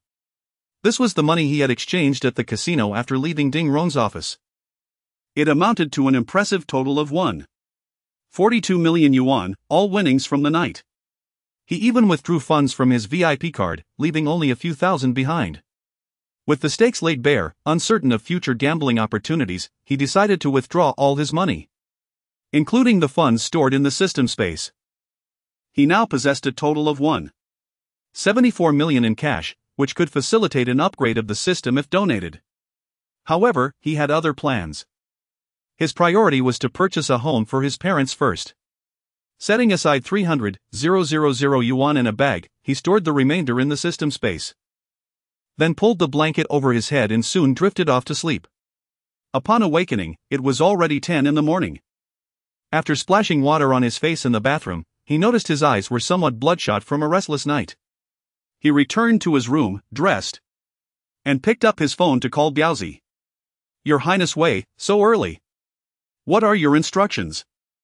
Biaozi's voice on the other end was languorous, as if he were still recovering from last night's revelry. Come on, don't tease me, I can't bear such titles. Wei Zhihao replied with a chuckle. Biaozi laughed heartily. Brother, what's up? Are you looking to drink? Drinking is fine, but I have a question. Do you know if there are any newly completed apartment buildings available? They must have elevators. You're buying a house? Yes, a suitable location will suffice. It must be a ready-to-move-in property with an elevator. There was a brief silence on the line before Biaozi responded. The real estate reform has only just begun, and the number of new apartments is limited.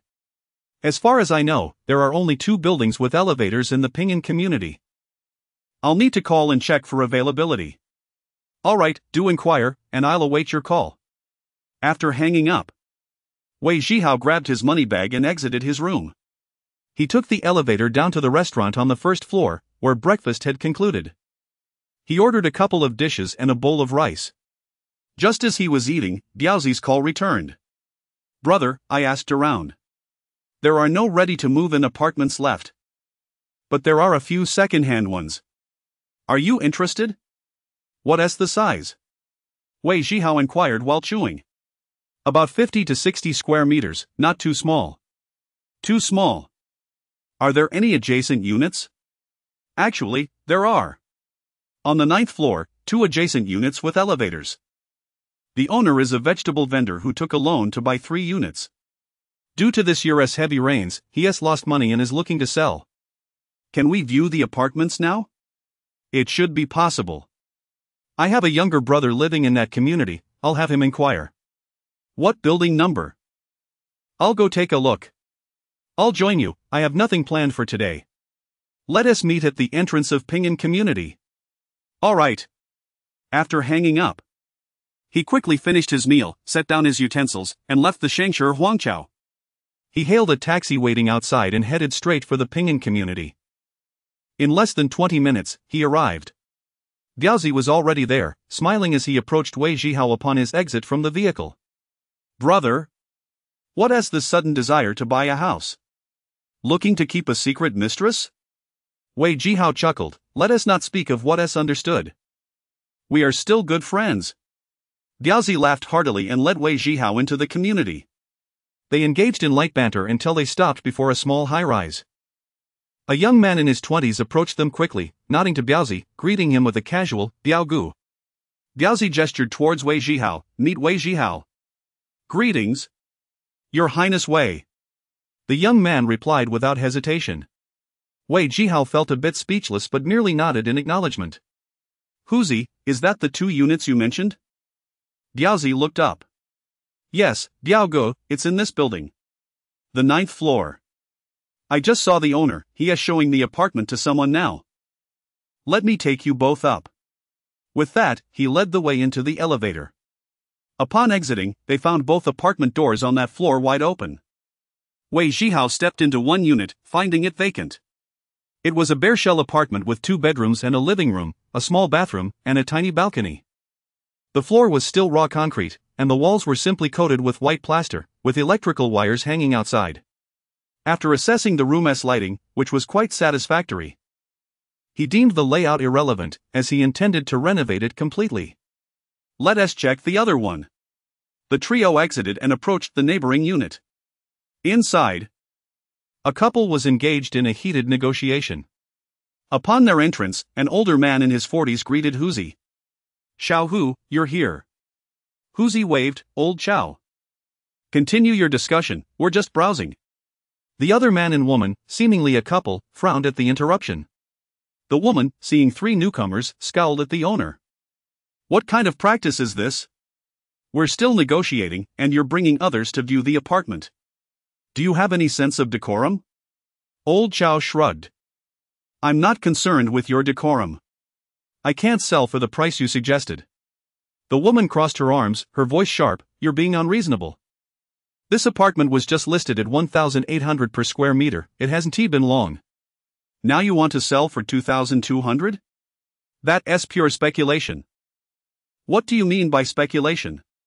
Can't you see it's still a bare shell? What's the difference from a newly completed one? I haven't changed a thing. Old Chow retorted. Whether or not you've changed it makes it a second-hand apartment. It's like a divorced woman, how can it sell for more than an untouched maiden? I'll offer you 1900 per square meter, let us sign the contract now. Old Chow shook his head repeatedly, no way. If I weren't in urgent need of money, I wouldn't sell this place.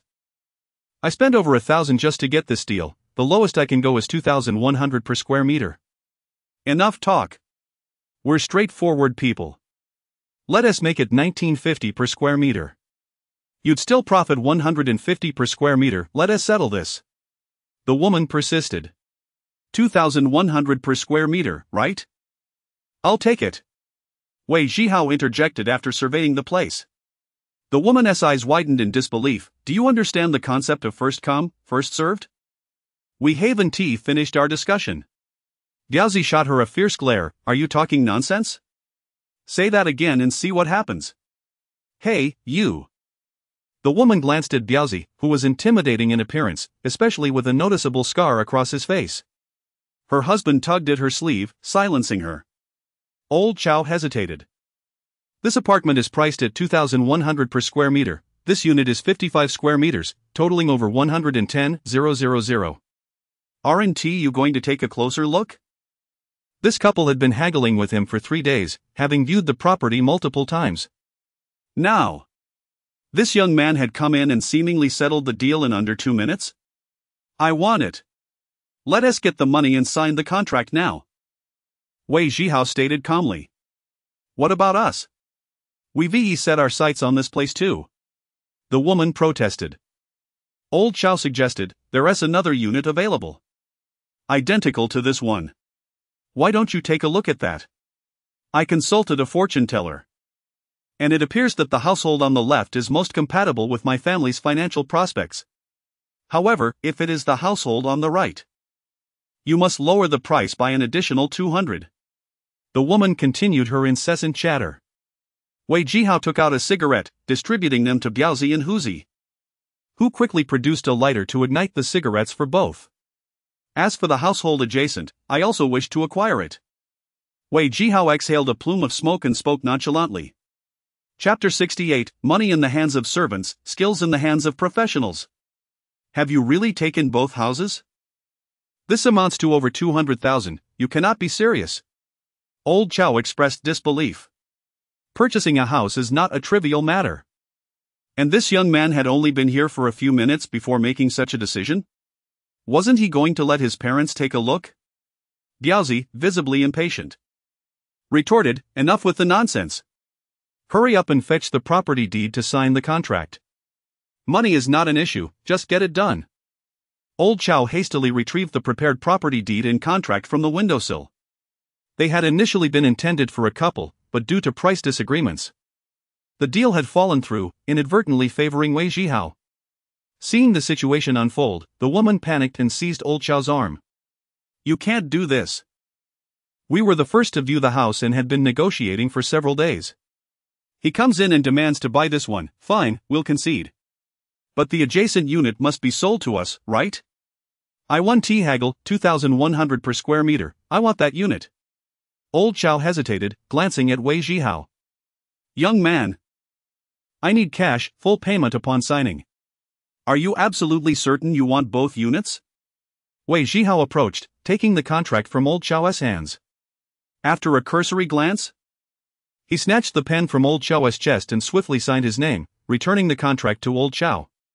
Sign it, full payment, right now. He then placed his bag on the windowsill, unzipped it, and revealed bundles of $100 bills, stacking them neatly. Upon witnessing this, Old Chow ceased his hesitation and promptly signed the contract, making a simple modification to indicate both units. The woman was left utterly dumbfounded. The negotiation had been going smoothly just moments ago, and now, the houses had been sold in the blink of an eye. What are we supposed to do now? Diaozi shot a sidelong glance at the woman, exhaling smoke directly into her face. Are you blind? Can't you see the contract is signed? Why are you still standing here? The woman's face flushed with anger as she puffed out her cheeks, wanting to curse but hesitating. Her husband, seeing how matters had escalated, gently pulled her aside and whispered, "Let us just look at other houses." The more she thought about it, the angrier she became. She turned and raised her hand, only for her husband to instinctively shrink back. Her slap landed resoundingly on his neck. "You useless coward! Marrying you was my misfortune." With that, she stormed out, leaving her husband grimacing in pain. He nodded and smiled at the others before chasing after her. "Deserves it. He truly is a pathetic excuse," Diazi muttered under his breath, seeing Wei Zhihao pulling out bundles of cash. Old Chao's face broke into a broad grin as he placed the revised contract onto the windowsill. "Young man, you are truly forthright. I relish doing business with someone like you. 2 units, a total of 110 square meters, at 2,100 per square meter, amounts to 231,000. Old Chao, a seasoned businessman, calculated swiftly.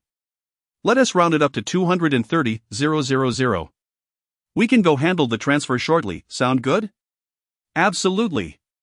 Old Chao nodded vigorously, handing the property deed to Wei Zhihao. "Diazi, don't you have a construction crew? How much would it cost to merge these 2 units and redesign the layout?" Wei Zhihao inquired. Diazi, chewing on a cigarette, surveyed the apartment before responding. "Demolishing walls won't cost much, however, redesigning and renovating might be a bit pricier. At least 20 to 30,000, depending on the quality of materials used. Use the finest materials and design several options. I'll leave this to you," Wei Zhihao said, pulling out the remaining 7 bundles of cash from his bag and handing them to Diazi. Diazi accepted the money with a beaming smile. "Brother, you won't need this much. Just take back 30 or 40,000. "Nonsense. Keep the remainder, just ensure you don't shortchange me." "You jest, brother. I wouldn't dare pull a fast one on you. Since you insist, I'll accept it. Rest assured, I will deliver splendid results. I'll call you once the design is ready." "Very well, Diazi, I'll leave this to you. Just handle it." Wei Zhihao pointed to Old Chao. "Let us go complete the property transfer." By afternoon, they had only managed to prepare and submit the necessary documents to the Property Bureau. This was merely the application stage. The Bureau would require considerable time to review the materials, and only after confirming everything was in order would they process it. The review process could take anywhere from a couple of weeks to several months before the property certificate was finally issued. In that era, bureaucratic efficiency was notoriously low. And without connections, one could only wait patiently. In contrast, Diazi operated with much greater expediency. Shortly after parting ways with Old Chao, Wei Zhihao received a call from Diazi, inviting him to the new house to select from the completed design options. After hanging up, Wei Zhihao smiled. Money in the hands of servants, skills in the hands of professionals. This adage never loses its relevance. For those of lower status, there is no need to negotiate feelings, simply offer sufficient payment, and they will undoubtedly fulfill their duties diligently. For those of equal standing, money alone may not suffice. To earn their respect, one must rely on their abilities. Wei Zhihao had learned this lesson well from his previous life. His boss constantly painted grand visions and appealed to emotions, yet his salary remained stagnant. Akin to being welded in place, of what use was that? Who could genuinely devote themselves to him? Just as one might casually offer a small gift while enjoying a novel on a platform, the author would certainly appreciate it and be more motivated to write fervently. Even if one's circumstances do not permit, sending a few free flowers daily or leaving encouraging reviews would also be remembered fondly. While one seeks to pass the time leisurely, others are striving to make a living. Diazi faced similar pressures, with several construction teams relying on him. He too needed to earn money. Hence, it was clear why he would be so accommodating towards Wei Zhihao. For the renovation of the new house alone, Diazi stood to earn 30 to 40,000, a fact Wei Zhihao was acutely aware of. With sufficient funds, how could Diazi not work diligently? Arriving at Pinyin Community, Diazi's construction team was already on site. 3 or 4 burly men were energetically smashing walls, filling the air with dust. Wei Zhihao and Diazi stepped into the stairwell to smoke while selecting one of the 5 prepared layout designs. Wei Zhihao handed it to Biaozi. Let us go with this design. The windows need to be enlarged for ample light, and the bathroom should be spacious enough to accommodate a toilet, bathtub, and washing machine. Got it. I'll ensure the job is done. Biaozi replied enthusiastically. Shall we grab a drink tonight? I know a place with some new foreign girls, blonde and blue-eyed. Their figures are fantastic. Biaozi chuckled. Wei Zhihao took a deep drag from his cigarette, flicking the butt away. I've already made plans. Ding Rong has arranged a card game for me tonight. He intentionally mentioned this for Biaozi's benefit. Biaozi nodded. Then you go ahead. If anything comes up, I'll call you. Why not come along for a bit? Biaozi grinned. That S-Rong Goes event, I wouldn't fit in. Chapter 69, The Conspiracy of Young Master Chao. Upon leaving the Pinyin community, Wei Zhihao took a taxi straight home. Finding the front door locked, he retrieved the house key from his system space, unlocked the door, and entered the yard, returning to his room. Having been away for several days, his mother had tidied the room meticulously, with the bedding folded neatly. He reached for the wardrobe and took out a large leather suitcase filled with winter clothing, sweaters, thermal pants, and the like, which were no longer needed in this season, and thus placed into the suitcase. Opening the suitcase, he emptied its contents and, with a thought, summoned 1 million from the system to place inside, covering it with a few articles of clothing. Engaging in gambling due to the system, he understood that there was no absolute safety in such endeavors. Each step he took felt precarious, compelling him to consider his family's welfare. Should misfortune befall him one day, his parents, while sorting through his belongings, would discover this 1 million, a sum sufficient for them to live out their days in peace, relieving him of any worries. Pa. The bad luck doesn't work, but the good does. Wei Zhihao muttered to himself, shaking his head to dismiss the thoughts that plagued him. He secured the suitcase and carefully locked it, placing it back in its original spot. He stuffed 3 or 4 pieces of clothing that were left on the floor into the system space, checked for anything amiss, and only then felt reassured. Turning, he headed to the house next door where his parents resided, procuring paper and pen to write a note. He informed them of his current busyness and the considerable money he had earned, urging his mother to cease working and to tend to household matters, as he was now capable of supporting them both. Setting down the paper and pen, he summoned 10,000 from the system to place on the table. Just as he was about to leave, he reconsidered and returned to take 5,000 from the stack of 100 yuan bills, writing it down on the note. It was not that Wei Zhihao was reluctant to give his parents more money, rather, an excess could cause them undue worry and restlessness. His parents were honest people, and he did not wish for them to live in fear on his behalf. It seemed imperative to establish his own business soon, allowing him to spend money freely without reservations. Checking his phone, he noted it was already past 6 in the evening. He locked the door and left home. He casually found a small barbecue restaurant, ordered fried noodles, a skewer of lamb, and a bottle of beer. After satisfying his hunger, he took a taxi directly to the Shengshi Huangqiao. Upon returning to his room on the 5th floor, Wei Zhihao stripped off his clothes and took a cold shower. The icy water cascading over him cleared his mind and alleviated some of the pressure he felt. With arrangements made for his house and money placed by his parents, he contemplated the gambling event of the night. According to Ding Rong, winning could net him 2 million, but would Ding Rong truly uphold his promise? Yet, if he did not gamble at Shengshi Huangqiao, where else could he go? Smaller casinos were out of the question.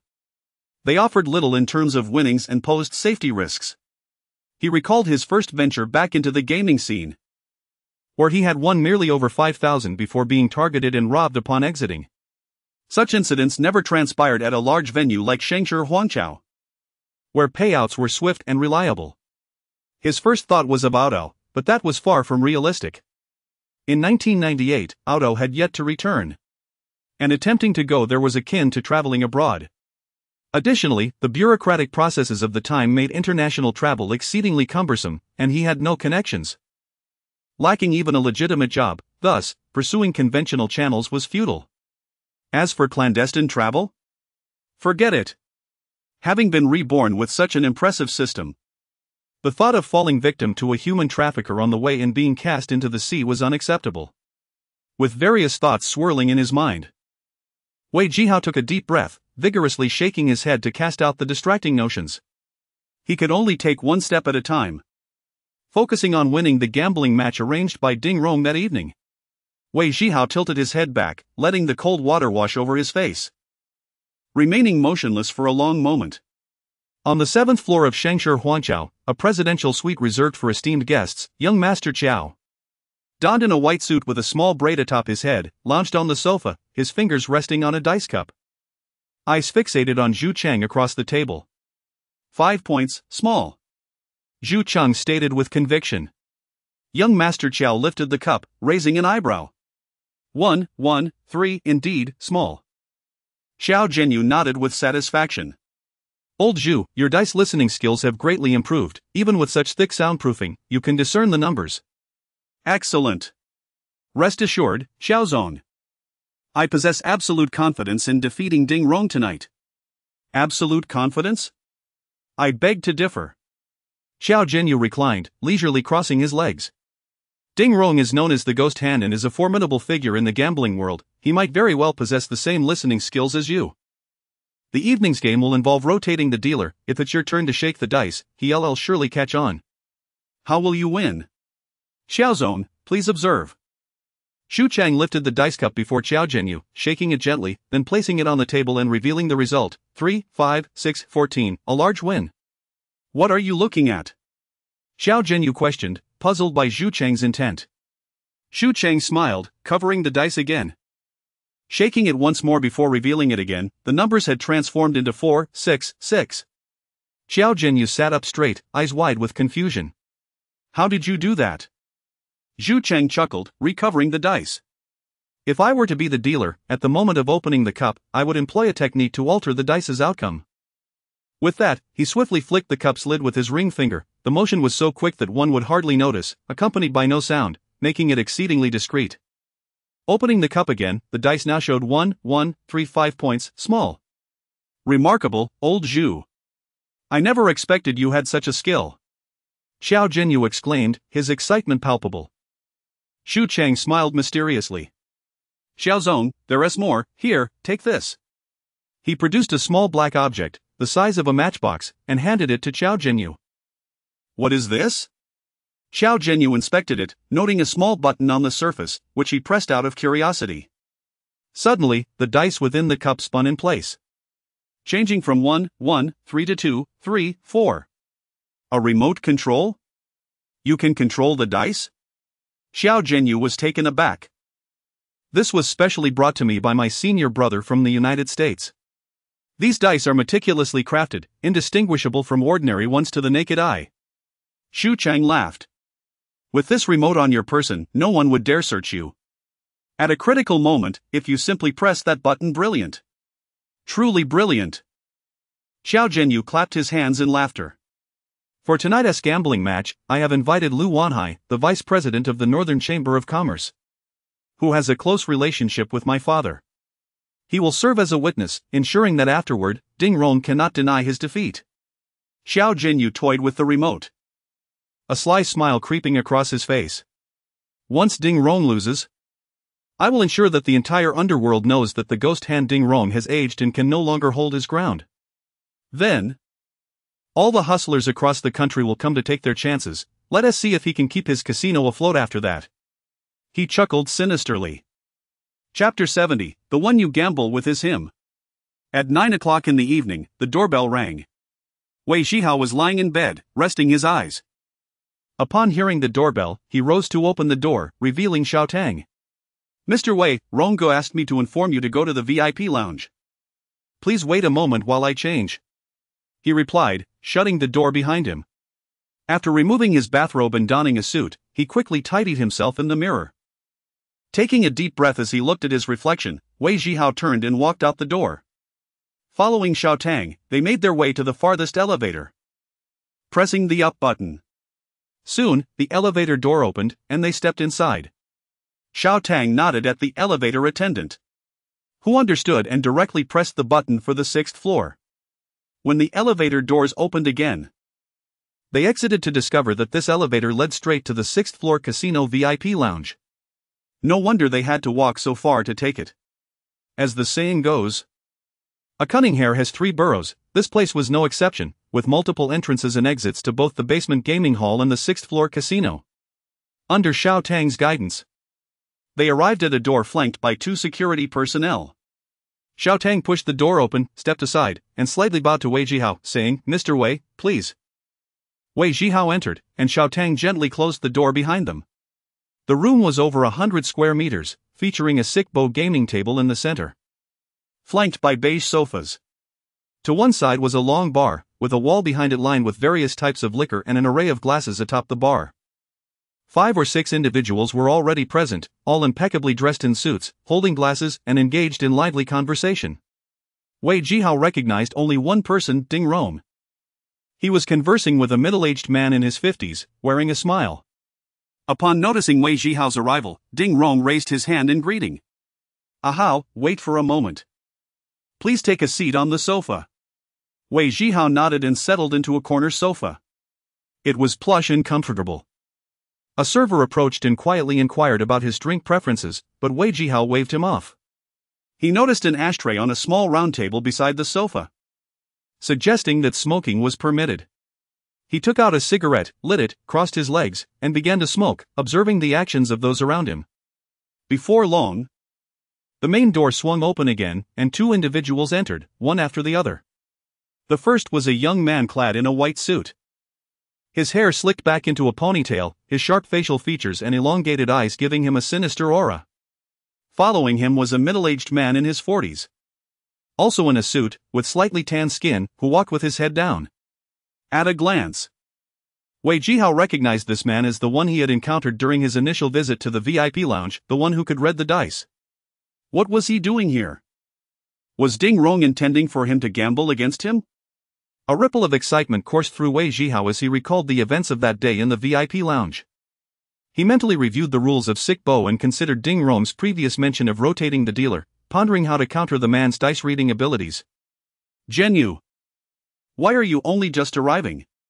You invited me here to witness your match, yet you are the last to show up, how inappropriate." The jovial man in his 50s spoke first upon seeing Xiao Zhenyu enter. Xiao Zhenyu chuckled, extending his hand to shake the man's. "My sincerest apologies, Hai Shu. I received a last-minute call regarding company matters, which delayed me. Here, allow me to offer you a drink as an apology." After signaling to the server, he took a cocktail glass and clinked it with Lu Wanhai's. The main character typically makes a dramatic entrance. "It seems young Master Qiao wishes to put on a splendid show for us today," Ding Rong remarked with a smile. "In Rong Ji's venue, there is no role for me to play as the main character. Today's performance will center around you and Zhu Chang. As for who the true protagonist is, we shall soon find out." Xiao Zhenyu responded with a smile, exuding an air of refinement. Ding Rong laughed heartily. "Young Master Qiao, you are mistaken. Today, I, and Vice President Lu are merely spectators to the show." Xiao Zhenyu raised an eyebrow, a look of surprise crossing his face. "Isn't Rongge taking the stage himself?" Ding Rong shook his wineglass and replied with a smile, "A showmaster does not perform on stage." "Do you still have performers under your command?" Xiao Zhenyu pressed, fixing his gaze on Ding Rong. Ding Rong chuckled. "Who is the star and who is merely an extra? It is still too early to say." "Then who does Rongge intend to have take the stage? If it's that fellow named Xiao Lu, it would merely tarnish your reputation," Xiao Zhenyu remarked with a hint of disdain. Ding Rong remained silent, instead gesturing toward Wei Zhihao. Wei Zhihao extinguished his cigarette in the ashtray, uncrossed his legs, and approached Ding Rong. "Allow me to introduce you," Ding Rong said, pointing to Wei Zhihao. "This is my little brother, you may call him Ahao. He will represent me in a few rounds against Mr. Zhu." Xiao Zhenyu and Zhu Chang appraised Wei Zhihao, their expressions revealing disdain at his youthful appearance. He appeared to be barely in his 20s, daring to challenge a dice expert with nearly 30 years of experience? What was the difference between him and a child playing at games? Zhu Chang clearly did not recognize Wei Zhihao, nor did he care to acknowledge such an unknown novice. In his eyes, only Ding Rong was worthy of a challenge. With tonight's preparations meticulously arranged, he was eager to make a name for himself. Seeing Ding Rong step back, a flicker of frustration crossed his mind. "Rongge, you cannot be serious. This young man looks fresh from trade school. You expect him to compete with Xu Chang? Are you willing to risk the reputation of Shangshi Huangqiao? Xiao Jinyu laughed heartily, deliberately provoking Ding Rong. After a brief moment of laughter, Xiao Jinyu continued with a scornful tone, if Jian Shu were to know that you jeopardized your own reputation to protect your own, I wonder what he would think. Would he still allow you to be his voice in the mainland? Ding Rong remained unbothered. Wearing a serene smile, there is no need for young Master Qiao to worry about that. Now that everyone is present, shall we prepare to begin? Xiao Jinyu felt as though he had struck a pillow. Ding Rong was utterly unfazed. Realizing the situation was beyond his control, he relented.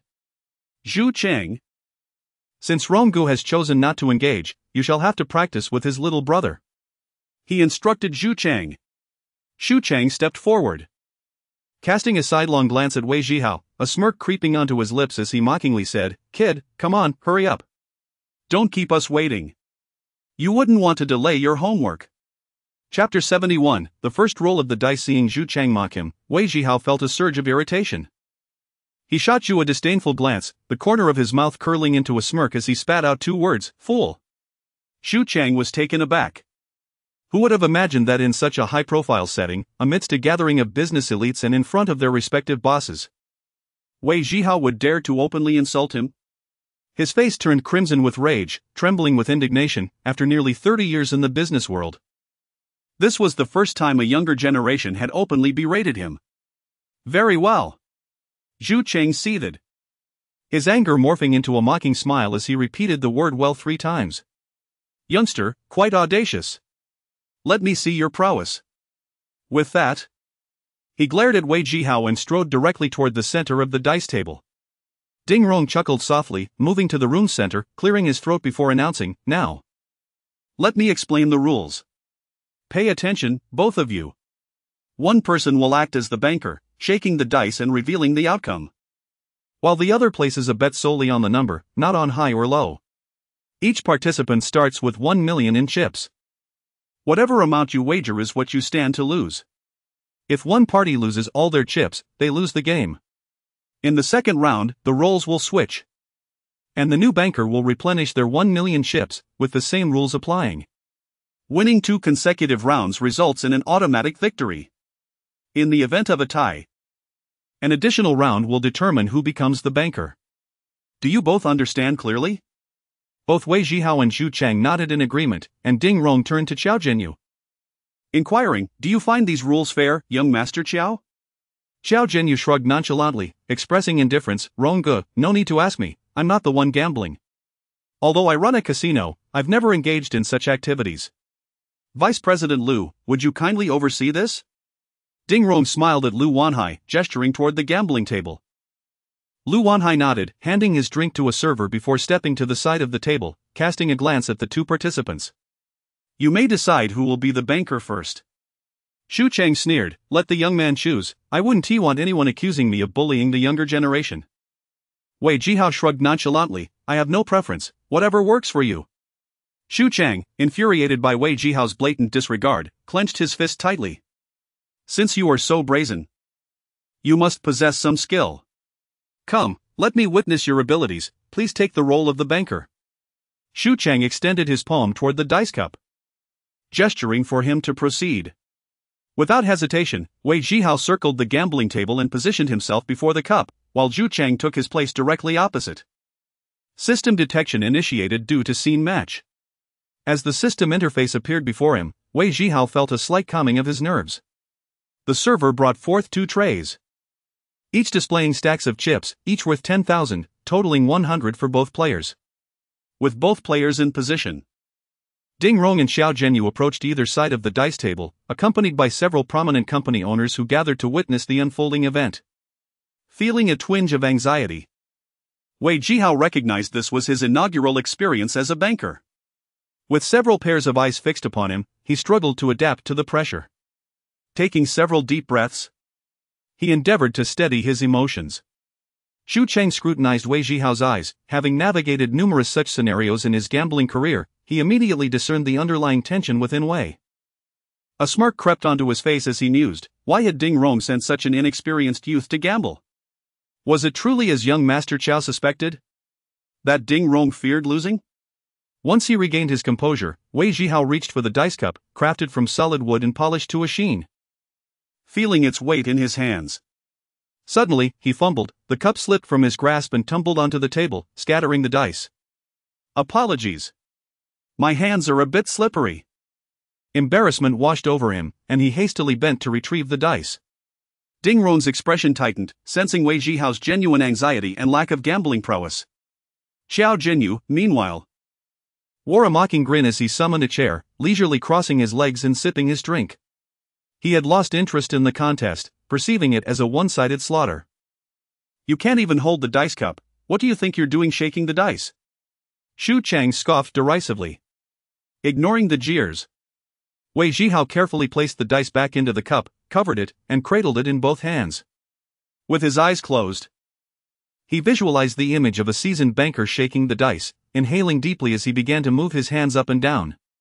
Xu Chang, sensing the moment had arrived, held his breath, leaning slightly to listen more intently, his gaze fixed on Wei Zhihao's hands. However, as he watched Wei's awkward shaking of the cup, he couldn't help but suppress a laugh. A true expert reveals their skill at once, and from Wei Zhihao's clumsy motions, it was evident he was merely an amateur, lacking even the finesse of a casino dealer. Xu Chang wondered why Ding Rong had chosen such an inexperienced individual to challenge him. While others would shake the dice with a gentle finesse to minimize sound, Wei Zhihao relied on brute force, even bringing the cup to his ear mid-shake as if listening for something. Xu Chang chuckled inwardly, yet his ears remained alert. The sound of the dice colliding against the walls of the cup painting a vivid image in his mind. He could almost see the 3 dice inside spinning, colliding, and transforming. With a crash, the dice cup landed on the table, the dice ceasing their tumultuous dance, emulating the actions of an experienced dealer. Wei Zhihao reached out to tap the small bell before him. Please place your bets. Once placed, they are final. Unable to contain his laughter any longer, Xiao Jinyu burst into guffaws, pointing at Wei Zhihao. This fool thinks he is a dealer. Ha ha ha. The others also stifled their laughter, cautious not to offend Ding Rong by being as boisterous as Xiao Jinyu. Xu Chang, having discerned the outcome of the dice within the cup, cast a disdainful glance at Wei Zhihao, pushing 2 stacks of chips toward the 15-point area. Wei Zhihao remained oblivious to the value of his roll. Yet his super calculation system indicated that the probability of winning at the 15-point betting zone was 100, while Zhu had wagered 200,000 there. This won't do. I lack the skill, and no matter how I shake, he will know. I can't even place a bet without watching myself lose. Wei Zhihao's mind raced, quickly reviewing his premeditated strategy, feeling confident it would suffice. Kid, I've placed my bet, now reveal the outcome, Xu Cheng declared, exuding confidence, believing victory to be all but assured. Wei Zhihao glanced at the 200,000 chips on the 15-point, curling his lip in disdain. I expected more from you. Is that all you can wager? You must be quite the frugal player. Chapter 72. Xu Chang takes the stage. Xu Chang's expression darkened as he said sternly, "What's the point of this chatter? I've placed my bet, so let us proceed." Wei Zhihao, visibly impatient, retorted, "Stop your incessant babble. Why make a fuss over such a small wager? You're not even as good as a decent woman." He was deliberately provoking Xu Chang. Xu Chang's eyes widened, his brows furrowed, and it seemed as if he could emit flames from his glare. Ignoring Xu Chang, Wei Zhihao pushed his chips forward. I tire of this endless back and forth. I wager 1 million. If it's 15 points, I lose, and all of it is yours. Do you accept? Taken aback by this bold proclamation, Xu Chang paused to recollect the earlier dice sounds. He was confident he had not misheard. The 3 dice in the cup were indeed 366, totaling 15 points. Yet, Wei Zhihao's assertive demeanor and his wager of 1 million on anything but 15 points caused Xu Chang to hesitate. Are you going to accept or not? Hurry up. Aren't you supposed to be a master? Is this the best you can do? Wei Zhihao's impatience grew, even attempting to light a cigarette before being stopped by Lu Wanhai. After contemplating for a while, Xu Chang suddenly grasped the underlying intent. Wei Zhihao dared to bet 1 million on anything but 15 points, likely intending to cheat when the cup was opened. Xu Cheng possessed a method of manipulating the dice, and this young man might have similar tricks up his sleeve. Attempting to swindle him out of 1 million during the dice reveal. Little brat, you think you can outsmart me? You're still too inexperienced. Xu Cheng chuckled darkly. Don't try to play me. You want me to place all my bets and then pull some tricks during the reveal? How foolish of you. Wei Zhihao looked at Xu Cheng with disdain. No wonder you can't compare to a decent woman, your cunning is barely the size of a pinhole. You're too scared to let me reveal the dice? Fine, you do it. I'll stand back. He stepped back a meter from the table, crossing his arms. Looking disdainfully at Xu Cheng. Xu Cheng was momentarily stunned, but then elated. Why did this boy have the audacity to suggest he open the cup? Was he deliberately seeking defeat? After pondering this several times, Xu Cheng felt there was no flaw in this proposition and resolved to accept the challenge. All right. I'm in. 1 million, if it's not 15 points, I lose. He pushed all his chips into the 15-point betting area. Wei Zhihao nodded. Go ahead, reveal the dice. Xu Cheng locked eyes with him, a cold smile flickering at the corners of his mouth as he reached for the cup. This is entirely your doing. Xu Cheng's gaze was icy. Wei Zhihao, with a mental command, used his computational prowess to reduce the probability of the dice showing 15 points from 100 to 0. Xu Cheng lifted the cup, revealing the dice, and the crowd craned their necks to see inside. Gasps erupted around them. Xu Cheng stared at the 3 dice in disbelief. His entire being frozen in shock. 666, 18 points. How is this possible? Xu Cheng murmured, his heart racing. He was convinced he had not misheard. The dice should have been 366, totaling 15 points. How could they have changed to 18 points? Moreover, since he was so far away, it was impossible for him to cheat. Could the dice be remote-controlled? Grabbing the 3 dice from the cup, Xu Cheng examined them closely and tossed them onto the table. Listening for the sound. Suddenly, his face turned ashen. They were ordinary dice, with no signs of tampering. How could this be? How did he achieve this? Xiao Da Xiao. Witnessing the outcome, shot up from his seat, his brows furrowed in deep thought as he scrutinized Xu Cheng. How could a novice like Xu Cheng have misheard? Had he been bribed by Ding Rong? Xiao Zhenyu's gaze darted between Xu Cheng, Wei Zhihao, and Ding Rong, his mind swirling with suspicions. Though Xiao Zhenyu could not discern the dice's outcome, he knew Xu Cheng would not mishear unless he had betrayed him intentionally. However, the notion seemed implausible. Xu Cheng had been with his father, Xiao Diqing, for 15 years, and now that his father had entrusted the casino to him, Xu Cheng had no reason to betray the family. Another possibility crossed his mind. Ding Rong's young accomplice, Wei Zhihao, might be a skilled player. His earlier antics were merely a fade, designed to mislead. Realizing this, Xiao Zhenyu directed a penetrating stare at Wei Zhihao. It appeared that today's game would not be straightforward. Ding Rong, equally astonished, recognized that he could discern the dice sounds and knew they had indeed been 15 points. How could they have transformed into 18 points upon Xu Cheng's reveal? Was this mere luck? It seemed more like sorcery. Internally shaken, Ding Rong maintained a calm exterior as he cast a deep glance at Wei Zhihao. His gaze held both anticipation and caution. Lu Wanhai, overseeing the game, noted the outcome and glanced at Xiao Zhenyu, stating solemnly, in the first round, Aha wins. Positions are swapped, Xu Cheng, you take the stage. Lu Wanhai's words jolted Xu Cheng from his shock. The game was still in progress, it was not the time to analyze how this had occurred. Now, he had to seize the second round to have any hope of turning the tables. Xu Cheng glared fiercely at Wei Zhihao, his teeth almost grinding. This kid was no simple opponent, he had underestimated him.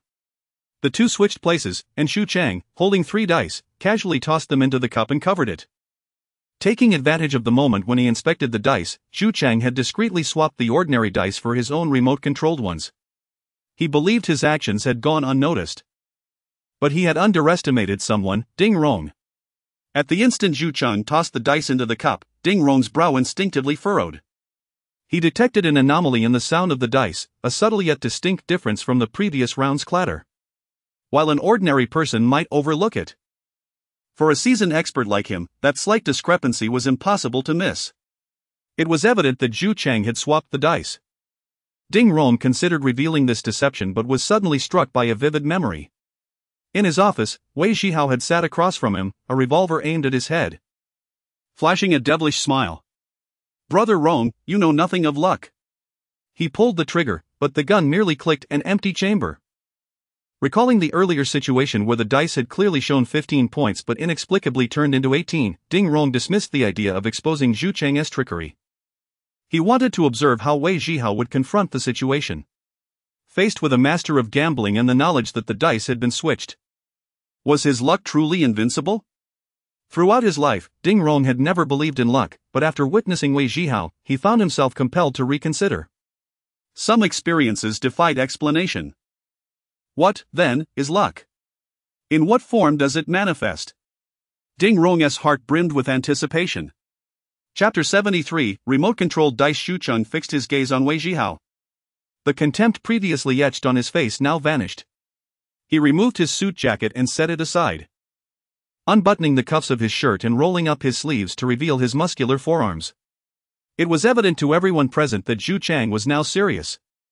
He grasped the dice cup with both hands and tossed it upward, yet his eyes remained locked on Wei Zhihao's. As if attempting to discern his secrets through that gaze, a futile endeavor, as it turned out. Wei Zhihao stood with his hands in his pockets, tilting his head, a faint smile playing at the corners of his mouth, as if he were an audience member relishing Zhu Cheng's performance. As the dice cup descended, Zhu Cheng extended his right hand to steady it from below while pressing down with his left hand on the top. His arms swung up and down, applying force from different angles, creating a magnificent display that made the dice inside move in all directions, colliding softly with one another. Ding Rong observed Zhu Cheng's technique and could not help but nod in approval. This method of shaking the dice, known as twin dragons playing with pearls, involved the arms moving like two swimming dragons, with the dice representing the pearls. The magnitude of movement in this technique was so great that had the cup been transparent, one would struggle to discern the numbers on the dice, they would appear as mere swirling spheres. Mastering this technique required immense physical control, without years of practice. One could not achieve Zhu Cheng's level of skill. The onlookers, prominent figures in the business world, watched in wide-eyed astonishment, having never witnessed such a shaking style before. They held their breath, afraid to make a sound. With a soft clap, the dice cup landed on the gaming table, muffling the sound of the dice coming to rest within. Zhu Cheng's eyes remained fixed on Wei Zhihao's face, confident that only he knew the outcome of the roll. He had practiced twin dragons playing with pearls for over 20 years, even his master, when fully focused, could not guarantee the precise number inside, let alone this young man in his 20s across the table. Bravo! Impressive! Your technique surpasses that seen in films, Wei Zhihao remarked, nodding in admiration and even applauding Zhu Cheng. Enough chatter, let us place our bets. Are you in such a hurry? Then let us resolve this swiftly. Wei Zhihao replied, sauntering to the far right side of the betting table with a tray of chips. With each step, Zhu Cheng's heart sank further, his expression growing increasingly grim. He knew he had rolled a 566, summing up to 17 points, and the betting area for 17 points was precisely at the far right. Finally, Wei Zhihao halted, looking up at Zhu Cheng with a grin, leisurely stacking the chips from the tray into the 17-point betting area. With each stack placed, Zhu Cheng's countenance darkened. A total of 10 stacks, 1 million in chips, were all bet on 17 points. Zhu Cheng was taken aback. This young man, could he truly be listening to the dice? And with such accuracy? That night, Zhu Cheng's confidence in his dice skills was shattered, leaving him utterly confused. Who was this young man? Ding Rong was equally perplexed. If Wei Zhihao was relying solely on luck, he could have easily bet on a number closer to him rather than deliberately walking to the far end to bet on 17 points. Zhu Cheng's role was unclear to him, but judging by Zhu Cheng's expression, it was likely that Wei Zhihao had guessed correctly. Was he truly just lucky? Let us finish betting and reveal the dice, Wei Zhihao said with a calm smile. Zhu Cheng's face paled slightly, beads of sweat forming on his brow. He wiped his nose, glancing towards Xiao Jinyu with a hint of intention. Ding Rong's eyes lit up with realization at Zhu Cheng's peculiar gesture. Unbeknownst to others, Xiao Jinyu discreetly slipped his right hand into his pocket, pressing a button that instantly altered the dice within the cup, changing their outcome. Everything was observed and heard by Ding Rong. Remote-controlled dice. At that moment, Wei Zhihao's expression shifted. The 100 probability for 17 points suddenly plummeted to 0. What was once thought to be an easy win had turned unexpectedly chaotic. Finalize your bets. Reveal the dice. Zhu Chang shouted, reaching for the cup's lid. In a moment of desperation, Wei Zhihao concentrated, once again utilizing the supercomputing value rewarded for his donations, restoring the probability for 17 points back to 100. Simultaneously, the dice cup was lifted, and all eyes were fixated on the dice within, gasps echoing as the revelation unfolded. 566, 17 points. Wei Zhihao sighed in relief. Grateful for his quick reaction, a mere fraction of a second longer, and it would have been too late. With a clatter, the lid slipped from Zhu Chang's grasp, landing on the table as his eyes widened in disbelief. He had clearly signaled to young Master Qiao and heard the sound of the dice changing. How could it possibly still be 17 points? In an effort to ensure double security, he had even employed the technique of bouncing the cup, which could yield any number but was not supposed to result in 17 points.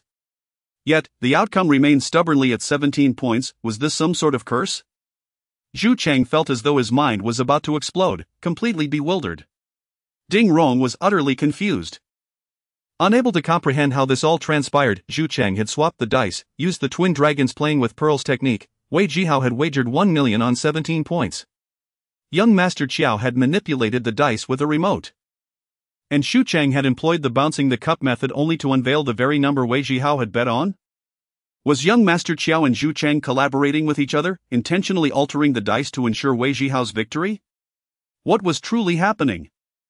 Young Master Qiao wore an expression of shock, certain he had pressed the button on the remote without fail. What had gone awry? In that moment, Xiao Zhenyu instinctively pressed the remote control in his pocket once more, causing the dice on the table to tumble, instantly changing their numbers. Wait! Lu Wanhai interjected, raising his hand and commanding attention. These dice are suspicious. I saw them move on their own. Lu Wanhai's voice was steady as he turned to Ding Rong, his gaze sharp. Mr. Ding, this is your territory, and you provided the dice. I would like to hear your explanation. Seeing the unfolding situation, Zhu Chang immediately questioned, Mr. Ding, as a notable figure in the Blue Path, how can you resort to such despicable means? Are you not afraid of being ridiculed by the community? No wonder you sent a mere novice to take the fall. If discovered, it's this young man who would be blamed, and you would escape unscathed, correct? At that moment, young Master Qiao also snapped back to reality, stepping forward with a laugh. Zhu Chang, do not speak carelessly. Brother Rong is a distinguished member of the Blue Path. How could he engage in such underhanded tactics? It is likely that this young man is the one at fault. Brother Rong, do not shield him. Let us handle this according to the rules. Chapter 74, Cheating Detected, Search Him. The atmosphere shifted dramatically in the arena, catching everyone off guard. The business moguls who accompanied Lu Wanhai began to murmur amongst themselves. I heard this match was originally a wager between Ding Rong and Zhu Chang. It appears Ding Rong had a plan all along. One whispered. Indeed.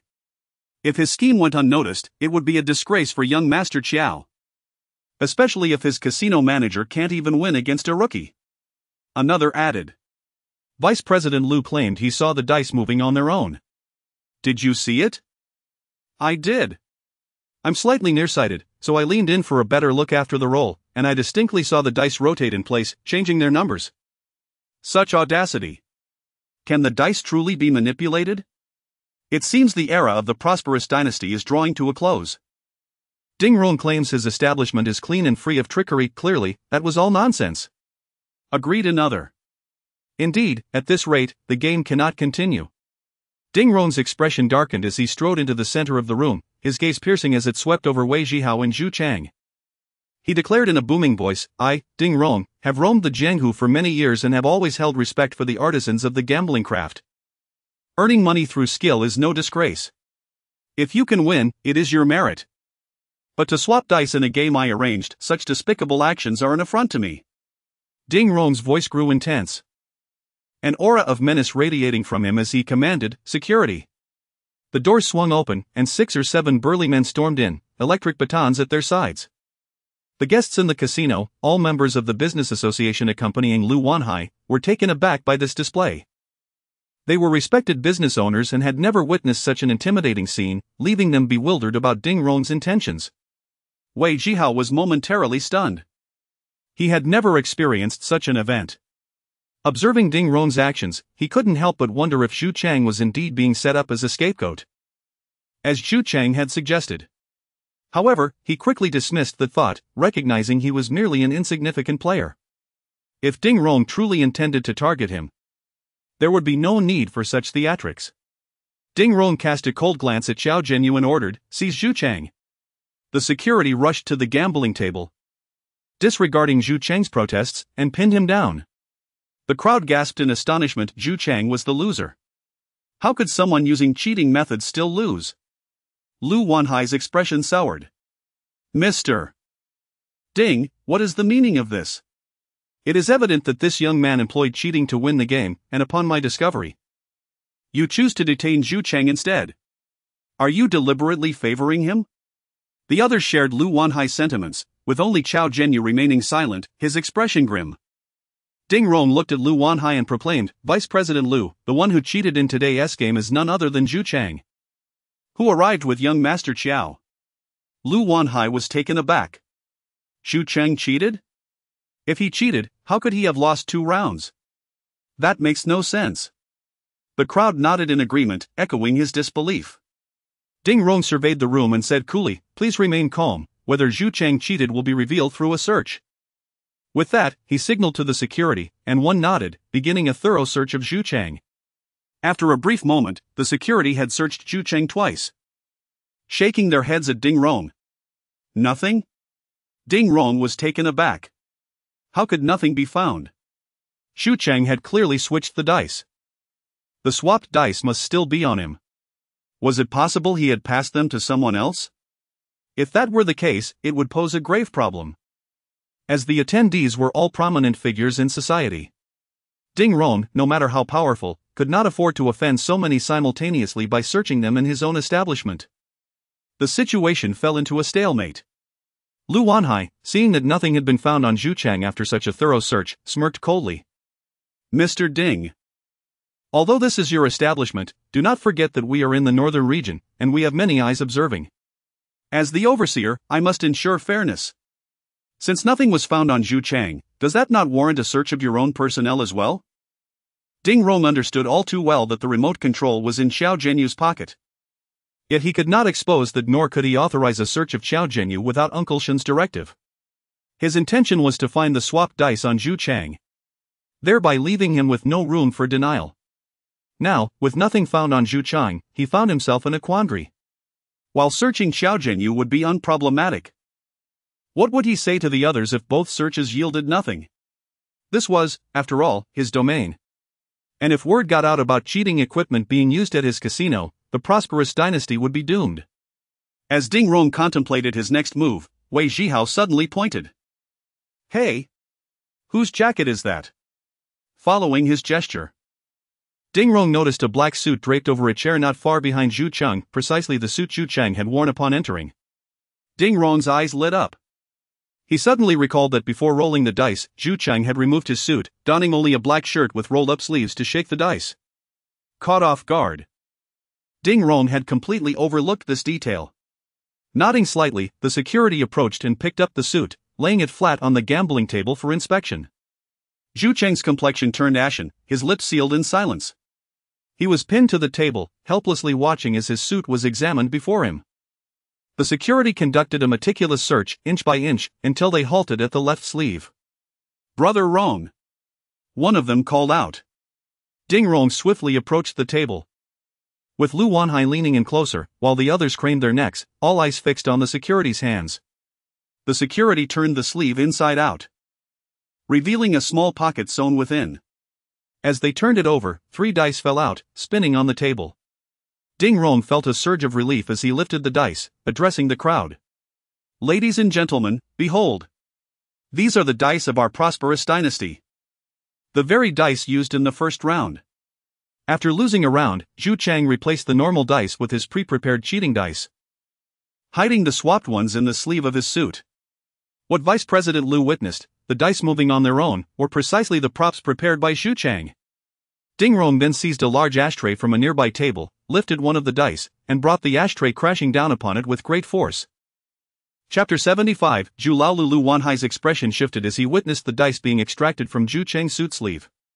He glanced up at Xiao Zhenyu, who stood silently beside him. His face darkened, and a sense of foreboding settled within Lu's heart. Lu Wanhai maintained a close relationship with Xiao Zhenyu's father, Xiao Diqing. Having watched Xiao Zhenyu grow up, he was quite familiar with the affairs of the Qiao family. Xiao Diqing established his fortune through running gambling houses, starting from a modest mahjong parlor and gradually expanding his operations. His reputation for generosity and loyalty fostered a devoted following among his subordinates. At his peak, Xiao Diqing owned numerous large and medium-sized casinos across major cities in the northern region, earning the title of the Northeast Gambling King, amassing immense wealth through commissions and loans. He leveraged this wealth to forge connections at various levels, creating an underground empire centered on gambling. In recent years, however, Xiao Diqing seemed to have caught wind of shifting tides, leading him to close down nearly 10 casinos of various sizes and pivot toward the real estate market.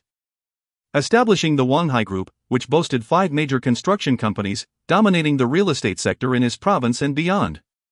Contrarily, his eldest son, Xiao Zhenyu, opposed the closure of the casinos, arguing that gambling was a quick source of income and that their establishments were thriving. He believed his father's shift in focus was a sign of aging and diminished courage. In a bid to impart practical knowledge, Xiao Diqing entrusted the management of the province's largest hotel, the Wanli Hotel, to his son. The top floor housed the province's largest casino. Xiao Diqing hoped that by immersing his son in the casino business, he would grasp its complexities and appreciate his father's intentions for a transformation.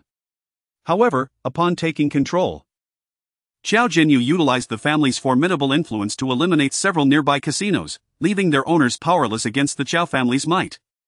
His intentions for visiting the Shengshi Huangqiao were obvious. It was clear to all that it was his next target. Understanding this, Lu Wanhai's demeanor grew grim.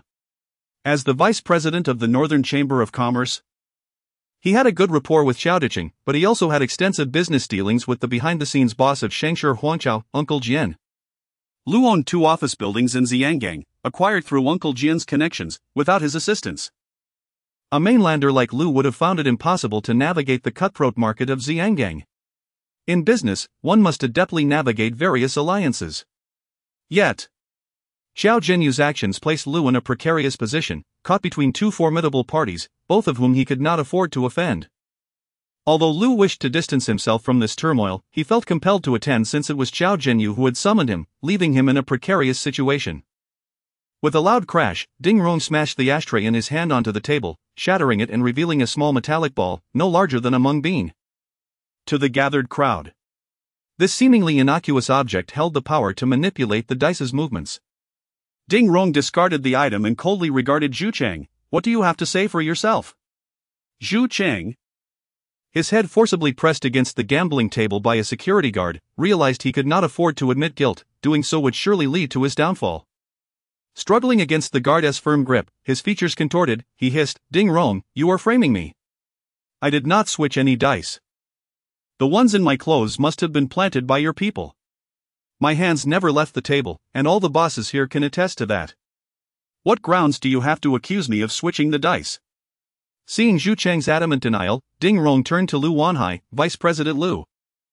"This prop dice alters its numbers through remote control. We found no remote on Zhu Chang. I suspect someone in this room colluded with him. According to our rules, anyone caught cheating must face immediate consequences. I now intend to have security search everyone present. I hope you understand." Upon hearing this, the crowd erupted in a cacophony of protests. These individuals were prominent figures in society, they could not simply be subjected to arbitrary searches. However, some remained indifferent, reassured by their innocence, willing to submit to the search. Lu Wanhai remained silent, his mind racing. Though Ding Rong's words appeared to seek his understanding, they were, in fact, a clear challenge. Zhu Chang was brought here by Xiao Zhenyu, and they both understood that this matter was inextricably linked to him. Shengshi Huangqiao could not bear the burden of another's misdeeds. Reputation was paramount in the gambling world. Ding Rong's statement clearly indicated that if Zhu Chang maintained his denial, He would pursue the matter to its conclusion, leaving no room for retreat. Once one enters the gambling scene, one must abide by its rules. This applied to everyone, including Xiao Zhenyu. At that moment, Xiao Zhenyu's expression was thunderous. Lu Wanhai could not bear to see Xiao Zhenyu exposed. Should he be apprehended, the repercussions would be dire. Not only might Ding Rong seek to harm Xiao Zhenyu, but news of his cheating would obliterate the Qiao family's reputation in the province's gambling scene. Xiao Diqing's illustrious title as the Northeast Gambling King could very well turn into a source of ridicule due to his son's actions. Furrowing his brow, Lu Wanhai glanced at the restrained Zhu Chang, hesitating briefly before speaking. Mr. Ding, as the supervisor of this gambling session, I see the situation clearly. The dice have been found in his clothing, and Xu Cheng cannot deny it. He has violated the rules in your establishment. So it falls upon you to handle this matter.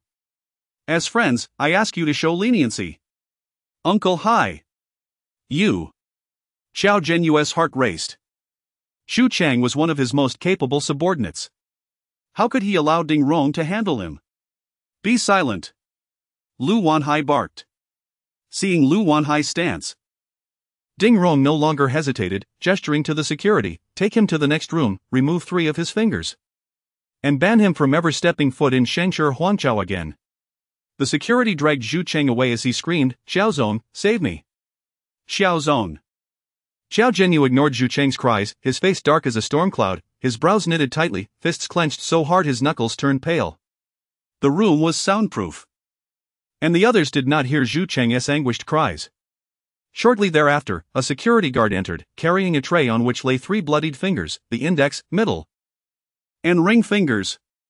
Zhu Cheng was left with only his thumb and pinky, forming the sign for 6 in sign language. Thus, Zhu Cheng became Zhu Laolu. The security paraded the tray before the gathering, adhering to the rules of public demonstration, serving as a warning to others. Seeing the matter resolved, Lu Wanhai sighed in relief. After exchanging pleasantries with Ding Rong, he approached Xiao Zhenyu and shot him a fierce glare. I will report today's events to your father. Zhenyu, take care of yourself. With that, Lu Wanhai departed. The other businessmen in the chamber, witnessing the vice president's exit, bid Ding Rong farewell and followed suit. Ding Rong, you are ruthless, Xiao Zhenyu said through gritted teeth, each word deliberate. Ding Rong smiled slightly. Young Master Qiao, do not forget to settle the 2 million. Xiao Zhenyu lowered his head, a corner of his mouth curling into a peculiar smile. Ding Rong, do not get too complacent, I have prepared a gift for you, which is on its way and will arrive in a few days. Ding Rong frowned. What do you mean? Xiao Zhenyu replied with a chilling smile before turning to leave. Chapter 76, in the Jianghu, one is not one's own master. Wei Zhihao stood aside, silent, his face a tapestry of complex emotions. For the first time, he witnessed the brutality of gambling. Xu Chang, in his relentless pursuit of victory, resorted to any means necessary, losing 3 fingers in the process. It was likely that he would never again employ his flamboyant dice-rolling technique. The sanguine scent of Xu Chang's severed digits still lingered in the gambling hall, and Wei Zhihao could vividly imagine Zhu Chang in the adjacent room, clutching his mutilated hand, curled up on the floor like a crushed insect, the blood vessels at the severed ends still pulsating. In his wager against Zhu Chang, the outcome was his triumph, yet what had he truly gained? 2 million? A mere 2 million, insignificant in the eyes of the affluent. What had Zhu Chang lost? 3 fingers? Perhaps some money? Surely, it was more than that. He had forfeited the very essence of his future life. He could no longer pose with peace signs like an ordinary person, at the very least. He could not do so with both hands. So, who truly emerged victorious? Wei Zhihao's gaze shifted to Ding Rong. He had incurred no financial loss, merely orchestrating a gamble. Sipping his drink, and watching the spectacle unfold, deftly resolving his own troubles while Wei Zhihao became the instrument in his hand. In gambling, deception reigns supreme. The true victors are never those seated at the table. Wei Zhihao extracted a Yushi cigarette from his pocket, just as he was about to place it in his mouth. Ding Rong approached, snatched the cigarette from his hand, and lit it with his Zippo lighter. Wei Zhihao glanced at Ding Rong, silently retrieved another cigarette from the pack, and placed it between his lips. Ding Rong handed him the lighter, and Wei Zhihao ignited his cigarette before returning the lighter. It's yours. Ding Rong did not take it but flashed a smile in response. Wei Zhihao unceremoniously pocketed the Zippo lighter. Is this your first encounter with such a scene? What are your thoughts? Ding Rong exhaled a plume of smoke, beckoning to a waiter. The waiter arrived with a tray bearing 2 glasses of champagne. Ding Rong lifted a glass and gestured to Wei Zhihao. Not much, Wei Zhihao replied as he took the champagne and clinked glasses with Ding Rong. First, congratulations on your victory in this gamble, Ding Rong proclaimed, downing his drink in one go.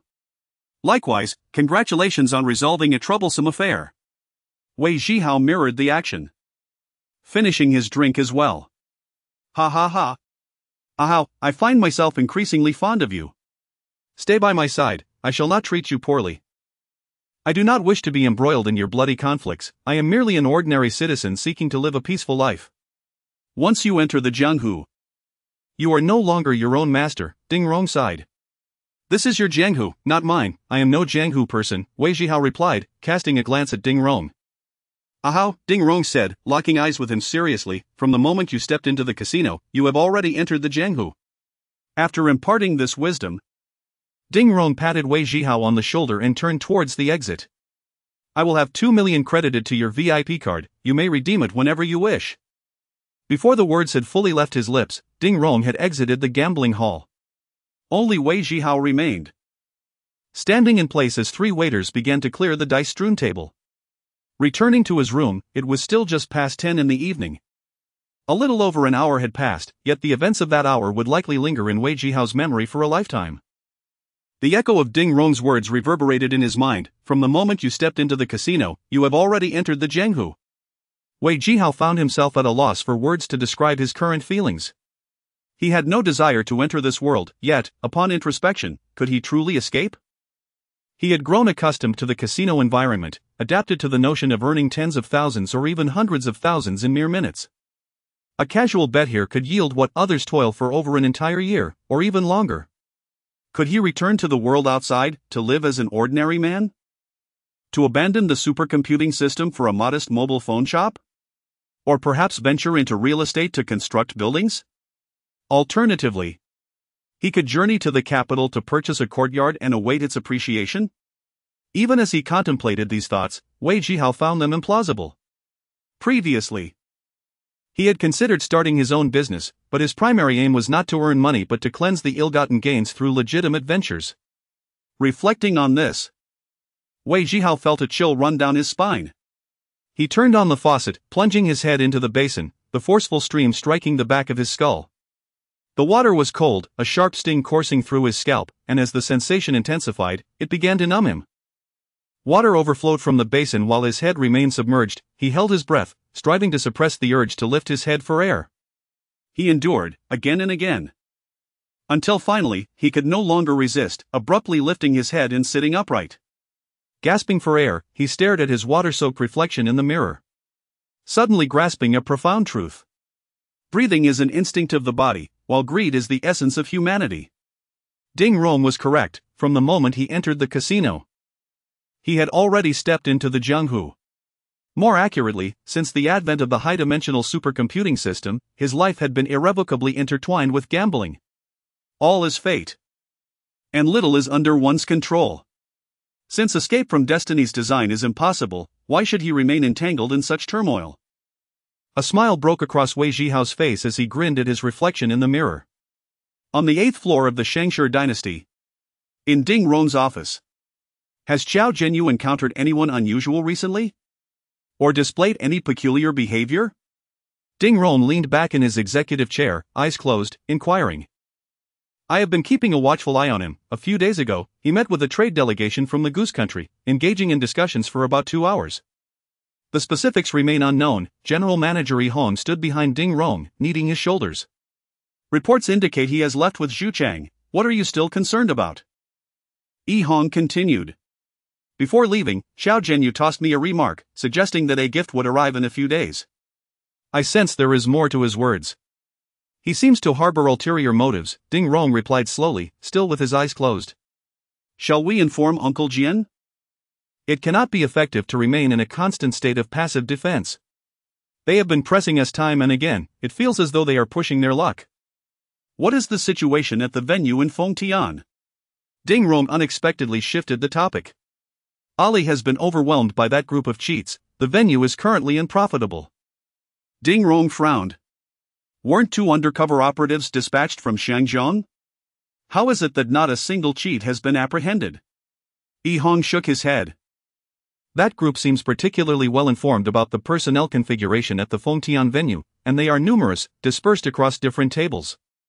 When our operatives are present, they simply cease their activities. We only have 5 pots to cover 10 kettles. Ding Rong pinched the bridge of his nose, feeling inundated with concerns that left him somewhat overwhelmed. The day after tomorrow, I will go in person. And what of this side? Did you not say that Xiao Zhenyu would come seeking trouble again? Ding Rong remained silent, once more gradually closing his eyes. Chapter 77, The Best Partners. As he opened his eyes, he realized that daylight had already broken. Wei Zhihao remained motionless, lingering in bed. His gaze fixed on the ceiling, lost in thought. After a considerable pause, he finally rubbed his eyes and summoned the system interface to check his current status. Upon entering the gambling hall last night, his super calculation value was 130 points. During the first round, he placed a bet and immediately expended 100 points, reducing Zhu Cheng's probability of winning at 15 points to 0.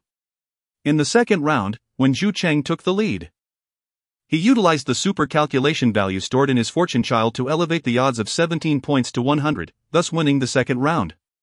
Additionally, in Ding Rong's office, he had modified the bullet firing probability in Russian roulette using another 100 points, resulting in a total expenditure of 300 points in just 2 days. After a night of recovery, his super calculation value had rebounded from 30 points to 52 points, with an additional 400 points in donation rewards still available in his fortune child. Upon accessing his system space, he counted the cash within 496,000. According to Ding Rong's earlier words, his VIP card should still contain 2 million, and there was another million at home. Adding in the donated funds, he had already amassed a total of 4 million. This sum was something that the majority of people would toil a lifetime to earn. Yet he had achieved it in less than a month. I will stop once I reach a modest goal, Wei Zhihao murmured to himself, as if establishing a self-imposed plan or perhaps reminding himself. The ringing of his phone interrupted his thoughts. He unplugged the charging device and noticed it was Ding Rong calling. After a brief hesitation, he pressed the answer button. Ah Hao, have you risen? Just woke up, still in bed. Freshen up and come down to have breakfast with me. I've asked Xiao Tang to wait for you at your door. Okay. After hanging up, he rolled out of bed, took a quick cold shower, dressed, and exited his room. Xiao Tang was indeed waiting outside, and upon seeing him, he slightly bowed and respectfully said, "Good morning, Mr. Wei. Please follow me." Wei Zhihao nodded and followed Xiao Tang to the elevator, descending to the dining area. They traversed the dining hall and proceeded to the innermost private room, where Xiao Tang opened the door and gestured for Wei Zhihao to enter. Inside, a large round table accommodated only 2 individuals, a man and a woman. The man was none other than Ding Rong, while the woman appeared to be around 30, dressed in athletic wear with a towel draped around her neck, suggesting she had just finished exercising. Upon Wei Zhihao's entrance, Ding Rong waved cheerfully, "Ah Hao, come, sit beside me." Wei Zhihao approached and pulled out a chair next to Ding Rong. Ding Rong gestured towards the woman beside him, introducing her, "Ah Hao, this is Yi Hong, the general manager of the prosperous dynasty. You may call her Sister Hong." "Good morning, Sister Hong." Wei Zhihao nodded slightly. Yi Hong smiled gently. "Akin to a blooming peach blossom, Ah Hao, I've heard so much about you from Brother Rong these past few days. Meeting you today, I can see you truly possess remarkable talent at such a young age. You are indeed a force to be reckoned with." Wei Zhihao offered a modest smile, "Sister Hong, you flatter me." Ding Rong picked up a small steamer from the table and placed it before Wei Zhihao. "Come, Ah Hao, try the authentic Hong Kong shrimp dumplings. They are absolutely delightful. There's also rice rolls and pineapple buns, dig in." The table was spacious and adorned with a variety of dishes, albeit in modest portions. The steamer held only 3 shrimp dumplings, yet they were exquisitely presented, with a translucent skin enveloping succulent shrimp. Wei Zhihao picked one up and savored it. The sweet juices burst in his mouth, prompting him to give a thumbs up in approval. Ding Rong poured a cup of red tea and set it before Wei Zhihao.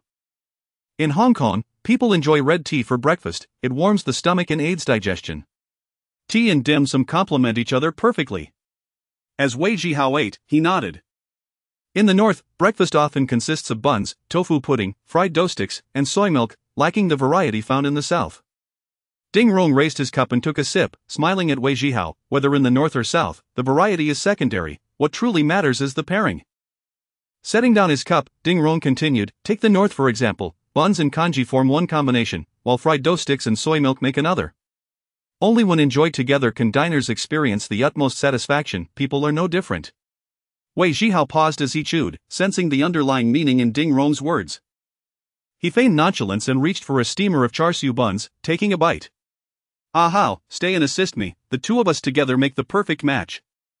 In Hong Kong parlance, we are the best partners. Brother Rong, I do not gamble and am utterly unfamiliar with the rules here. I fear I might not be of much help to you. Wei Zhihao replied nonchalantly. As anticipated, Ding Rong extended an olive branch to him. A possibility Wei Zhihao had contemplated the previous night. He wrestled with the decision, uncertain of the path to take. Yet, at the moment he lifted his head above water. A resolve crystallized within him.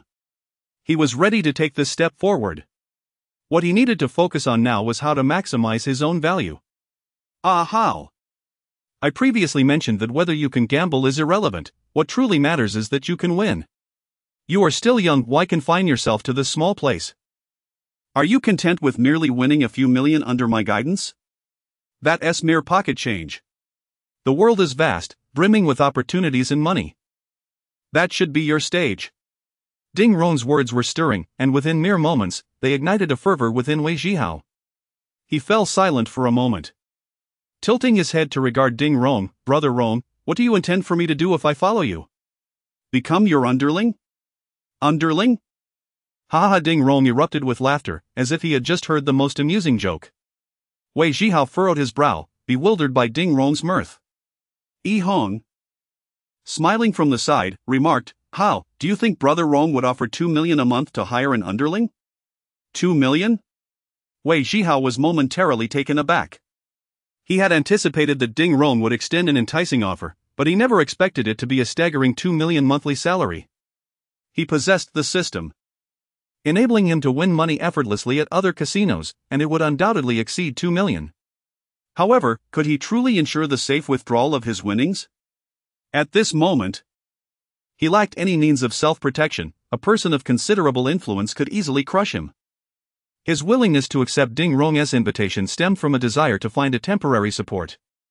Considering his current circumstances, this was undeniably his best option. After the laughter subsided, Ding Rong picked up a towel to dab his mouth, stood, and patted Wei Zhihao on the shoulder. Aha, I've said my piece. I need to step out at 10 o'clock, but I'll remain in the office until then. Once you've made your decision, feel free to come find me. I will await your response. With that, Ding Rong departed the private room alongside Yi Hong. Chapter 78, Collaborative Relations. In the opulent office of the general manager on the 8th floor of the prosperous dynasty, Ding Rong stood gazing out at the bustling street below. It's nearly 10 o'clock, are you still going to wait? Secretary Wang has requested to meet with you several times. Since you agreed to the meeting, it would be rather impolite to keep him waiting, Yi Hong remarked, observing Ding Rong's silhouette. Is it of any consequence if he waits? No one's wealth comes easily. Ding Rong replied, his gaze unwavering from the window. With a soft chuckle, Yi Hong teased, it seems you're not merely keeping Secretary Wang waiting, rather, you are anticipating Wei Zhihao's arrival. Ding Rong remained silent, extracting a pack of Chinese cigarettes from his suit pocket, lighting one as he inhaled deeply. This marked the 5th cigarette he had smoked within the hour. It has been quite a while since I've seen you exhibit such patience for someone. Is he truly that significant to you? Yi Hong inquired. Ding Rong exhaled a plume of smoke, his voice low and serious. You won't understand. Yi Hong raised an eyebrow, and if Zhihao does not come to find you, what will you do? A profound silence enveloped the office before Ding Rong finally spoke again. If he possesses any wisdom, he will undoubtedly seek me out. But what if he lacks wisdom? Ding Rong approached his desk, extinguishing his half-burned cigarette in the ashtray. For those who are foolish, there are alternative methods. Knock. Knock. The office door was rapped upon, and Ding Rong's eyes brightened as he replied, "Come in." The door swung open, revealing Wei Zhihao, who was followed by Xiao Tang, who closed the door as he stepped back. "Brother Rong, Sister Hong. My apologies for keeping you both waiting," Wei Zhihao smiled, nodding at the two. "Zhihao, I thought you might not show up," Ding Rong said with a grin. "The taste of the congee in Shangjiang is indeed delightful, although the portion was a tad too small for my appetite. I ordered a bowl of century egg and lean meat congee, which delayed me a bit," Wei Zhihao explained. "Seems you have quite the appetite." Ding Rong chuckled. "Rest assured. Brother Rong will ensure you are well fed." Wei Zhihao glanced at Ding Rong's extended hand but did not take it. Instead, he looked into Ding Rong's eyes and stated, "Brother Rong, I have a condition that I hope you will accept." "Do share," Ding Rong retracted his hand, his expression slightly uneasy. "I am just an ordinary person, and I fear death. If I sense danger, I will immediately withdraw. I won't be a pawn nor sacrifice myself." "Is that your only condition?" Ding Rong was momentarily taken aback before bursting into laughter. "Zhihao, we run a casino. Not a gang. Our purpose is to seek wealth, not to gamble with our lives. I can assure you of that." Ding Rong reached out his hand once more. And this time, Wei Zhihao clasped it without hesitation. Little did Wei Zhihao know, this handshake would irrevocably alter the course of his life. A star was destined to rise in the ever-changing Asian gambling scene, and the entire gambling world would soon be in a frenzy, accompanied by immense wealth and endless bloodshed. "Zhihao, welcome aboard." Ding Rong beamed, his eyes glimmering with enthusiasm. "Brother Rong, Sister Hong, I look forward to your guidance." Wei Zhihao nodded respectfully to both. Ding Rong removed his trench coat from the hanger and gestured toward Yi Hong, saying to Wei Zhihao, "Zhihao, I have an errand to attend to. If you have any questions, consult Sister Hong, and we shall continue our discussion later." Wei Zhihao nodded as he and Yi Hong watched Ding Rong depart. "Zhihao, please take a seat." Yi Hong poured a cup of coffee and placed it before Wei Zhihao. "Sister Hong, is there anything you need me to do?" Wei Zhihao asked, as he used tongs to add 2 sugar cubes to his coffee. Yi Hong smiled, "You remain the same as ever, feel free to do as you please. Your time is your own, and no one will interfere." "You mean I don't have to do anything? You're spending so much on me." "There must be a catch." Wei Zhihao replied skeptically. "Well, there is indeed one request." Yi Hong teased. "Sister Hong, what is it?" "Since I've accepted Brother Rong's invitation, I will naturally comply with your arrangements." Wei Zhihao stirred his coffee slowly. "The 5th floor is where guests stay, which can be rather chaotic. Brother Rong has arranged a presidential suite for you on the 7th floor, you shall reside there from now on." Wei Zhihao paused his stirring. "Is that the extent of your request?" Yi Hong chuckled, "Of course, it goes further. I will have someone deliver some study materials to your room shortly. Since you have some free time these days, I encourage you to study them diligently. If anything is unclear, feel free to ask Brother Rong." "Study what?" Wei Zhihao questioned. Puzzled. "It's all related to gambling visual materials that provide a valuable learning opportunity." Yi Hong smiled at him, exuding a mature allure that left a lasting impression. "Brother Rong is paying 2 million a month for me to learn? I thought I was here to help him gamble." Wei Zhihao exclaimed. "Brother Rong wishes to cultivate you.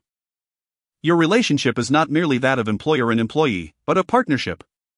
The monthly stipend of 2 million is merely pocket money. So you won't have to win it yourself at the casino." Wei Zhihao remained silent, but he understood. It appeared he could no longer gamble at the prosperous Dynasty Casino.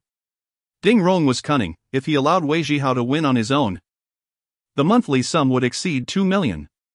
By bringing Wei Zhihao into the fold, Ding Rong ensured he would be a valuable asset in the future. Furthermore, this monthly sum served as a goodwill gesture, minimizing the casino's losses, achieving multiple objectives in one stroke. Yet, Wei Zhihao was not at a disadvantage either. He would earn 2 million monthly without any obligations, enjoying freedom and comfort.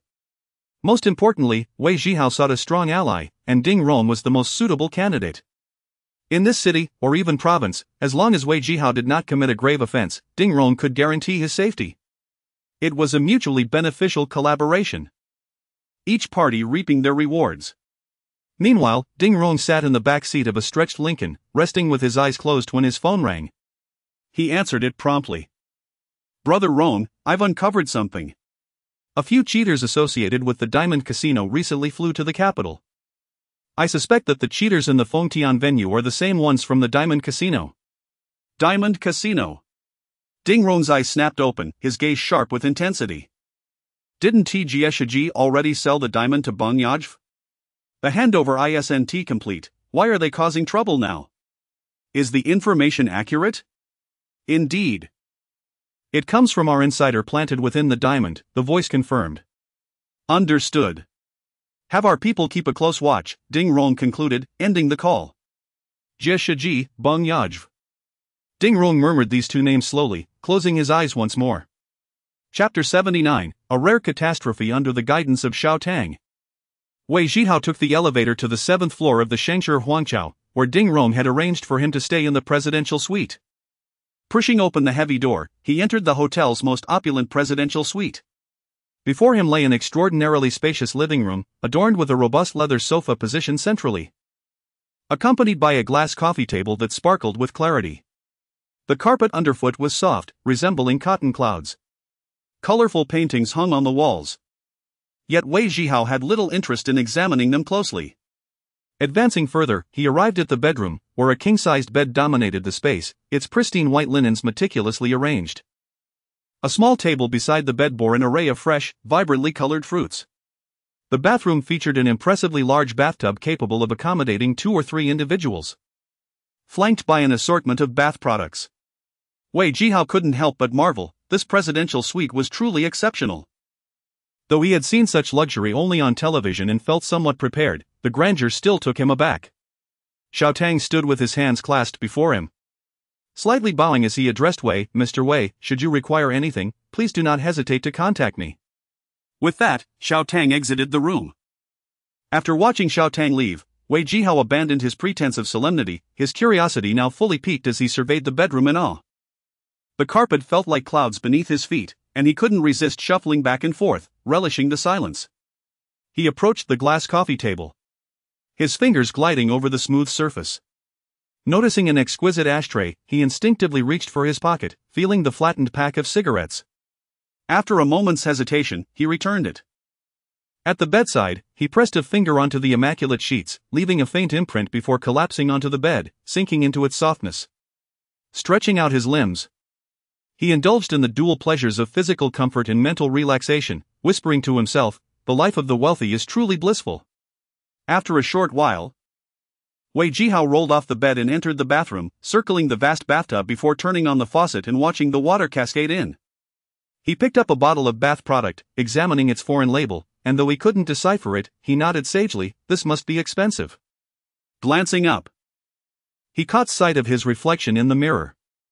Leaning closer, he locked eyes with himself, murmuring, "Wei Zhihao, this is merely the beginning, keep striving." With a confident smirk, he exuded a sense of arrogance. Emerging from the bathroom, he wandered into the study, perusing the bookshelves when the doorbell rang. He approached the door and found a staff member pushing a cart laden with a large leather suitcase. The attendant smiled and nodded, "Good day, Mr. Wei. This is the study material sent by Manager E." Wei Zhihao stepped aside, "Please bring it in." The attendant complied, wheeling the cart into the living room, setting down the suitcase before departing. After securing the door, Wei Zhihao knelt before the suitcase and opened it, revealing a plethora of videotapes, around 20 or 30 in total. He glanced at the television below and spotted an imported VCR. Switching it on, he randomly selected a tape and inserted it into the machine. A low hum filled the air as the screen flickered to life. The image was slightly blurred, yet discernible. A balding man sat at a gambling table, displaying a deck of cards before the camera, demonstrating various techniques. As the man explained his actions while shifting angles, it was evident he was earnest. Yet Wei Zhihao found himself frowning in confusion. Why is there no subtitle? The balding man's thick accent rendered his words incomprehensible to Wei Zhihao.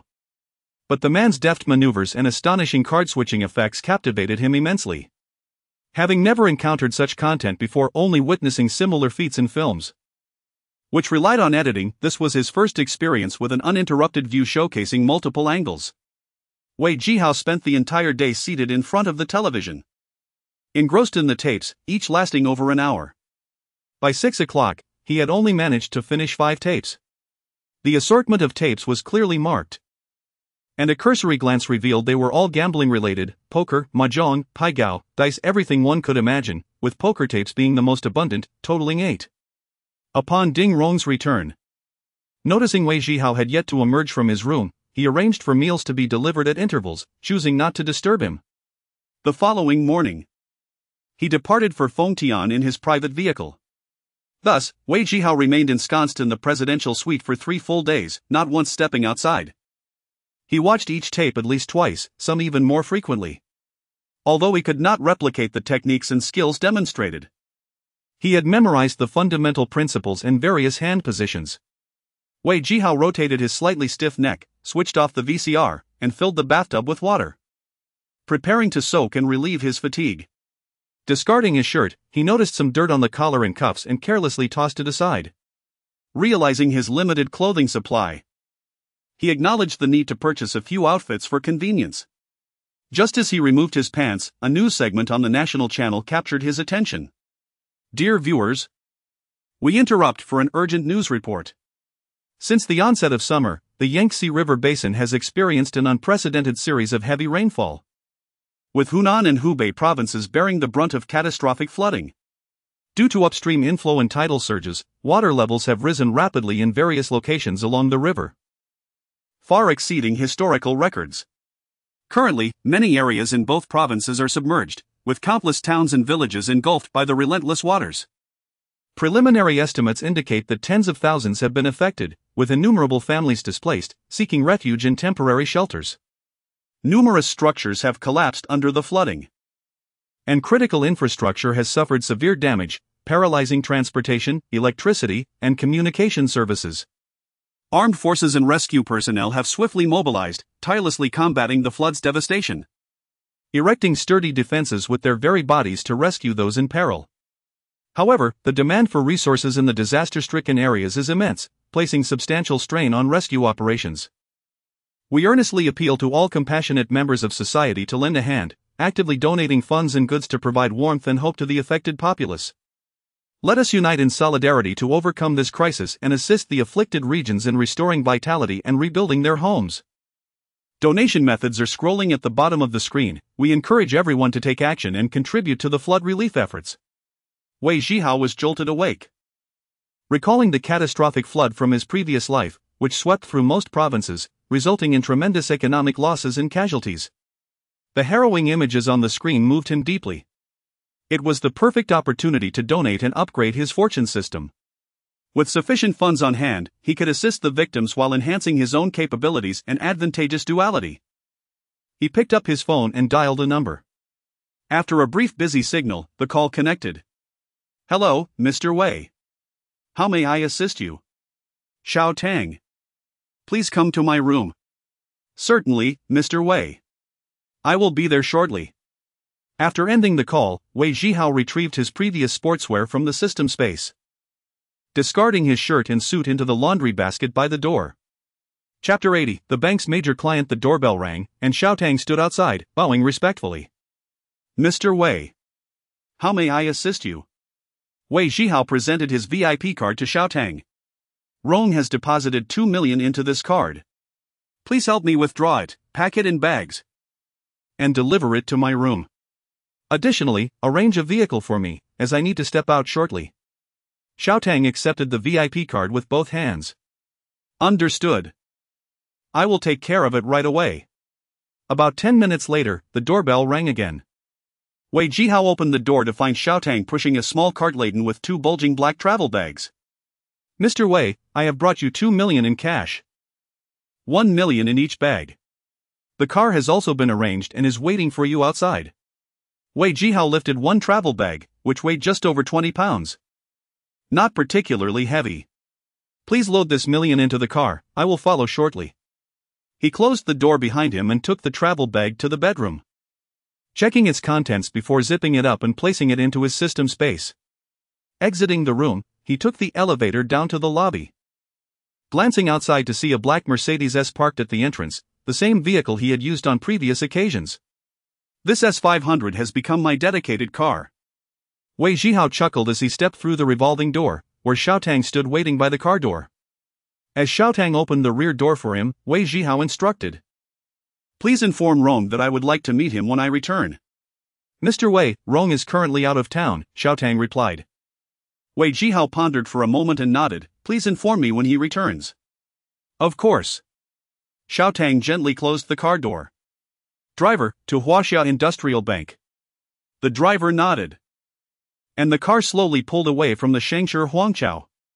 Huaxia Industrial Bank had established a dedicated account for disaster relief donations.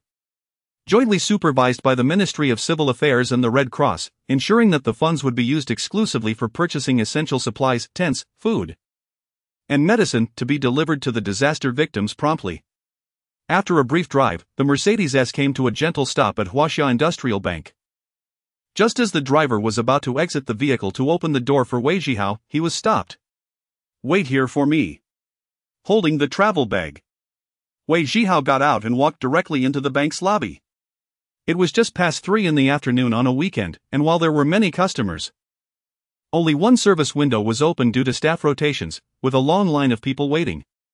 Wei Zhihao thought to himself, I am not here for standard transactions. Surely I do not need to queue.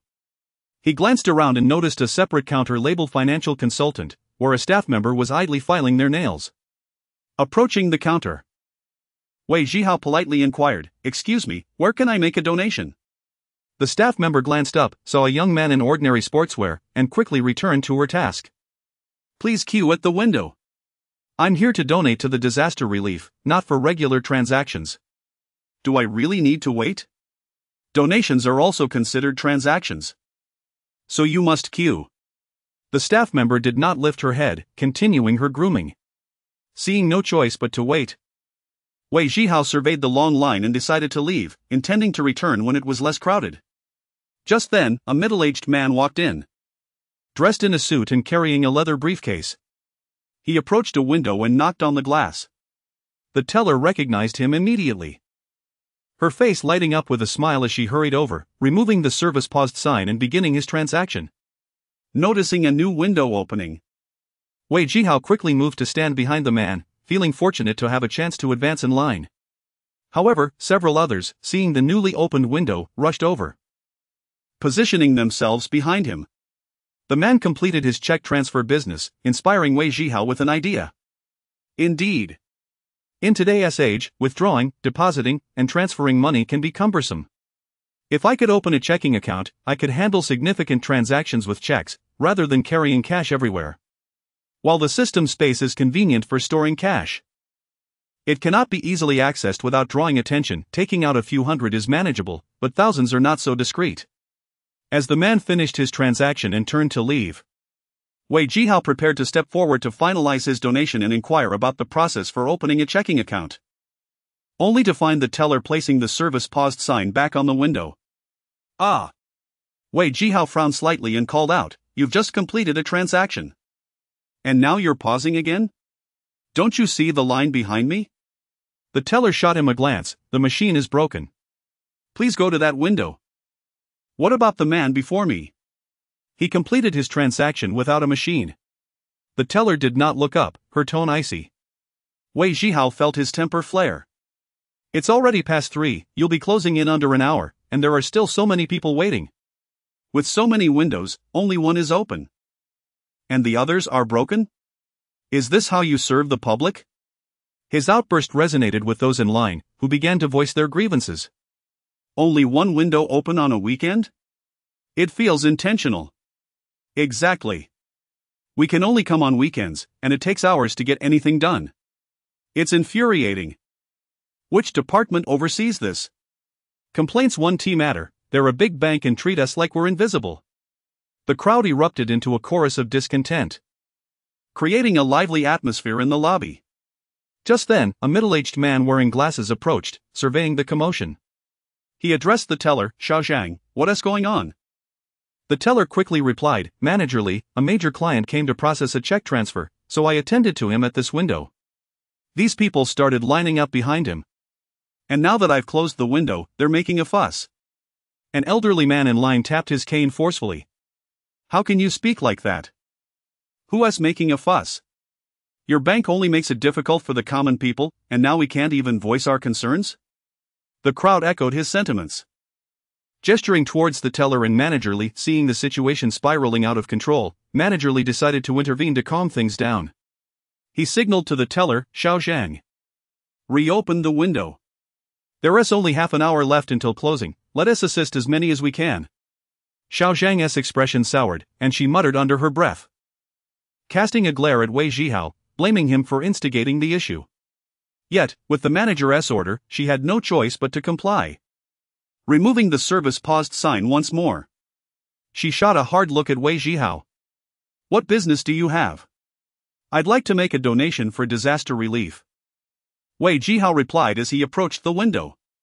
Xiao Zhang cast a disdainful glance at Wei Zhihao, noting his exceedingly ordinary athletic attire. And a hint of contempt curled at the corners of his mouth. How much are you donating? Wei Zhihao placed his travel bag on the counter and unzipped it. 1 million.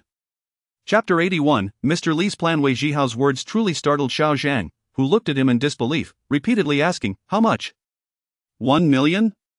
Wei Zhihao, indifferent to the bank clerk, began to pull out bundles of cash from his travel bag. The ordinary citizens queuing behind him had never seen such a substantial amount of money and gasped in astonishment, craning their necks to catch a glimpse of the stacked bills on the counter. Unfazed, Wei Zhihao felt a tinge of satisfaction seeing the stunned expressions of others. Now that he had Ding Rong as his backing, he no longer needed to act discreetly. Mr. Li's expression changed dramatically as he adjusted his glasses and scrutinized Wei Zhihao from head to toe.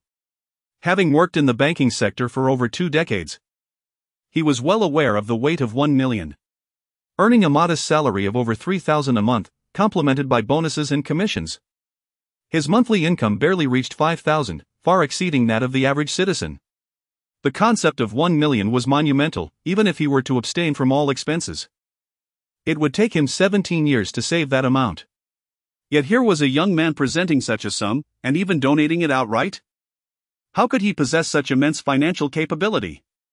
A client of this caliber was not someone Mr. Li could easily overlook. Sir, the process for handling large donations can be quite intricate. I will arrange for someone to assist you, please follow me, Mr. Li said, gesturing toward the heaps of money on the counter. I have already taken it out, do I need to put it back? Wei Zhihao replied, slightly annoyed. You need not worry, I will handle it, Mr. Li reassured, summoning 2 clerks who promptly arrived with a box to secure the 1 million. Please, follow me, Mr. Li gestured, leading the way. Wei Zhihao muttered under his breath about the inconvenience but complied, with the 2 clerks trailing behind, carrying the box and a bill counter. The crowd's gaze remained fixed on Wei Zhihao until he disappeared from sight, at which point they began to murmur among themselves. Xiao Zhang felt a wave of regret wash over her. She had never anticipated that such an unassuming young man could possess such wealth. If only she had provided him with excellent service, perhaps she could have secured a few financial products, significantly boosting her performance bonuses. Now, with regret, she could only watch as he followed Mr. Li into the office. Mr. Li opened the office door and ushered Wei Zhihao inside, inviting him to sit on the sofa. As Mr. Li arranged for the clerks to count the cash in front of him, he hurriedly prepared tea, producing a prize de Hong Pao from beneath his desk. Sir, I am Li Xiangqian, the branch manager here. May I ask how you would like to be addressed? Mr. Li inquired, pouring a cup of tea for Wei Zhihao. I am Wei, he replied coolly. Mr. Li's mind raced. He catalogued the wealthy and influential individuals he knew, but he could not recall anyone with the surname Wei. It was possible he was a newcomer in town, making this an opportunity to cultivate a significant new client. Ah, Mr. Wei, I have long admired your reputation. It is an honor for our branch to assist you with your business, he said, a hint of flattery in his tone. Wei Zhihao suppressed a smile. Long admired seemed disingenuous, as it was clear that his wealth was the true allure. Nevertheless, Mr. Li's position required him to maintain such decorum. Individuals like Mr. Li, who navigated both the affluent and the ordinary with ease, were indeed adept in their roles. Please, do not trouble yourself. I would appreciate it if we could expedite the process, as I have other matters to attend to. Certainly, Mr. Wei. We will not take up too much of your time. May I ask if this donation is to be made in your personal capacity or through your company? Mr. Li queried. Is there a difference? Wei Zhihao inquired. There is a considerable distinction. Donations of your magnitude often come with certain expectations, such as enhancing the visibility of your business or accumulating personal accolades, potentially earning titles like Outstanding Individual or Charity Ambassador from the city. If you have any specific needs, our bank would be eager to accommodate you. Wei Zhihao frowned, surprised at the nuances involved in such a straightforward act of charity. I have no particular demands. Please process it as a personal donation. We can arrange for a reporter to interview you, allowing your generosity to reach a wider audience, which could significantly benefit your business and connections. What do you think? Mr. Li proposed. That's unnecessary, my name need not be mentioned in the donation records, Wei Zhihao stated, sipping his tea as he laid down his conditions. Mr. Li, taken aback, remarked, Mr. Wei, I must commend you. In my experience with numerous affluent entrepreneurs, they often seek recognition for their contributions, yet I have never encountered someone as modest as you. Wei Zhihao smiled without replying. Mr. Li straightened in his chair, leaning slightly forward, and sincerely stated, Mr. Wei, in the financial realm, our bank boasts a highly skilled and experienced team. Whether it's complex investment strategies or efficient handling of substantial funds, we can provide precise solutions. Previously, we assisted an entrepreneur of a similar scale to yours in optimizing their asset allocation, achieving an annualized return of 15. Should you have any such needs? We would be delighted to create a tailored strategy to elevate your wealth. Wei Zhihao set down his teacup. At present, I do not require such services, but I would like to inquire about opening a checking account. Mr. Li's face brightened, and he promptly rose to search his desk, retrieving a printed guide for opening a checking account and handing it to Wei Zhihao. Wei Zhihao glanced over the material as Mr. Li elaborated on the process. It was straightforward. He needed to acquire a business license, submit the original license along with other essential documents like the organization code certificate, tax registration certificate, and the legal representative's ID, along with a seal, typically belonging to the corporate representative or authorized agent, to establish a checking account. Wei Zhihao contemplated the necessity of registering a company, realizing it would be beneficial for future endeavors. Mr. Wei, do you wish to proceed with this now? I can arrange for someone to assist you in opening the account after hours. Mr. Li beamed sincerely, a hint of urgency in his eyes, eager to ensure that Wei Zhihao would open the account at his bank before closing time. Let us postpone it for another day, I will prepare the necessary documents first. Wei Zhihao replied. Then let us exchange contact information, so you can reach out to me if you have any questions, Mr. Li offered, extending his business card with both hands. Chapter 82, System Upgrade, Abundant Rewards upon exiting the bank. It was already past 5 in the afternoon. The process of verifying the 1 million donation and completing the necessary paperwork took a full hour. The bank president, Mr. Li, accompanied the clerks handling the transaction, warmly escorting Wei Zhihao to the bank's entrance, beaming with smiles and waving his hands in utmost courtesy. As Wei Zhihao approached a luxurious Mercedes-Benz, a well-dressed gentleman respectfully opened the car door for him. Wei Zhihao ducked inside, and the driver carefully closed the door before hastily returning to the driver's seat and departing from the bank. Once the Mercedes was out of sight, Mr. Li finally lowered his waving hand. Upon seeing the S500 model, his conviction deepened. This Mr. Wei was undoubtedly a scion of immense influence. His understated attire and generous donation of 1 million without seeking recognition indicated a man unbothered by fame. Such an amount was inconsequential to him. Casting a glance at the clerks behind him, Mr. Li's cheerful demeanor was replaced by a stern expression as he glared at Clerk Zhang. If it weren't for my intervention, you would have chased away such a significant client. Your bonus for this month is entirely forfeited, and I expect you to copy the service protocol 10 times, delivered to my office by tomorrow morning. With that, Mr. Li turned and left, while the other clerks exchanged sympathetic glances with Zhang, relieved that the reprimand was not directed at them. Zhang pouted in frustration, but with the president's orders, she had no choice but to comply. After instructing the driver to head to the department store, Wei Zhihao settled into the back seat and meticulously examined the system notifications before him. Generous donor successfully donated 1 million. Level upgraded to level 4, system task completed. System space increased to 2 cubic meters. Probability control consumption reduced by 50. A new system task has been published, please check. Generous donor, current level, for distance to next upgrade, 020000000, refundable super calculation value, 1, 400 points mall exchange points, 1. 600 points description, selfless donations will reward the host with super calculation points and mall exchange points. For every 1,000 donated, the generous donor will return 1 super calculation point and 1 mall exchange point, stored within the system for the host to retrieve. System task, task objective, upgrade the generous donor to level 5. Task reward, super calculation value limit increased to 200. System space increased to 3 cubic meters. System notification, activate the basic mall upon reaching 5,000 exchange points, allowing the host to redeem items as needed. Exchange mall not yet activated. Wei Zhihao looked at the system information in front of him, nearly bursting with joy. The rewards for this task were remarkably generous. The system space had doubled to 2 cubic meters, enough to accommodate even a Barrett rifle, assuming he could procure one. The most impressive aspect was the reduction in super calculation value consumption by 50 when using probability control. This meant that a bet with a 0 chance could be boosted to 100 for only 50 points. This was incredibly powerful.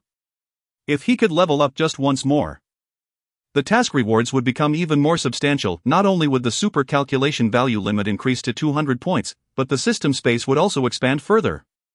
The larger the space, the more he could store. With Rongo possessing firearms, he could later have him procure a couple of submachine guns to stash away, then he would truly be unstoppable. Let anyone dare to challenge him.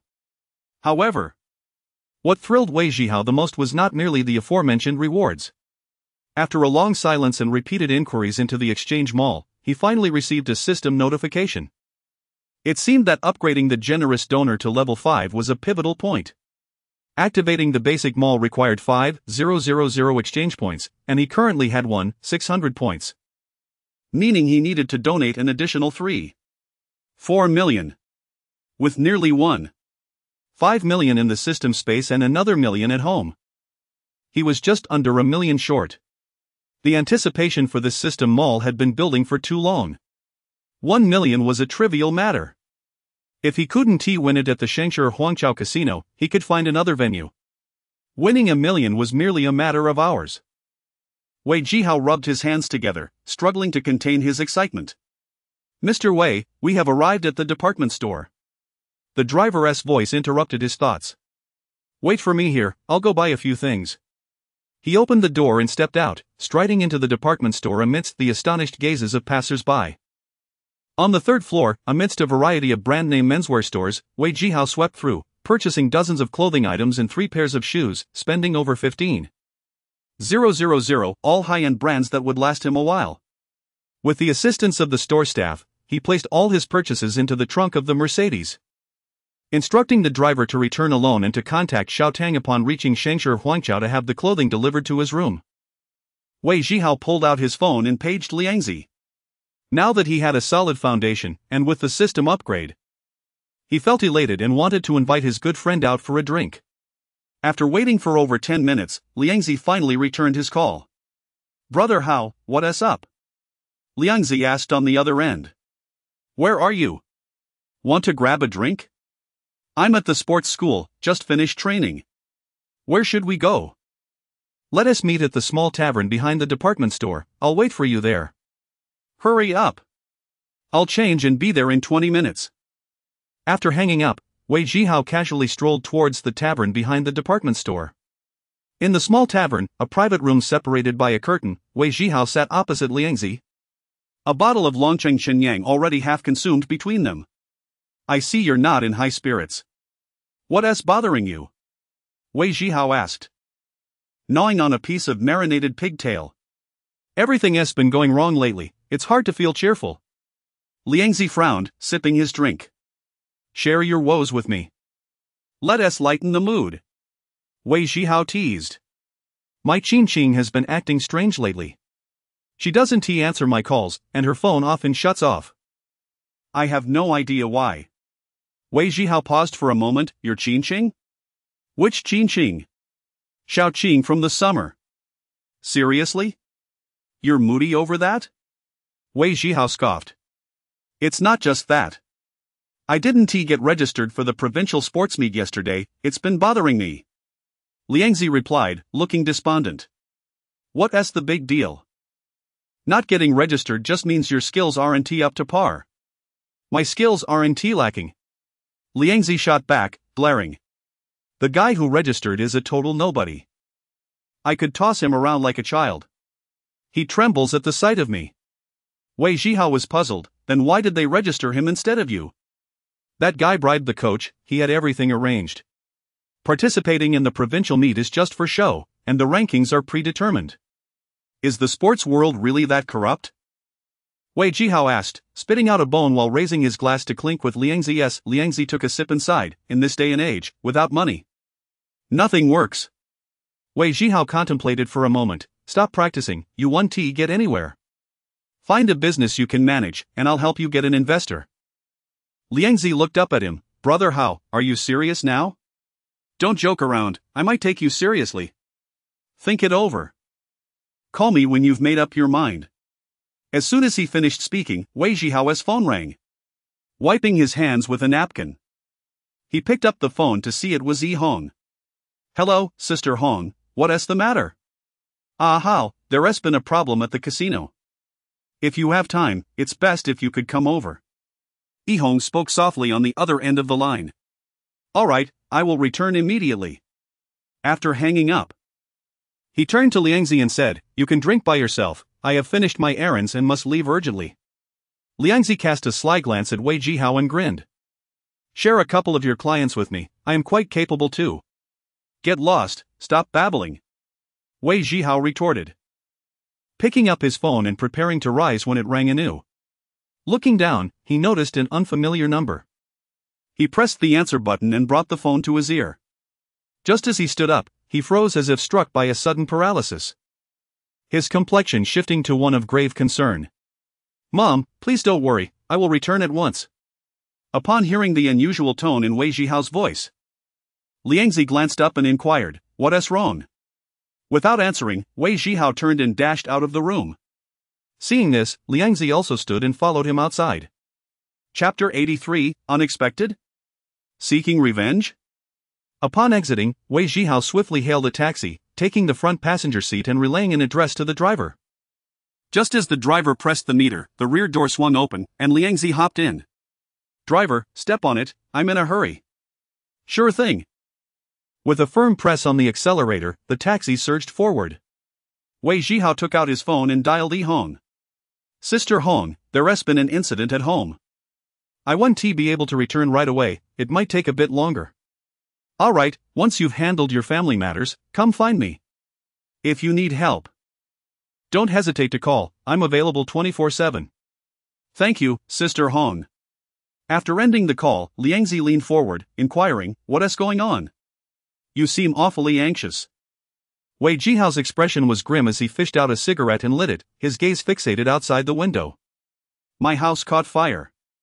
Liangzi gasped, How could that happen? Are your parents all right? Wei Zhihao took a drag and replied slowly, They're fine. Just returning home from work when they found that the fire had already been extinguished by the firefighters. They are currently investigating the cause. As long as they're safe. Liangzi sighed in relief. However, Wei Zhihao felt a tumult of unease within. He vividly recalled that in his previous life, his home had never suffered a fire. Was this incident linked to the alterations in his life's trajectory?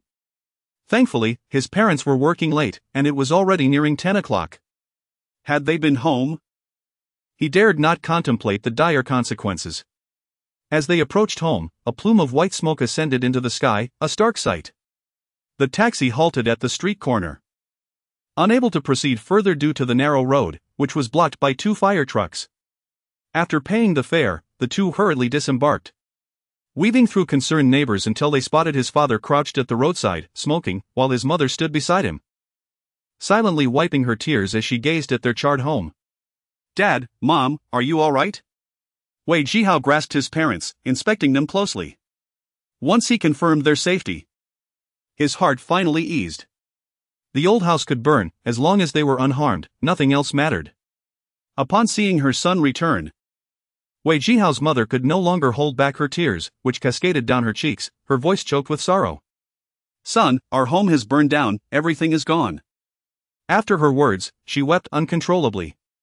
Witnessing his mother's heartbreak filled Wei Zhihao with sorrow, he embraced her tightly, gently patting her back. Mom, don't cry. It's just a house, as long as you're safe, that's what truly counts. Liangzi, help my parents to rest over there, I'll join you shortly. Liangzi nodded, leading them away. Wei Zhihao then approached the remnants of his home, only a few walls remained standing, the roof had collapsed. And the interior was a charred mess, causing his brow to furrow deeply. Several firefighters were inspecting the scene when Wei Zhihao stepped closer, politely addressing them. Thank you for your hard work, have you determined the cause of the fire? One firefighter looked up and asked, what is your relation to the family? I'm part of the family, that couple over there are my parents. Please, feel free to share any information with me. The firefighter nodded. Preliminary investigations show 3 points of ignition: the wood shed in the yard, the wooden window, and the wooden door of the house. We also discovered signs of chemical substances, suggesting arson. Wei Zhihao's heart raced, and his eyebrows instinctively rose. Arson? Someone intentionally set fire to his house? Arson is a grave crime. His parents were honest and unassuming, unlikely to have offended anyone. Could it be directed at him? Are there any other leads? He pressed. The firefighter brushed off the soot from his hands. We already alerted the police, they'll handle the subsequent investigation. If you have any questions, direct them to them. Wei Zhihao expressed his gratitude as the firefighters returned to their vehicles, and the gathered neighbors parted to clear a path as the fire truck slowly departed. After exchanging greetings with the investigating officers, Wei Zhihao and Liangzi escorted his parents to a nearby hotel, securing a large room for them and leaving 5,000 yuan for his mother to ensure they were comfortable. He then returned to the scene of the fire. The investigation was nearly complete. The police confirmed the fire was ignited by a burning gasoline container, establishing it as an act of arson, and inquired if he had any enemies. Wei Zhihao pondered, suspecting Han Ke might be involved. Apart from him, he had not offended anyone who could locate his home. Could this incident stem from a trivial matter where he had bested Han in a game? Yet, he could not definitively attribute the blame to Han Ke. The police completed their report, assuring him they would notify him of any findings, leaving their contact information before departing. By now, it was nearly midnight. The curious neighbors had dispersed, and Liangzi lived nearby, so he sent Liangzi home. Alone, Wei Zhihao stood before the ruins of his once cherished home. Lighting a cigarette and gazing at the remnants of a place he had inhabited for over a decade, a surge of resentment rising within him. Biao Ge, help me investigate something. After hanging up, Wei Zhihao exhaled a plume of smoke. Whoever dared to burn my house will pay a heavy price. He stood quietly amidst the rubble, smoking his cigarette until he finally extinguished it and turned to leave. At midnight, in front of the Grand Hall of Shangshi Huanchao, Xiao Tang awaited as a taxi pulled up and stopped at the entrance. He opened the door, and Wei Zhihao stepped out. Where is Sister Hong? In the surveillance room on the 6th floor. Take me there. Xiao Tang led the way as they entered the internal elevator, ascending directly to the 6th floor. Upon opening a door, they entered a room adorned with numerous screens along one wall, where several individuals stood, with Yi Hong at the center, intently observing the visuals. Sister Hong, I'm back, Wei Zhihao greeted as he approached her. Yi Hong glanced at him. How did things go at home? If you need assistance, don't hesitate to ask, we are all in this together. Her words of camaraderie brought comfort to Wei Zhihao. He smiled at Yi Hong. Thank you, Sister Hong. I've settled my family matters, has anything significant occurred here? Yi Hong redirected her gaze to the screens, pointing at one display. This guest is named Lurik, a mathematics professor from the Goose Country, here with the trade delegation. He has been gambling at our casino for 3 days, winning consistently, taking home over $1 million each day. Our undercover agents have verified that he has not cheated. A mathematics professor from the Goose Country? Wei Zhihao furrowed his brow. scrutinizing the surveillance footage on the wall. Chapter 84, Casino Manager Xiao Lu. Wei Zhihao stared at the screen, fixating on a bald, bearded man from the Goose Country for quite some time, puzzled. Is a mathematics professor really that formidable?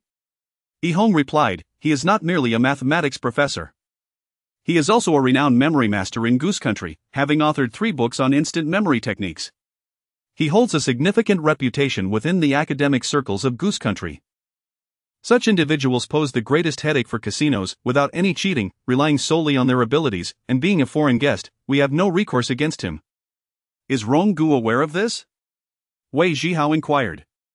Ronggu is out of town dealing with some matters. I refrained from telling him to avoid distracting him.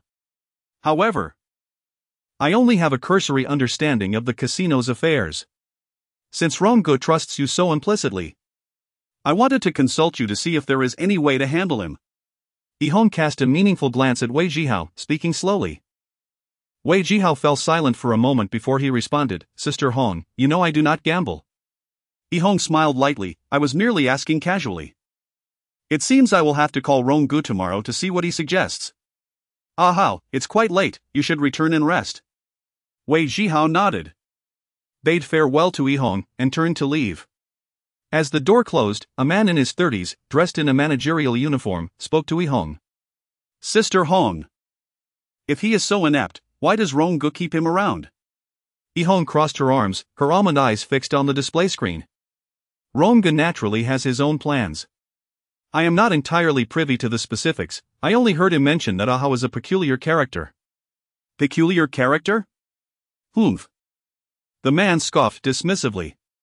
Suddenly, Yihong turned her face towards him, her expression as cold as frost.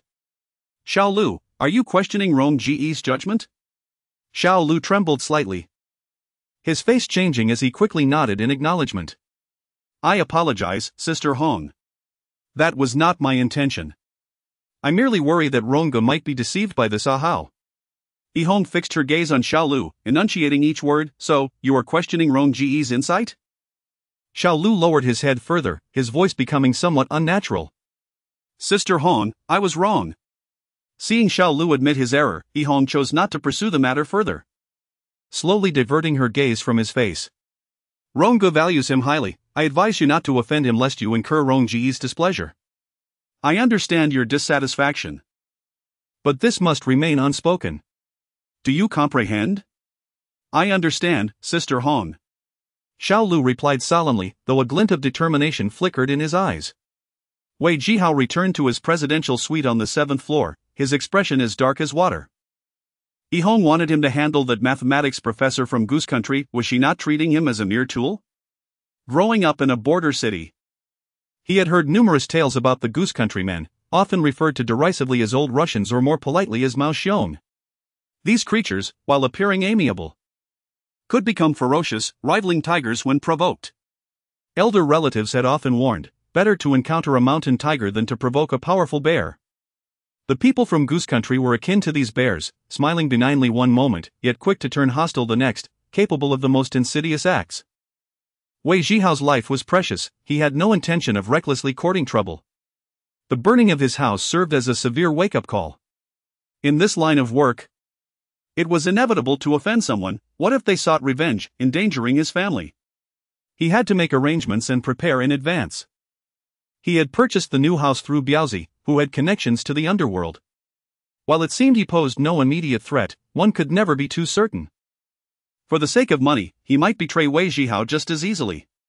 Previously, Wei Zhihao had not considered this, but with the recent incident, he had to remain vigilant. It appeared that his parents could not live in the new house, he needed to find a location unknown to anyone, ensuring his peace of mind.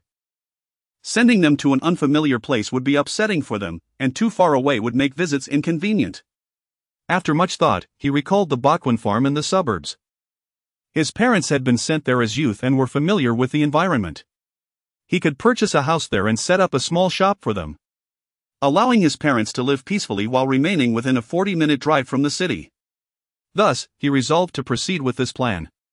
With a newfound clarity, Wei Zhihao took a quick shower and crawled into bed, eager to sleep and take care of this matter the next day. However, the more he wished to fall asleep quickly, the more elusive it became.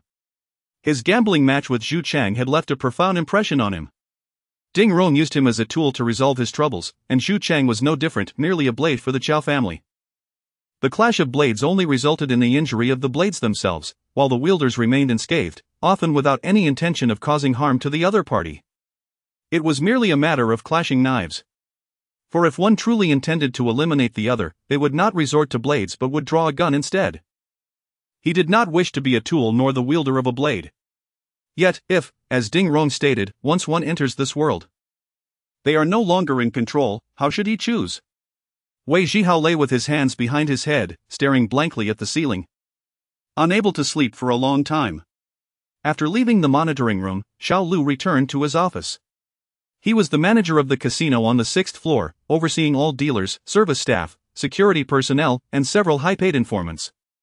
Xiao Lu glanced at the time, hesitated for a few seconds, and finally took out his phone to dial a number. After a few beeps, the call connected, and a man's voice came through. Slightly out of breath and clearly displeased. "What urgent matter requires a call at this hour? Help me tie up a pig, and I will reward you later." Xiao Lu's voice was cold. "Do you need to disassemble it? You 1T need to do the dirty work. I will collect it once tied up. Just ensure it is handled cleanly and efficiently." Xiao Lu propped his legs up on the desk, lighting a cigarette. "What color is the pig? Does it have an owner?" The man's voice was calm. "A small white pig, easy to tie, doesn't he bite?" Xiao Lu exhaled a puff of smoke. "The price has gone up. I can't do it for too less." Xiao Lu fell silent for a few seconds, pinching the bridge of his nose. "Tomorrow at noon, at Hong Yun Tea House. I will give you something up front, and you can collect the rest at pickup. Be there on time tomorrow at noon." The man concluded and abruptly hung up. Xiao Lu took several deep puffs of his cigarette, his shadowy face flickering in the smoke. Chapter 85, Protecting Family and Staying Away from Trouble. Wei Zhihao opened his eyes, realizing it was already past 8 in the morning the next day. In a hurry, he scrambled out of bed, washed his face, brushed his teeth, and donned a newly purchased casual suit from his wardrobe before stepping out of his room. Exiting the Shengshi Huangqiao, he hailed a taxi. Upon hearing his destination was the Baoquan farm, the driver's eyes sparkled with excitement. It was a lucrative fare, nearly 40 kilometers one way. And this well-dressed young passenger was looking for a round trip, with additional pay for waiting in between. Completing this job would allow the driver to head home for a drink. Fearing a change of mind, the taxi sped off like a wild dog before the driver could even fasten his seatbelt. "Slow down, please. There's no rush." Wei Zhihao hurriedly secured his seatbelt. Recalling that he had met with an unfortunate fate in a car accident in his previous life, and he certainly did not wish to repeat that experience. "Don't worry, young man. I have over 20 years of driving experience and used to drive big trucks," the driver boasted. Wei Zhihao thought to himself that truck drivers typically do not favor using brakes, but he refrained from saying it aloud. Throughout the journey, the two engaged in light-hearted conversation. The driver seemed to have an endless supply of topics, which was understandable given the monotony of long-distance driving without company. After more than half an hour, the taxi entered the territory of Baoquan Farm. Despite its name, Baoquan Farm resembled a small town, boasting hospitals, schools, markets, and a full suite of infrastructure. Originally established by the Liberation Corps of the Northern Military District, it was later renamed Baoquan Farm and has undergone several administrative changes. Now falling under the jurisdiction of the Provincial Agricultural Reclamation Bureau. Due to its financial independence from local taxes, this farm, with a population of merely tens of thousands, boasted superior infrastructure compared to the urban area. Along the main roads, flowers were planted, and the gentle breeze carried their fragrant scent, instantly lifting one's spirits. On the most bustling street, Wei Zhihao instructed the driver to stop, and after alighting, he surveyed his surroundings, nodding in approval. The residential buildings were around 6 stories high, seemingly newly constructed, with a nearby market and a large hospital, making it an ideal place to reside. He handed the driver 100 yuan, asking him to wait, and began to explore the vicinity. Not far along, he spotted a noodle shop. It was already past 9, and having rushed out without breakfast, his stomach growled loudly. He pushed open the door and ordered a bowl of beef noodles. While waiting, he inquired with the shop owner about available houses for sale nearby. After a moment of contemplation, the owner asked the chef, "Is Old Lou's second floor up for sale?" Old Lou was selling both the first and second floors. As his son had graduated from university and settled in the South, leaving the couple to enjoy life with their son. The owner shrugged, "Young man, this is the only house for sale in this area, but both floors are being sold together. The second floor is where they live. And the first is a small shop." Wei Zhihao's eyes lit up. This was precisely the type of property he was seeking. With both upper and lower levels. His parents, who were always busy, could manage a small store together and avoid the grind of working long hours elsewhere. "Sister, where is this place?" "I'll go take a look." "Very close, just head out and turn right, it's the first building at the corner." The owner placed the steaming bowl of beef noodles in front of Wei Zhihao. After expressing his gratitude, he finished his meal and settled the bill before stepping out of the noodle shop. The owner kindly escorted him outside and pointed the way. The small supermarket was merely a few meters from the noodle shop, occupying about 50 square meters. The store was well stocked and neatly organized, indicating that the owner was a diligent individual. "Boss, I heard you're selling your house?" Wei Zhihao inquired of the shopkeeper, a man in his 50s. The shopkeeper nodded. "Young man, I'm selling both the store and the house together. I want to sell the house separately." "I understand. May I see the upstairs apartment?" Wei Zhihao asked. The shopkeeper nodded and called his wife to watch the store while he led Wei Zhihao through the back entrance, up the stairs to the second floor. Unlocking the door, he revealed a clean, 50 square meter, one-bedroom apartment adorned with red flooring and white walls, filled with potted plants in the living room. After a brief inspection, Wei Zhihao felt quite satisfied. Although the furniture was somewhat dated, it was far superior to the house that had burned down. And the apartment had good lighting and a prime location, perfectly aligning with his requirements. "Sir, how much do you intend to sell this apartment along with the store downstairs?" "For both units and the store as inventory, a total of 90,000 yuan. If you are genuinely interested in buying, I'll include the furniture and appliances," the shopkeeper said with a warm smile. "Sir, when can you move out?" Wei Zhihao asked. The shopkeeper paused, surprised. "Move out? That would take at least 10 to 15 days, the transfer process takes several days too. Moreover, we need time to pack." Wei Zhihao interrupted. "Sir, I'll give you 100,000 yuan, you can pack your things and move out right away, prepare the materials, and we can transfer ownership tomorrow." "Would that work?" The shopkeeper was taken aback, stammering, 100,000? "You're not joking, are you?" Wei Zhihao reached into his suit pocket, pulling out 10,000 yuan. "Sir, this is my deposit. Please write me a receipt, and I'll return tomorrow to pay you 80,000. Once the property transfer is complete, I'll give you the remaining 10,000. We can sign the contract now." "All right, let us go downstairs and sign the contract," the shopkeeper exclaimed, overjoyed. His property had been on the market for over 2 months without any offers, and he was thrilled at this young man's straightforwardness and the additional 1,000. After signing the contract and discussing a few details, Wei Zhihao returned to the taxi. "Back to the city," he instructed. To his surprise, everything had gone so smoothly. Within just over half an hour, both the house and the small business were secured. The weight of his anxiety began to lift. In under an hour, the taxi stopped at a hotel near Wei Zhihao's home, where he had arranged for his parents to stay the previous night. After such an eventful day, he wondered if they had managed to rest well.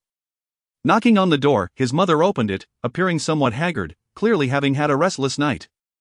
"Mom, where is Dad?" Wei Zhihao stepped into the room. "He went out to buy food, he should be back soon," his mother replied softly. "Mom, come here, I have something to tell you." He took his mother's hand and led her to the sofa. "I bought a house for you and Dad at Baoquan Farm. We can go handle the paperwork tomorrow. You two will have to endure one more night at the hotel, but I'll take you there first thing in the morning." "Son," his mother frowned, scrutinizing him. "Where did you get the money? You can't just buy a house like this." "Mom, our house burned down, and we can't keep living in a hotel. I borrowed a few thousand yuan from my boss. I'm earning well now and will be able to pay it back in no time." Wei Zhihao maintained a calm demeanor, reciting the well-prepared explanation. Zhihao, why did our house burn down? Did you offend someone outside? Or get involved in something troublesome? His mother looked intently at him, causing his heart to race. Chapter 86, Encountering Kidnapping. Wei Zhihao knelt before his mother, clasping her hands with a smile and said, Mom, where are your thoughts wandering? Who could I possibly offend? The fire department has investigated and concluded that it was merely an accident caused by aging wires. You needn't worry about it. Just as his mother opened her mouth to respond, the door swung open, and his father entered, carrying a bag of steaming buns. His face lit up with a grin upon seeing his son. Zhihao is back. Perfect timing, I've brought some freshly steamed buns. Come, let us eat together. Wei Zhihao noticed the red veins in his father's eyes, feeling a pang of sorrow in his heart. His father must have lost a night's sleep over the devastating fire that consumed half a lifetime of savings and efforts. Yet, as the pillar of the family, he could not falter, nor could he reveal any sign of weakness before his wife and children. He gritted his teeth and forced a smile. If I find out who set that fire, they will pay dearly for it. Wei Zhihao clenched his fists once more. What are you dawdling for? Come eat before it gets cold. His father placed the buns on the table and pulled over a few chairs. The family gathered around, each breaking apart the buns and using chopsticks to eat. The freshly steamed buns were hot, but the atmosphere remained icy. Noticing his parents' spirits were low, Wei Zhihao chuckled and shared the news about purchasing a house at the Bakwan farm. He specifically mentioned that he had acquired a small convenience store right downstairs for their convenience, assuring them that he would handle the repayment for the house. Although the funds were borrowed, this revelation rekindled a glimmer of hope in his disheartened parents. His father patted his shoulder with pride, his eyes glistening. Son, you've grown up and taken on responsibility. From now on, you're the one in charge of our family, your mother and I will follow your lead. His mother, striving to contain her emotions, looked at him with pride and nodded vigorously.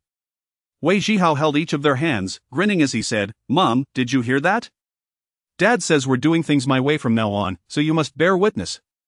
Yes, I'll bear witness. His mother nodded through tears, smiling. His father glared playfully, I, Wei Qingjun, always speak with conviction, how dare you doubt me? Wei Zhihao cleared his throat, Comrade Lao Wei. Please mind your tone when speaking to the head of the family. You brat. His mother chuckled as she playfully pushed his father, who grinned back, all right. You two are in cahoots, I want to say more. Let us eat the buns. His mother exchanged a knowing glance with him, and the clouds of worry that loomed over the family dissipated in an instant.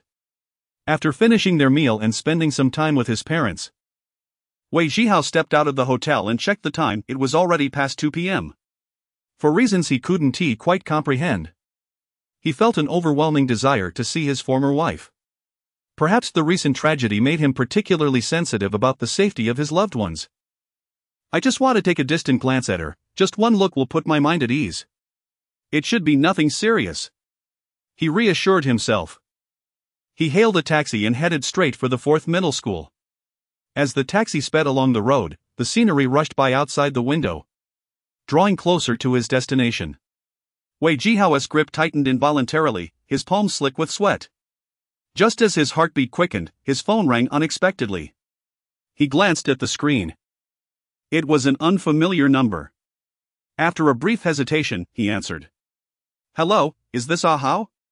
Came a voice he did not recognize. Who is this? Wei Zhihao furrowed his brow, unsure of how to respond. Only Ding Rong and Yi Hong referred to him as Ahao. So hearing a stranger use the name struck him as odd. I am the manager of the 6th floor casino, your 6th brother. The voice on the other end was deep and resonant. 6th brother, what's the matter? Wei Zhihao felt puzzled. He knew the man but had never interacted with him. Their only encounter had been the day before in the surveillance room, where he stood beside Sister Hong, and they hadn't exchanged a single word. It's like this. Rongbi should be back tonight. He wishes to invite you for dinner and discuss matters with you. I just wanted to check if you're available. I am free. I'll return shortly. What time is Ronggu coming back? He's south still on the road, no specific time yet. Where are you? Should I send a car to pick you up? No need for trouble, 4th middle school is quite close to Shengshi Huangqiao. I'll stroll back shortly. All right. Just make sure to return early and don't keep Rongu waiting. Did Rongu mention any specific matters? Before he could finish, the line went dead. Wei Zhihao frowned, the call ended abruptly. Why didn't Rongu call him directly? Why let this unfamiliar sixth brother do it? Perhaps it was inconvenient for Rongu at the moment. He dismissed the thought and tucked his phone back into his pocket.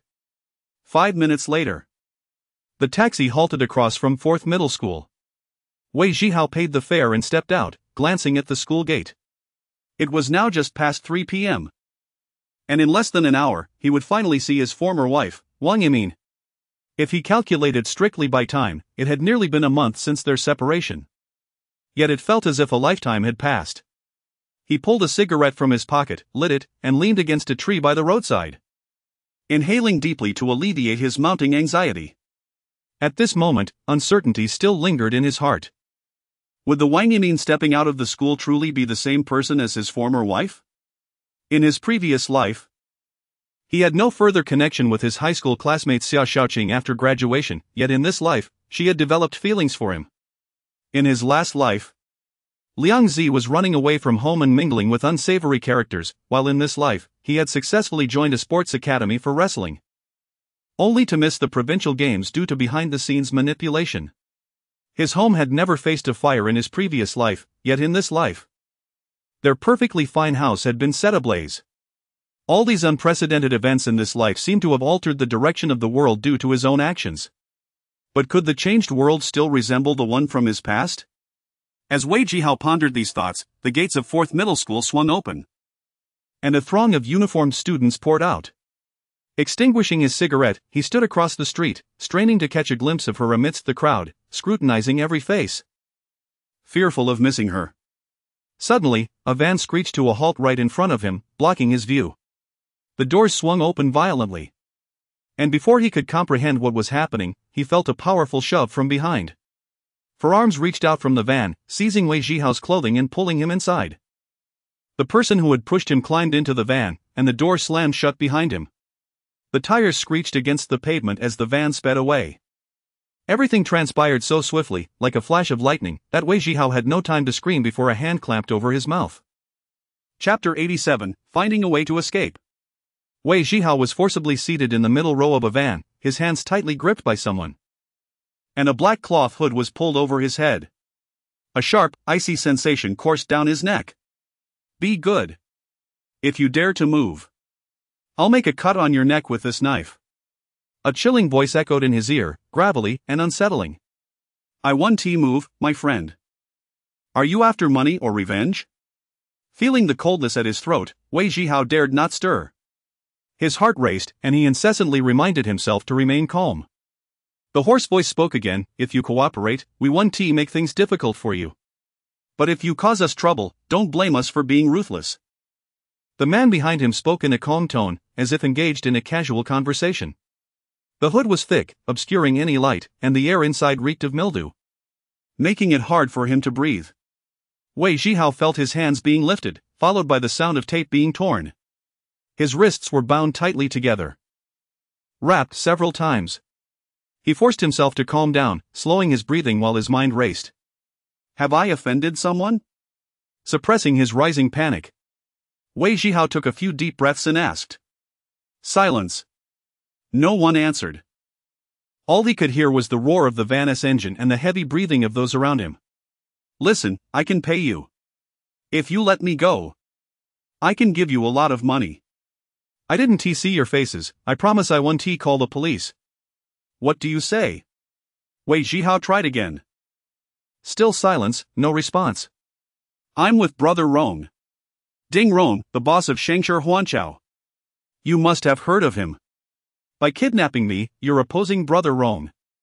The lack of response only heightened his anxiety, and his tone grew more urgent. Finally, the man behind him spoke again, shut up. If you say another word, I'll sew your mouth shut. The hoarse voice remained calm, devoid of any emotion. Wei Zhihao dared not speak further. These people, willing to kidnap him in broad daylight, were unlikely to show any mercy. If angered, they could easily stab him, even if it wasn't fatal, he would still suffer greatly. He couldn't help but connect his abduction with the fire that had consumed his house yesterday. Clearly, someone was targeting him, but who could it be? After approximately 20 minutes of driving, the van made several turns and finally came to a stop. Wei Zhihao was roughly yanked from the vehicle, stumbling as he heard the sound of an iron gate being pulled open, and then he was pushed inside. His mind raced as he listened intently to every sound around him, trying to ascertain his location.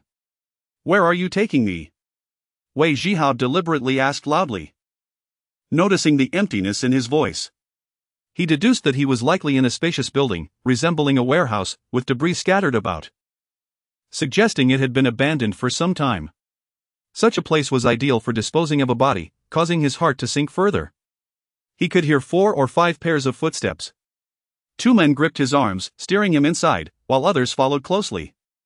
After a few steps beyond the iron door, they made a turn and pressed him into a chair, binding him tightly with ropes and securing his mouth with tape.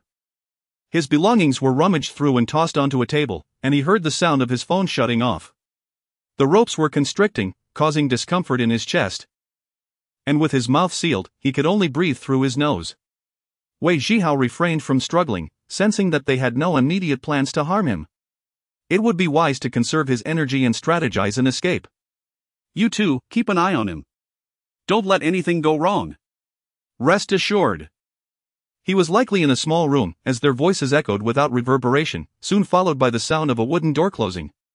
With just 2 people watching him, time passed slowly. Wei Zhihao could hear them pacing nearby, but they remained silent. He leaned back against the chair, feigning sleep while maintaining heightened awareness of his surroundings. After an unknown duration, a voice nearby broke the silence. "Sitting here is so dull, let us play a couple of rounds?" "Forget it. The boss won't be happy when he returns." "Oh, come on. We won't be going out, it won't delay anything. Let us play a few games." He heard the sound of a bench being dragged. Wei Zhihao furrowed his brow. One of the voices sounded eerily familiar, as if he had heard it before. The more he thought about it, the more convinced he became, but he couldn't recall where. "Which game?" "Let South play Street Fighter. I recently learned a new move that old India taught me." "You're just bragging, I'll choose the cop character and take you down." He instantly recognized the music of Street Fighter. "This is an arcade? These 2 fools have tied me to a chair while playing Street Fighter. Hey, what is that move? How can it break my cop-s dash? Isn't it impressive? Try my new combo." The sounds of buttons being pressed and their playful banter intertwined. Smack! Smack! Hey! Ha ha ha! Take that! Ha ha ha, I win! Wei Zhihao perked up, his eyes widening. "Take that?" That phrase sounded incredibly familiar. A light bulb went off in his head. He recalled where he had heard it. After escaping from the video hall, he had entered a nearby arcade after eating wontons. The long-haired thug who had robbed him loved to slam buttons, and his battle cry had been, "Hit it big for me." The more he listened, the more certain he became. One of his captors was indeed that long-haired thug. A chill ran down Wei Zhihao's spine. Did the long-haired man orchestrate his abduction as revenge for the beating he had received? Surely not. He had merely slapped the thug twice, and the thug had used a stun baton on Liangzi. He had run away without pursuing him, and now, over such a trivial matter, he was being kidnapped? Was he insane? If it were truly the long-haired man seeking revenge, why was he not attacking him but instead playing Street Fighter? This made no sense. Wei Zhihao was increasingly perplexed but remained silent. At least he now knew who had captured him. He recalled that the long-haired thug had mentioned he was connected to Dog Brother. Dog Brother Wei Zhihao had never met him, and there was no past conflict between them. As he pondered the situation, the 2 men spoke again. "I'm a bit hungry. Keep an eye on him, I'll go grab something to eat. Bring me something back too, I didn't eat lunch. I'll have braised beef, what about you? Get me spicy beef and a sausage." "Fine. I'll start boiling some water, I'll be back soon." One of them opened the door and walked out, the sound of footsteps gradually fading. Wei Zhihao's eyes gleamed with determination. Now that only one person was watching him, the opportunity had arrived. Chapter 88, Escape from the Tiger's Den. Wei Zhihao heard the sound of footsteps approaching from behind. followed by the clinking of a water jug being picked up from the floor. With his eyes closed, he conjured an image of the room from a third-person perspective, relying solely on auditory cues. The long-haired man glanced at Wei Zhihao, who remained motionless, before moving to the door, pulling it open, and stepping outside. In that instant, Wei Zhihao's eyes flew open. Now was his chance. With a surge of determination, the Zippo lighter gifted to him by Ding Rong appeared in his hands within the system space. He awkwardly flicked the lid open with his somewhat numb thumb and began to strike the flint wheel with fervor. Once, twice, thrice. At last, the lighter ignited. Guided by his instincts, he turned the lighter sideways, immediately feeling a searing pain as he caught the scent of burning tape from his wrist. Gritting his teeth, beads of cold sweat formed on his forehead, yet he pressed on, aware that this might be his sole opportunity for escape. The sound of running water echoed from outside, and Wei Zhihao silently urged himself to hurry. Finally, with a loosening of his wrists, the tape binding his hands was singed through. He leaned forward with all his might, stretching his left hand upwards until his fingers grazed the hood covering his head. With a determined tug, he yanked the hood off and tore away the tape sealing his mouth. Taking deep breaths of fresh air, Wei Zhihao wasted no time and continued to burn the ropes binding him. As he surveyed his surroundings, he noted the cramped, 20-square-meter room, cluttered and grimy, with walls coated in dust. He was tied to a chair adjacent to a rickety table holding his phone and keys. 3 arcade machines lined the wall, 2 were switched off, while one, the Street Fighter game they had been playing earlier, remained operational. The sound of running water had ceased, indicating that the long-haired man was currently boiling water and could return at any moment. Wei Zhihao clutched the lighter, contorting his body into an awkward position to incinerate the ropes. His fingers threatened to cramp, but he persevered through sheer will. The flame of the lighter scorched the hemp ropes, gradually turning the strands black, burning them down to ashes. 2 of the twisted strands had been severed, leaving only one to go. At that moment, the wooden door swung open, and the long-haired man entered, whistling. He immediately spotted Wei Zhihao, now devoid of the hood. The man's expression shifted in an instant, and he lunged toward Wei Zhihao. Bound to the chair, Wei Zhihao was helpless as the long-haired man grasped his throat, sending both him and the chair crashing to the floor. The lighter was knocked from his grip as the man pinned him down, fingers tightening around his neck. Wei Zhihao's face reddened, his eyes bulging, yet he clenched his teeth and twisted his wrist, summoning an electric baton into his hand. With a decisive press of the button, a crackle echoed, and the long-haired man's eyes rolled back as his body convulsed violently. His grip slackened, and he collapsed atop Wei Zhihao. With the pressure around his neck suddenly alleviated, Wei Zhihao gasped for air. With a flick of his thought, he returned the electric baton to the system space and grasped the long-haired man's belt, twisting his body to dislodge the man. Suddenly, his fingers brushed against a cold metal object on the man's belt. Coordinating his movements, he twisted and sent the long-haired man tumbling to the side, who lay moaning on the ground. In his grasp was a spring-loaded knife clipped to the man's belt. Elated, Wei Zhihao pushed the thumb tab, and a blade extended half a foot. Firmly gripping the handle, he began to slice through the last remaining strand of rope. With a satisfying snap, the rope finally broke, and he hastily freed himself, enduring the burning sensation on his wrists as he stood to retrieve his phone from the table. Just as he prepared to exit, he heard footsteps approaching outside. The water on the stove was boiling vigorously, and he could only imagine the impending disaster if it boiled dry. The footsteps headed toward the stove, and panic gripped Wei Zhihao. He scanned the room, snatched the lighter from the ground, and tucked it and the knife into the system space. Grabbing a nearby stool, he swiftly concealed himself behind the door. The figure, carrying the water jug, approached the room. And as the footsteps drew nearer, Wei Zhihao's heart raced, muscles taut as he gripped the stool tightly. The door creaked open, revealing a burly man who immediately noticed the overturned chair, the severed ropes, and the long-haired man groaning on the floor. "Where is he?" the burly man exclaimed in shock. At that moment, Wei Zhihao, hidden behind the door, stepped out at an angle, raising the stool high above his head and bringing it down forcefully onto the man's skull. The stool shattered with a crack, and the man collapsed to the ground. The long-haired man slowly regained consciousness, still dazed from the electric shock. Wei Zhihao rushed forward, raising his right foot and delivering a powerful kick to the long-haired man's head. The blow struck him squarely on the jaw, sending 2 molars flying as his eyes rolled back and he fell unconscious. This series of actions, though it may seem elaborate, transpired in mere moments. Wei Zhihao gasped for breath, his hands trembling, a clear sign of adrenaline surging through him. He quickly gathered his belongings from the table and placed them into the system space, eager to flee the scene. Creeping along the wall, he peered outside. The area beyond the door was a vast factory space, dilapidated and extensive, suggesting that the small room he occupied was once the security office. With no one in sight, he stepped out of the room and sprinted toward the iron gate. He pried the gate open just enough to glimpse outside. The sky had darkened, revealing an overgrown courtyard littered with debris. As he slipped through the gate, Wei Zhihao took off running down a dirt path lined with poplar trees, the landscape flat and unremarkable, save for a few low houses in the distance, smoke rising from their chimneys. Where am I? Wei Zhihao realized he could not run blindly down this road, he was too conspicuous. And the kidnappers could return at any moment. With no place to hide, he made a beeline for the cluster of houses, intending to find a refuge. He reached the vicinity of the houses, where he spotted a thin, dark-skinned old man herding 2 sheep with a stick.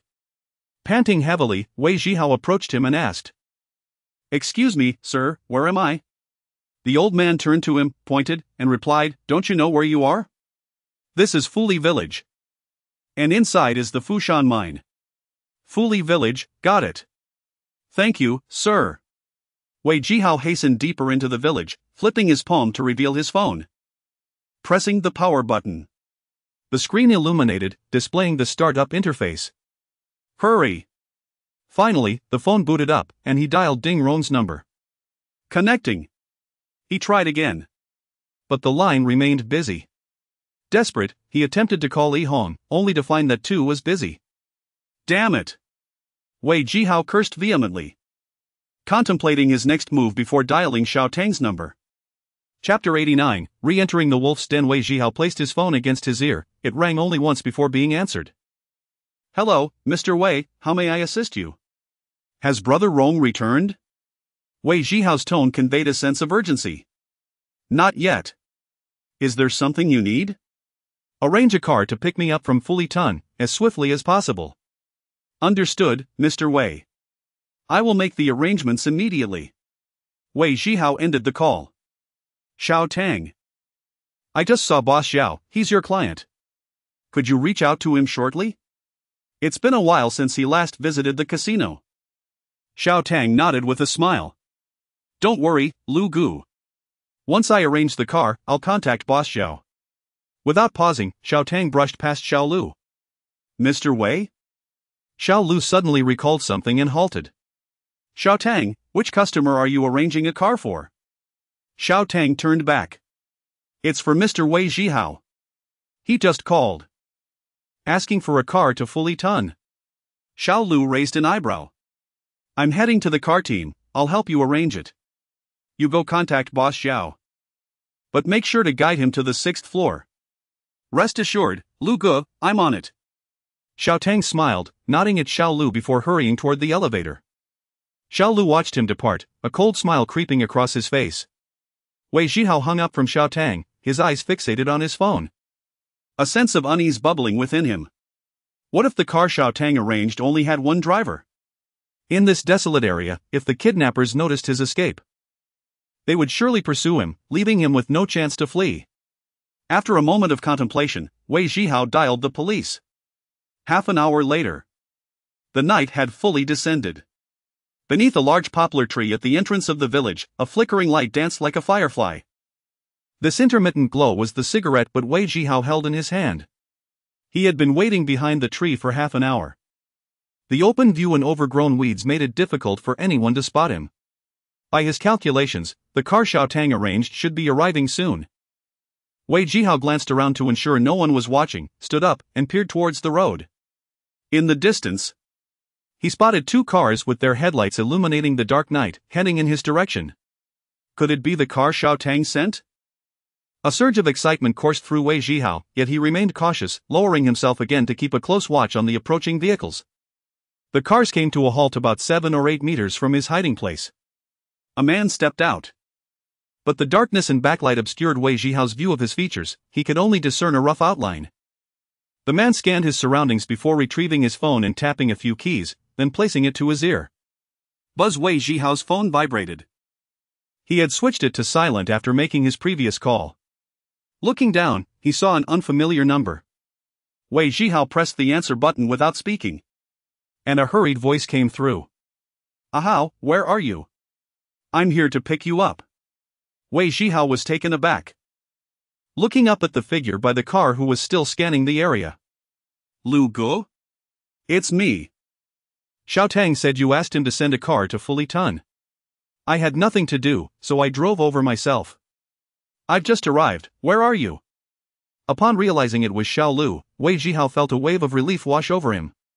He stepped out from behind the tree, waved his phone, and called out. "Lu Gu, I'm over here." Xiao Lu turned toward the voice and finally spotted Wei Zhihao behind the tree, waving his phone in acknowledgement. "Ahao, it's me." Wei Zhihao crossed the ditch and approached the dirt road, saying, "Thank you, Lu Gu. I really appreciate you coming to get me."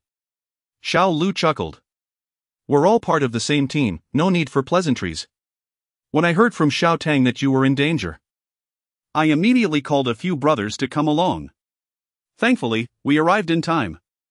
Upon hearing this, Wei Zhihao suddenly halted, his expression shifting dramatically. He hadn't mentioned any danger to Xiao Tang, he had merely requested a car. How could Xiao Lu know he was in peril? The more he thought about it, the more he felt something was amiss.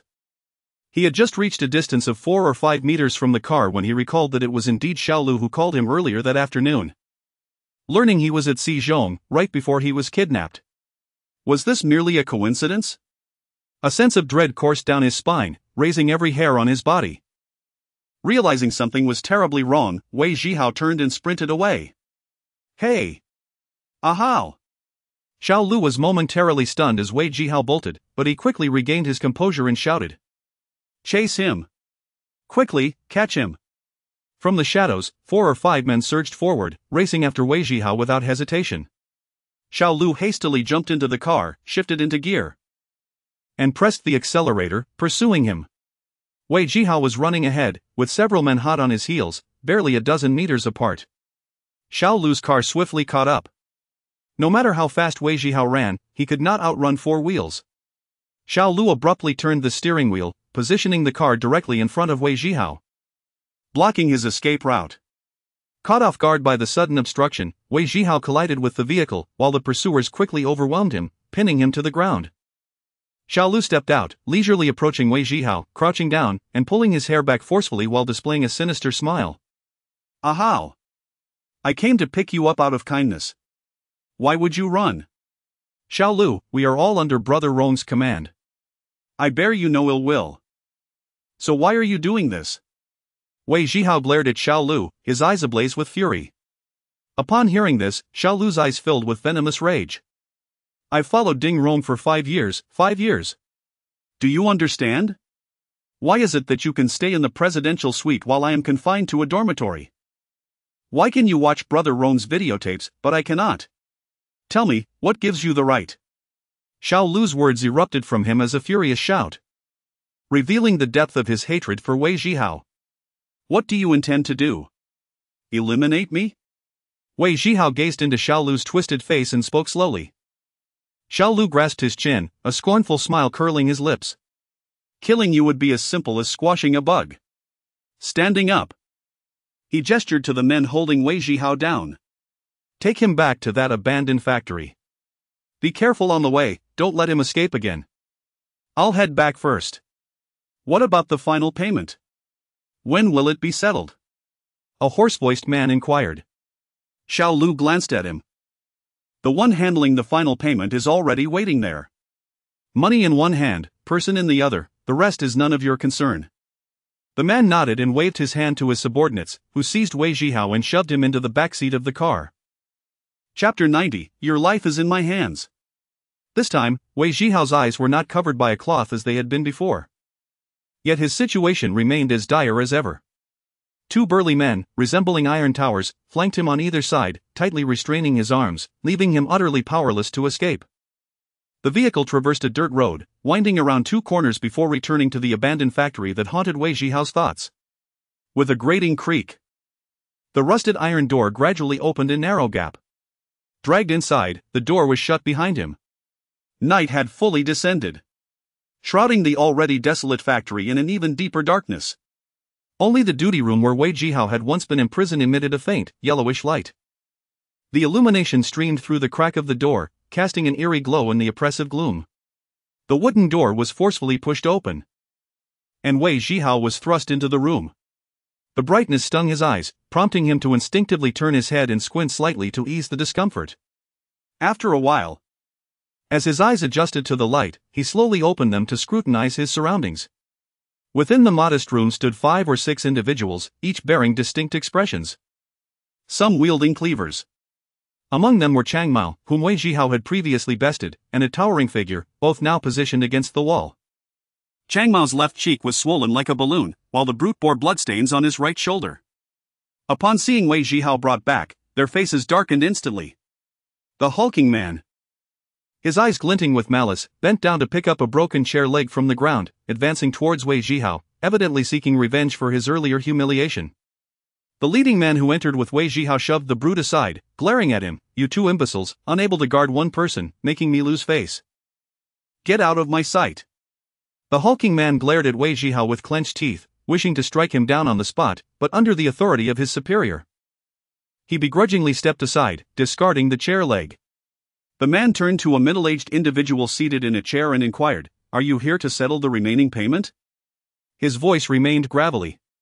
With a loud thud, a bundle of 100 yuan notes landed on the table.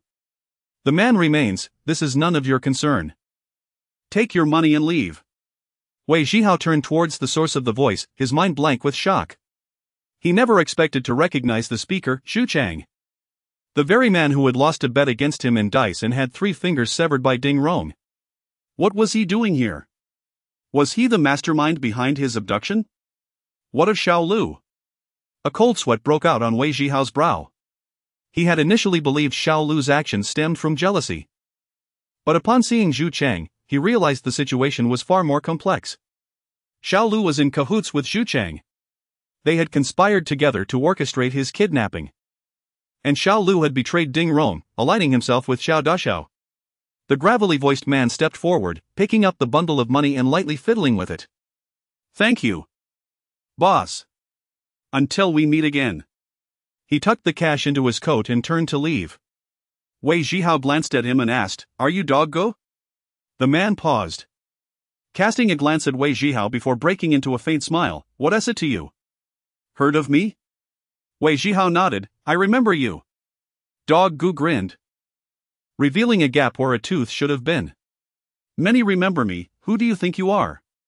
He chuckled, then exited the room, followed by his men, including Chang Mao and the injured brute.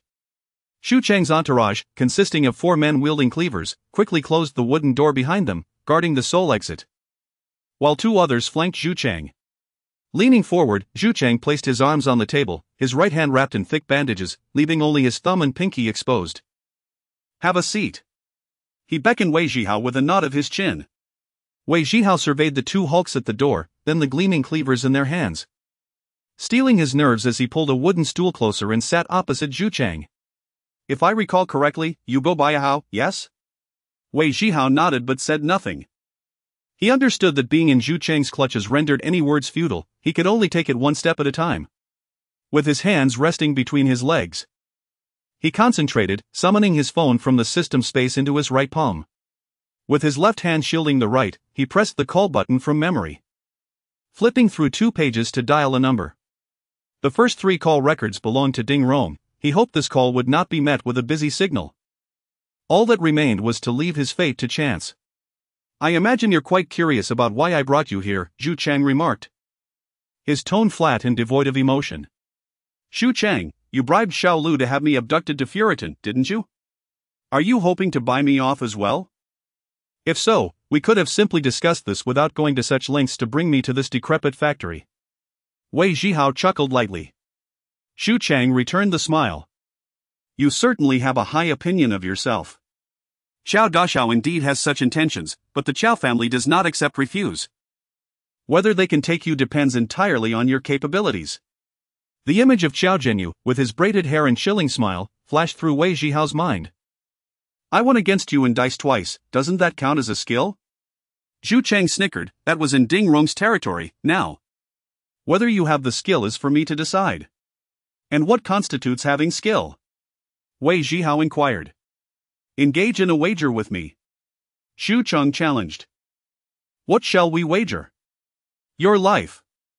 Xu Cheng clenched his left fist, extending it towards Wei Zhihao, releasing 3 dice from his palm, which tumbled across the table. Wei Zhihao furrowed his brow, gazing at Zhu Cheng. If I win, Xiao Dashao will release me? Winning is merely the first step. Only with victory will you possess the leverage to negotiate further. How do we proceed? Wei Zhihao pressed. Zhu Cheng glanced at the dice on the table. Tilting his head slightly, what is the total on the dice? Wei Zhihao swept his gaze across the table. 1, 3, 4, 8 is low. Xu Cheng picked up a battered lunchbox from the edge of the table and, in Wei Zhihao's view, covered the dice with it. With a sly grin, he added. I bet the dice in the lunchbox total 1, 3, 4, 8 is low. What do you wager? Xu Cheng smirked, akin to a cat toying with a mouse. The dice haven't even been shaken, how can I make a wager? Xu Cheng fixed his gaze on Wei Zhihao, speaking slowly, I have said. Whether you possess skill is for me to determine. Your life is also mine to dictate. Chapter 91, a narrow escape alright, I accept your wager. Wei Zhihao bellowed. Ding. Event detected, system automatically activated. There was no escaping this, he could only play along and let events unfold naturally. This so-called natural progression, in essence, was merely a reflection of powerlessness. The phone in his hand vanished in an instant, tucked away into the system space. He felt his pockets empty. The cigarettes he had were long gone, pilfered by someone else. Wei Zhihao raised his gaze to Zhu Cheng. Brother Zhu, do you have any cigarettes? He had exhausted all possible actions and could only devise ways to buy time. Whether it was the police or Brother Rong, either arrival could salvage his life. Xu Cheng glanced at Wei Zhihao, hesitating for a moment before retrieving cigarettes and a lighter from his outer coat pocket and slamming them onto the table. Wei Zhihao picked up the cigarette pack, wrinkling his nose. Goodness, this brand is harsh on the throat. I've grown accustomed to my usual ones. Brother Zhu. With your stature, why resort to such cheap cigarettes? Xu Cheng shot him an irritated look. If you're not going to smoke, then stop talking nonsense. Wei Zhihao promptly extracted a cigarette and lit it. Relax, I was just joking. Why get so worked up, Brother Zhu? You really don't appreciate humor. The atmosphere was stifling, pressing down on him, making it hard to breathe. He sought to lighten the mood and stall for more time. Xu Cheng's cold gaze fell upon him. You've lit your cigarette, now you can place your bet. The stakes are your life. If you guess wrong, that cigarette will be the last you ever smoke. Brother Zhu. Do you think there is life after death? A chance for reincarnation? Wei Zhihao attempted to divert the conversation. Smack. Zhu Cheng slammed his hand on the table. Shut up. You think this is a joke? Cut off one of his fingers. A burly man wielding a cleaver stepped forward, causing Wei Zhihao to jump up in fright. Waving his hands hastily, Brother Zhu, I'll place my bet right now. Don't chop off my finger, otherwise, I won't be able to wager with you again. No more chatter. The burly man glanced at Zhu Cheng, who gave a slight nod, prompting him to retreat back behind Zhu Cheng. Hurry up with your bet. If you dawdle any longer, I'll chop off all 10 of your fingers one by one. Zhu Cheng glared fiercely at Wei Zhihao. All right, Brother Zhu. What did you wager? Wei Zhihao resumed his seat, exhaling deeply. Xu Cheng paused, momentarily forgetting the points he had wagered due to the earlier commotion. He grabbed a food container and looked at the dice on the table. 134, a small 8. I bet on 8. What do you wager? Let us do it as we did last time. If we roll an 8, you win, if not, I win. How does that sound? Wei Zhihao stood up suddenly. Cigarette in mouth, 1 foot on the bench, adopting a rogue demeanor. All right. On that day, when Wei Zhihao was the banker, Zhu Cheng listened to the dice, which clearly totaled 15, yet when Xu Cheng rolled, it inexplicably came up 18, leaving Zhu Cheng bewildered for a long time, unable to fathom how it had occurred. Today, In this desolate factory, there were no hidden contraptions, and Zhu Chang, with over 30 years of experience with dice, was eager to see if Wei Zhihao could replicate the miraculous feat from that day. Zhu Chang regarded Wei Zhihao, his left hand covering the food container over the dice. Not lifting it. I bet 134, a small 8. Once you place your bet, it's final. Roll. Zhu Chang abruptly lifted the container, but the dice did not budge. Surprisingly, the result had changed, no longer 134, a small 8, but transformed into 334, a total of 10. This revelation stunned not only Zhu Chang but also the 4 burly men nearby, one of whom dropped his cleaver in disbelief. What is this? What did we roll? Zhu Chang, convinced he was hallucinating, quietly asked the man behind him, his voice trembling. Brother Zhu, it's 334. 10. The burly man echoed, his expression equally incredulous. This is impossible. Zhu Chang murmured. Mere moments ago, he had personally lifted the container, confirming the dice showing 134. A small 8. How could it have suddenly changed to 334, a total of 10? Wei Zhihao had remained still throughout. Was there something sinister in this dilapidated factory? Was it the technique of ghostly manipulation? This was clearly not a simple trick. How had he achieved this? I don't believe it, let us go again. Zhu Chang suddenly shouted, his expression bordering on hysteria. Wei Zhihao exhaled a puff of smoke. Brother Zhu, I have already won. Zhu Chang jumped up. Hastily crossing the table to confront Wei Zhihao, gripping his collar, his features contorted with rage. I refuse to accept this, it cannot be so sinister. This isn't sleight of hand, it's mere trickery. Let us do it again, or I'll kill you right now. Seeing Zhu Chang approach, Wei Zhihao sensed an opportunity to seize control. However, with 2 burly men at the front and 2 at the back, his mobility was severely limited. Just as he hesitated on whether to act, one of the burly men stepped forward to pull Zhu Chang back. Brother Zhu. The young master said that if this person truly possesses skills, he must be brought alive to the provincial city. Don't make it difficult for us. Zhu Chang shouted in a frenzy, this isn't sleight of hand, it's an illusion, a deceptive trick. Let us do it again, and I will definitely expose him. At that moment, a burly man standing at the entrance suddenly raised his hand, signaling for silence. He faintly heard the creaking sound of the factory's large iron door being opened. A look of alarm crossed his face. And the others inside the room also heard the commotion of footsteps approaching outside. The burly man swiftly reached for the light switch by the door. Seizing the distraction, Zhu Chang's face hardened as he took a step forward, picking up the fallen cleaver just before the lights went out. In that moment of darkness, he aimed the cleaver forcefully at Wei Zhihao's head. If young Master Qiao Wen-Ti helped him seek revenge, Zhu Chang would take matters into his own hands. He intended to avenge the loss of his finger. As the lights extinguished, the room was plunged into utter darkness. The sounds of overturned tables and chairs echoed. Aluminum containers clattered on the ground, and the swishing of the cleaver sliced through the air, accompanied by muffled groans. The wooden door was kicked open from the outside. Beams of flashlights pierced through, and a gunshot rang out, reverberating through the abandoned factory, causing a painful ringing in everyone's ears. Nobody move. You are surrounded. Drop your weapons and come out with your hands on your heads, quickly. The entrance was completely blocked by armed police, who illuminated the room with their flashlights. Dark gun barrels aimed inside. Amidst the flashlight beams, Zhu Chang caught sight of Wei Zhihao lying on the floor. A smirk tugged at his lips. But before it could fully form, he was taken aback as Wei Zhihao stood up from the ground. He was clutching an assortment of shredded clothing, sweaters and thermal pants unknown to him where they had come from, yet he appeared entirely unscathed, with stuffing flying everywhere from the torn garments. Where did these rags come from? I refuse to believe this. Zhu Chang's eyes reddened, raising the cleaver once more. Bang! A gunshot rang out, and Zhu Chang's eyes widened, fixing an intense glare on Wei Zhihao, filled with resentment. Chapter 92, Ding Rong's Conditions at 11 p.m. The Public Security Bureau of Fuan District.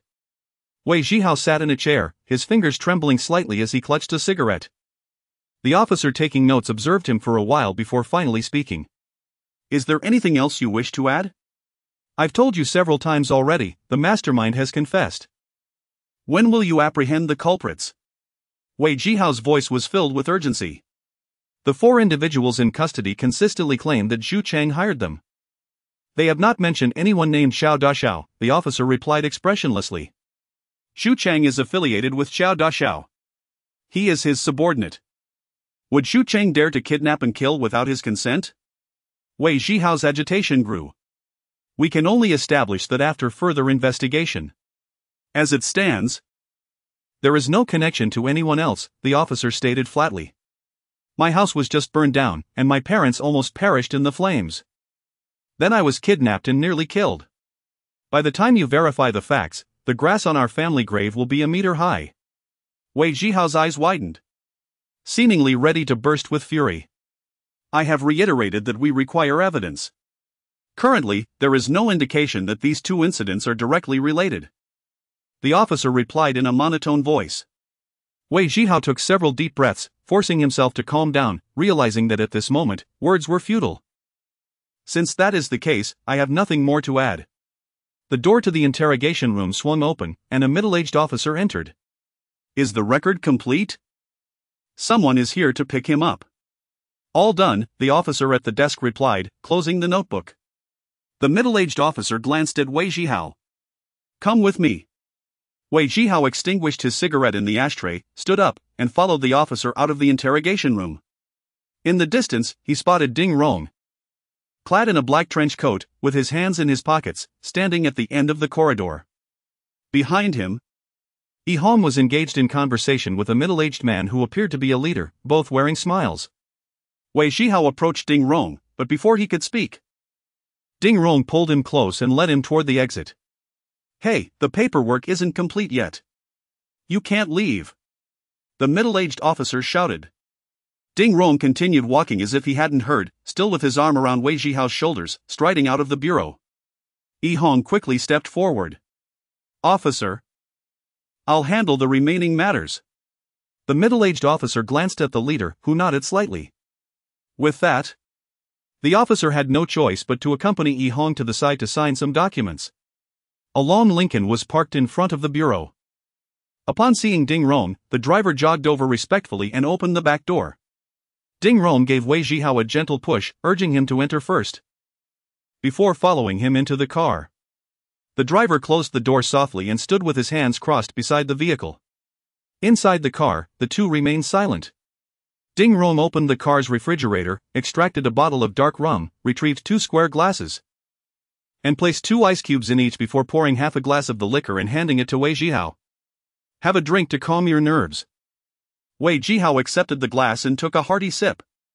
The rich liquor combined with the chill of the ice flowed down his throat, warming his stomach. And a faint flush appeared on his face. Brother Rong, I nearly got killed tonight. Wei Zhihao's tone was somber. He had previously stashed $1 million in cash in a suitcase at home, but when it became too full, he had taken out a few sweaters and thermal pants, unwittingly placing them in a system space. It was these very garments that absorbed several knife strikes and saved his life today. Ding Rong poured himself a drink, clinking his glass against Wei Zhihao's. It's all behind you now. Wei Zhihao took a sip and leaned back. First, they burned my house, then they kidnapped me, and finally, they attempted to kill me. This matter cannot simply be brushed aside. Ding Rong turned to glance at him. What can you do about it? You cannot contend with the Chao family. Wei Zhihao met Ding Rong's gaze. Brother Rong, I need your help. Consider it a debt I owe you. Ding Rong frowned, falling silent for a moment.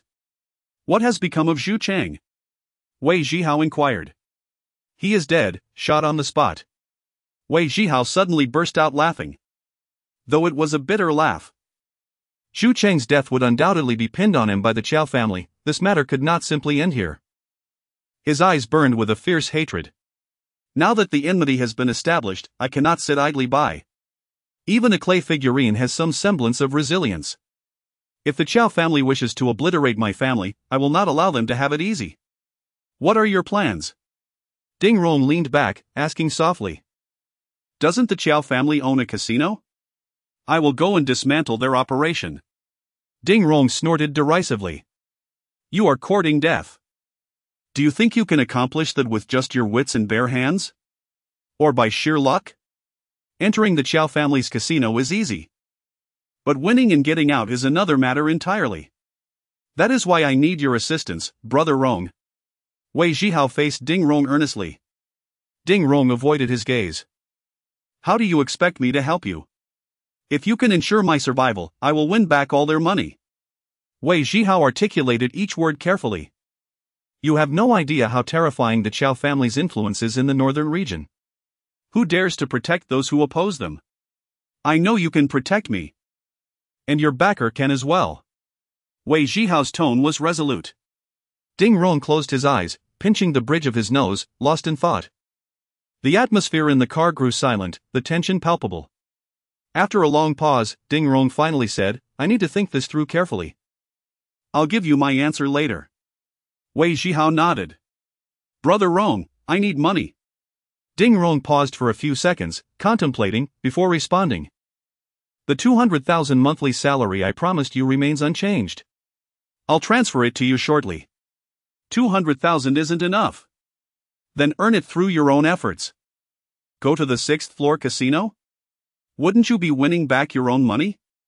That foreigner, Rurik, has won 4 million in the past few days. If you can beat him, you'll have funds. Wei Zhihao regarded Ding Rong meaningfully. Brother Rong, don't tell me you can't handle that old Russian? Ding Rong chuckled softly, responding. Rurik has a gambling expert by his side who doesn't participate in the games but specializes in card counting. If I were to compete, I would have to resort to cheating, and if that expert uncovers it, the reputation of our establishment would be irreparably damaged. The risk is too great. I cannot take that chance. After taking a sip of his drink, Ding Rong added, From what I gather, Rurik is also arranged by Qiao Dashao. Wei Zhihao laughed. Brother Rong, are you testing my abilities or demanding a blood oath? Ah how? Ding Rong turned to meet Wei Zhihao's gaze, his expression serious. Friendship is built on mutual assistance, it cannot be one-sided. If someone gives without expecting anything in return, they are not a friend but a parent. Ding Rong's words were blunt. Indeed, every friendship requires some form of reciprocity, be it money, emotions, or help. Such bonds must be mutual. The only ones who give without seeking return are your parents. Wei Zhihao nodded. Brother Rong, if I can take care of that old Russian, could you assist me? I will consider it seriously, as this is no trivial matter. All right. I will take on this task. Chapter 93, Encounter with the Chow family at midnight. In front of the Grand Hall of the Shangshur dynasty, a black-stretched Lincoln came to a slow stop. The doorman approached respectfully and opened the rear door. Wei Zhihao, Yi Hon, and Ding Rong stepped out in succession, making their way towards the hall. Ah how? Ding Rong raised his hand, calling out to Wei Zhihao. Come with me for a moment. Without pausing, he headed straight for the elevator. Wei Zhihao remained silent, merely following Ding Rong closely behind. The two ascended to the 8th floor, winding through 3 security-guarded doors, until they arrived at an iron gate. Do you know where this is? Ding Rong gestured towards the iron gate, inquiring of Wei Zhihao. Wei Zhihao glanced at him and shook his head gently. Usually, this is just a storage room. But at times, we refer to it as the interrogation room. After saying this, Ding Rong knocked on the door. A small window in the iron door slid open. And upon recognizing Ding Rong, the person inside promptly opened the door. Wei Zhihao began to grasp Ding Rong's intentions for bringing him here and followed him inside. The iron door slamming shut behind them with a resounding clang. The room was approximately 50 to 60 square meters, dimly lit, with rows of shelves lining the walls, cluttered with various items. 3 shirtless, muscular men stood inside, their well-defined physiques exuding strength, and upon seeing Ding Rong enter, they bowed in respect. Ah how? Take a look at who this is. Ding Rong pointed towards the interior, where the 3 men stepped aside to reveal a bloodied figure. His hands handcuffed to an iron frame, head drooping as he had already lost consciousness, bloodied saliva trickling down from the corner of his mouth, forming a thin line. From a distance, he resembled Jesus nailed to a cross. As Wei Zhihao approached, he furrowed his brow, instinctively raising a finger to cover his nose. A nauseating stench of blood mingled with the foul odor of urine pervaded the air. The bound individual was none other than Xiao Lu, the 6th floor casino manager, who had colluded with Xu Chang. Ding Rong moved closer, standing alongside Wei Zhihao. Xiao Lu was brought over by me from Aodao. He has been with me for 5 years, and I have always trusted him. I never expected him to be bought off by Xiao Zhenyu, plotting against me. If it weren't for your phone call, I would still be in the dark. A flicker of rage flashed in Ding Rong's bright eyes as he nodded towards the burly men beside him. Wake him up. Yes. One of the muscular men brought a bucket of water and splashed it directly onto Xiao Lu's face. The cold water jolted him awake, making him shiver. And his eyes fluttered open to see Ding Rong before him. Rongge, please, considering how long I've been with you, spare me this time. I was wrong. I won't dare again. Xiao Lu's voice was weak, yet desperate, as if he had seen a glimmer of hope. Ding Rong turned his gaze to Wei Zhihao. How, do you have any questions? Wei Zhihao fixed his gaze on Xiao Lu, his voice low as he inquired. Xiao Lu, given the circumstances, there is no need for you to conceal anything further. My family's house was burned. Who orchestrated it? Who carried it out? I don't know. How? I didn't do it. Please, plead with Rongge to let me go. I don't want to die. Xiao Lu's voice trembled with fear. Ding Rong frowned, annoyance flickering in his eyes as he glared at Xiao Lu. Xiao Lu, you still refuse to admit the truth? Do you think that by remaining silent, I won't uncover the truth? Terrified, Xiao Lu trembled all over. His eyes wide with fear, stuttering, Rongge, I truly don't know. The incident with Ahao's house has nothing to do with me. I merely provided some internal information to young Master Qiao. Ding Rong scoffed coldly, turning to Wei Zhihao with a tone laden with meaning. How? How to deal with him is up to you. Understanding that Ding Rong was testing him, Wei Zhihao pondered briefly before fixing his icy gaze on Xiao Lu. Rongge. One must never harbor malicious intent, yet one must always be on guard against betrayal. If he could betray you once, he can do so again. Wei Zhihao's resolve was unwavering as he declared, such a person must not be spared. Ding Rong nodded slightly, a glimmer of appreciation in his eyes. How? You have grown through this experience. Remember my words, when dealing with those who seek to harm you, eradicate evil without hesitation. Mercy towards enemies is cruelty to oneself. Wei Zhihao nodded. Rongge, I will remember. I shall take my leave now. With that, he turned and departed, eager to escape the nauseating stench of blood and decay. Ding Rong watched Wei Zhihao's retreating figure, a slight smile forming at the corners of his mouth, before turning his attention back to Xiao Lu, his fury erupting. Did you hear that? Even Ahao cannot tolerate you. You betrayed me for a mere pittance. Do you think you still have a way out? Xiao Lu, overwhelmed with fear, wept and begged for mercy. Rongge, please spare me. I have an elderly parent and young children. It was Xiao Zhenyu. He forced me. I never wanted this. Ding Rong replied with disdain, a cold laugh escaping his lips. Now you're afraid? Too late. He gestured to the burly men beside him, commanding, do not hold back.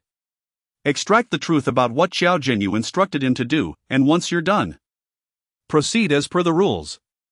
The muscular men responded in unison, understood. And, like wolves, they lunged toward Xiao Lu, whose desperate screams echoed through the small interrogation room. Returning to the presidential suite on the 7th floor, Wei Zhihao felt an overwhelming fatigue wash over him. He headed to the bathroom to fill the bathtub with water. Then stripped off all his clothes, discarding them into the trash as he hoped to rid himself of the misfortune that clung to him like those garments. Opening the wine cabinet, he took out a bottle of red wine, pouring a generous glass before carrying it to the bathroom. He set the glass on the edge of the tub and submerged himself in the warm water. The soothing heat enveloped his skin, allowing his muscles to relax completely. He took a large sip of the wine, and under the effects of the alcohol and warmth, his blood circulation quickened, bringing a flush to his cheeks. Having resolved to confront Xiao Zhenyu, Wei Zhihao prepared himself mentally for the worst outcome. After all, what was death? It was not as if he had never faced it before. This life had always felt like a stroke of luck. Who could truly instill fear in him now? With a system in place, how could he continue to live in fear? Although the system could not currently protect him, Wei Zhihao closed his eyes. Entering the system space to check his balance. He found 1.47 million, and with Ding Rong's promised 2 million, he now had nearly 3.5 million in cash. Should he upgrade the system? Time was of the essence, there were more pressing matters at hand. He needed to secure his parents' future and leave them a substantial sum of money. The previous 1 million had been reduced to ashes. He intended to reclaim tenfold from the Chow family. His childhood friend Liangzi, and his friends from the Wang family, had suffered greatly in his past life, some had perished, while others were impoverished. While he still had the means to help, he would do so, for he wished to ensure that, should anything happen to him, they could look after his parents. At this moment, Wei Zhihao had no path of retreat. As long as Qiao Zhenyu remained unscathed, he would live in constant trepidation. Some matters were best resolved sooner rather than later. Chapter 94, Defying Fate in Gambling versus the Master of Memory. The following morning, Wei Zhihao rose early. After completing his morning routine, he selected a hoodie from his wardrobe, donned a pair of newly purchased sneakers, and exited his room to the dining area on the first floor for breakfast. While enjoying his meal, he retrieved his phone and dialed a number. The line rang 7 or 8 times before it was finally answered. "Good morning, Mr. Wei. How may I assist you?" Although Xiao Tang endeavored to conceal his fatigue, Wei Zhihao could discern the weariness in his voice. It seemed he had only just fallen asleep. Apologetically, Wei Zhihao remarked, "Xiao Tang, I hope I'm not disturbing your rest. Did you entertain guests all night again?" Xiao Tang chuckled softly on the other end. "In my line of work, day and night are often reversed. Our esteemed guests prefer to visit the casino during the evening, so I must be at their beck and call. Mr. Wei, please feel free to give your instructions. Then I shall not be polite. Please prepare a car for me, I will drive myself. There is no need for anything extravagant. A regular one will suffice." After a moment's contemplation, Xiao Tang responded, "The lowest tier vehicle in our company fleet is a BMW 5 Series. Would that suffice? Too ostentatious. Do you have anything less conspicuous? There are a few cars used by staff for errands. How about a Passat? Perfect. Arrange for it to be brought to the front entrance and deliver the keys to me here in the dining area." "Certainly, I will take care of it immediately." "Thank you." Wei Zhihao ended the call and finished his breakfast. Minutes later, Xiao Tang hurried into the dining area, and Wei Zhihao waved him over. "Mr. Wei, the car is parked at the entrance, fully fueled. Here are the keys." Xiao Tang placed the keys on Wei Zhihao's table. Wei Zhihao nodded. "Please, take a seat. I have a question for you. Feel free to ask." Xiao Tang adjusted his chair slightly and sat across from Wei Zhihao. "Last night, I called you to have a car sent to Fulitun to pick me up, yet it was sixth brother who went instead. What happened?" Xiao Tang chewed thoughtfully and met Wei Zhihao's intense gaze. "Ah, when you called, sixth brother happened to be beside me. Upon hearing you needed a vehicle, he was already heading to the fleet and volunteered to arrange it. He then asked me to go to the 4th floor to receive other esteemed guests. Is there an issue, Mr. Wei?" Wei Zhihao remained silent, maintaining his penetrating stare for several seconds, causing Xiao Tang to feel increasingly uneasy. Just as Xiao Tang was about to inquire further, Wei Zhihao chuckled, "No problem, I was merely curious." "Xiao Tang, you haven't had breakfast yet, have you? Come, join me." Xiao Tang smiled politely. "No, Mr. Wei, I had something to eat during the night. If there is nothing else, I shall take my leave. Enjoy your meal. And call me if you need anything." As Xiao Tang stood to depart, Wei Zhihao called out, "Wait." He reached into his pocket and, with a thought, summoned 2,000 yuan from his system space, presenting it to Xiao Tang. Xiao Tang was momentarily taken aback, a look of surprise crossing his face. "Mr. Wei, this you are too generous. Take it. I've troubled you quite a bit lately. You've worked hard." Xiao Tang accepted the money, bowing deeply. "Thank you for your kindness, Mr. Wei. I shall take my leave now." Wei Zhihao nodded as Xiao Tang turned to exit. Money binds servants, and skill defines the artisan. A mere couple of thousand yuan could ensure Xiao Tang's unwavering loyalty to Wei Zhihao, provided it remained within his capabilities. After breakfast, Wei Zhihao seized the car keys and stepped into the grand lobby. A black Passat, nearly new and relatively clean, awaited him. He unlocked the vehicle with a remote and settled into the driver's seat. Having not driven a manual transmission in years, he fumbled for a while, stalling the engine thrice before regaining his rhythm. With the car in first gear, he gingerly navigated away from the Shangshur Huangqiao. While driving, he attempted to reach Liangzi but received no response, likely due to training. He decided not to dwell on it and headed straight to his parents' hotel room. Upon knocking, he found them eagerly waiting, having already breakfasted. Wei Zhihao felt warmth spread in his heart as he grasped their hands, preemptively preparing them. "Mom, Dad. We're heading to Baozuan Farm now. To make things easier, I've borrowed the owner's car for our trip." "You can drive? When did you learn?" His father expressed astonishment. "I picked it up while transporting coal. It's quite simple. Later, I'll just need to get a driver's license. And we'll be all set. Let us go, we can chat on the road." After ushering his parents into the back seat, Wei Zhihao hopped into the driver's seat, started the engine, engaged first gear, and promptly stalled again. This manual transmission truly is a hassle, he thought, cursing inwardly. His father gripped the handle tightly, nodding, "Indeed. You are a novice, son. Be careful with such a fine vehicle, we wouldn't want to end up in a ditch." Wei Zhihao felt a wave of embarrassment as a veteran driver of over 20 years.